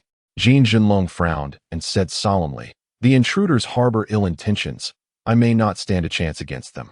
Before Jean Jinlong could finish his warning, Jean Outyin had already lunged forward. Sizing up Qin Lang, Jean Outyin coldly scoffed, "You must be tired of living. Daring to harm others on the grounds of our Jean family's martial arts school?" With that, he unleashed a powerful strike aimed at Qin Lang's face. Having already been humiliated by Chu Chun, Jean Outyin was filled with rage. Now, an unexpected adversary had emerged, serving as the perfect outlet for his frustration. However, Jean Outyin could never have anticipated that this seemingly unremarkable middle-aged man possessed greater strength than his own father. As his palm descended, he felt a sudden, excruciating pain in his abdomen, and in the next moment, his body was involuntarily propelled backward. Thud. Jean Outyin was flung 7 or 8 meters away, spitting out a mouthful of blood. "Damn it, this bastard is playing dirty," he cried out in agony, clutching his groin and pleading with Jean Jinlong. "Father, I think I've been severely injured." "What?" Jean Jinlong's eyes turned red at the sound of his son's words. "The Jean family has but this solitary offspring. This surely spells the end of their lineage." Contemplating this, Jean Jinlong could not suppress his fury. He stepped forward, his gaze icy as he fixed his eyes upon Qin Lang, gritting his teeth as he declared, "I bear no enmity towards you. Why must you bring about the extinction of my family?" Upon hearing these words, Qin Lang let out a cold laugh, responding, "No enmity? How absurd. Did you not murder my junior brother, Song Hu?" "Hiss. He is the elder brother of Song Hu." At this revelation, Jean Jinlong's anger dissipated instantly, as if doused with a bucket of icy water, leaving him chilled to the very marrow. He had personally experienced Song Hu's formidable prowess, unable to withstand even a single strike. Now, facing Song Hu's elder brother, any hope of resistance was utterly futile. In a state of urgency, Jean Jinlong swiftly turned to his sister Jean Lingo, urging, "Lingo, take your brother and flee as far as you can. No matter what transpires, do not return." With that, he raised his hand for a strike against Qin Lang. Aware that death was imminent, Jean Jinlong had no choice but to risk everything, determined to buy time for his sister and brother to escape. Bang! Before his palm could descend, Qin Lang retaliated with a swift kick, sending Jean Jinlong sprawling to the ground, raising a cloud of dust. "The martial artists in this country are truly feeble," Qin Lang spat disdainfully. With Jean Jinlong's meager abilities, he could not even hope to touch his junior brother, let alone threaten him. "Linger, you must hurry," Jean Jinlong implored, his heart racing as he noticed that Jean Ling had not moved an inch. Where to flee? Just then, Li Gan, wearing a sinister smile, stepped forward to block the path of Jean Linger and her brother. Li Gan? Jean Jinlong could hardly fathom that his beloved disciple would betray the sect at such a critical moment. "Did you not expect this, Jean?" "Neither did I foresee that this day would arrive so swiftly," Li Gan sneered, his voice laced with bitterness. "In truth, I have long harbored disdain for you. Am I, Li Gan, not more loyal to the Jean family than Zhang Kuan? Yet you have chosen to suppress me at every turn, allowing Zhang Kuan to oversee 2 martial arts schools and even purchasing him a residence in the prime area of the city. I shall not abide this any longer. Initially, I had planned to sever ties with your family only after achieving the rank of Grandmaster. Alas, fate has not favored my wishes, as Mr. Qin has arrived to avenge his junior brother. I have done all I can, and as long as you comply and reveal Chu Qin's whereabouts, I believe Mr. Qin will show you leniency." With that, Li Gan shifted his gaze towards Qin Lang. In truth, on his way to the Jean household, Li Gan had recounted the events surrounding Song Hu in full detail. He had even taken Qin Lang on a lengthy detour around the Chu family's ancestral home. Unfortunately, before departing, Chu Chun had enacted a hidden restriction, rendering their efforts futile as they circled the Chu residence thrice without success. He then retraced his steps and arrived at the Jean residence. "Humph, you're out of your minds. Mr. Chu has shown our Jean family great kindness. Even if you kill us, you'll never find out his whereabouts." Before Jean Jinlong could speak, Jean Linger angrily shouted, her voice resolute and unyielding. "Mr. Qin, as you can see, the entire Jean family is stubbornly refusing to cooperate. If we don't teach them a lesson, they'll never reveal Chu Qin's location," Qin Lang sneered. his lecherous gaze sweeping over Jean Linger's figure before he stepped forward and waved dismissively at Li Gan. Go stand guard outside. No one is to disturb me. Yes, sir. Li Gan hurriedly bowed and scrambled to the entrance, keeping watch, glancing at the unconscious Jean Jinlong and his son. Qin Lang burst into laughter as he advanced toward Jean Linger. What are you doing? Jean Linger instantly recognized his violent tensions from his gaze and instinctively retreated several steps. What am I doing? What do you think? Qin Lang replied, stripping off his clothes while roaring with laughter. Stop, you beast.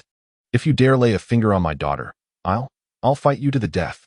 Jean Jinlong, seeing his daughter in peril, struggled to rise despite his injuries. But before he could steady himself, Qin Lang backhanded him with such force that he was sent sprawling over 3 meters away. Old fool. Just tell me where that bastard surnamed Chu is, and I might consider sparing your daughter. Otherwise, you'll watch as I ruin her right before your eyes. With that, Qin Lang lunged forward, tearing at Jean Linger's clothes. Though Jean Linger possessed some martial prowess, it was utterly insignificant against Qin Lang. Before she could even resist, a brutal slap sent her reeling, her vision swimming. Rip! A sharp sound echoed as Jean Linger's casual attire was torn open, exposing her pale, delicate skin to the cold air. Damn you! Let my sister go. I'll kill you. Jean Aotian roared, leaping from the ground and charging at Qin Lang. Thud. With a single sweeping kick, Qin Lang sent Jean Aotian flying several meters before seizing Jean Linger by her hair and slamming her onto the dining table. Jean Jinlong, time is running out for you. Undoing his belt, Qin Lang reached mercilessly for Jean Linger's waist. No. Stop. Despite her desperate struggles, Jean Linger was powerless to break free. Rip. Another sharp tear. Now, only her undergarments remained. Even Li Gan, standing guard at the door, couldn't help but stare greedily at Jean Linger's exposed form, swallowing hard. Jean Jinlong, grievously wounded and overwhelmed with fury, coughed up another mouthful of blood. Unexpectedly, the Jean family has fallen to the depths of despair. Stop. Let my sister go. I will tell you where Chu Qin is. As Qin Lang was about to make his next move, Jean Aotian, tears of resentment streaming down his face, shouted loudly. Chapter 106. Disturbing Chu Qin's good fortune. Qin Lang turned to Jean Aotian, a sinister smile curling upon his lips. Speak.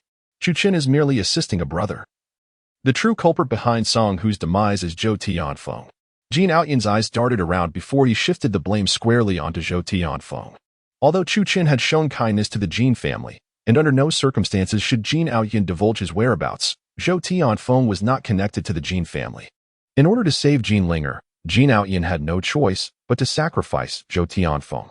Oh, upon hearing this, Qin Lang's gaze suddenly turned frigid, shifting towards Li Gan, who stood at the door, drooling as he fixated on Jean Linger. Feeling the murderous intent emanating from Qin Lang, Li Gan trembled uncontrollably. So, it is this Zhou Tianfeng who is the true villain behind my junior brother's death? Qin Lang narrowed his eyes, fixating on Jean Aotian. Indeed. The entire Song family fell victim to the hands of the Feng men. He returned to Jiangzhou seeking vengeance against Zhou Tianfeng. Jean Aotian recounted all the details he had gathered to Qin Lang. After listening to Jean Aotian's account, the flesh on Qin Lang's face twitched. Thankfully, he had not located Chu Qin's hideout earlier. Otherwise, it would have been a boon for Zhou Tianfeng. Contemplating this, Qin Lang seized Jean Linger's hair with one hand and gripped Jean Aotian's collar with the other, demanding, "Take me to that Zhou person. You alone cannot contend with Zhou Tianfeng. She is the leader of the Feng men, and much of the underground world of Jiangzhou reveres her." Jean Aotian swallowed hard, gasping for breath. In truth, he was deliberately stalling for time, hoping that other brothers would suddenly visit the Jean family, thereby providing a chance to seek Chu Qin's assistance. Regrettably, Qin Lang afforded him no such opportunity. The underground world? Haha. Qin Lang laughed heartily, declaring, even if the entire foemen were to arrive, I would still kill without hesitation. Lead the way. As he spoke, Qin Lang reached out and tore away the last shred of modesty from Jean Ling. If you dare to lay a finger on my sister, I will never take you to Zhou Tianfeng, even if it costs me my life. Jean Aotian gritted his teeth, glaring fiercely at Qin Lang. Qin Lang narrowed his eyes, suppressing the raging desire within him, before casually tearing off Li Gan's clothing and draping it over Jean Linger. Are we ready to leave now? Qin Lang spoke coldly. Aotian, Jean Jinlong clutched his chest, struggling repeatedly, yet failed to rise from the ground. Father, as long as we have not betrayed Chu Qin, we cannot be deemed ungrateful. This entire situation is of Zhou's own making. We cannot simply stand by and watch him act against Sister Duo. Jin Aotion gritted his teeth, enduring the pain radiating from below, and limped towards the door. As Qin Lang reached the entrance, he suddenly halted, turning to Li Gan and commanding, "Keep a close watch on that old man. If he makes any move, eliminate him." "Yes, yes, rest assured," Li Gan replied, nodding vigorously, not daring to utter a word of dissent. In his mind, the Jin family was finished, Zhou Tianfeng was also doomed, and even Chu Chun was undoubtedly destined for death.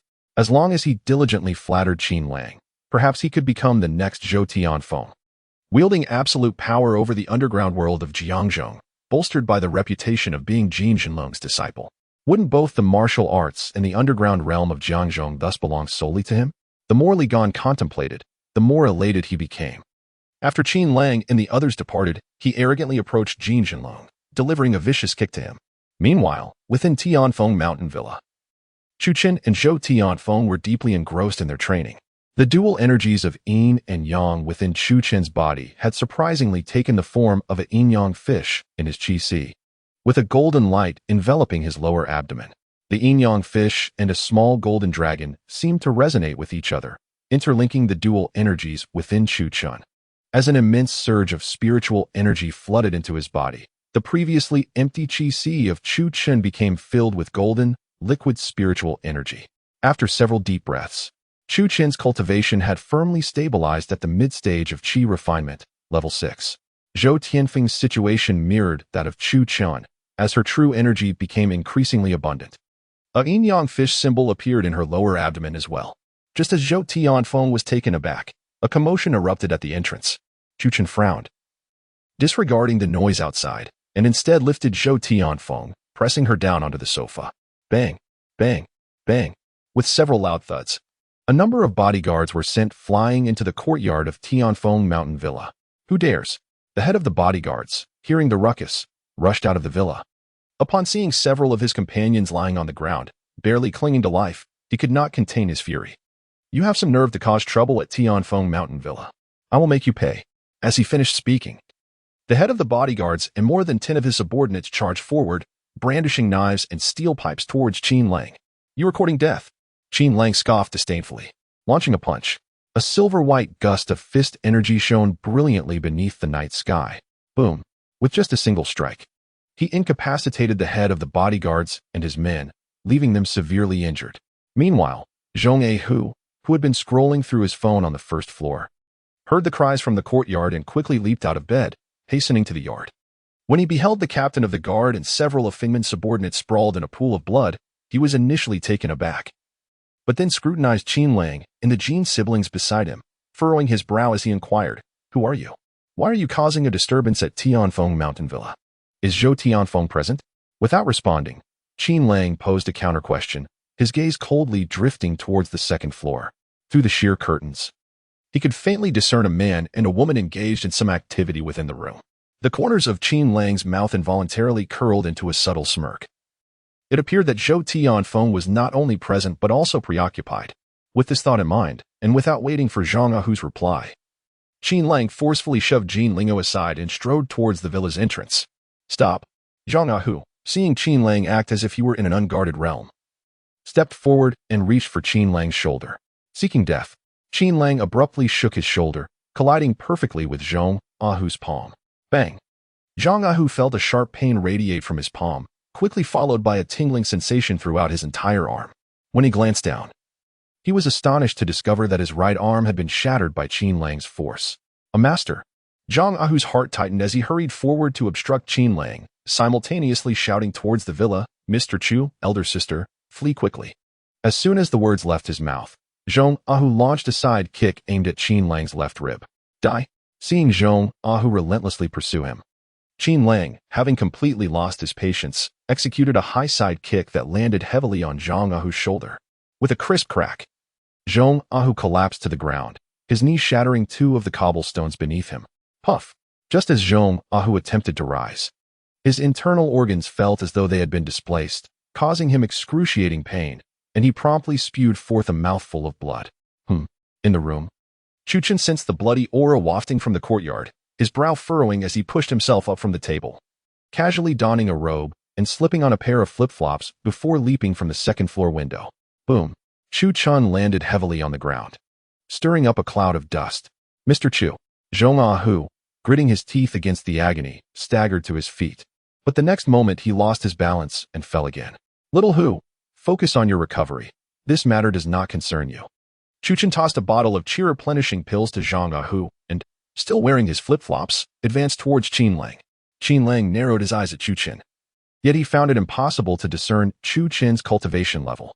Before him, Chu Chin's aura was ethereal, at times resembling that of a supreme expert, and at others, a mere ordinary person. What could this mean? You are the perpetrator behind the death of my disciple, Song Hu, are you not, Chu Chin? Qin Lang forced himself to maintain composure, adopting a fighting stance as he shouted angrily. Song Hu is your disciple? Chu Chin inquired, a frown crossing his brow. Just last night, Chu Chin was contemplating how to unearth Song Hu's sect. Considering that Song Hu's master was a cultivator, such a potential threat could not be overlooked. To his surprise, the adversary came knocking at his door, quite obligingly. In a swift motion, as Qin Lang merely nodded, Chu Chun lifted his foot, sending a flip-flop soaring through the air, aimed directly at Qin Lang's face. What audacity! An ambush! Qin Lang had no time for contemplation and hastily swung a punch, meeting the oncoming flip-flop with his formidable strike. The might of a grandmaster's fist was no trivial matter. As Qin Lang unleashed his blow, the surrounding space momentarily warped, and the air's flow subtly shifted in response to his power. Boom! A blinding flash erupted from Qin Lang's attack, and the terrifying gust surged forth like a bullet, hurtling towards Chu Chin. However, to the astonishment of both Qin Lang and his companions, the punch was completely thwarted by the flip-flop hurled by Chu Chin. The flip-flop, undeterred, continued its trajectory, striking Qin Lang squarely in the face. With a resounding impact, the flip-flop collided with Qin Lang, sending him sprawling backward more than 3 meters, crashing heavily to the ground. The bluestone pavement beneath him cracked, forming a deep imprint of his body, while the flip-flop returned gracefully to Chu Chin's feet. What the heck? Both Zhong Ah-hu and the reinforcements from the foemen were left dumbfounded. A Grandmaster-level expert had been felled by a mere flip-flop, sustaining grievous injury? This was beyond terrifying, especially for Jean Linger and Jean Ao Tian, who had been dragged along by Qin Lang. Their shock was immeasurable. They had encountered Qin Lang in battle, and even Jean Jinlong was no match for him. Yet before Chu Chin, Qin Lang appeared utterly helpless. In this stark contrast, one could only wonder what level of expert Chu Chin truly was. Jean Ao Tian swallowed hard, beads of cold sweat trickling down his back. Previously, he had only heard others speak of Chu Chin's prowess, dismissing the tales recounted by Jean Jinlong and Jean Linger as mere exaggerations. But now, witnessing the spectacle of a flip-flop incapacitating a grandmaster, his perspective on Chu Chun underwent a complete transformation. Jean Linger could hardly believe her eyes. Chu Chin had shattered her preconceived notions of martial artists. There were those who used darts, and others who wielded stones, but a flying flip-flop, this was her first encounter. With such casualness, a simple flip-flop had transformed into a lethal weapon, its power evidently surpassing that of a brick, rendering a grandmaster utterly disoriented. It was terrifying. It was enviable. It was awe-inspiring. In an instant, Jean Lingo cast a gaze towards Chu Chin that was fraught with complexity. Unperturbed, Chu Chin slipped on his flip-flops and strode towards Qin Lang.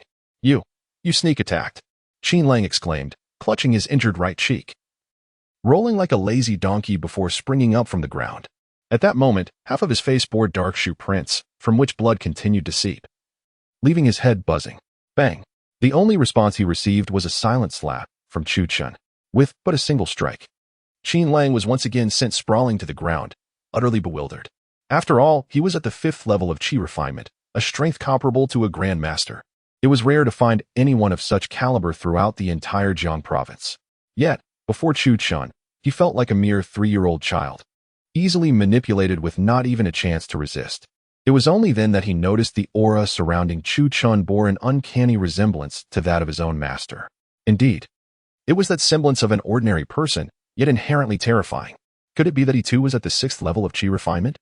The thought sent a shiver through Qin Lang's spine, realizing the dire predicament he was in. Just then, Chu Chin's foot pressed firmly against his chest. I ask you, aside from yourself, who else has come to Jiangzhou? Chu Chin's gaze was calm and untroubled, devoid of murderous intent or any chilling aura. Yet, the more tranquil Chu Chin appeared, the more profound Qin Lang's fear became. It was akin to a person crushing an ant, completely indifferent to the act. For who would regard an ant as significant? Chu, I must tell you, my master is in Jiangzhou. If you let me go now, all may still be well. Otherwise. Before he could finish, Chu Chen chuckled lightly and turned towards the villa's entrance. Huh? Qin Lang found himself momentarily dazed, wondering if he was truly being let off so easily. Mr. Chu, you absolutely must not let him go. Jean Linger and Jean Ao Tian burst through the car door, stumbling towards Chu Chun while shouting. Upon hearing their cries, Chu Chun glanced back at the siblings, noting they were tightly bound, and frowned slightly. He turned to his subordinates from Feng Min, instructing, assist them in loosening their bindings. Understood. Several of Feng Min's subordinates hurried forward to untie the ropes binding the siblings. Throughout the encounter, it seemed as though everyone disregarded Qin Lang's presence entirely. And Chu Chen didn't even bother to cast him another glance. Mr. Chu, you absolutely must not let him go. Jean Ling pointed urgently at Qin Lang. Chu Chen smiled faintly, saying, he is already as good as dead. Have you ever seen anyone take the time to kill a dead man? What? The Jean siblings were left in a state of utter confusion. Zhang Ahu and the group of subordinates from Feng Min were utterly bewildered, particularly Qin Lang himself, who wore a look of sheer confusion. Was he truly deceased? Just as Qin Lang pondered this perplexity, a surge of indescribable agony erupted from the back of his head. In an instant, amidst the astonished gazes of all present, a resounding explosion reverberated as Qin Lang's head shattered, akin to a watermelon struck by a bullet, splintering into a myriad of fragments, blood and brain matter splattering across the ground. Silence enveloped the entire Tianfeng villa, punctuated only by the howling wind. As the crowd stood in a daze, fixated on the headless corpse, completely stunned. Even Zhou Tianfeng, who had been peering down from the second-floor window, was left utterly dumbfounded. Mr. Chu, wait for me. After what felt like an eternity, Jean Outyin finally regained his senses and hurriedly pursued Chu Chen, with Jean Lingo hastily following suit. Chapter 108, Revenge and Retribution. Where is Jean Jinlong? Chu Chun casually inquired as he made his way back to the hall. Mr. Chu, please help me. Jean Outyin suddenly fell to his knees before Chu Chun, his expression one of fervent supplication. Chu Chen cast a glance at Jean Outyin, disregarding him entirely as he settled onto the sofa beside Jean Ling. At that moment, Jean Linger was clad only in a single outer garment, her ample bosom partially concealed, while her lower body was completely bare. Her pristine white legs and curvaceous form were laid bare to the air. Particularly striking was her tear-streaked face, evoking a sense of pity. Mr. Chu, my father has sustained grave injuries, and Li Gan has betrayed the Jean family. My father is currently under his watch. Jean Linger recounted the events that had transpired. As she finished, she could not hold back her tears any longer, collapsing into Chu Chen's embrace and sobbing inconsolably. This time, she was truly terrified. Throughout her life, whether at home or outside, she had always been the assertive young lady, never having been a victim of bullying. Yet today, she had witnessed her father, Jean Jinlong, gravely injured, her brother incapacitated, and she herself felt utterly powerless to resist before Qin Lang. She was but a lamb to the slaughter. Most distressingly, she had nearly been sullied by Qin Lang's intentions. All these experiences cast an indelible shadow over her soul. Only Chu Chen offered her a semblance of security and solace. With a calm smile, Chu Chen reassured her, do not worry, Qin Lang has not returned, and he dares not harm Jean Jinlong. First, go take a bath and change your clothes. Jean Linger nodded earnestly and, under the guidance of a maid, made her way upstairs. Upon casting a glance at Jean Linger's retreating figure, Jean Outyin was utterly unsettled. He crawled forward a few paces, grasping Chu Chen's leg, and wept pitifully, Mr. Chu, Master Chu, I implore you, save me. My lifeblood has been severed. Jean Outyin felt as if he were on the brink of death. He was still so young, with countless romantic pursuits yet to be realized. How could he have been struck by such misfortune? This was more unbearable than death itself. Chu Chen glanced at Jean Outyin, suppressing a smile as he reassured, do not fret, it is merely severed, and is it not still attached to you? Seek out a cosmetic hospital. With some stitching, it might still be salvageable. Upon hearing this, Jean Outyin burst into tears. Who has ever heard of such a thing being stitched back together? Is this even a reasonable statement? Someone, fetch a room for young Master Jean to rest properly. As Chu Chen's words fell, two subordinates from the Feng Min stepped forward and unceremoniously escorted the now limp Jean Outyin away. With tear-filled eyes, Jean Outyin glanced back at Chu Chen, pleading silently. If only time could be reversed, he would never have provoked Chu Chen. That wretched woman Lu Ruyan had truly led him to this disastrous fate. Mr. Chu, he whimpered. Chu Chun waved his hand. You need rest. A good sleep will remedy your woes. With a sudden outburst, Jin Aotian coughed up a mouthful of blood. Given enough time, one could truly not reclaim what was lost. Meanwhile, in a hotel room, Li Daoping was meditating cross-legged when bang. A jade slip inscribed with Qin Lang's birth details shattered instantly. What? Li Daoping's eyes shot open. Upon witnessing the jade slip reduced to dust, a surge of murderous intent ignited within him. Qin Lang. After a prolonged moment, he rose slowly. Tears welling at the corners of his eyes as he gazed at the pulverized slip. The death of Song Hu was indeed a significant blow. Yet not enough to plunge him into despair. However, Qin Lang, whom he had nurtured since childhood, shared a bond that transcended mere teacher and disciple. They were akin to father and son. My dear disciple, do not depart yet. I shall avenge you. As his words echoed, a fierce aura enveloped Li Daoping. His eyes bloodshot with rage.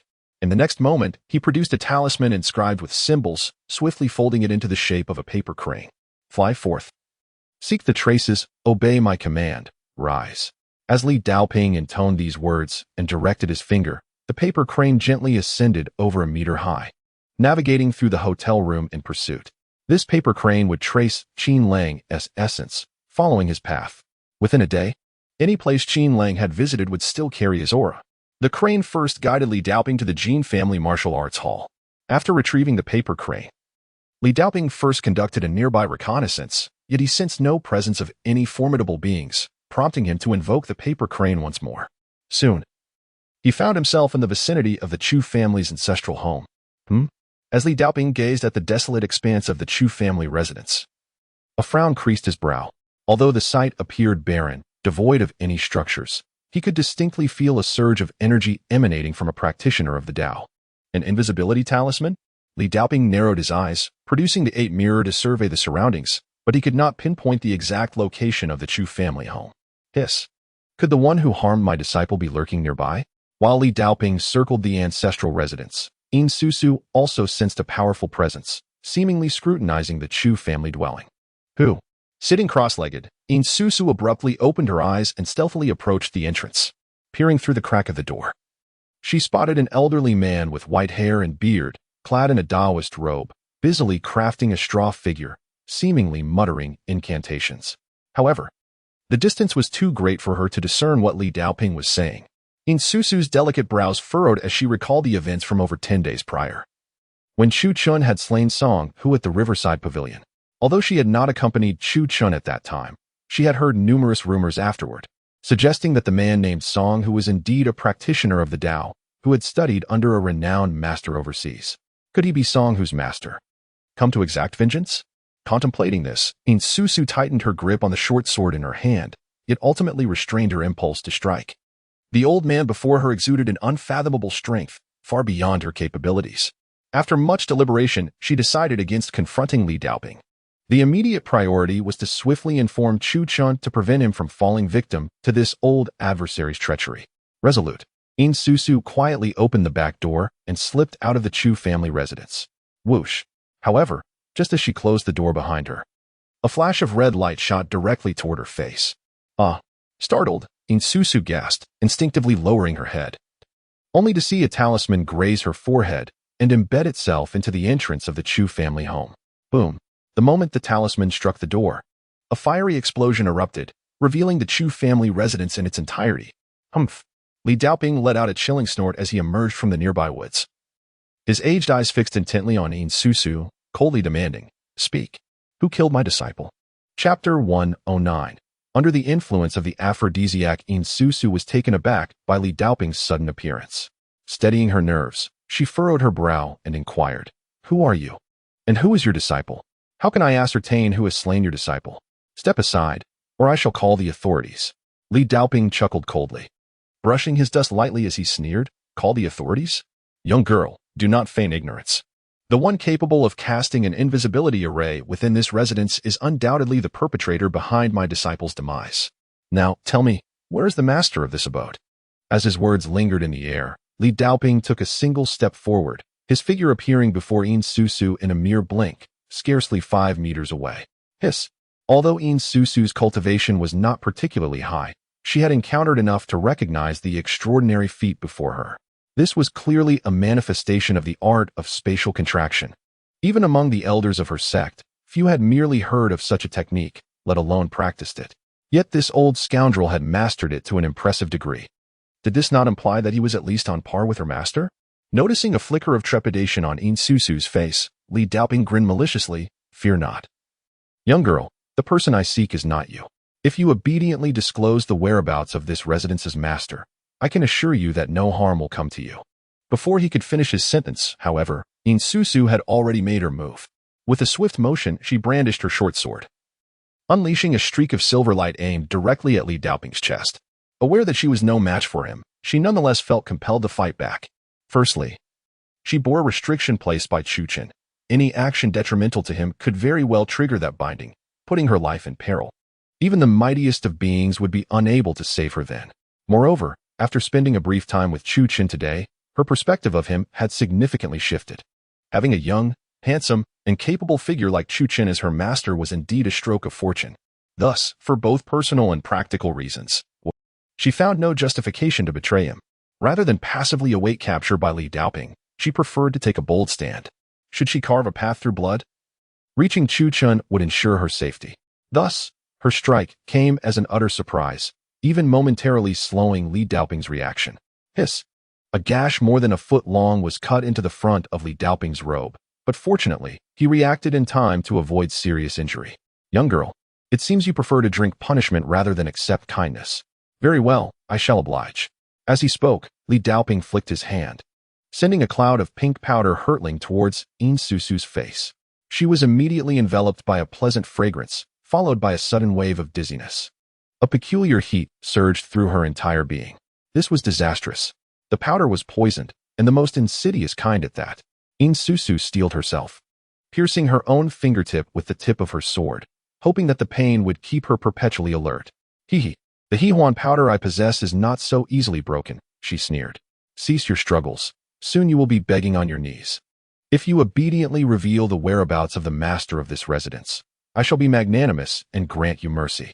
Li Daoping was about to seize In Susu by her collar when a piercing siren echoed from a distance. Hiss. This is bad. Has that wretched girl called the police? Li Daoping had once been hunted by the authorities for the unintentional killing of several passers-by, and subsequently expelled from overseas by a coalition of cultivators. It was well known that upon his return to the land of the Dragon Kingdom, his death would be imminent. Realizing the gravity of the situation, Li Daoping felt a surge of panic. With a grimace, he unleashed a fierce strike against In Susu's chest. Thud. The blow sent her flying 3 or 4 meters, crashing heavily to the ground. Casting a glance at the unconscious In Susu, he gritted his teeth and muttered, I shall deal with you later, you wretched girl. With that, he hastily turned and vanished into the nearby woods. Just as Li Daoping disappeared into the trees, In Susu, clinging to her fading consciousness, opened her eyes. Attempting to rise, she coughed up a mouthful of blood. As her injuries worsened, the heat within her body intensified. She must inform the master at once. Gritting her teeth, with her last vestiges of strength, In Susu struggled to her feet and staggered to the road, flagging down a taxi that sped toward Tianfeng Villa. In the woods, witnessing In Susu's escape in the taxi, Li Daoping was nearly driven to the brink of madness. Had he known it would come to this, he should have struck harder. Just then, a fleet of police cars screeched to a halt at the entrance adjacent to the Chu family's old residence. A throng of officers surged into the courtyard, forcibly escorting away a middle-aged woman who had been abusing her in-laws. Good grief, Li Daoping exclaimed, his eyes nearly bulging with rage at the sight. It was merely a family quarrel. Must you go to such lengths? You nearly scared the soul out of me. Even more infuriating was that In Susu had seized this opportunity to vanish without a trace. Where could he possibly find her now? In the midst of his seething frustration, Li Daoping inadvertently caught sight of the short sword In Susu had dropped. A sinister smile crept across his face. Wretched girl, where do you think you can flee? As the police cars sped away, Li Daoping swiftly exited the woods, retrieving the short sword left behind by In Susu. He wiped the remnants of blood onto a talisman and meticulously crafted another paper crane, chanting fervently, soar through the heavens and seek your trail, urgently as the law commands. Rise. In the blink of an eye, the paper crane gracefully ascended, soaring towards the direction of Tianfeng Manor. Meanwhile, a taxi had just come to a halt at the entrance of the manor. and Yin Susu pushed open the door, dashing towards the villa of Tianfeng Mountain Villa. Master! Master! Save me! She cried out hoarsely, but everything around her began to blur, and her breathing grew increasingly labored. Within her, it felt as though a fire was raging. At that moment, Chuchen, who was practicing in his room, suddenly stood up and hastened to the window, peering out into the courtyard. When he saw Yin Susu, weak and collapsed on the ground, he immediately leaped from the second floor and rushed to her side in a matter of steps. What happened to you? As he spoke, he scooped her up from the ground. To his surprise, the moment he made contact with her, Yin Susu, who had been on the brink of unconsciousness, abruptly opened her eyes, though her gaze was unfocused. Quick, quick, give it to me. Yin Susu gasped, desperately demanding a kiss from Chu Chun while tugging insistently at his clothing. As she drew near, an unfamiliar fragrance enveloped him, and Chu Chun instantly realized that she had been administered an aphrodisiac.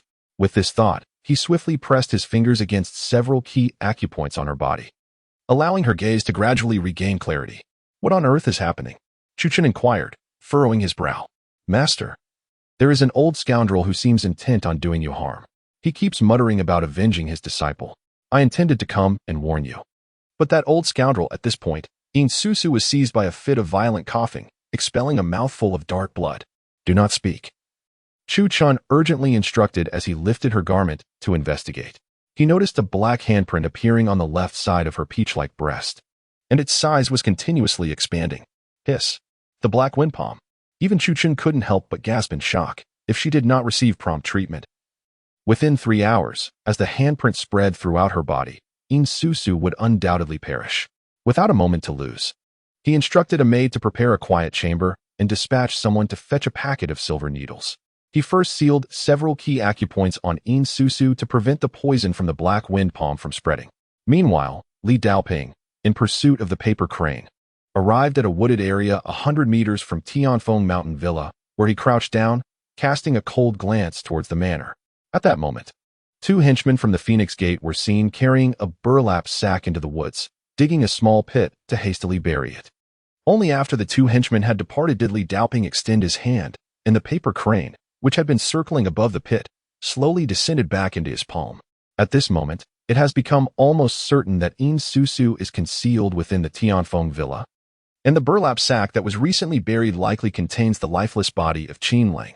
Contemplating this grim reality and suppressing the urge to commit murder, Li Daoping excavated the loose earth above, untying the sack. By the light of the pale moon, he discerned that it held a headless corpse. However, through the attire, he could easily recognize that the owner of the headless body was none other than his beloved disciple, Qin Lang. My apprentice, how tragic your demise. Li Daoping felt a surge of rage as he beheld the unfortunate fate of Qin Lang, nearly bursting with fury. You vile wretch. I shall ensure that you and the murderer accompany my disciple in death. With a furious shout, Li Daoping drew forth his Bagua mirror and 3 jade swords, silently reciting several incantations, placing these 4 mystical artifacts upon the surrounding mountaintops. The edges of the Bagua mirror and jade swords pointed ominously towards the direction of Tianfeng Villa. With my blood, I beseech the heavens, invoking the dragon-slaying formation, commence. As he bellowed, a flash of azure light erupted from the 4 artifacts. In an instant, a shroud of mist enveloped the entire Tianfeng Villa. Chu Chun, who was tending to Yin Susu's wounds, frowned. It seemed as though the entire Tianfeng Villa was enshrouded by some unseen force. What could this mean? Mr. Chu, all surveillance in the villa has failed, reported a frightened subordinate from the Fengmen gang, bursting into the room. The surveillance is down? Chu Chun narrowed his eyes, turning to gaze towards the entrance. Unbeknownst to him, a thick fog had risen over the entire Tianfeng Villa, and amidst the mist, a figure wielding a whisk was approaching with measured steps. Who has slain my disciple? Step forth and meet your end. Li Daoping's voice thundered like celestial lightning, reverberating throughout the skies above Tianfeng Villa. Who? A throng of foemen subordinates, armed with swords and knives, rushed to the entrance. Halt! Chu Chun called out sharply, summoning the crowd back. Everyone, you are not to leave this door. You are no match for him. Do not seek your own demise. With that, Chu Chun changed into a fitted attire and stepped outside the villa, standing amidst the courtyard. The aura of impending doom grew even more palpable. The dense fog above obscured the moonlight entirely, plunging the surroundings into darkness. Rustle, rustle, rustle. As footsteps approached, Chu Chun turned to locate the source. An elder clad in a Taoist robe, wielding a whisk, stood less than 5 meters away. "You insolent youth!" Li Daoping gritted his teeth, his eyes glinting with malice as he fixed his gaze upon Chu Chun. "You have 3 breaths to take your own life in atonement before me, or I shall ensure that all within this estate perish." Chu Chun cast a glance at Li Daoping, furrowing his brow as he remarked, "Old rascal, have you undergone a prostatectomy? Your speech is utterly incoherent." "I'll be damned." Li Daoping roared, his features contorting with rage, as he swung the feather duster in Chu Chun's direction with a swift motion. In an instant, a silent blade of energy flashed through the thick mist. A sudden tension gripped Chu Chun's heart, and he instinctively sidestepped. Boom! Right beside him, a pine tree, as thick as a bowl, was cleaved in two. Witnessing this scene, Chu Chun furrowed his brow. Was it an external release of spiritual energy? Impossible. Could it be some arcane technique? Even less likely. There was not a trace of spiritual fluctuation around, and he felt no murderous intent emanating from Li Daoping, indicating that the issue likely lay with the feather duster in Li Daoping's hand. In a fair confrontation, Chu Chun would have no fear. However, this silent ambush made him wary, as he could not guarantee he would evade every attack with precision. "Youngster, are you finally afraid?" "It's too late." Li Daoping's eyes glowed crimson, a sinister grin spreading across his face as he advanced towards Chu Chun, gritting his teeth. "Even if you sprout wings, you shall not escape my dragon trap formation." As soon as the words left his mouth, Li Daoping raised his hand for another strike with the feather duster. Clang! A fierce gust of wind descended from the air, akin to a celestial blade, aimed at Chu Chun. Chu Chun slightly tilted his body to evade the blade's edge. Casting a cold gaze at Li Daoping, and coldly inquired, "Are you the master of Song Hu and Qinlang?" "Indeed." Li Daoping's gaze hardened as he nodded slightly. "I am the one known as the Overseas Flood Dragon, Li Daoping. To perish at my hands, you must be prepared for your demise." As he spoke, Li Daoping stepped forward, striking towards Chu Chun's chest with an open palm. "Scorched dragon?" Chu Chun replied with a chilling smile, shaking his finger. "You seem more like a charred corpse. You must be the one who harmed my maid, correct? We can settle this debt now." With that, Chu Chun formed his fingers like a sword, drawing a talisman in the air. As a flash of azure light illuminated the surroundings, the very fabric of space trembled slightly. Crack! From the distant mountaintop, a series of sharp sounds echoed as several of Li Daoping's magical artifacts shattered. With the destruction of these artifacts, the dragon trap formation dissipated, and the gray mist enveloping the estate slowly dispersed, allowing the cool moonlight to once more illuminate the courtyard. A slight smile of amusement graced Chu Chun's lips. "Old rascal. Your formation is rather underwhelming. Do you have any other tricks up your sleeve?" Hiss. Li Daoping felt a jolt of shock. How could Chu Chun have broken his dragon trap formation? Was he also a cultivator? It was only then that Li Daoping began to scrutinize Chu Chun with newfound seriousness. Though seemingly unremarkable, upon closer inspection, Chu Chun was revealed to be a master at the pinnacle of the 6th level of qi refinement. Li Daoping raised an eyebrow and, with a chilling smile, remarked, "It appears I have underestimated you. At such a tender age, to possess this level of cultivation is indeed an eye-opener for me. However, regretfully, this time next year will mark your demise." As his words echoed, Li Daoping tossed aside his feather duster and unsheathed a glistening soft sword from his waist. "Youngster, prepare to meet your end." With that proclamation, Li Daoping moved with the swiftness of lightning, slicing his sword towards Chu Chun. Chapter 111, The Lustful Dragon. The Holy Maiden approaches. With Li Daoping's words, his entire aura underwent a dramatic transformation. Boom! The terrifying oppressive force of a 6th-level qi refinement master enveloped the surroundings, and the soft sword in his hand gleamed ominously under the cold moonlight. Swish! Li Daoping unleashed his full strength, executing a formidable strike akin to cleaving Mount Hua. The resultant sword qi carving a silver-white fissure through the air. A sudden, unprecedented sense of crisis surged within Chu Chun, causing him to frown slightly. To be honest, while Chu Chun had firmly established himself in the mid-stage of the 6th level of qi refinement, his combat experience paled in comparison to Li Daoping's. As he witnessed the sword descending upon him, Chu Chun dared not hold back any longer, swiftly retreating to create distance between himself and Li Daoping. "Where do you think you're fleeing to?" Li Daoping swung his sword once more, unleashing a horizontal strike that cleaved through the mountains. Swish! The silver sword light swept forth. Chu Chun leaped into the air, evading Li Daoping's strike, while simultaneously launching a palm strike towards Li Daoping's forehead. Boom! The force of his palm descended like an avalanche, causing Li Daoping's heart to shudder. It was at that moment he realized that Chu Chun was indeed a terrifying adversary, equally matched at the mid-stage of qi refinement. Li Daoping could not help but marvel internally. After all, he was an old man of over 70, having spent decades in arduous cultivation to achieve his current prowess, while this young man in his 20s stood shoulder to shoulder with him in terms of cultivation level. Stunned, Li Daoping raised his hand to meet Chu Chen's palm strike. Crack! A sound akin to thunder reverberated through the air, causing the entire Tianfeng mountain manor to tremble slightly. At that moment, several dozen miles away, within a luxurious villa, a stunningly beautiful woman, as fair as snow, lay peacefully asleep on a soft waterbed. Adorned in a delicate white gauze nightgown, she was none other than the holy maiden of the Yao Pond. Having spent nearly half a month traversing the mundane world, she had gradually acclimatized to the ways of ordinary life. Moreover, this delicate nightgown, when worn, is undeniably far more comfortable than the ancient long gown she donned in the Jade Pool. Furthermore, the design of this mundane waterbed aligns perfectly with her preferences. Reclining upon it, she feels a sense of ease and contentment. It provides warmth in winter and coolness in summer, far surpassing the comfort of the ivory bed in the Jade Pool. She has even begun to secretly contemplate that one day, after vanquishing the lecherous dragon and promoting her newly established sacred sect, she might simply remain in the mortal realm to relish a life of leisure. After all, for her, the journey between the Jade Pool and the mundane world is merely a matter of a day's time. Of course, what enchants her most are the diverse culinary delights and snacks of the mortal realm. Like tonight's steamed blue fish, it is her first encounter with such a preparation. Though the seasonings are quite simple, the flavor, just thinking about it, causes the corners of the Jade Pool's saintess's mouth to subtly rise, as if savoring the myriad delicacies she has never even glimpsed in the Jade Pool. Suddenly, a barely perceptible ripple spread through the air, carrying with it a trace of the lecherous dragon's aura. The saintess, roused from her slumber, abruptly opened her eyes, her cold, beautiful gaze igniting with murderous intent as she fixed her piercing stare outside the window. The lecherous dragon. No sooner had she uttered these words than the saintess soared into the air, her exquisite form suspended gracefully.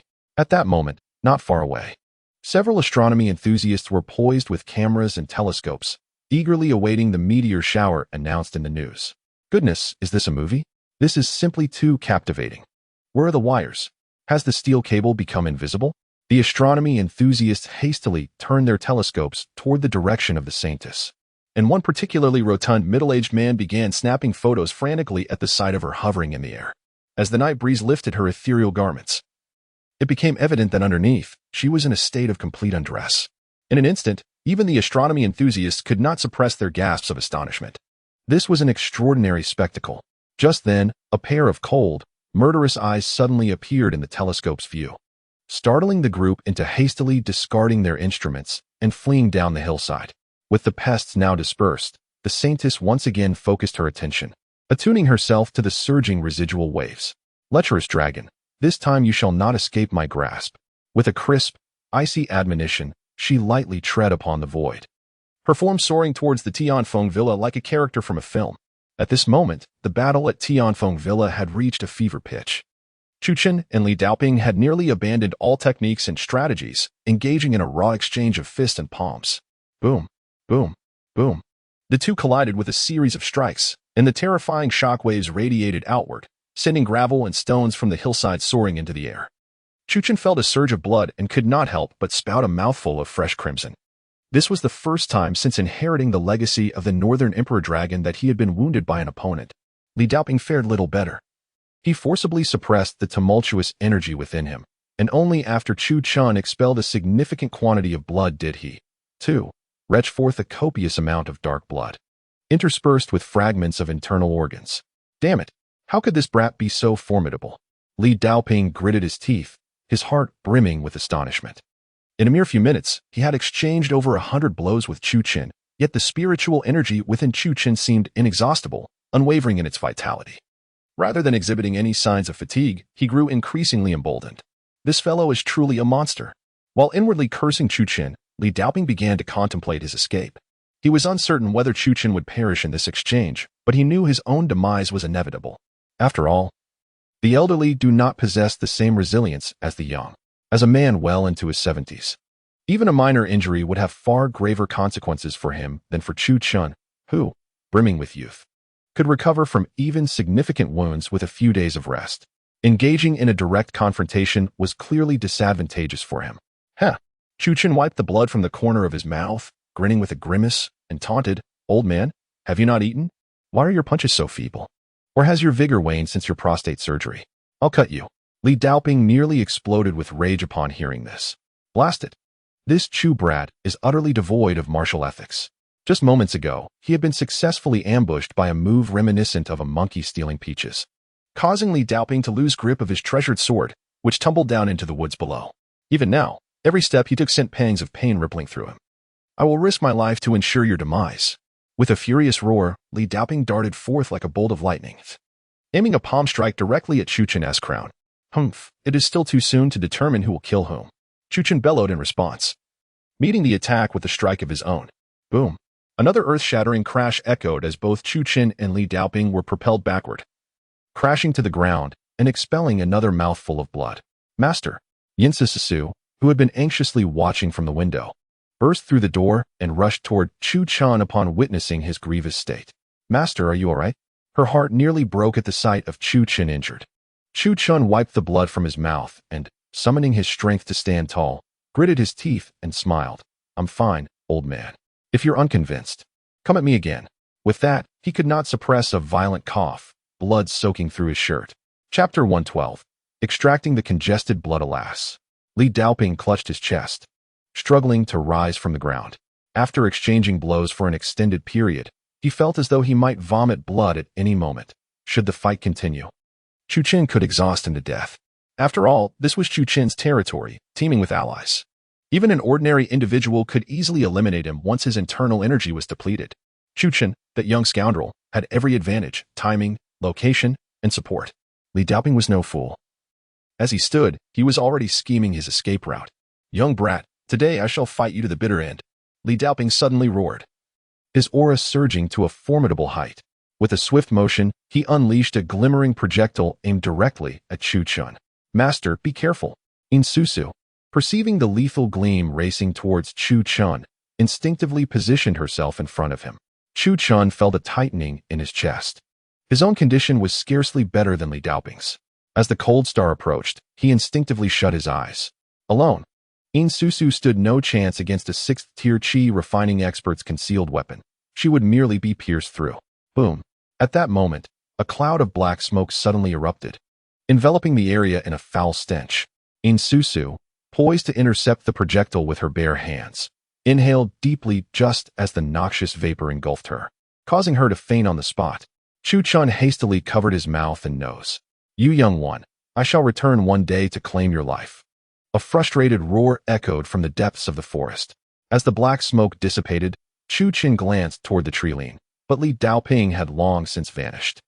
Seeing that Li Daoping had escaped, Chu Chen released a long sigh and collapsed onto the grass.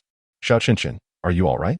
Zhou Tianfeng, finally arriving with a group of Fengmen disciples at the foot of the mountain, inquired anxiously. "I'm fine. I just need a moment to recover. You all should return. That old Taoist might be lurking nearby, waiting to ambush." "I must tend to Yin Sisu's injuries," Chu Chen replied, summoning the last of his strength to rise from the ground. Zhou Tianfeng realized that remaining would serve no purpose and might only become a burden to Chu Chen. So he hurriedly led the Fengmen members back to the villa.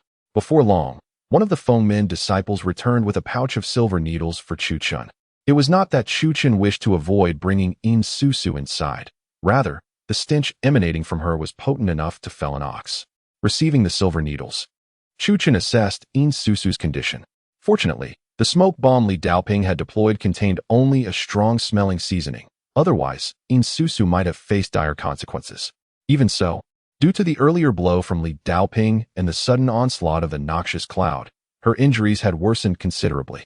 Chu Chen unhesitatingly removed Yin Sisu's outer garment, revealing her skin, smooth and luminous as jade. As Yin Sisu had never worn undergarments since childhood, she was clad only in a white athletic backless top. Following Chu Chen's recent efforts to heal her, the toxic effects of the black wind palm had mostly been expelled from her system. However, due to Yin Sisu's earlier use of her internal energy, the toxins had spread at an alarming rate, multiplying their effects. At this moment, even her thighs had taken on a dark hue, while her back and abdomen were shrouded in shadows of blackness. Observing this, Chuchen could not help but furrow his brow. The acupuncture alone was insufficient to contain the spread of the poison. The only viable solution lay in extracting the venom directly from its source. Resolving to act swiftly, Chuchen lifted the back of Yinsusu's top. There, imprinted upon her left breast, was a distinct palm mark. He retrieved a three-edged silver needle from his pouch and plunged it into the mark. With a swift thrust, as the needle pierced her skin, a surge of black blood gushed forth. Taking a deep breath, Chuchen bent down to vigorously suck the venom from the wound. A tingling sensation coursed through him, prompting him to quickly turn aside and expel a mouthful of black blood.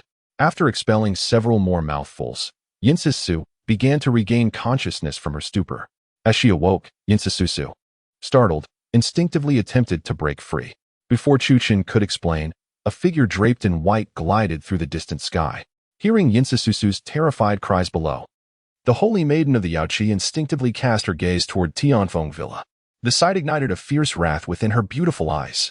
Under the luminous moon and scattered stars, how dare you engage in such vile acts?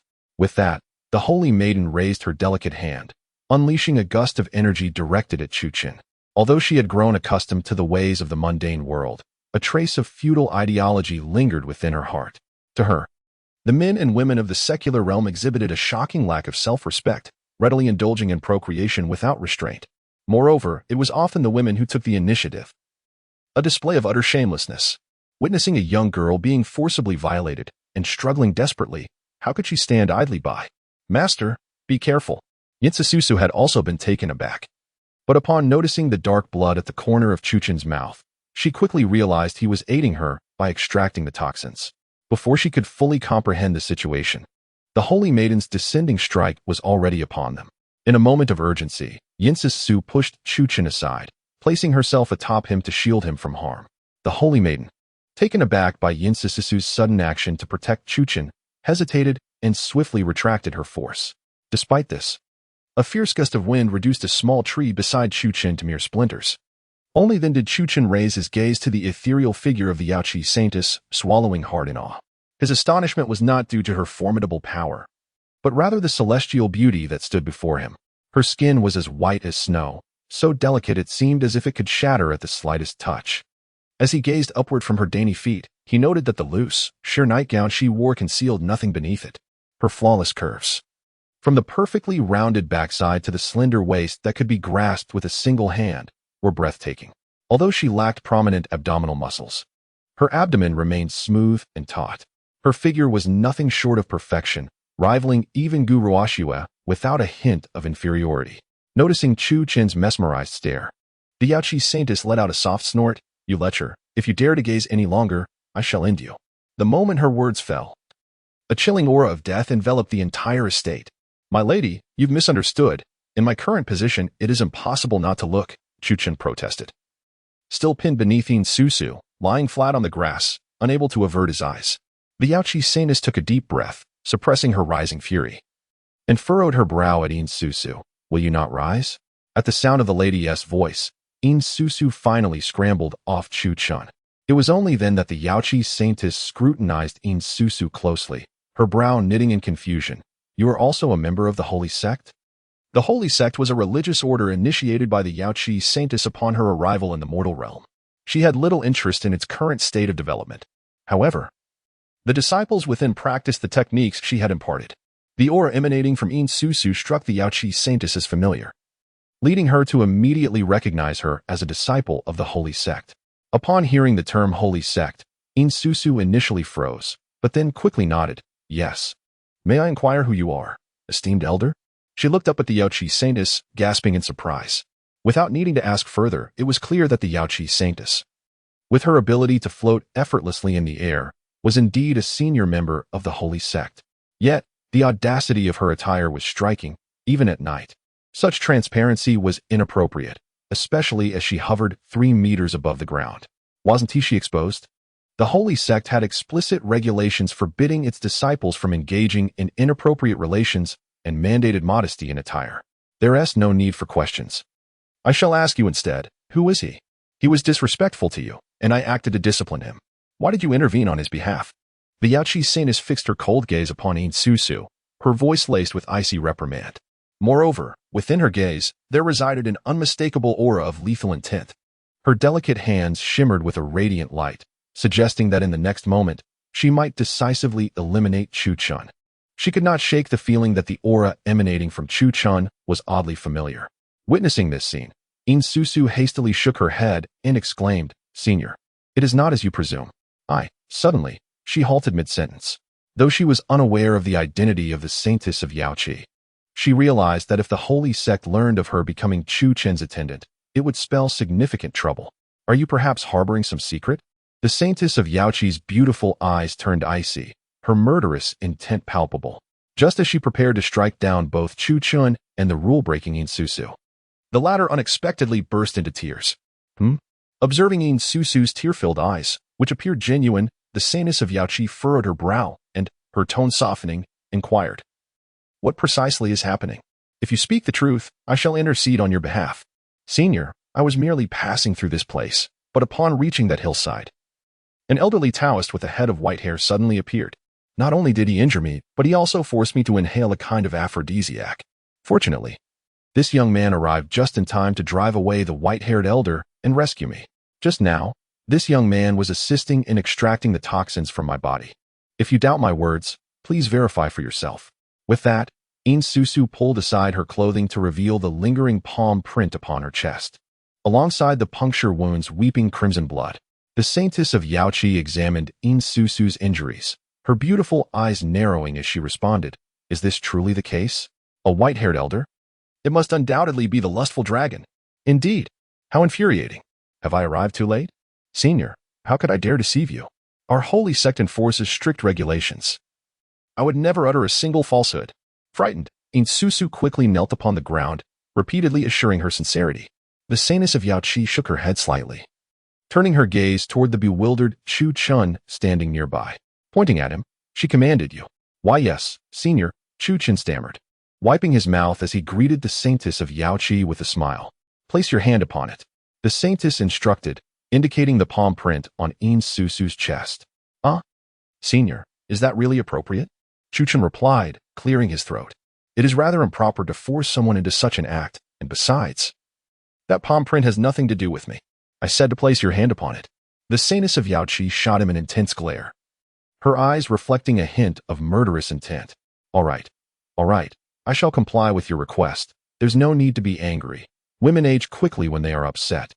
Chu Chun then raised his gaze to survey the saintess of Yaoqi's revealing attire, extending his hand to rest upon In Susu's chest. "Not that hand." The saintess glared fiercely at Chu Chun, fully aware that the imprint was made by the right hand. Yet he deliberately opted to use his left, clearly an opportunity for inappropriate advantage. With a bashful smile, Chu Chun switched hands and pressed down again. At that moment, In Susu's delicate face had turned as red as a ripe apple. Who could this esteemed senior from the sect be? Such behavior was utterly inappropriate. For Chu Chun to touch her hands, first the left and then the right, was a blatant disregard for decorum. The situation was undeniably embarrassing. It wasn't until she confirmed that the size of Chu Chun's palm did not match the mark on her chest that the Yaoqi saintess's expression softened slightly. "In other words, you just saved one of my disciples?" The tone of the Yaoqi saintess had noticeably warmed, and her gaze towards Chu Chun became gentler, devoid of the hostility and murderous intent from before. Chu Chun nodded slightly and replied, "Indeed, a true man must stand for justice in this world. When witnessing injustice, one must draw their sword to assist. Especially when that old scoundrel resorted to such vile tactics against a young girl. It is simply unforgivable." Observing the righteous indignation on Chu Chun's face, the Yaoqi saintess felt a flicker of guilt arise within her. She had nearly harmed him due to a misunderstanding, which was utterly unwarranted. Moreover, it was clear from Chu Chun's expression that his hatred for that old lecher was genuine. Having resided in the mortal realm for such a long time, she had never encountered a young man with such a sense of justice as Chu Chun. Nowadays, young people are mostly preoccupied with frivolous pursuits or indulging in unhealthy entertainment. A person like Chu Chun, who remains steadfastly virtuous and brimming with positive energy, is indeed a rare gem. However, as she scrutinized Chu Chun, an inexplicable sense of familiarity washed over her, as if she had encountered him somewhere before. Yet, despite searching her memories, she could not recall where. In a moment of reflection, the Yaoqi saintess couldn't help but chuckle to herself. Chu Chun, born and raised in the mortal world, how could she possibly have met him? Perhaps he merely resembled an old acquaintance. After studying him for a while longer, the Yaoqi Saintess suddenly realized, if I am not mistaken, you are the young man who demonstrated his medical skills during that live broadcast, aren't you? No wonder. In fact, she had watched the entire live program that day and had a high regard for both his medical expertise and character. She never expected to encounter him here today. Indeed, it is I. Senior, it's quite chilly at night, and you're dressed so lightly. You might catch a cold. Please, allow me to lend you my coat. Chuchen nodded slightly, removing his jacket and tossing it directly to the Yaoqi Saintess. As she caught the coat, the Yaoqi Saintess nodded appreciatively at Chuchen, realizing she had not misjudged him. This young doctor possessed commendable character. Had it been someone else, they would have likely preferred her to dress even more revealingly. Such individuals were not uncommon during this period. Just moments ago, several astronomy enthusiasts had been shamelessly taking pictures of her. Look at him. This is what it means to embody noble virtues and serve as a moral exemplar. In an instant, the gaze of the sacred maiden of the Yao Pool turned towards Chuchen, infused with an added touch of fondness. By the way, what is your name? She inquired softly. Chuchen, he replied with a graceful demeanor. May I ask the esteemed name of the elder? Yulu. The sacred maiden of the Yao Pool answered with a smile. Yulu. In Susu pondered, recalling the names of the elders in her sect, yet none bore that name. Could it be one of the rarely seen elders from the sect? Contemplating this, In Susu clasped her hands and spoke. Elder, I am grievously injured and fear I cannot return to the holy sect in a timely manner. If it pleases you, I would like to remain here for a while. The sacred maiden of the Yao Pool considered for a moment before gently nodding. Very well, you may stay beside Dr. Chu to recuperate. I trust him to look after you.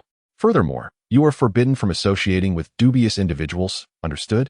In Susu promptly nodded in agreement. Yes, I shall heed the elder's guidance. This was indeed an unexpected boon. She had not anticipated that Elder Yulu would specifically request her to stay by her master's side. This meant she could linger a while longer. If her master inquired, she would simply attribute it to Elder Yulu's instructions. Upon hearing this, Chuchen couldn't help but raise his gaze to appraise the sacred maiden of the Yao Pool, realizing that this young woman was quite remarkable. However, upon closer inspection, he was taken aback. A celestial physique. This was one of the rarest forms of Taoist bodies recorded in the 9 transformations of the devouring heavenly scripture. If he could cultivate alongside her, his strength would undoubtedly soar. Perhaps, within mere days, he could reach the foundation establishment stage or even a higher realm. While Chuchen was lost in thought, the sacred maiden casually tossed a medicinal herb to him, saying, Young doctor, this is the rare heavenly fragrance herb, found only occasionally in the secular world. Consider it a token of gratitude for saving a disciple of my sect. Heavenly fragrance herb? Chuchen scrutinized it closely, confirming its authenticity before clasping his hands in thanks. Thank you, Elder Yulu. I happen to have a patient in urgent need of this herb for treatment. In truth, the patient he referred to was Jean Linger. Her cold ailment could only be resolved with the fiery warmth of the heavenly fragrance herb. Otherwise, within 3 months, she would be beyond cure. Moreover, to heal Jean Linger, just a single leaf would suffice. The remaining 9 leaves could be preserved for refining the fire dragon pill in the future. With this thought, Chuchen felt a surge of excitement within him. He had not anticipated such a fortuitous windfall. Well then, you should return soon. I have pressing matters to attend to. Until we meet again. The sacred maiden of the Yao Pool declared, her gaze sharpening as she dashed towards the direction in which Li Daoping had fled. There is no need for further inquiry. That silver-haired elder must undoubtedly be the lecherous dragon. Who else could commit such despicable acts? How dare he use aphrodisiac powder on the disciples under her tutelage? Just wait until I peel off your skin and extract your tendons. As she soared through the air, the holy maiden of the Yaoqi silently vowed to herself.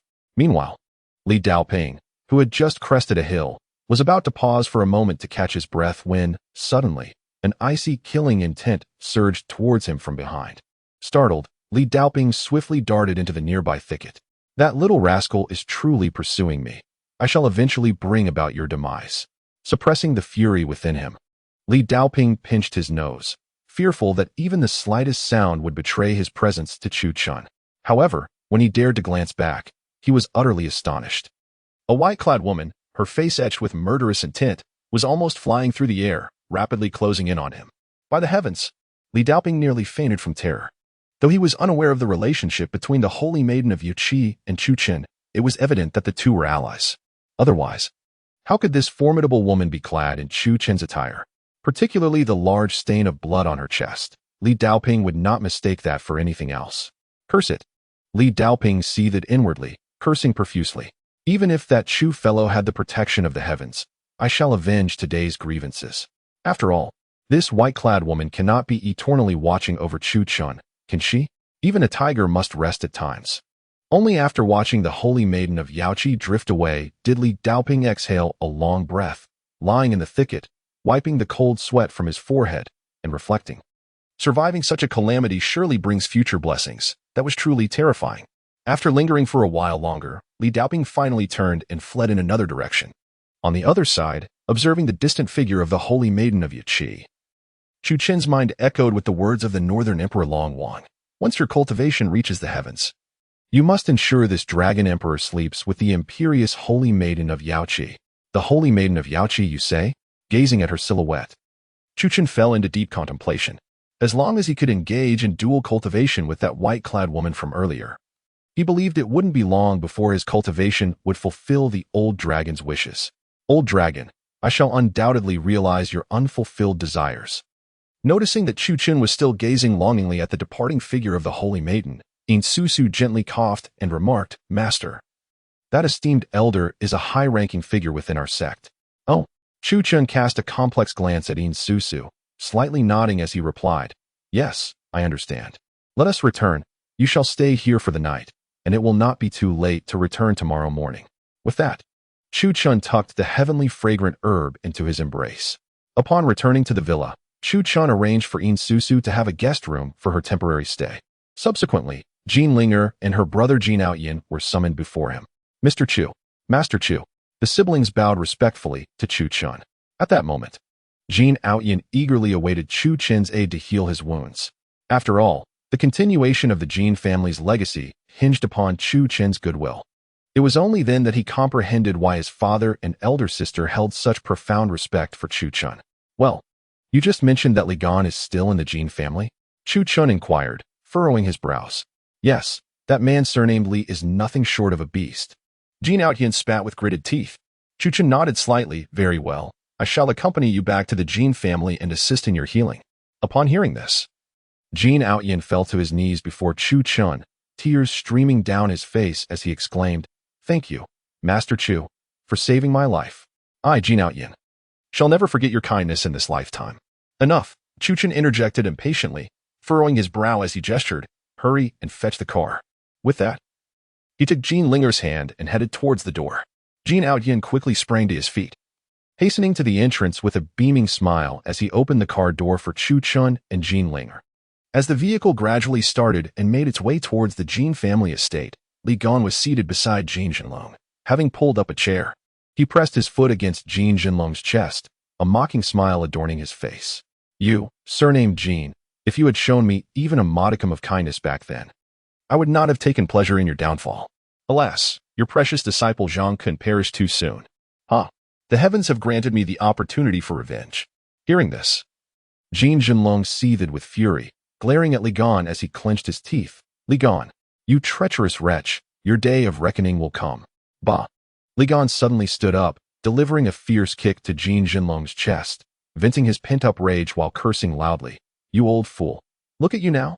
At that moment, a chilling voice pierced through the air from behind him. Try kicking him again, if you dare. The voice of Chu Chen was indelibly etched in Li Gan's memory. The day at Jiangxin Pavilion, a resounding slap from Chu Chen nearly sent him to meet the king of hell. Chu Chen, wasn't he supposed to be eliminated by Master Qin? Li Gan thought, disbelief washing over him as he turned around, only to be drenched in cold sweat. Jean Linger and Jean Outyin stood before him, their faces contorted with fury, while behind them stood the imposing figure of Chu Chen. What is happening? How are they all alive? What about Master Qin? Master Chu, save me. Upon seeing Chu Chen, Jean Jinlong was overwhelmed with emotion. As if he had encountered his long-lost father, tears streaming down his face. Li Gan, witnessing the grim expression of Chu Chen, was so frightened that his soul nearly departed his body. He swallowed hard and, with a thud, fell to his knees before the crowd, weeping profusely as he implored. Master Chu, Miss, young master, I was forced into this. You all have seen the prowess of that Qin fellow. I acted out of desperation to save my own life. Miss Jean Linger, her beautiful eyes narrowing slightly, stepped forward and, with a swift motion, delivered a resounding slap to Li Gan's face. Jean Outyin, filled with righteous fury, bellowed, "You wretched scoundrel! Had you not obstructed my sister's escape, she would not have been on the verge of being defiled by that Qin scoundrel." With that, he lunged at Li Gan, delivering a series of brutal kicks to his most sensitive area. Ah! Ah! Ah! Li Gan writhed on the ground, his cries echoing in the air. Chu Chun raised his hand towards Jean Outyin, saying, "Enough, do not strike him further. Let us first assist Master Jean to his room." Jean Outyin, still seething with anger, spat at Li Gan and cursed, "You bastard, I will not let you off easily." With that, he lifted the gravely injured Jean Jinlong and made his way towards the room. Once Li Gan saw that the Jean father and son had retreated, he exhaled deeply, repeatedly bowing his head in gratitude to Chu Chen. "Thank you, Master Chu, for your mercy. I, Li Gan, shall never forget this." "Mercy?" Chu Chen chuckled, casting a condescending glance at the prostrate Li Gan, and coldly remarked, "Who told you I intend to spare you? A traitor like you, who bites the hand that feeds him, is of no use to me." Before Li Gan could react, Chu Chen raised his hand and struck down. With a resounding impact, Li Gan's body was reduced to a pile of glistening flesh. After all, he was merely a martial artist at the pinnacle of internal strength. How could he withstand the blow of a sixth-tier Qi refinement master? As she gazed at the remains of Li Gan, Jean Linger could not help but gasp. How heavy must that blow have been to reduce a master of internal strength to such a state? "Let us first check on Master Jean," Chu Chen stated, turning to enter the room. At that moment, Jean Jinlong was a mix of fury and despair, compounded by his severe injuries, his complexion pale as a ghost, resembling a lifeless specter from a distance. Chu Chen frowned as he approached the bedside, examining Jean Jinlong's wounds and checking his pulse. He said solemnly, "Master Jean, let go of the past. Harboring anger serves no purpose. In the future, be more discerning when accepting disciples." With that, Chu Chun produced a silver needle and deftly inserted it into Jean Jinlong's Danzhong acupoint to stabilize his condition. He then retrieved a qi-replenishing pill and handed it to Jean Linger, instructing, "Dissolve this pill in warm water and administer it to Master Jean. Within 3 days, he shall recover fully." Receiving the energy-replenishing pill handed to her by Chu Chun, Jean Linger could not help but shed tears of gratitude. In the entirety of Jiang Province, who was unaware of the pill's immense value, setting aside its exorbitant price of several million, the mere fact that Chu Chun, putting aside past grievances, would use the energy-replenishing pill to heal Jean Jinlong was enough to leave Jean Linger overwhelmed with appreciation. "Mr. Chu, I should not have doubted you. That was my mistake." Jean Jinlong lamented, gazing at the bowl containing the dissolved pill, his heart filled with regret. Chu Chun gently waved his hand, saying, "Master Jean, there is no need to dwell on it. Your injuries take precedence." Jean Jinlong nodded slightly, tilted his head back, and drank the medicinal broth. As it slid down his throat, a cool sensation coursed through his body, and the previously shattered meridians began to show signs of healing. However, due to the severity of his injuries, the recovery was not rapid. Nevertheless, even so, the efficacy of the energy-replenishing pill left Jean Jinlong astounded. He had never anticipated that such a small pill could possess such remarkable capabilities. It was important to note that the injuries he had sustained were nearly life-threatening. Even if Hua Zhuyang had intervened personally, he might not have survived. Only at this moment did he realize what he had truly missed. It was not merely the prospect of immense wealth in the martial arts realm. A pill that could enhance one's prowess while also healing ailments was far more than just a costly item. Whoever controlled the source of such a pill essentially held sway over a significant portion of the martial arts world. This implied an endless network of connections and resources. Even a third-rate martial arts family like the Jin clan could ascend to the ranks of first-rate families through the energy-replenishing pill. Contemplating this, Jean Jinlong felt an even deeper regret, unsure of how to persuade Chu Chun to reconsider. Once he confirmed that Jean Jinlong's injuries had stabilized and that he was no longer in danger, Chu Chun turned to Jean Linger and asked, "Have you prepared the medicinal materials I requested earlier?" Jean Linger was momentarily taken aback but quickly nodded, responding, "I have prepared everything. I am just waiting for you to assist me with my stubborn ailment." As she spoke, her cheeks flushed, and she lowered her head shyly. Chu Chen nodded slightly, took out a sprig of heavenly fragrant grass from his robe, plucked a leaf, and handed it to Jean Linger, instructing, Take this as well and combine it with the previously prepared materials to brew for an hour. Remember to add plenty of water. And then pour the prepared broth into the bath. Send someone to fetch me afterward." Jean Linger hastily accepted the leaf from Chu Chun, affirming, "Understood. I will prepare it at once." With that, she hurried out of the room. Once Jean Linger was out of sight, Jean Outyin stepped forward with a beaming smile and lamented, "Master Chu, what about me?" His life was his foremost concern. Chu Chun glanced at Jean Outyin and, half-jokingly, remarked, "It's been so long, you might as well get it over with and feel relieved." "What?" Jean Outyin was on the verge of tears, suddenly kneeling before Chu Chun. Pleading desperately, "Master Chu, I implore you, save me. I bow before you." As he spoke, Jean Outyin earnestly began to knock his head against the ground. Chu Chun, witnessing this, couldn't help but burst into laughter, reaching into his pocket to produce a chi-boosting pill, which he handed to Jean Outyin, saying, "Take this, dissolve it in water, apply it to your wounds, and refrain from going out for 2 days." Jean Outyin, upon hearing this, was filled with joy. He accepted the chi-boosting pill and repeatedly bowed in gratitude, exclaiming, "Thank you, Master Chu. You are like my rebirth parents." Chapter 116. The Bath of Medicinal Herbs. Chu Chun glanced at his watch, furrowing his brow as he remarked, "Young Master Jean, do not say I did not warn you. Your time is running out. In 5 minutes, it may be truly impossible to recover." "What?" Jean Outyin, upon hearing this, turned and fled, for time was of the essence. Observing Jean Outyin's retreating figure, Chu Chun let out a resigned sigh, then placed 2 more chi-boosting pills on Jean Jinlong's bedside, advising, "Take 1 each day. In 2 days, your injuries will heal completely." With that, Chu Chun stepped out of the room. Meanwhile, in a secluded farmhouse nestled in a valley in southwestern Jiang province, a hidden liaison point was established by the Immortal Physician sect within the secular world.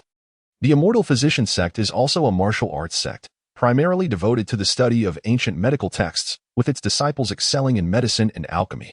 At that moment, a handsome young man with a tall and upright posture quietly reported to an elderly man who was meditating, "Elder, I can confirm that the recently circulated chi-boosting pills in Jiang are all produced by this individual." The elderly man was none other than Chen Jinan, the elder responsible for secular affairs within the Immortal Physician sect. The young man was Li Junfeng, one of the medical prodigies of the 7th peak of the Immortal Physician sect. Since learning of the chi-boosting pill, the Heavenly Physician sect had dispatched numerous personnel to conduct covert investigations in Jiang. After several days of meticulous probing, they finally narrowed their focus onto Chu Chun. Chen Jinan slowly opened his eyes, gazing at the image of Chu Chun, and furrowed his brow, saying, "The chi-boosting pill can be considered a high-grade elixir. How could it possibly originate from a mere youth?" A day prior, Chen Jinan had also acquired a chi-boosting pill through special channels at a high price. Although he had yet to consume it himself, he had studied it meticulously. The unique fragrance of that elixir alone indicated its high quality. In the martial arts realm, the number of alchemists capable of producing such a refined pill was exceedingly limited. Yet, looking at Chu Chun, who appeared to be just over 20, it was hard to believe that there existed such a young alchemist in the country. Even if one did, given his age, he could hardly produce such a high-quality elixir. "Elder, this matter is absolutely true," Li Junfeng asserted confidently. "I have been monitoring outside Tianfeng Villa for 3 days. There is no old physician. Only this Chu Chun coming and going. The Fengmin is merely an underground force. How could they possibly be worthy of engaging with an alchemist?" Upon hearing these words, Chen Jinan couldn't help but furrow his brow, his gaze upon Chu Chun's photograph momentarily illuminated by an unusual glimmer. Just as Li Junfeng had stated, alchemists hold a position of unparalleled reverence within the martial world. It is not merely in a small place like Jiangzhou, even in Longjing. Only the foremost families could afford to engage their services. Moreover, Zhou Tianfeng is merely the leader of an underground faction by virtue of her status alone. She certainly lacks the qualification to kneel before an alchemist. If this is indeed the case, it presents an exquisite opportunity for my Xianyi sect to establish its renown. Chen Jinan slowly rose, lost in thought, and remarked, "My Tianyi sect has existed for a century without producing a single notable alchemist. We must devise some means to acquire the formula for the chi-replenishing pill, or compel this individual to join our Xianyi sect." Upon hearing this, Li Junfeng frowned. The idea of having Chu Chun join the Tianyi sect was unacceptable. A talent like Chu Chun would inevitably attract all sect resources towards him. jeopardizing the status of the so-called geniuses within the Tianyi sect. This was utterly intolerable. Esteemed elder, I have received the latest news. For reasons unknown, the surname Chu has offended an overseas practitioner who intends to seek revenge at Tianfeng Mountain Villa tonight, resulting in a mutually destructive confrontation with Chu Chun. As Li Junfeng spoke, he lowered his voice and whispered into Chun Jianan's ear. After a moment of contemplation, a cold smile crept across Chun Jianan's face, and he patted Li Junfeng on the shoulder, exclaiming, "Excellent, truly befitting of our Tianyi sect's unparalleled genius. However, we must exercise utmost caution when administering poison to such a person. Should this matter become public, it would tarnish the reputation of our Tianyi sect." Li Junfeng chuckled darkly. "Rest assured, elder, that surname Chu has sustained severe injuries. If no one comes to his aid, he will surely meet his demise when that overseas practitioner returns. I believe he will not refuse our goodwill. If we merely tamper with the silver needles used for his treatment, he will raise no suspicion. Once the poison takes effect, he will be utterly at our mercy. Once we acquire the formula for the qi replenishing pill, we can." Li Junfeng made a slicing motion across his throat, grinning ominously. At that point, who will remember who Chu Chen is? The source of the qi replenishing pill will be firmly in our Tianyi sect's grasp, and soon enough. The majority of the martial world will regard my Tianyi sect with the utmost respect. Upon hearing this, Chun Jianan could not help but stroke his beard and laugh heartily. Slapping Li Junfeng on the shoulder, "Splendid, truly splendid. Should it come to pass, the sect will surely honor you with the highest accolades. We may even consider making you the youngest elder in our history." Overjoyed by Chun Jianan's promise, Li Junfeng hastily bowed in gratitude, exclaiming, "Thank you, elder, for your support. Without further ado, lest the night stretch and dreams multiply, you shall set forth to Jiangzhong at dawn," Chun Jianan urged eagerly. "Indeed, I shall return to Jiangzhong at once, and I will pay my respects to Feng first thing in the morning." With that, Li Junfeng offered a respectful bow to Chun Jianan and slowly exited the courtyard. Meanwhile, within the grand residence of the Jin family, Jean Lingo had prepared the medicinal concoction and set up a large wooden tub. After pouring the potion into the tub, she hurried to the courtyard, her cheeks flushed as she addressed Chu Chen. "Master Chu, the medicine is ready." Regaining his focus, Chu Chen nodded. "Excellent, let us proceed." Jean Linger paused for a moment, her voice barely above a whisper. "Master Chu, what shall we do next?" As she followed Chu Chen toward her room, a wave of anxiety washed over her. Chu Chen furrowed his brow. "To expel the cold poison from your body, a medicinal bath alone will not suffice. It must be complemented with the yang replenishing needles to stimulate your own yang energy. Otherwise, the cold poison will remain." Upon hearing this, Jean Linger's heart raced wildly, her face turning as red as a ripe apple. This meant she would have to bathe in front of Chu Chen, a daunting prospect considering she had never even touched a boy's hand before. The mere thought of what was to come made her feel as if she were suffocating from nervousness. "What troubles you?" Noticing Jean Linger's rapid breathing and visible distress, Chu Chen glanced at her in confusion. "And nothing, I'm just a bit anxious," she stammered, clutching her collar tightly. Chu Chen chuckled softly. "You are here for treatment. There is no shame in seeking help. Besides, it is not a matter of great concern. Many obstetricians are men. Would we refrain from childbirth due to such reservations? Childbirth?" The mere mention of those words sent Jean Linger into a deeper state of anxiety. Chapter 117. "Master Chu, I feel unwell. Please help me." With a heart full of trepidation, Jean Linger returned to her room, cautiously closing the door and checking multiple times to ensure no one could intrude unexpectedly before leading Chu Chen into the inner chamber. After glancing at the medicinal liquid in the tub, Chu Chen reached out to test the temperature, nodding slightly. "Very well. You should disrobe and immerse yourself in the liquid for 10 minutes. I shall administer the needles shortly." With that, he turned and seated himself by the bed, eyes gently closed, legs crossed in meditation. To be honest, his battle with Li Daoping had taken quite a toll on him. It was the most severe injury he had sustained since beginning his cultivation journey. Furthermore, the forthcoming acupuncture treatment for Jean Linger would demand considerable energy, necessitating a restoration of his internal qi. Thus, Chu Chen swallowed 3 qi replenishing pills in one go.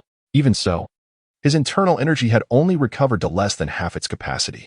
Observing Chu Chen, who sat with his eyes tightly shut on the bed barely 2 meters away from the wooden tub, Jean Linger felt an inexplicable tension. After swallowing hard and taking several deep breaths, she gradually unfastened the first button of her blouse. Cautiously stealing a glance at Chu Chan, and noticing that he was not looking her way, she steadied herself and quickly shed her garments, plunging into the bath with a soft splash. As her skin made contact with the medicinal liquid, a wave of intense heat surged throughout her body. Instantly, goosebumps erupted all over her. Her once snow-white skin now glowed with a rosy luminescence, as if an inner flame were igniting within her. A sensation of warmth, unlike anything she had ever experienced, flowed through every cell in her body. Unable to suppress a soft moan, Jean Linger reveled in the exquisite comfort enveloping her, just as she felt herself drifting toward slumber. The sound of footsteps reached her ears.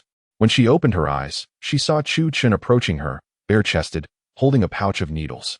The sight of his muscular physique and powerful arms sent a shiver of excitement through her, prompting her to hastily cover her eyes with her hands. Yet, unable to resist, she peeked through her fingers to observe him. "Don't move, lower your arms," Chu Chan instructed gently, easing her hands away from her chest. In that moment, Jean Linger's face flushed crimson, her breath caught in her throat as she fixed her glistening eyes upon him. "It might sting a little, just endure it," he said, withdrawing a silver needle and directly piercing her by acupoint. As the needle entered, the intense warmth surged exponentially, transforming the medicinal liquid into what felt like molten lava. "It's so hot." Jean Linger instinctively struggled, her delicate legs emerging from the tub as she gripped the edges, attempting to rise. Observing this, Chu Chan pressed his hand firmly against her smooth abdomen, softly commanding, "Stay still, sit back down." "But it's unbearable. It's too hot," Jean Linger protested, her expression filled with distress, yet she was firmly pressed back into the tub by Chu Chan's hand. Subsequently, he inserted several more silver needles into various key acupoints on her body. With each subsequent needle, a sharp pain gripped her lower abdomen, as if two opposing forces of heat and cold were battling within her. Within moments, beads of sweat, the size of soybeans, emerged on her forehead, neck, and shoulders, glistening with a thin layer of frost. "I can't take it anymore. It hurts so much." The extreme pain was unbearable, even for Jean Linger, who had trained in martial arts since childhood. Every cell in her body seemed to transmit signals of pain to her brain, accompanied by the sound of rushing water. Her body began to tremble slightly. Chu Chun furrowed his brow and said to Jean Linger, "Endure a little longer. If the cold poison within you cannot be expelled all at once, the situation will only worsen. If the cold poison spreads throughout your body, you may succumb to rot and die." Upon hearing this, Jean Linger was drenched in cold sweat, forcing herself to endure the excruciating pain as she returned to the bath. Chu Chun grasped her delicate foot and inserted the final silver needle into the inner thigh, with the last needle piercing her body. An indescribable wave of intense pain surged through her. "Master Chu, how much longer?" Jean Lingo looked at him with tearful eyes, on the brink of crying. Chu Chen, while wiping the medicinal liquid splattered on himself with a towel, smiled and said, "At most half an hour. Just endure a little longer." Observing the woman in the bath was indeed a captivating sight. However, upon hearing that she had to wait another half hour, Jean Lingo felt as if she were about to crumble. The pain was unbearable. It was not just her lower abdomen that throbbed with agony, but every inch of her skin recoiled from touch, as if pierced by needles. Who could possibly endure another half hour of this? Had she known it would be like this, she would rather remain unmarried for life than undergo such treatment. As the seconds ticked by, the pain gradually subsided, replaced by a warmth within her, as if a spark had been ignited. Jean Linger finally exhaled, her fatigued form reclining in the bath, allowing the medicinal liquid to envelop every inch of her skin. As this sensation of comfort spread throughout her body, she suddenly felt an unusual stirring within her. Her gaze, unbeknownst to her, became increasingly dreamy. "Master Chu, I feel so unwell," Jean Linger murmured, her small hand caressing her delicate neck. Her alluring eyes filled with longing as she looked at Chu Chun. Chu Chun immediately sensed something was amiss. According to the formula he had provided Jean Ling, such an effect was impossible. Moreover, her current condition bore a striking resemblance to Insusu's. An aphrodisiac? It couldn't be. Chu Chun hurriedly approached, grasping Jean Linger's wrist to carefully examine her pulse. A sense of dread washed over him as he realized the gravity of the situation. Jean Linger had indeed been affected by an aphrodisiac, and the toxin had spread throughout her meridians. Even he was unable to rid her body of the aphrodisiac's poison. What was happening? Chu Chen lifted a sample of the medicinal liquid to his nose and inhaled. There was indeed a hint of aphrodisiac amidst the scent of the herbs. However, it was so well blended that it would be nearly impossible to detect without meticulous scrutiny. He instinctively glanced at the garments cast aside by Jean Ling, and as he noticed a small cluster of pink powder on the cuff, enlightenment struck him like a bolt of lightning. It turned out that Jean Linger had inadvertently come into contact with the aphrodisiac powder that lingered on Yin Susu. Damn it! Chu Chen couldn't help but curse Li Daoping in his heart, exclaiming that this was truly a treacherous situation. Chapter 118. A Burning Desire and Truth. If the Jean family had not been entangled in the incident involving Song Hu, they would not have found themselves in such dire straits. Chu Chen had already resolved to abandon the entire Jean family. The reason he had previously chosen to share the rights to sell the chi-boosting pills with Jean Jinlong was twofold: to open a channel in the martial arts community, and more crucially, to assess Jean Jinlong's vision and capabilities. After all, not just anyone could catch Chu Chen's discerning eye. Even Zhou Tianfeng, should she dare utter a single word of dissent, would find herself cast aside without a moment's hesitation. Clearly, Jean Jinlong had failed to pass Chu Chen's evaluation. Thus, Chu Chen's intention was to resolve the matter with Song Hu and subsequently sever ties with the Jean family.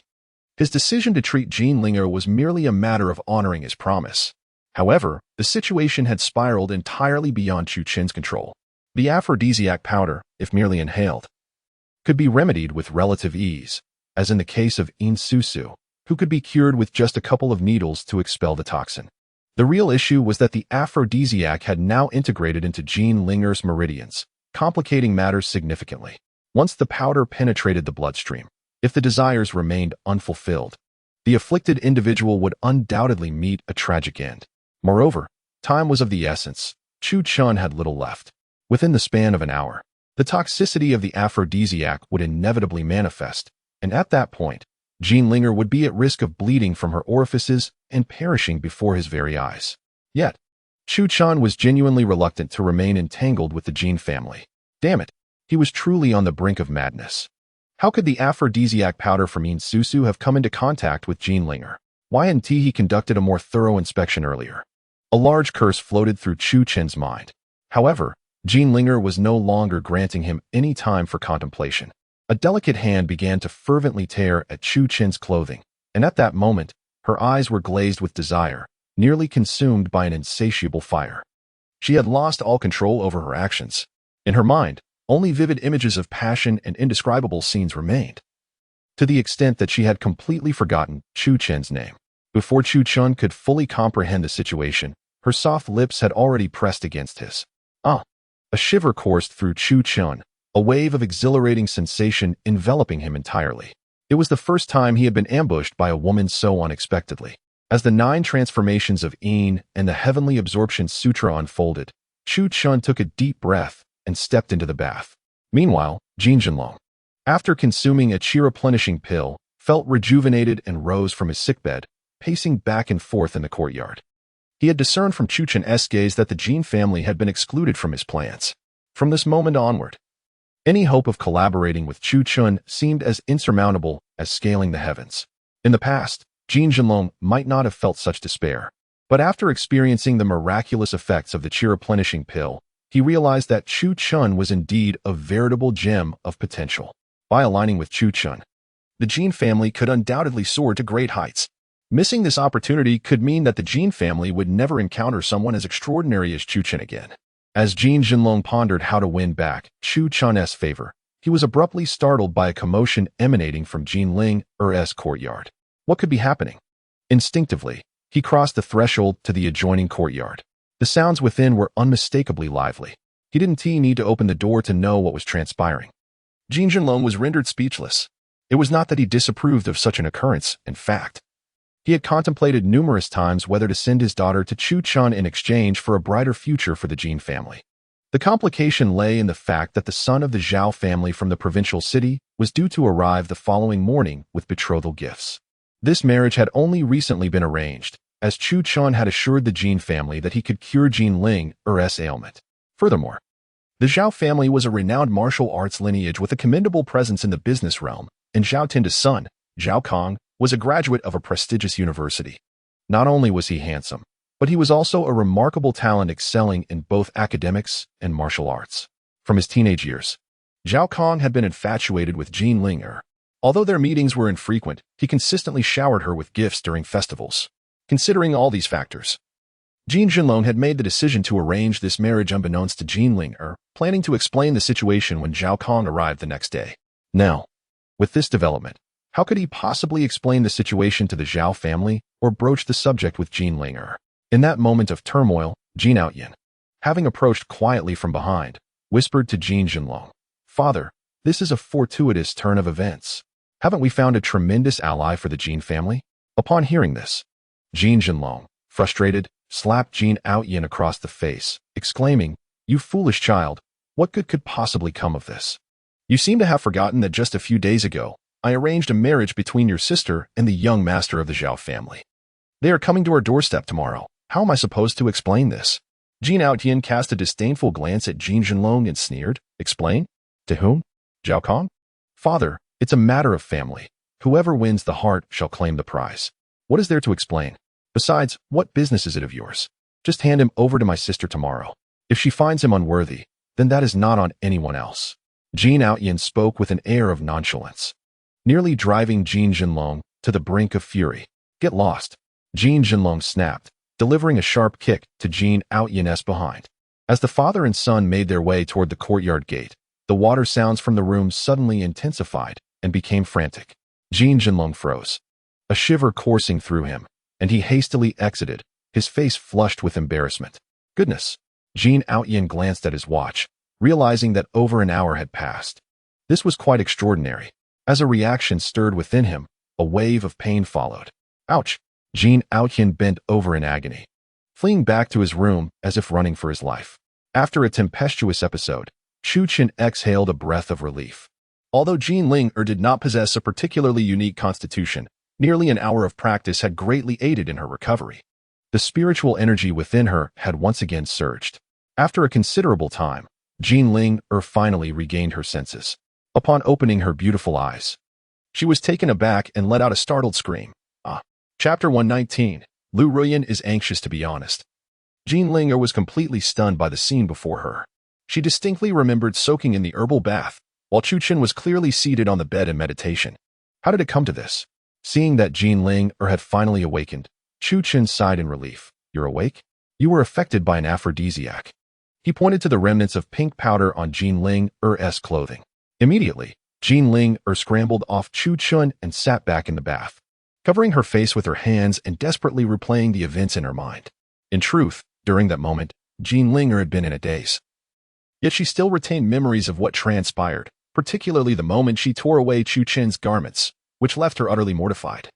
Although she had developed a peculiar affection for Chu Chen since he vanquished Qin Lang, and had even fantasized about an intimate encounter, it was certainly not supposed to unfold in this manner. Was this not overly indiscreet? Would Chu Chen think of her as a frivolous girl? Would he reject her simply because she had been too forward? A myriad of assumptions flooded Jin Ling's mind, leaving her in a tumult of confusion. After a considerable time, Jin Ling gradually regained her composure and approached Chu Chen, nestling into his embrace. Pressing closely against his chest, she spoke with great difficulty. "Chu Chen, do you think I am a promiscuous woman?" Upon hearing her words, Chu Chen instantly understood Jin Ling's inner turmoil and could not help but chuckle. "I have already assured you that you were under the influence of an aphrodisiac. It is not a reflection of your true self.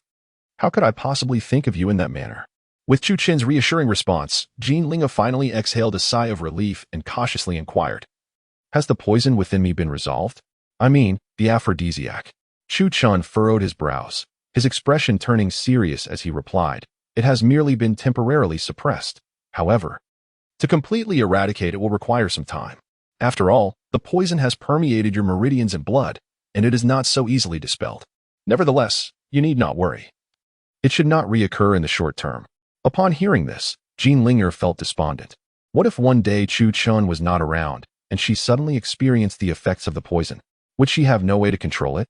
She hesitantly continued, "I mean, is there a way to manage the timing of its occurrence?" By the end of her sentence, her voice was barely audible, and her face flushed a deep crimson, resembling a ripe apple. In truth, she wished to express that she hoped the effects would manifest only in Chu Chen's presence, as this would provide her with some comfort. After all, She had already given her virginity to Chu Chun and felt that being with him fulfilled all her desires. She did not wish for any other man to take advantage of her. Chu Chun smiled gently. Of course it can be controlled. The Qi supplement pill can actually alleviate the timing of the effects. Before I leave, I will leave a bottle of Qi supplement pills for you. Should the poison take effect, simply take one. With that, Chu Chun stood up, lifted Jean Linger from the bath, and placed her on the bed nearby. Are you really leaving now? Jean Linger looked at Chu Chun with a hint of disappointment, feeling an unexpected sense of secrecy. Yes. I have some matters to attend to and must return swiftly. Please rest for now, Chu Chun replied, dressing himself and leaving a bottle of Qi supplement pills for Jean Linger before stepping out of the room. Just as he reached the door, he collided with Jean Jinlong. Master Chu, you have emerged. I feel much better now and wanted to ask if I can practice my skills soon. Jean Jinlong clearly lacked conversation and seemed to have been waiting at the door for quite some time.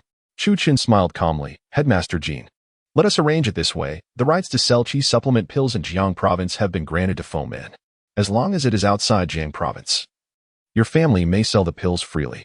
You may collect goods from me before the 10th of each month, and we can split the profits evenly. With that, Chu Chun stepped outside without hesitation. Upon hearing this, Jean Jinlong was instantly filled with exuberance, escorting Chu Chun to the entrance before he returned to the inner courtyard. Father, how did it go? Jean Outyin eagerly inquired, poking his head through the door. Taking a deep breath, Jean Jinlong replied, It's done.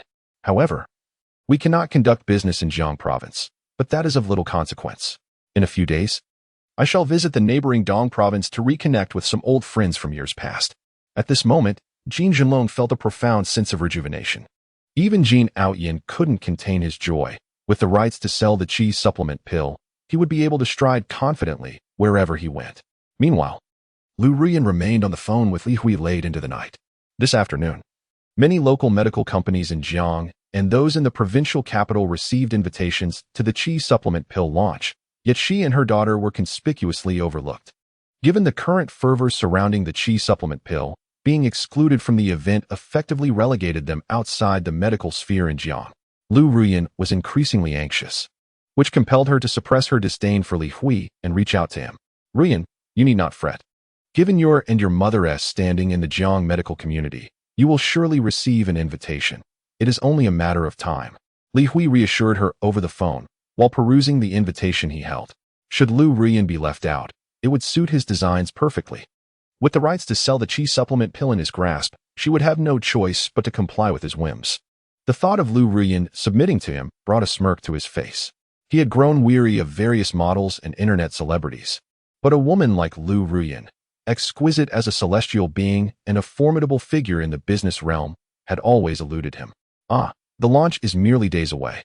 I called Zhong Ahu several times this afternoon, but he rejected my calls. Could it be that he is deliberately excluding our company due to a prior offense? Lu Ruyan was genuinely distressed now, even revealing her intention to drag Li Gan into confronting Zhong Ahu. Upon hearing that Lu Ruyan and Li Gan intended to seek trouble with Zhong Ahu, Li Hui frowned and remarked, Ruyan, you are being rather rash. Regardless of Zhong Ahu's previous status, he has ascended to greater heights now, especially since the Qi supplement pill originated from him. This matter may not be easy to resolve. At this, Li Hui deliberately elongated his tone. Li Xiao, I know you have extensive connections and resources. Please help me devise a plan, even if it means apologizing to Zhong Ahu in person. Lu Ruyan implored earnestly. This was not merely for the sake of the company, but to secure her and her daughter's standing within it. Should they fail to obtain a share of the Qi supplement pill, all shareholders would question their capabilities in management and public relations. At that point, maintaining control over the Chu group would become increasingly challenging. As Smoke, you have just offended Zhang Ahu, and now seeking him out would only yield adverse effects. Here is the plan. Tomorrow at noon, let us dine at the Palais de la Paix, where you can recount the details of the incident to me. I have shared many years of friendship with Ahu. Perhaps I can intercede on your behalf. Li Hui opportunely extended the invitation to Lu Ruyan. Upon hearing this, Lu Ruyan bit her lip, hesitated for quite some time, and reluctantly nodded, saying, All right, tomorrow at noon at the Palais de la Paix. Let us not miss each other. With that, Lu Ruyan hastily ended the call. In truth, she was acutely aware of Li Hui's intentions. Yet, she found herself unable to refuse. This sense of powerlessness drove Lu Ruyan to the brink of madness. Damn that Chu Chun. just after hanging up the phone. Lu Ruyin furiously tossed the device onto her bed, her expression darkening with rage. All of this was the result of Chu Chen's actions.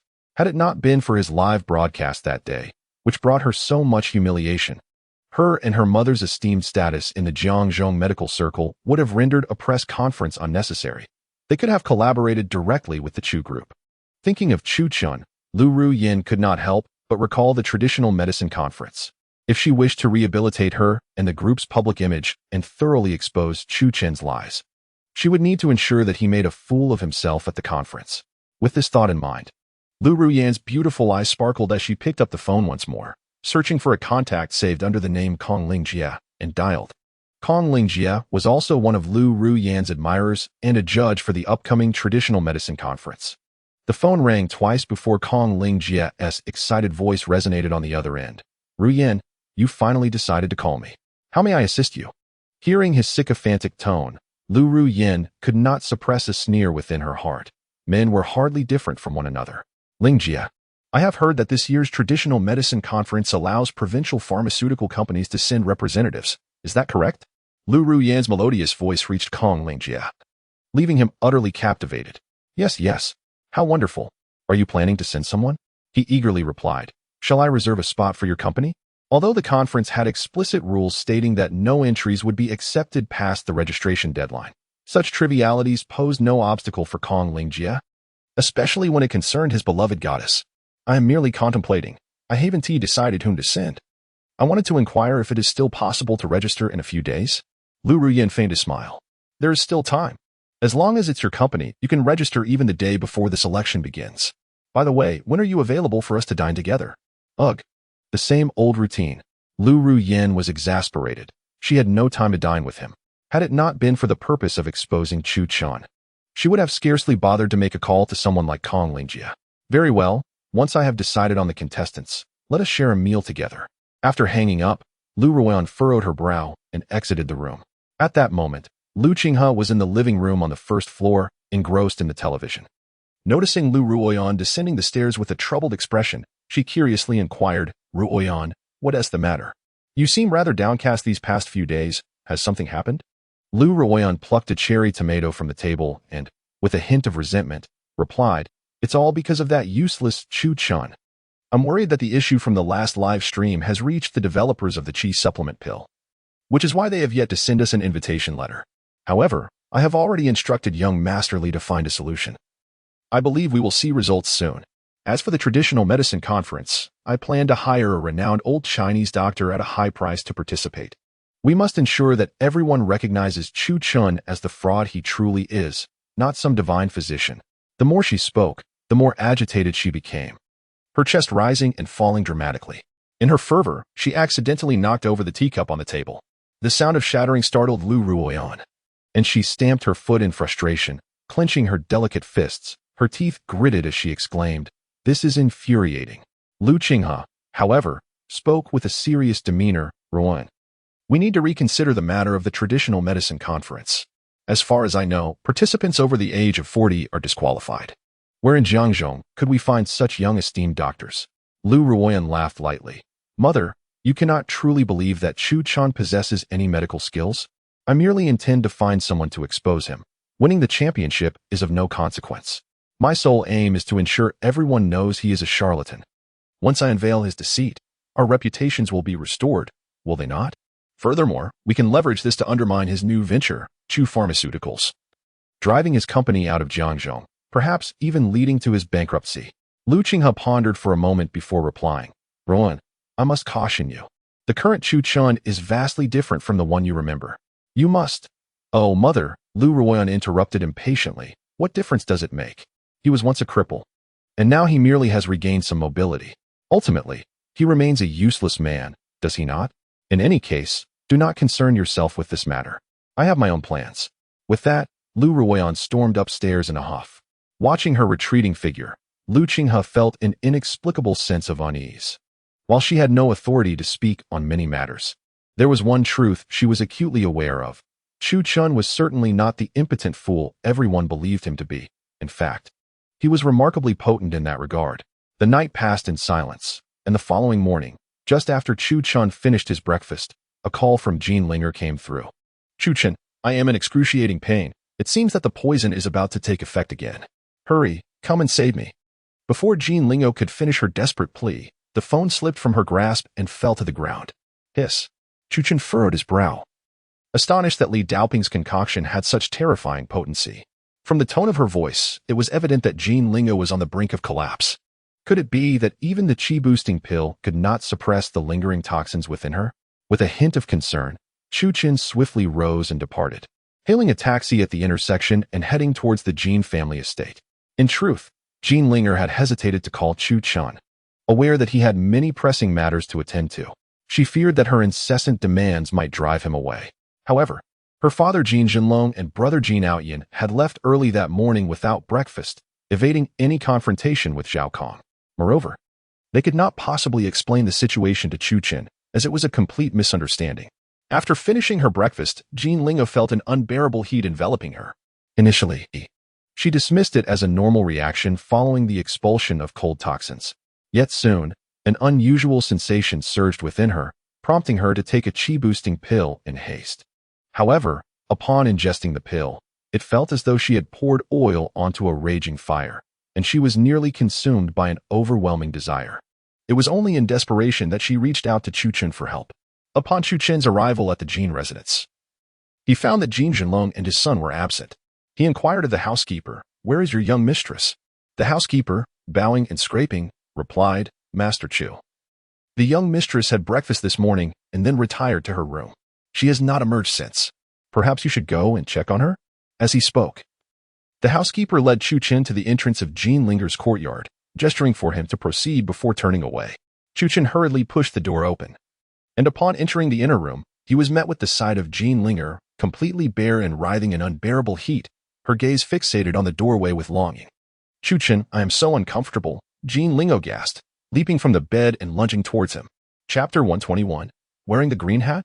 It must be said that Li Daoping, that old rascal, possessed a remarkable talent for concocting medicines. Even a maiden as untouched as Jean Lingo transformed into an embodiment of pure desire upon succumbing to his aphrodisiac. Despite Chu-Chen's seasoned experience, he found himself utterly unable to resist her fervent advances. With Jean Jinlong and his son absent, Chu-Chen boldly pushed open the door, scooping up the feverishly warm Jean Linger and striding into the courtyard. Casting a glance around, his eyes settled on the pavilion within the courtyard. He casually swept aside a teacup atop the stone table and pressed Jean Linger's delicate form against it. The resplendent sun cast its golden rays upon Jean Lingo's delicate pink visage, accentuating her already exquisite beauty with an added touch of enchanting charm. Chu-Chen casually invoked an invisibility spell. At that moment, a sleek black Mercedes-Benz came to a halt before the grand gates of the Jean family estate. As the door swung open, a polished leather shoe emerged, followed by a dapper young man clad in a designer suit, sporting gold-rimmed glasses, and holding an assortment of gifts. He rapped on the door of the Jean residence. After a considerable wait, the butler finally opened the door a crack, peering out to scrutinize the young man. "Good sir, whom do you seek?" Ever since the unsettling incident the previous night, the Jean family had been fraught with unease, particularly the butler, who, had he not been visiting family yesterday, might have met with dire consequences. Thus, upon encountering this unfamiliar gentleman, the butler proceeded with utmost caution, wary of further unwelcome encounters. "You must be Butler Zhou, correct? Do you not remember me?" The young man flashed a radiant smile at the butler, adjusting his collar and tie. After a moment of careful examination, the butler suddenly recognized him. "Ah, it is Master Zhao. Please, come in." As they spoke, the butler ushered Zhao Kong into the grand hall.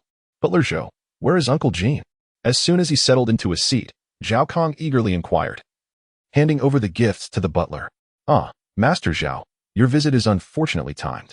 Earlier today, the master took the young master out, leaving only the miss at home. Perhaps you could try calling the master?"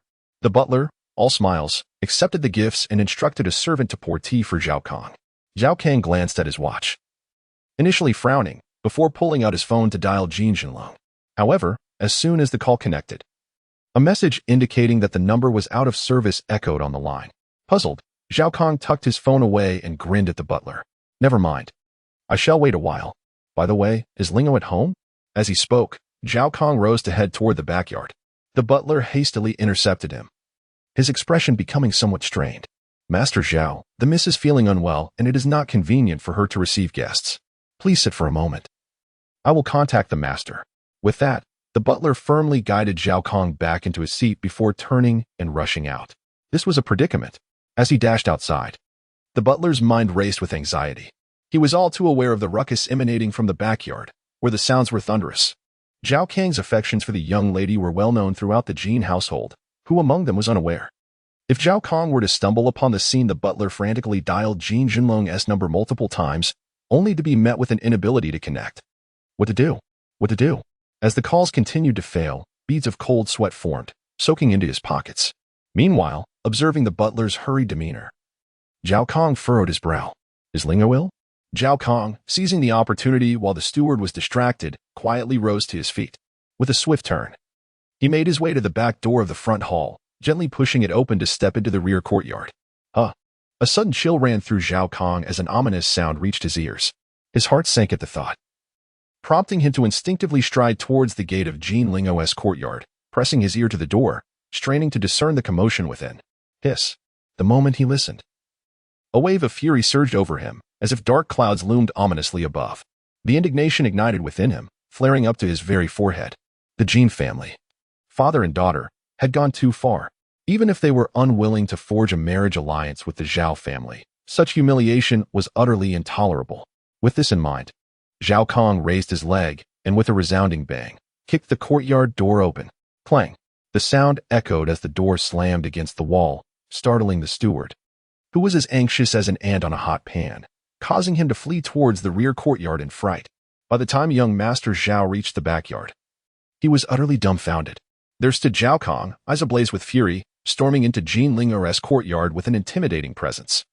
Chu Qin and Jin Linger were equally startled by the sudden commotion. Upon seeing Zhao Kang's face twisted with rage, Jin Linger turned pale, momentarily dazed. She instinctively attempted to push Chu Qin aside, but in the next instant, she miraculously realized that Zhao Kong was not heading towards the pavilion where she and Chu Qin were situated. Instead, he charged into her bedroom. What on earth was happening? Had Zhao Kong lost his sight? That was preposterous. Just 6 months prior, during his visit to the Jin family, he had been perfectly fine. How could he have gone blind in the blink of an eye? Yet, in the next moment, Jin Linga seemed to grasp a hint of the truth. The old steward had also followed Zhao Kong into the courtyard, but like him, he appeared oblivious to her and Chu Qin, rushing into his own bedroom. What was going on? Jin Linga felt as though she began to understand something. Yet she was still bewildered. Upon hearing the noises in the courtyard, Zhao Kong dashed in like a madman, scanning his surroundings. However, the courtyard was devoid of life. Save for a few shattered teacups scattered about, there was not a single soul in sight. What in the world was happening? That sound had unmistakably come from Jin Linger. Yet, where was everyone? Zhao Kong stood there in utter confusion, while the steward appeared even more perplexed, his eyes wide with disbelief. He had seen Chu Qin enter this courtyard, and the young mistress had returned to her room after breakfast, never leaving the premises. Good heavens! It was as if he were witnessing a ghost in broad daylight. The steward was at a loss for words to express his current state of mind. Observing Zhao Kang's face turn a ghastly shade of green, the steward cautiously approached, saying, "Young Master Zhao, the young mistress left early this morning. You might as well return to the front yard and wait for the master to return." "I shall wait for my mother." Zhao Kong was on the verge of a complete breakdown. With a face contorted in fury, he clenched his fists tightly and unleashed a powerful punch in the direction of the sound. Chapter 122. When I am humiliated, come out. Zhao Kang's eyes were bloodshot with rage as he yelled angrily into the empty air of the courtyard. Yet, there was not a single figure in sight. What the hell? It was not the act of betrayal that frightened him, but the fact that someone had dared to betray him right under his nose, and he could not find them. "Young Master Zhao, you should leave." Zhao Kong could no longer maintain his composure, abandoning his previously refined demeanor. "Young Master Zhao, are you all right? I told you earlier. The young lady left early in the morning and is not at home." The steward swallowed hard and explained forcefully. He had witnessed everything that had transpired moments ago, and it felt utterly surreal. This is too fantastical. Zhao Kong took several deep breaths, struggling to suppress his fury. Trembling, he stood up, gritting his teeth as he glared at the steward. "Your Jin family is truly something. Tell Jin Jinlong that I, Zhao Kong, am calling off the engagement." His hoarse shout echoed throughout the courtyard, causing the steward's ears to ring. The sheer volume of his roar made it evident that Zhao Kong was utterly livid. Take care. Young Master Zhao, the steward managed a forced smile, wiping the cold sweat from his forehead as he followed Zhao Kang out of the courtyard. Just as they reached the back door of the main hall, Zhao Kong abruptly turned back. His eyes glinting with icy fury as he stared intently at Jean Linger's courtyard, his teeth grinding audibly. Your Jean family better be prepared, leaving behind a threatening remark. Zhao Kong stormed out, slamming the door behind him. Did they truly believe Zhao Kong was someone to be trifled with? His refined exterior was merely a facade. In reality, Zhao Kong was a ruthless and savage individual. Even during his university days in the provincial capital, he was a notorious bully on campus. Given the current status of the Zhao family, agreeing to a marriage with the Jean family was merely a means to elevate Jean Linger's standing. Yet, she had the audacity to humiliate him in such a manner? The Jean family would surely perish. Vowing silently, Zhao Kong furiously entered his car and pressed the accelerator, speeding towards the provincial expressway. Meanwhile, over half an hour later, Jean Linger was still shaken. Little did she know that with Chu Qin's invisibility talisman, Zhao Kong would never be able to touch him. The true power of this talisman lay in the fact that the caster could touch others freely. Yet anyone else passing by the caster would remain entirely unaware of their presence. Just then, Chu Qin's phone suddenly rang. Seeing it was Gu Ruoxue calling, he hesitated for a moment before pressing the reject button. After all, Jean Lingo is not like Zhou Tianfeng. If she were to see him answer Gu Ruoxue's call, she might misunderstand him as a scoundrel. Why not answer? Could it be that it is some girl calling? Jean Linger furrowed her brows slightly and asked weakly. It's nothing. Just Zhong Ahu inquiring about the chi-boosting pill launch event. I will return his call first. You should rest for a while, Chu Chen replied, quickly dressing and slipping out of the courtyard. Once outside, Chu Chan dialed Gu Ruoxue's number, and it wasn't long before her playful voice reached his ears. Why didn't you answer my call? It couldn't be that you were inconvenient, right? Gu Ruoxue emphasized the word inconvenient, her meaning unmistakable. No, I was just discussing the launch event. What is up? Chu Chen casually fabricated a benevolent lie. Oh, I just wanted to ask if our family's company could be invited to attend this launch event. Gu Ruoxue hesitated before speaking. Some elders in the family have heard about the chi-boosting pill and are quite interested in the event, so I thought. Chu Chen laughed heartily. Of course. I will have Xiao Hu send you a VIP invitation right away. Really? That is wonderful. I'll inform the elders at home, and we can chat later. Delighted by Chu Chen's prompt agreement, Gu Ruoxue hung up the phone. Meanwhile, in an abandoned factory on the outskirts of Jiangzhou City, Li Daoping, who had been on the run for an entire night, slowly opened his eyes. His aura had once again returned to its peak state. After exhaling a long breath of impure air, he stretched his limbs, and with a series of crisp sounds, a faint smile appeared on his face. That Chu Brad is nothing extraordinary. If it weren't for my overconfidence in last night's battle, he wouldn't have gained any advantage over me. Thinking of this, Li Daoping felt both anger and frustration. It was indeed his carelessness that allowed Chu Chun to outmaneuver him. As long as he planned meticulously, that little Chu Chun would be at his mercy. What if he is at the 6th level of chi refinement? In this world, sheer strength is not enough. Experience and insight are far more crucial. Throughout his life, Li Daoping had encountered numerous individuals, including a few experts slightly above him in rank. Yet they all met their demise at his hands. With this in mind, Li Daoping's gaze sharpened as he stepped out of the abandoned factory, heading straight for the Jean family mansion. In his view, dealing with Chu Chen was not difficult, but it was essential to know oneself and the enemy. As long as he could identify Chu Chen's weaknesses, manipulating him would be entirely within his control. Moreover, since Chu Chen was a peer, if he could absorb all of Chu Chen's abilities as nourishment, he might even hope to directly step into the terrifying realm of the 7th level of chi refinement. As he pondered with increasing delight, Li Daoping soon appeared in a narrow alley near the Jean family's martial arts school. After a meticulous survey, and to avoid alarming the snake in the grass, he ultimately relinquished his impulse to invade the Jean family estate, instead setting his sights on a martial arts school located in the west of Jiangzhou City. Seizing a few disciples from the school, he returned to the abandoned factory, and through a series of intense interrogations, the disciples quickly divulged all they knew about Chu Chen's past. Oh, you mean this Chu fellow has a fiancée? A lewd glint flickered in Li Daoping's eyes.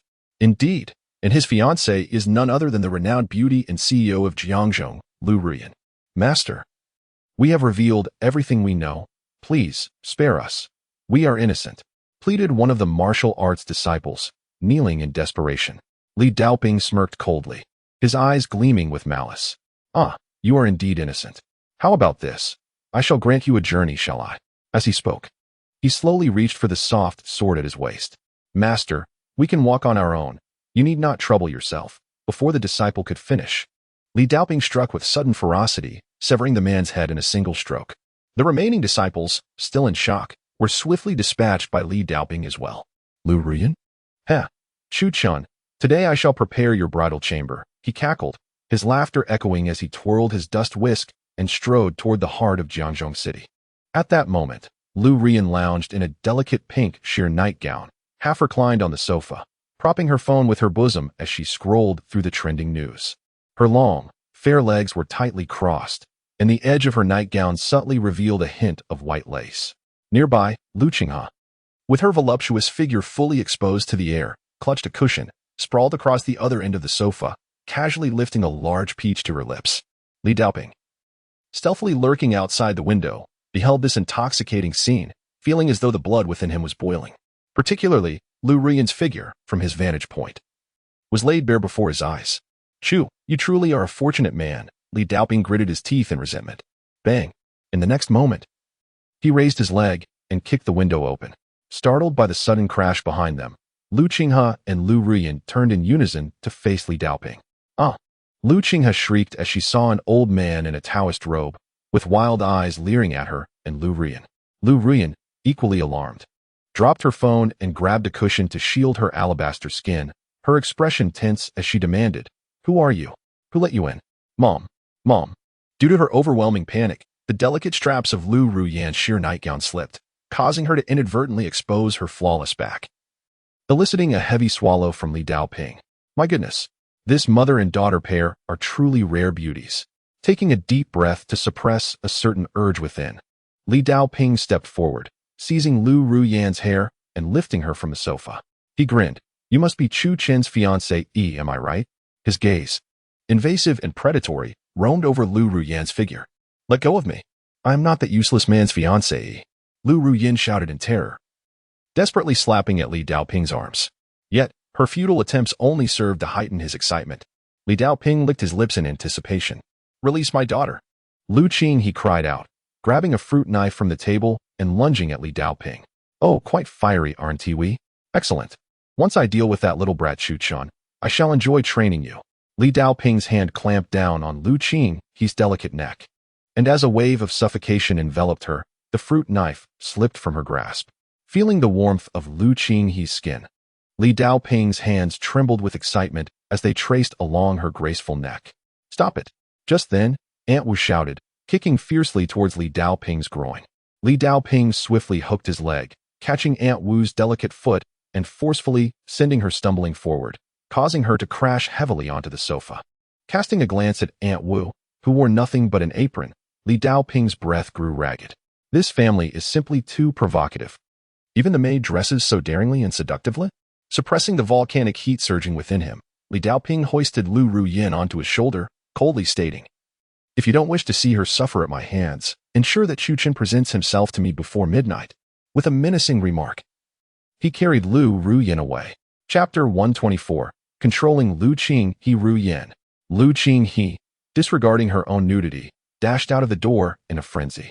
However, upon reaching the entrance, there was no trace of Li Daoping or Lu Ruyan to be found. It's over. Ruyan's purity is at stake. Though Lu Qinghe was unaware of Li Daoping's identity, his lecherous gaze spoke volumes. Ruyan, my daughter, it is all my fault. I failed to protect you. Tears streamed down Lu Qinghe's face, helpless and desperate. Madam, it is my incompetence that failed to safeguard the young lady. Please punish me. Aunt Wu approached Lu Qinghe, her face filled with shame, bowing her head deeply. In truth, Wu Ma's prowess was already formidable. However, she recently found herself inexplicably transformed into a mere novice in martial arts, easily manipulated by others. Initially, she was ruthlessly humiliated by Chu Chun on 2 separate occasions, and now she had been effortlessly toppled by a scruffy old Taoist, failing to protect Lu Ruyan and her daughter, and leaving herself exposed in the process. Lu Qinghe regarded Wu Ma with a cold, penetrating gaze. Ever since the previous incident, Wu Ma's attire at home had grown increasingly daring. Today, She was clad in scanty undergarments that left her alabaster skin almost entirely exposed to the air. Even the one slightly concealing apron barely covered her midsection. This was unmistakably a maid's uniform. If it were Lu Qinghe and Lu Ruyan dressed this way at home, it would have been inconsequential. Yet the issue lay in the fact that Wu Ma was merely a servant. Who was she attempting to entice? Perhaps it was the result of years without male companionship, rendering her susceptible to the charms of that scoundrel, Chu Chun. Suddenly recalling that the scruffy old Taoist had mentioned something about saving Lu Ruyan, Lu Qinghe's thoughts turned to the condition that Chu Chun must meet before midnight. He must willingly meet his demise. Could it be that this was yet another consequence of Chu Chen's misdeeds? With no time to ponder further, Lu Qinghe hastily grabbed her phone and dialed Chu Chun. Meanwhile, Chu Chun had just calmed Jean Linger and was walking towards a car dealership, feeling invigorated. He had recently ordered a Mercedes from this establishment. Acutely aware of his need for a vehicle, relying solely on his legs was proving to be quite inconvenient. Just as he drove the car out of the dealership, Lu Qinghe's call came through. Seeing her name flash on his screen, a smirk crept onto his lips. Could it be that Lu Qinghe had truly become addicted to him? If so, it might be amusing to torment her a bit, considering it as collecting some interest. What is it? Have you been thinking of me again? Chu Chen answered the call with a playful grin. However, on the other end, he was met with Lu Qinghe's sobs. Chu Chen, there's been a grave incident. Ruyan has been kidnapped. What? Lu Ruyan has been kidnapped? This revelation struck him as poetic justice. A cold smile crept onto his face as he remarked, her kidnapping is hardly my concern. Upon hearing this, Lu Qinghe's face turned ashen with rage. How could Chu Chen express such a heartless sentiment? Chu Chen, how can you utter such callous words? Ruyan's predicament is undeniably linked to you. Lu Qinghe spat, her words laced with venom, though she possessed no evidence. She was certain that Lu Ruyan's abduction was a direct result of Chu Chen's actions. Very well, feel free to report me, Chu Chen retorted mockingly. But I'm quite busy, so I'll hang up now. With a derisive chuckle, he abruptly ended the call, as the busy tone echoed in her ear. Lu Qinghe's face darkened with fury. How could Chu Chen behave in such a manner? Even if she and Lu Ruyan had committed past transgressions, how could Chu Chen be so heartless? How could he stand by, mocking and scoffing, while Lu Ruyan was being abducted? That wretched beast. Lu Qinghe seethed with fury, her grip on the phone tightening until it threatened to crack. Yet, as she recalled the image of Lu Ruyan being carried off by that scruffy old Taoist, it felt as if a bucket of cold water had been thrown over her, extinguishing her rage in an instant. No, this was not the time to confront Chu Chen.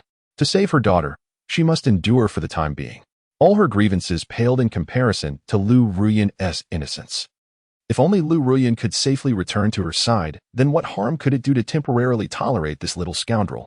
After all, he was not without his own faults.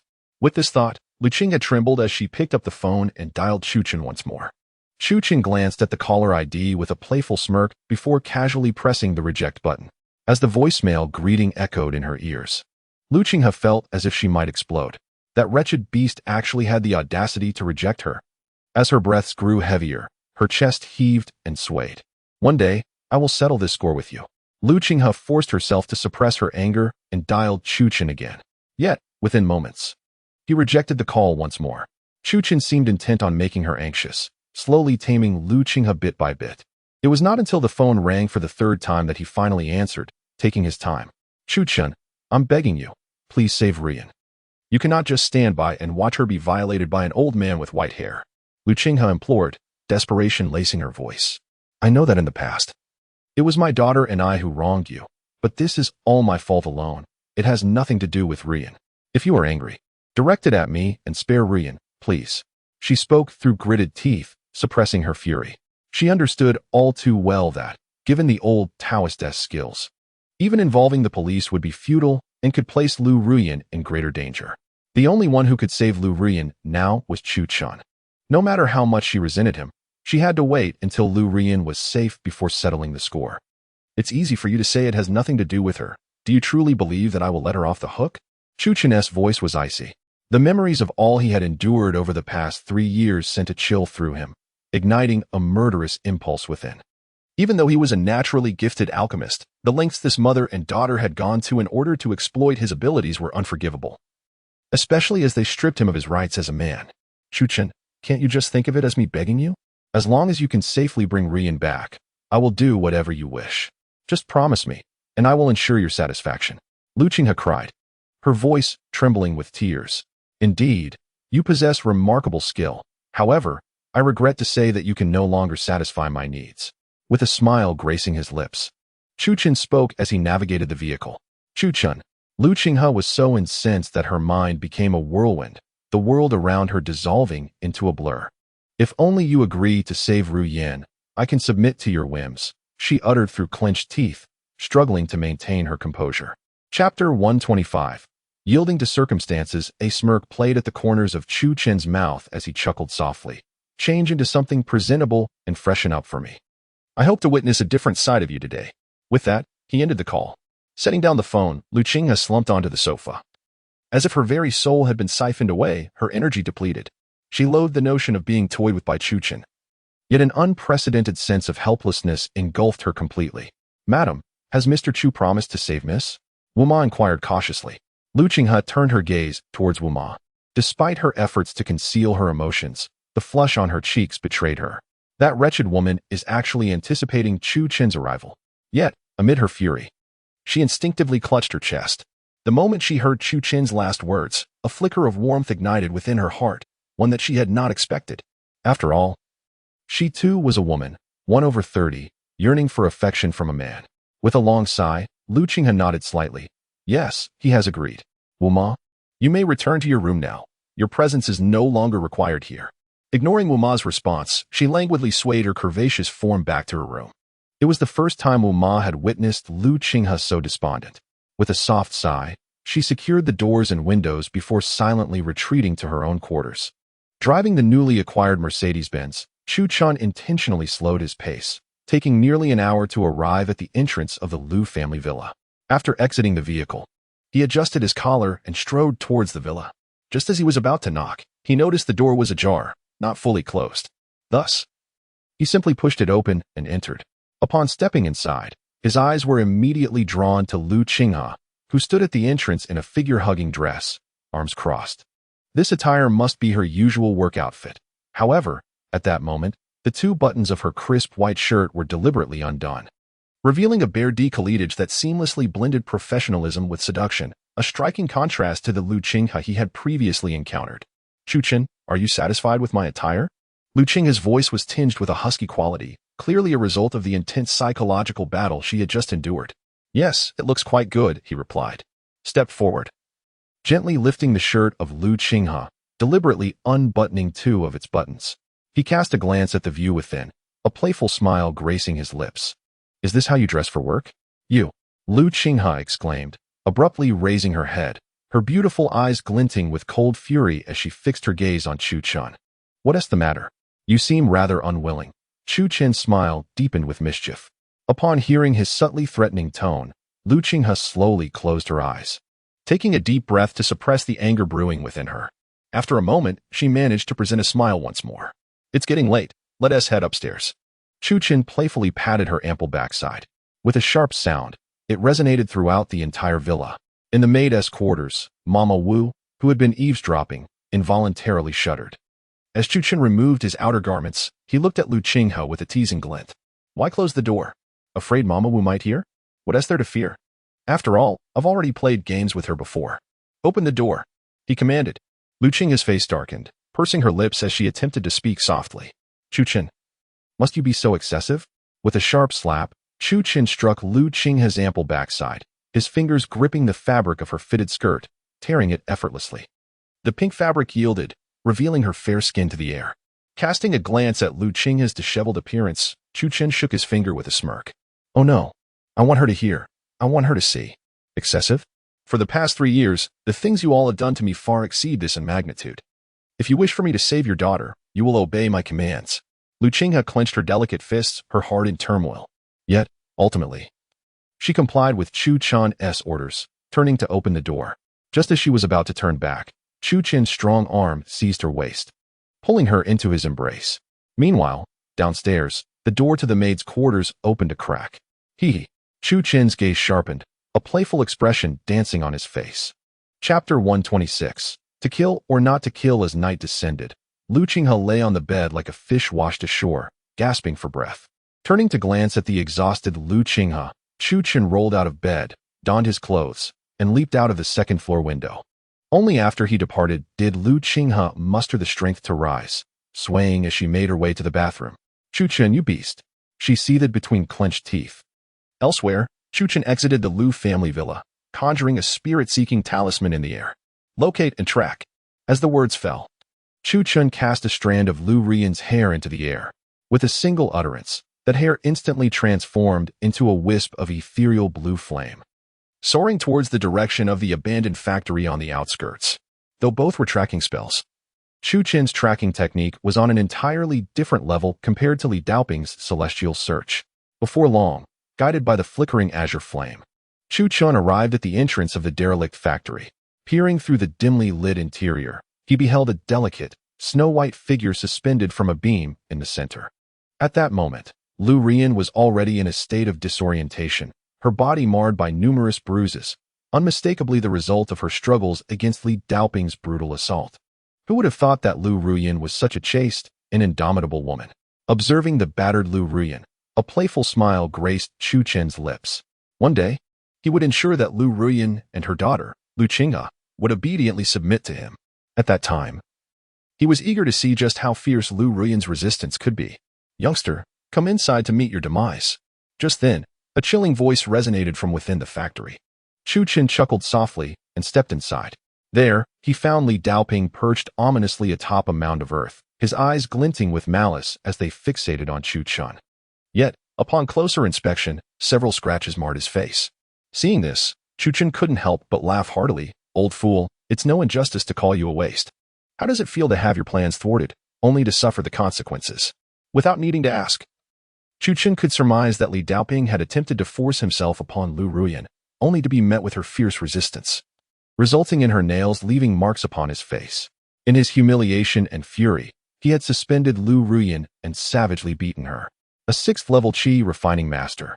Wounded by a defenseless woman, Li Daoping had truly set a precedent for cultivators. Bastard. Li Daoping gritted his teeth, the memory of the earlier encounter leaving him feeling utterly humiliated. The thought of being scratched by a mere woman was infuriating beyond measure. Ha! As Chu Chen observed the stormy expression on Li Daoping's face, he could no longer contain his mirth and erupted into laughter. Li Daoping's features twisted in rage as he glared down at Chu Chen, growling, Chu, if you wish to spare your fiancé from a tragic fate, kneel before me and accept your punishment. Otherwise, just watch. With those words, Li Daoping pointed ominously at the ropes above. Chu Chen, hands clasped behind his back, raised his gaze slightly to scan the top of the ropes where several 5 thunder talismans were affixed. With a dismissive chuckle, he remarked, in your old age, it would be wise to refrain from playing with thunder and fire. Once your vitality is extinguished, it cannot be rekindled. Humph. Li Daoping snorted in anger, grinding his teeth. You think you can provoke me with your taunts, young pup? Today, should you refuse to comply, I possess a singular incantation capable of reducing her to ashes. To hell with your ashes, I see you merely as a lump of carbon. Chu Chen erupted with expletives. This old rascal. What audacity to believe that by capturing Lu Ruiyan, he could compel him to submit, let alone the few thunder talismans hung above. Even if Lu Ruiyan were to be reduced to dust, what concern would it be of Chu Chen? Furthermore, the only reason he acquiesced to Lu Qinghe's request today was to eradicate the root of the issue, not out of any regard for Lu Ruiyan. If salvation were possible, that would be splendid. If not, allowing her and this old scoundrel to become fertilizer for the world would not be unthinkable. You young pup, it seems you won't shed tears until you see the coffin. Li Daoping slowly rose, flicking his feather duster, and the glint of cold light in his eyes suddenly intensified. Chu Chen could hardly be bothered. Turning to exit the factory, he remarked nonchalantly, kill as you please. It saves me the trouble of doing it myself. I will await you outside. Upon hearing this, Li Daoping was utterly flabbergasted. What was happening? The woman he had gone to such lengths to bind was unable to threaten Chu Chen? Moreover, what had he just said? Saving him the trouble? Could it be that there was not only no bond between Chu Chen and this woman, but rather a deep-seated enmity? As Li Daoping observed Chu Chen, who seemed entirely unfazed, casually whistling as he exited the factory, he was left in a daze. There was no semblance of pretense in Chu Chen. He genuinely seemed indifferent to Lu Ruiyan's fate. If a hostage loses their intrinsic value, can they still be deemed a hostage? This is dire. Li Daoping inwardly berated himself. lamenting how he could have taken the word of those scoundrels from the Jin family martial arts school at face value. He had intended to capture a loved one of Chu Chen to leverage against him, and he had inadvertently ensnared the very enemy of the man instead. What a monumental blunder. Just as Li Daoping wallowed in his frustration, contemplating how to proceed, a bolt of lightning descended from the heavens, piercing through the factory roof and striking the mound of earth where Li Daoping stood. Not good, he cried, launching himself forward like an arrow released from its bow. Though his reflexes were swift, he was still struck by the lightning on his left shoulder, causing him to yelp in pain as he lost his balance and crashed to the ground, stirring up a cloud of dust. Before Li Daoping could regain his senses, a warm liquid cascaded from above, drenching him from head to toe. He looked up to see Chu Chen, holding a mineral water bottle he had seemingly found, pouring a yellowish liquid onto his thunder talismans as though it were beer. "You little brat, you seek death." Li Daoping completely lost his composure. Chu Chen's audacity was beyond outrageous, as he was literally pouring urine upon him. Hatred surged from the depths of his heart, igniting his fury. Muttering incantations under his breath and pointing like a sword, Li Daoping raised his hand to direct the 5 thunder talismans hanging above Lu Ruyan's head, bellowing, "You little brat. Dare to insult me? Thunder talismans, strike for me." From Li Daoping's current perspective, should the talismans be activated, even the slightest bolt of lightning would ensnare him. Yet, in the face of the humiliation of being drenched in urine, he could no longer afford to contemplate the consequences. His singular desire was to see Chu Chen dead. However, 3 seconds elapsed in an instant, and the 5 thunder talismans remained utterly still, devoid of thunder, let alone a lightning strike. Chu Chen leaped onto a mound of earth, crouching down with a smile as he gazed at Li Daoping. "I've already warned you, old man, do not toy with thunder and fire, or you might strike yourself." As the words left his lips, Chu Chen pointed at Li Daoping and lightly commanded, "Thunder, come." Boom. A flash of lightning descended, causing Li Daoping to involuntarily draw in a sharp breath. He rolled on the ground just in time to narrowly evade the bolt. Even so, the encounter doused him in a cold sweat.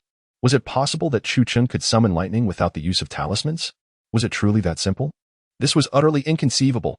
There had to be some trickery involved.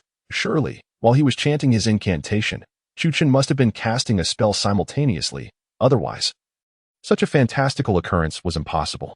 Although the lightning could be wielded by those at the 5th level of Qi refinement, the strikes at that tier bore no lethal force. It was akin to a mere flash of static electricity that flickered and vanished in the air. Thus, the majority of practitioners, prior to reaching the foundation establishment stage, relied on the power of talismans to invoke formidable lightning strikes. This was an unbreakable rule, one that had remained unchallenged for centuries. How could a mere junior defy such tradition? "Today, I shall show you what true Taoist arts entail." Li Daoping gritted his teeth against the searing pain in his shoulder. Rising with determination, he raised his hand, casting a talisman while simultaneously shouting, "Freeze." The binding talisman was also one of Li Daoping's signature skills. Once he immobilized Chu Chen, he would have him at his mercy. Previously, due to underestimating his opponent, Li Daoping had been ill-prepared and forgotten both the 5 thunder and binding talismans at the hotel, allowing Chu Chen to gain an undue advantage. This time, he was determined to see justice served. Yet, to his astonishment, when his binding talisman struck Chu Chen, it appeared to have no effect whatsoever. Chu Chen merely chuckled and absent-mindedly rubbed his nose. What was happening? Li Daoping felt bewildered. How could his 2 most formidable techniques, the 5 thunder and binding talismans, fail him? Observing Li Daoping's perplexed expression, Chu Chen couldn't help but chuckle inwardly. It was all thanks to that earlier incident. All spells fear filth. Alas, with age comes the wisdom to remain at home, rather than gallivanting about and bringing shame upon oneself. Chu Chen slowly rose to his feet and suddenly pointed at Li Daoping, exclaiming, "Freeze." Just as Li Daoping was about to unleash a torrent of curses, he discovered to his dismay that his body had become utterly unresponsive. What was happening? Had he, against all odds, been immobilized by his opponent? Although, given their respective levels of cultivation, he could only hold Chu Chen for 5 seconds, even against an ordinary person. The duration would hardly exceed a minute. However, for a master, even a fleeting second could determine life and death. This was dire. A wave of dread washed over Li Daoping as he silently lamented his misfortune. With a resounding slap, Chu Chen delivered a stinging blow to Li Daoping's face. "I invoke the Thunderbolt Talisman." Slap. "I command the Binding Talisman." Slap. "Tell me, do you submit?" Chu Chen rained blows upon Li Daoping's face without restraint. Though the physical pain was minimal, the humiliation was profound. What trickery have you employed against me, Chu? Li Daoping seethed, his teeth clenched in fury. Utterly bewildered as to why his spells had suddenly faltered, Chu Chen let out a hearty laugh. Did your master not teach you? All spells fear defilement. Do you recall the holy water I bestowed upon you earlier? At these words, Li Daoping's eyes nearly bulged with rage. Yet, he took solace in the fact that Chu Chen was ultimately too young. Had it been him, he would have dispatched Chu Chen without a second thought. Regrettably, Chu Chen failed to seize the moment. 5 seconds, after all, is but a fleeting instant. As Chu Chen spoke, Li Daoping regained his mobility. While Chu Chen refrained from striking, it did not imply that Li Daoping would show him any mercy. Before Chu Chen could finish his sentence, Li Daoping swiftly unsheathed his soft sword, aiming a lethal strike at Chu Chen's throat. What if his spells rendered ineffective? He was, after all, a pinnacle master of the 6th layer of Qi refining. At such a close distance, Chu Chen faced certain death, nay, an inevitable demise. Chapter 128. Who among the maidens is not consumed by youthful longing? Li Daoping's fury surged from the depths of his heart, transforming into a malevolent resolve. He chanted incantations. Fingers pointed like a sword, directing his hand towards the thunderbolt talisman suspended above Lu Ruyan's head, bellowing, "You little brat, dare to insult me? Thunderbolt talisman, strike." From Li Daoping's vantage point, should the thunderbolt talisman be activated, even the faintest lightning strike would ensnare him as well. Yet, in the face of such humiliations, he could not afford to ponder the consequences. His singular desire was to see Chu Chen perish. But as mere seconds passed, the thunderbolt talisman remained inert. No thunder echoed, nor lightning descended. Chu Chen leapt onto a mound of earth, crouching with a smile as he gazed at Li Daoping. I warned you, old man. Playing with thunder and fire can lead to your own downfall. As his words fell, Chu Chen pointed at Li Daoping, softly commanding, lightning, come forth. Boom. A bolt of lightning descended with a thunderous roar, causing Li Daoping to involuntarily draw in a sharp breath. He executed a lazy roll on the ground, narrowly evading the strike. Nevertheless, the experience left him drenched in cold sweat. Could it be that Chu Chen did not even require talismans? Was it merely a matter of uttering thunder and having it manifest? Such a notion seemed utterly implausible. It must be that Chu Chen was simultaneously casting a spell while Li Daoping was reciting his incantation. Otherwise, such a fantastical occurrence could not possibly transpire. Although summoning lightning is a technique available to those at the 5th level of Qi refining, the lightning conjured at that level possesses no lethal force. It is akin to a mere static charge in the air, flashing briefly before vanishing. Therefore, the vast majority of cultivators, prior to reaching the foundational stage, must rely on the power of talismans to invoke potent lightning strikes. This is a steadfast rule, unbroken for centuries. How could a mere junior like Chu Chen possibly defy such tradition? Today, I shall make you aware of the true essence of Taoist magic. Li Daoping gritted his teeth against the excruciating pain in his shoulder, standing up with great effort. He raised his hand to cast a talisman while simultaneously bellowing, freeze. The immobilization talisman was one of Li Daoping's signature skills. Once it bound Chu Chen, he would be at his mercy. Previously, due to overconfidence, he had been unprepared, leaving his 5 Thunders talisman and immobilization talisman behind at the hotel, which allowed Chu Chen to seize a significant advantage. This time, he would not escape justice. However, to his astonishment, the immobilization talisman seemed to have no effect on Chu Chen, who merely chuckled and casually touched his nose. What was happening? Li Daoping found himself utterly bewildered. How could his 2 greatest skills, the 5 Thunders talisman and the immobilization talisman, fail him? Chu Chen looked at the perplexed Li Daoping and could not help but chuckle inwardly, attributing the success to his earlier act of urination. All spells are most vulnerable to filth. Alas, with age, one should simply remain at home and await death. Wandering about only leads to humiliation. Slowly rising, Chu Chen suddenly pointed at Li Daoping and shouted, freeze. Just as Li Daoping was about to unleash a stream of curses, he found his body inexplicably unresponsive. What was happening? Had he been ensnared by his opponent? Although, at their respective levels, they could only immobilize each other for 5 seconds. Even a moment could determine life or death in a confrontation with a skilled adversary. This is disastrous. Li Daoping's heart sank, a foreboding sense of dread washing over him. Slap. Chu Chen delivered a resounding slap across Li Daoping's face. This is for your 5 Thunders talisman. Slap. And this is for your immobilization talisman. Slap. Now, I ask you, do you submit? With a resounding slap to the left and another to the right, Chu Chen struck Li Daoping's face with reckless abandon. The blows though not physically damaging, carried an immense weight of humiliation. "What sorcery have you wrought upon me, Chu?" Li Daoping seethed. His teeth clenched in fury as he glared at Chu Chen, utterly bewildered by the sudden ineffectiveness of his spells. Chu Chen could not help but laugh heartily. "Did your master not impart to you the lesson that all spells fear contamination? Do you recall the holy water I bestowed upon you moments ago?" At this, Li Daoping's eyes bulged with rage. However, he consoled himself with the thought that Chu Chen was still quite young. Had he been in Chu Chen's position, he would have wasted no time in silencing him permanently. Unfortunately, Chu Chen had squandered his opportunity. Merely 5 seconds had elapsed, a fleeting moment. As Chu Chen spoke, Li Daoping had regained his capacity for action. Although Chu Chen refrained from striking first, it did not imply that Li Daoping would show him any mercy.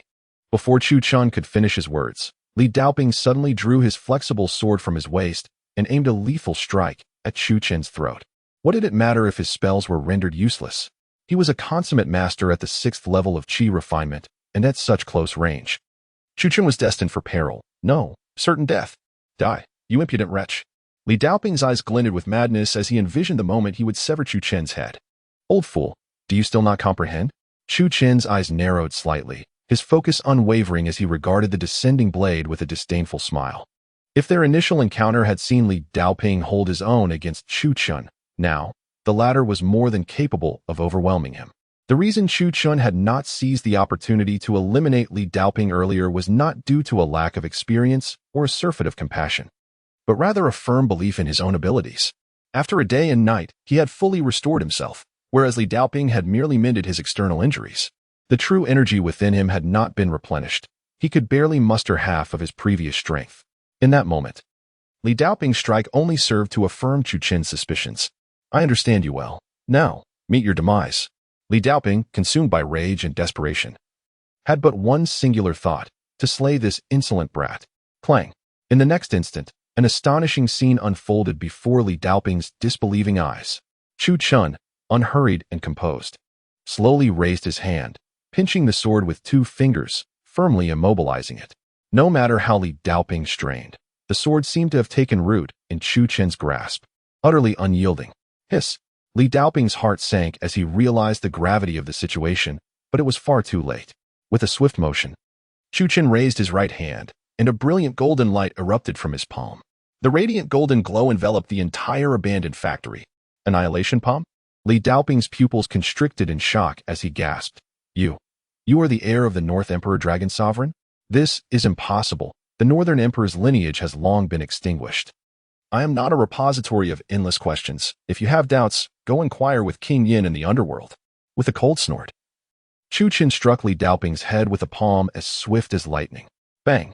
Li Daoping's skull erupted into 8 fragments, his body propelled backward by the terrifying force, crashing through the wall of the abandoned factory and landing in the wilderness.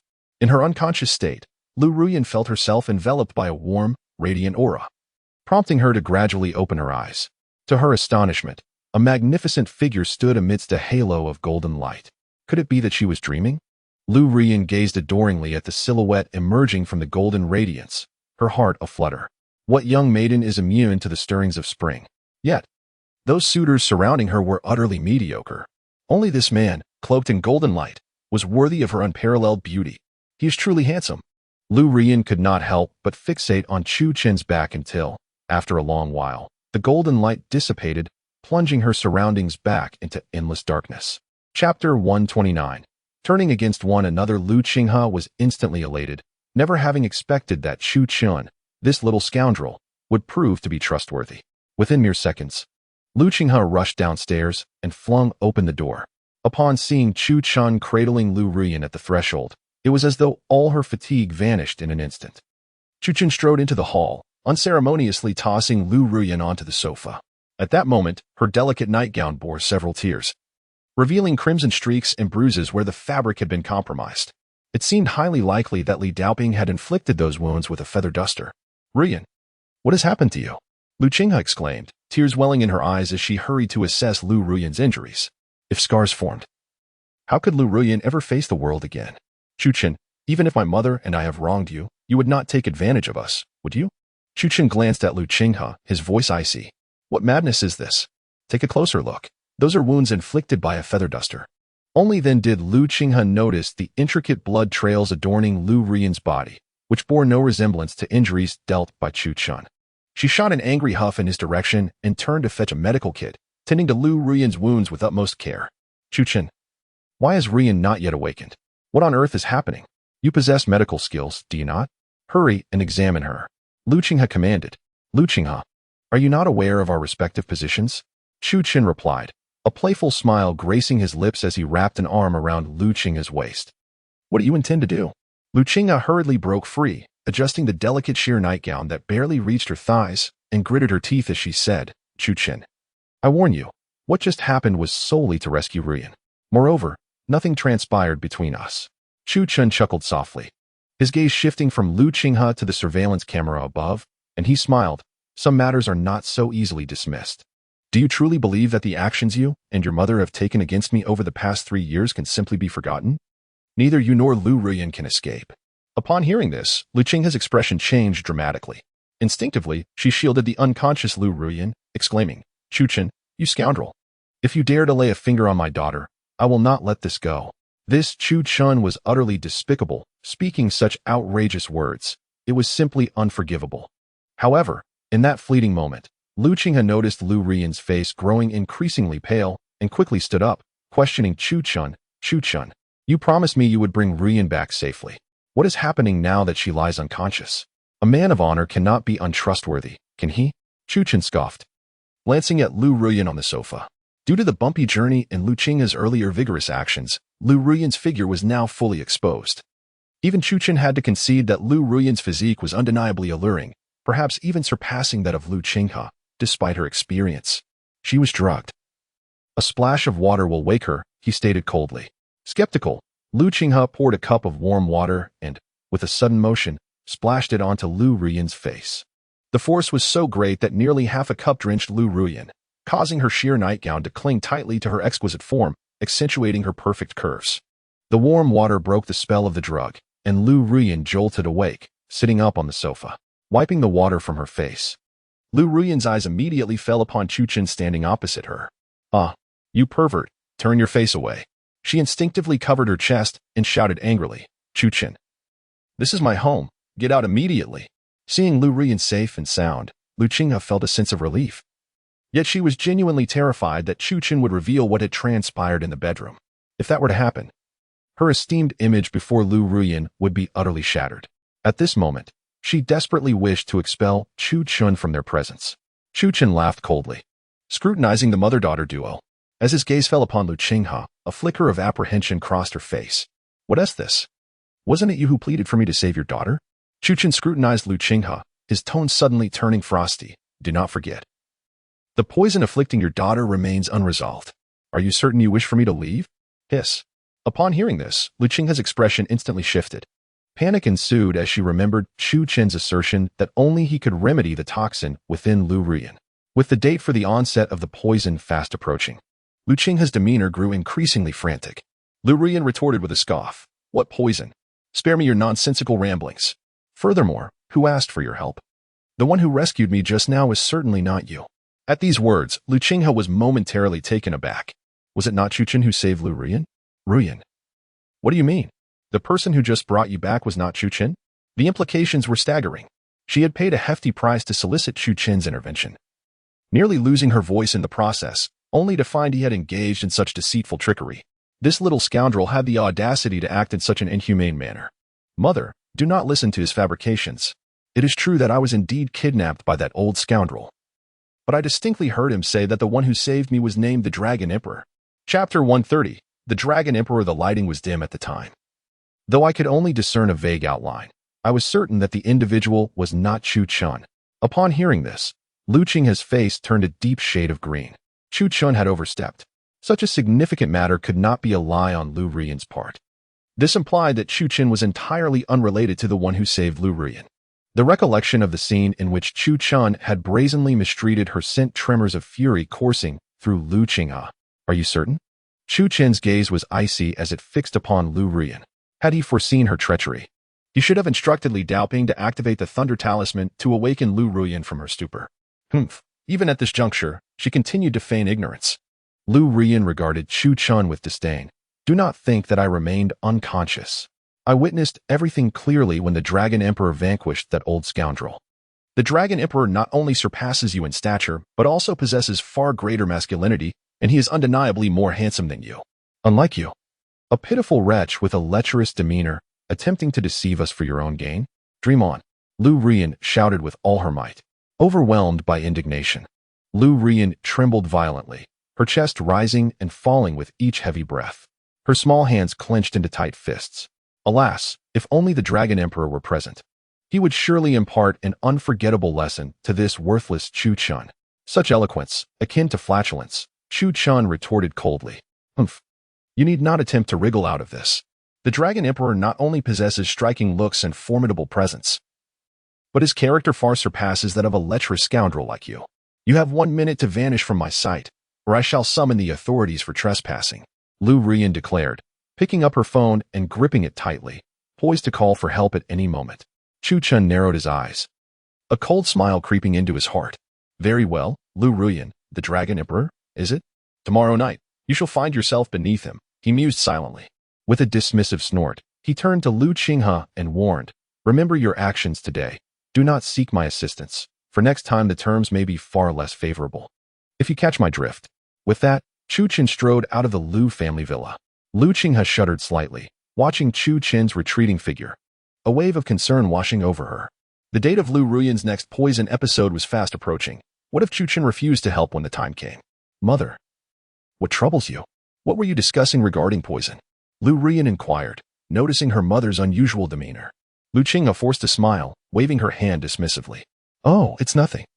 It's just that the medicinal fluid within him conflicts with your constitution, causing your frequent fainting spells. But fret not, even if Chu Qin hesitates to assist. I have my own methods to counteract the poison. In truth, even Lu Qinghe was uncertain of her own words. Mother, you haven't been deceived by that good-for-nothing Chu Qin again, have you? Lu Ruyan retorted indignantly. I've merely been under stress lately, leading to occasional dizziness. But a bit of rest will remedy it. Do not heed Chu Qin's words. Lu Qinghe nodded non-committally, guiding Lu Ruyan upstairs while asking with genuine concern, Ruyan, that old scoundrel hasn't laid a finger on you, has he? Lu Ruyan raised her chin defiantly, exuding a sense of pride. That old scoundrel wouldn't he dare touch a single hair on my head. Then, her eyes sparkled as she exclaimed, Mother, you are unaware. But the Dragon Emperor who rescued me tonight is incredibly handsome. Though I struggle to recall his features, none of my admirers resemble him. How did he even know I was kidnapped? Logically, a figure as valiant as the Dragon Emperor would not relinquish the chance to win the heart of a goddess to Chu Qin after such a daring rescue. So why, then, did Chu Qin return her home? Could it be that the Dragon Emperor possessed a secret identity that precluded him from meeting her? While Chu Qin fortuitously passed by and ensured her safe return. Yes, it must be so. Lu Ruyan quickly pieced it all together, convinced that the Dragon Emperor had secretly harbored affection for her, a noble hero enamored from afar. The mere thought of being adored by such an exceptional man filled her heart with overwhelming joy. After all, what woman wouldn't dream of her future husband arriving on a rainbow to claim her? Perhaps that Dragon Emperor is amassing strength, waiting for the day he can ride the colorful clouds and take her as his bride? Upon contemplating this, Lu Ruyan couldn't help but let out a delicate giggle. Lu Qinghe observed Lu Ruyan with astonishment, puzzled by her daughter's unusual behavior today as she kept sneaking smiles. Moreover, the radiance in her eyes was filled with the glow that only a woman in love could possess. Nonetheless, as long as Lu Ruyan returned safely, Lu Qinghe had no further desires. As for the matter of being deceived by Chu Qin, there would come a day when she would settle the score with him. Early the next morning, Chu Qin was awakened by a series of knocks at the door. Upon opening the courtyard gate, he was greeted by Yin Susu, who was holding a steaming breakfast, her face aglow with a radiant smile. The moment she laid eyes on Chu Qin, a blush unexpectedly crept onto her cheeks, resembling the bashfulness of a young girl in the throes of infatuation. Master, I have brought you breakfast, she announced, noticing Chu Qin's gaze upon her.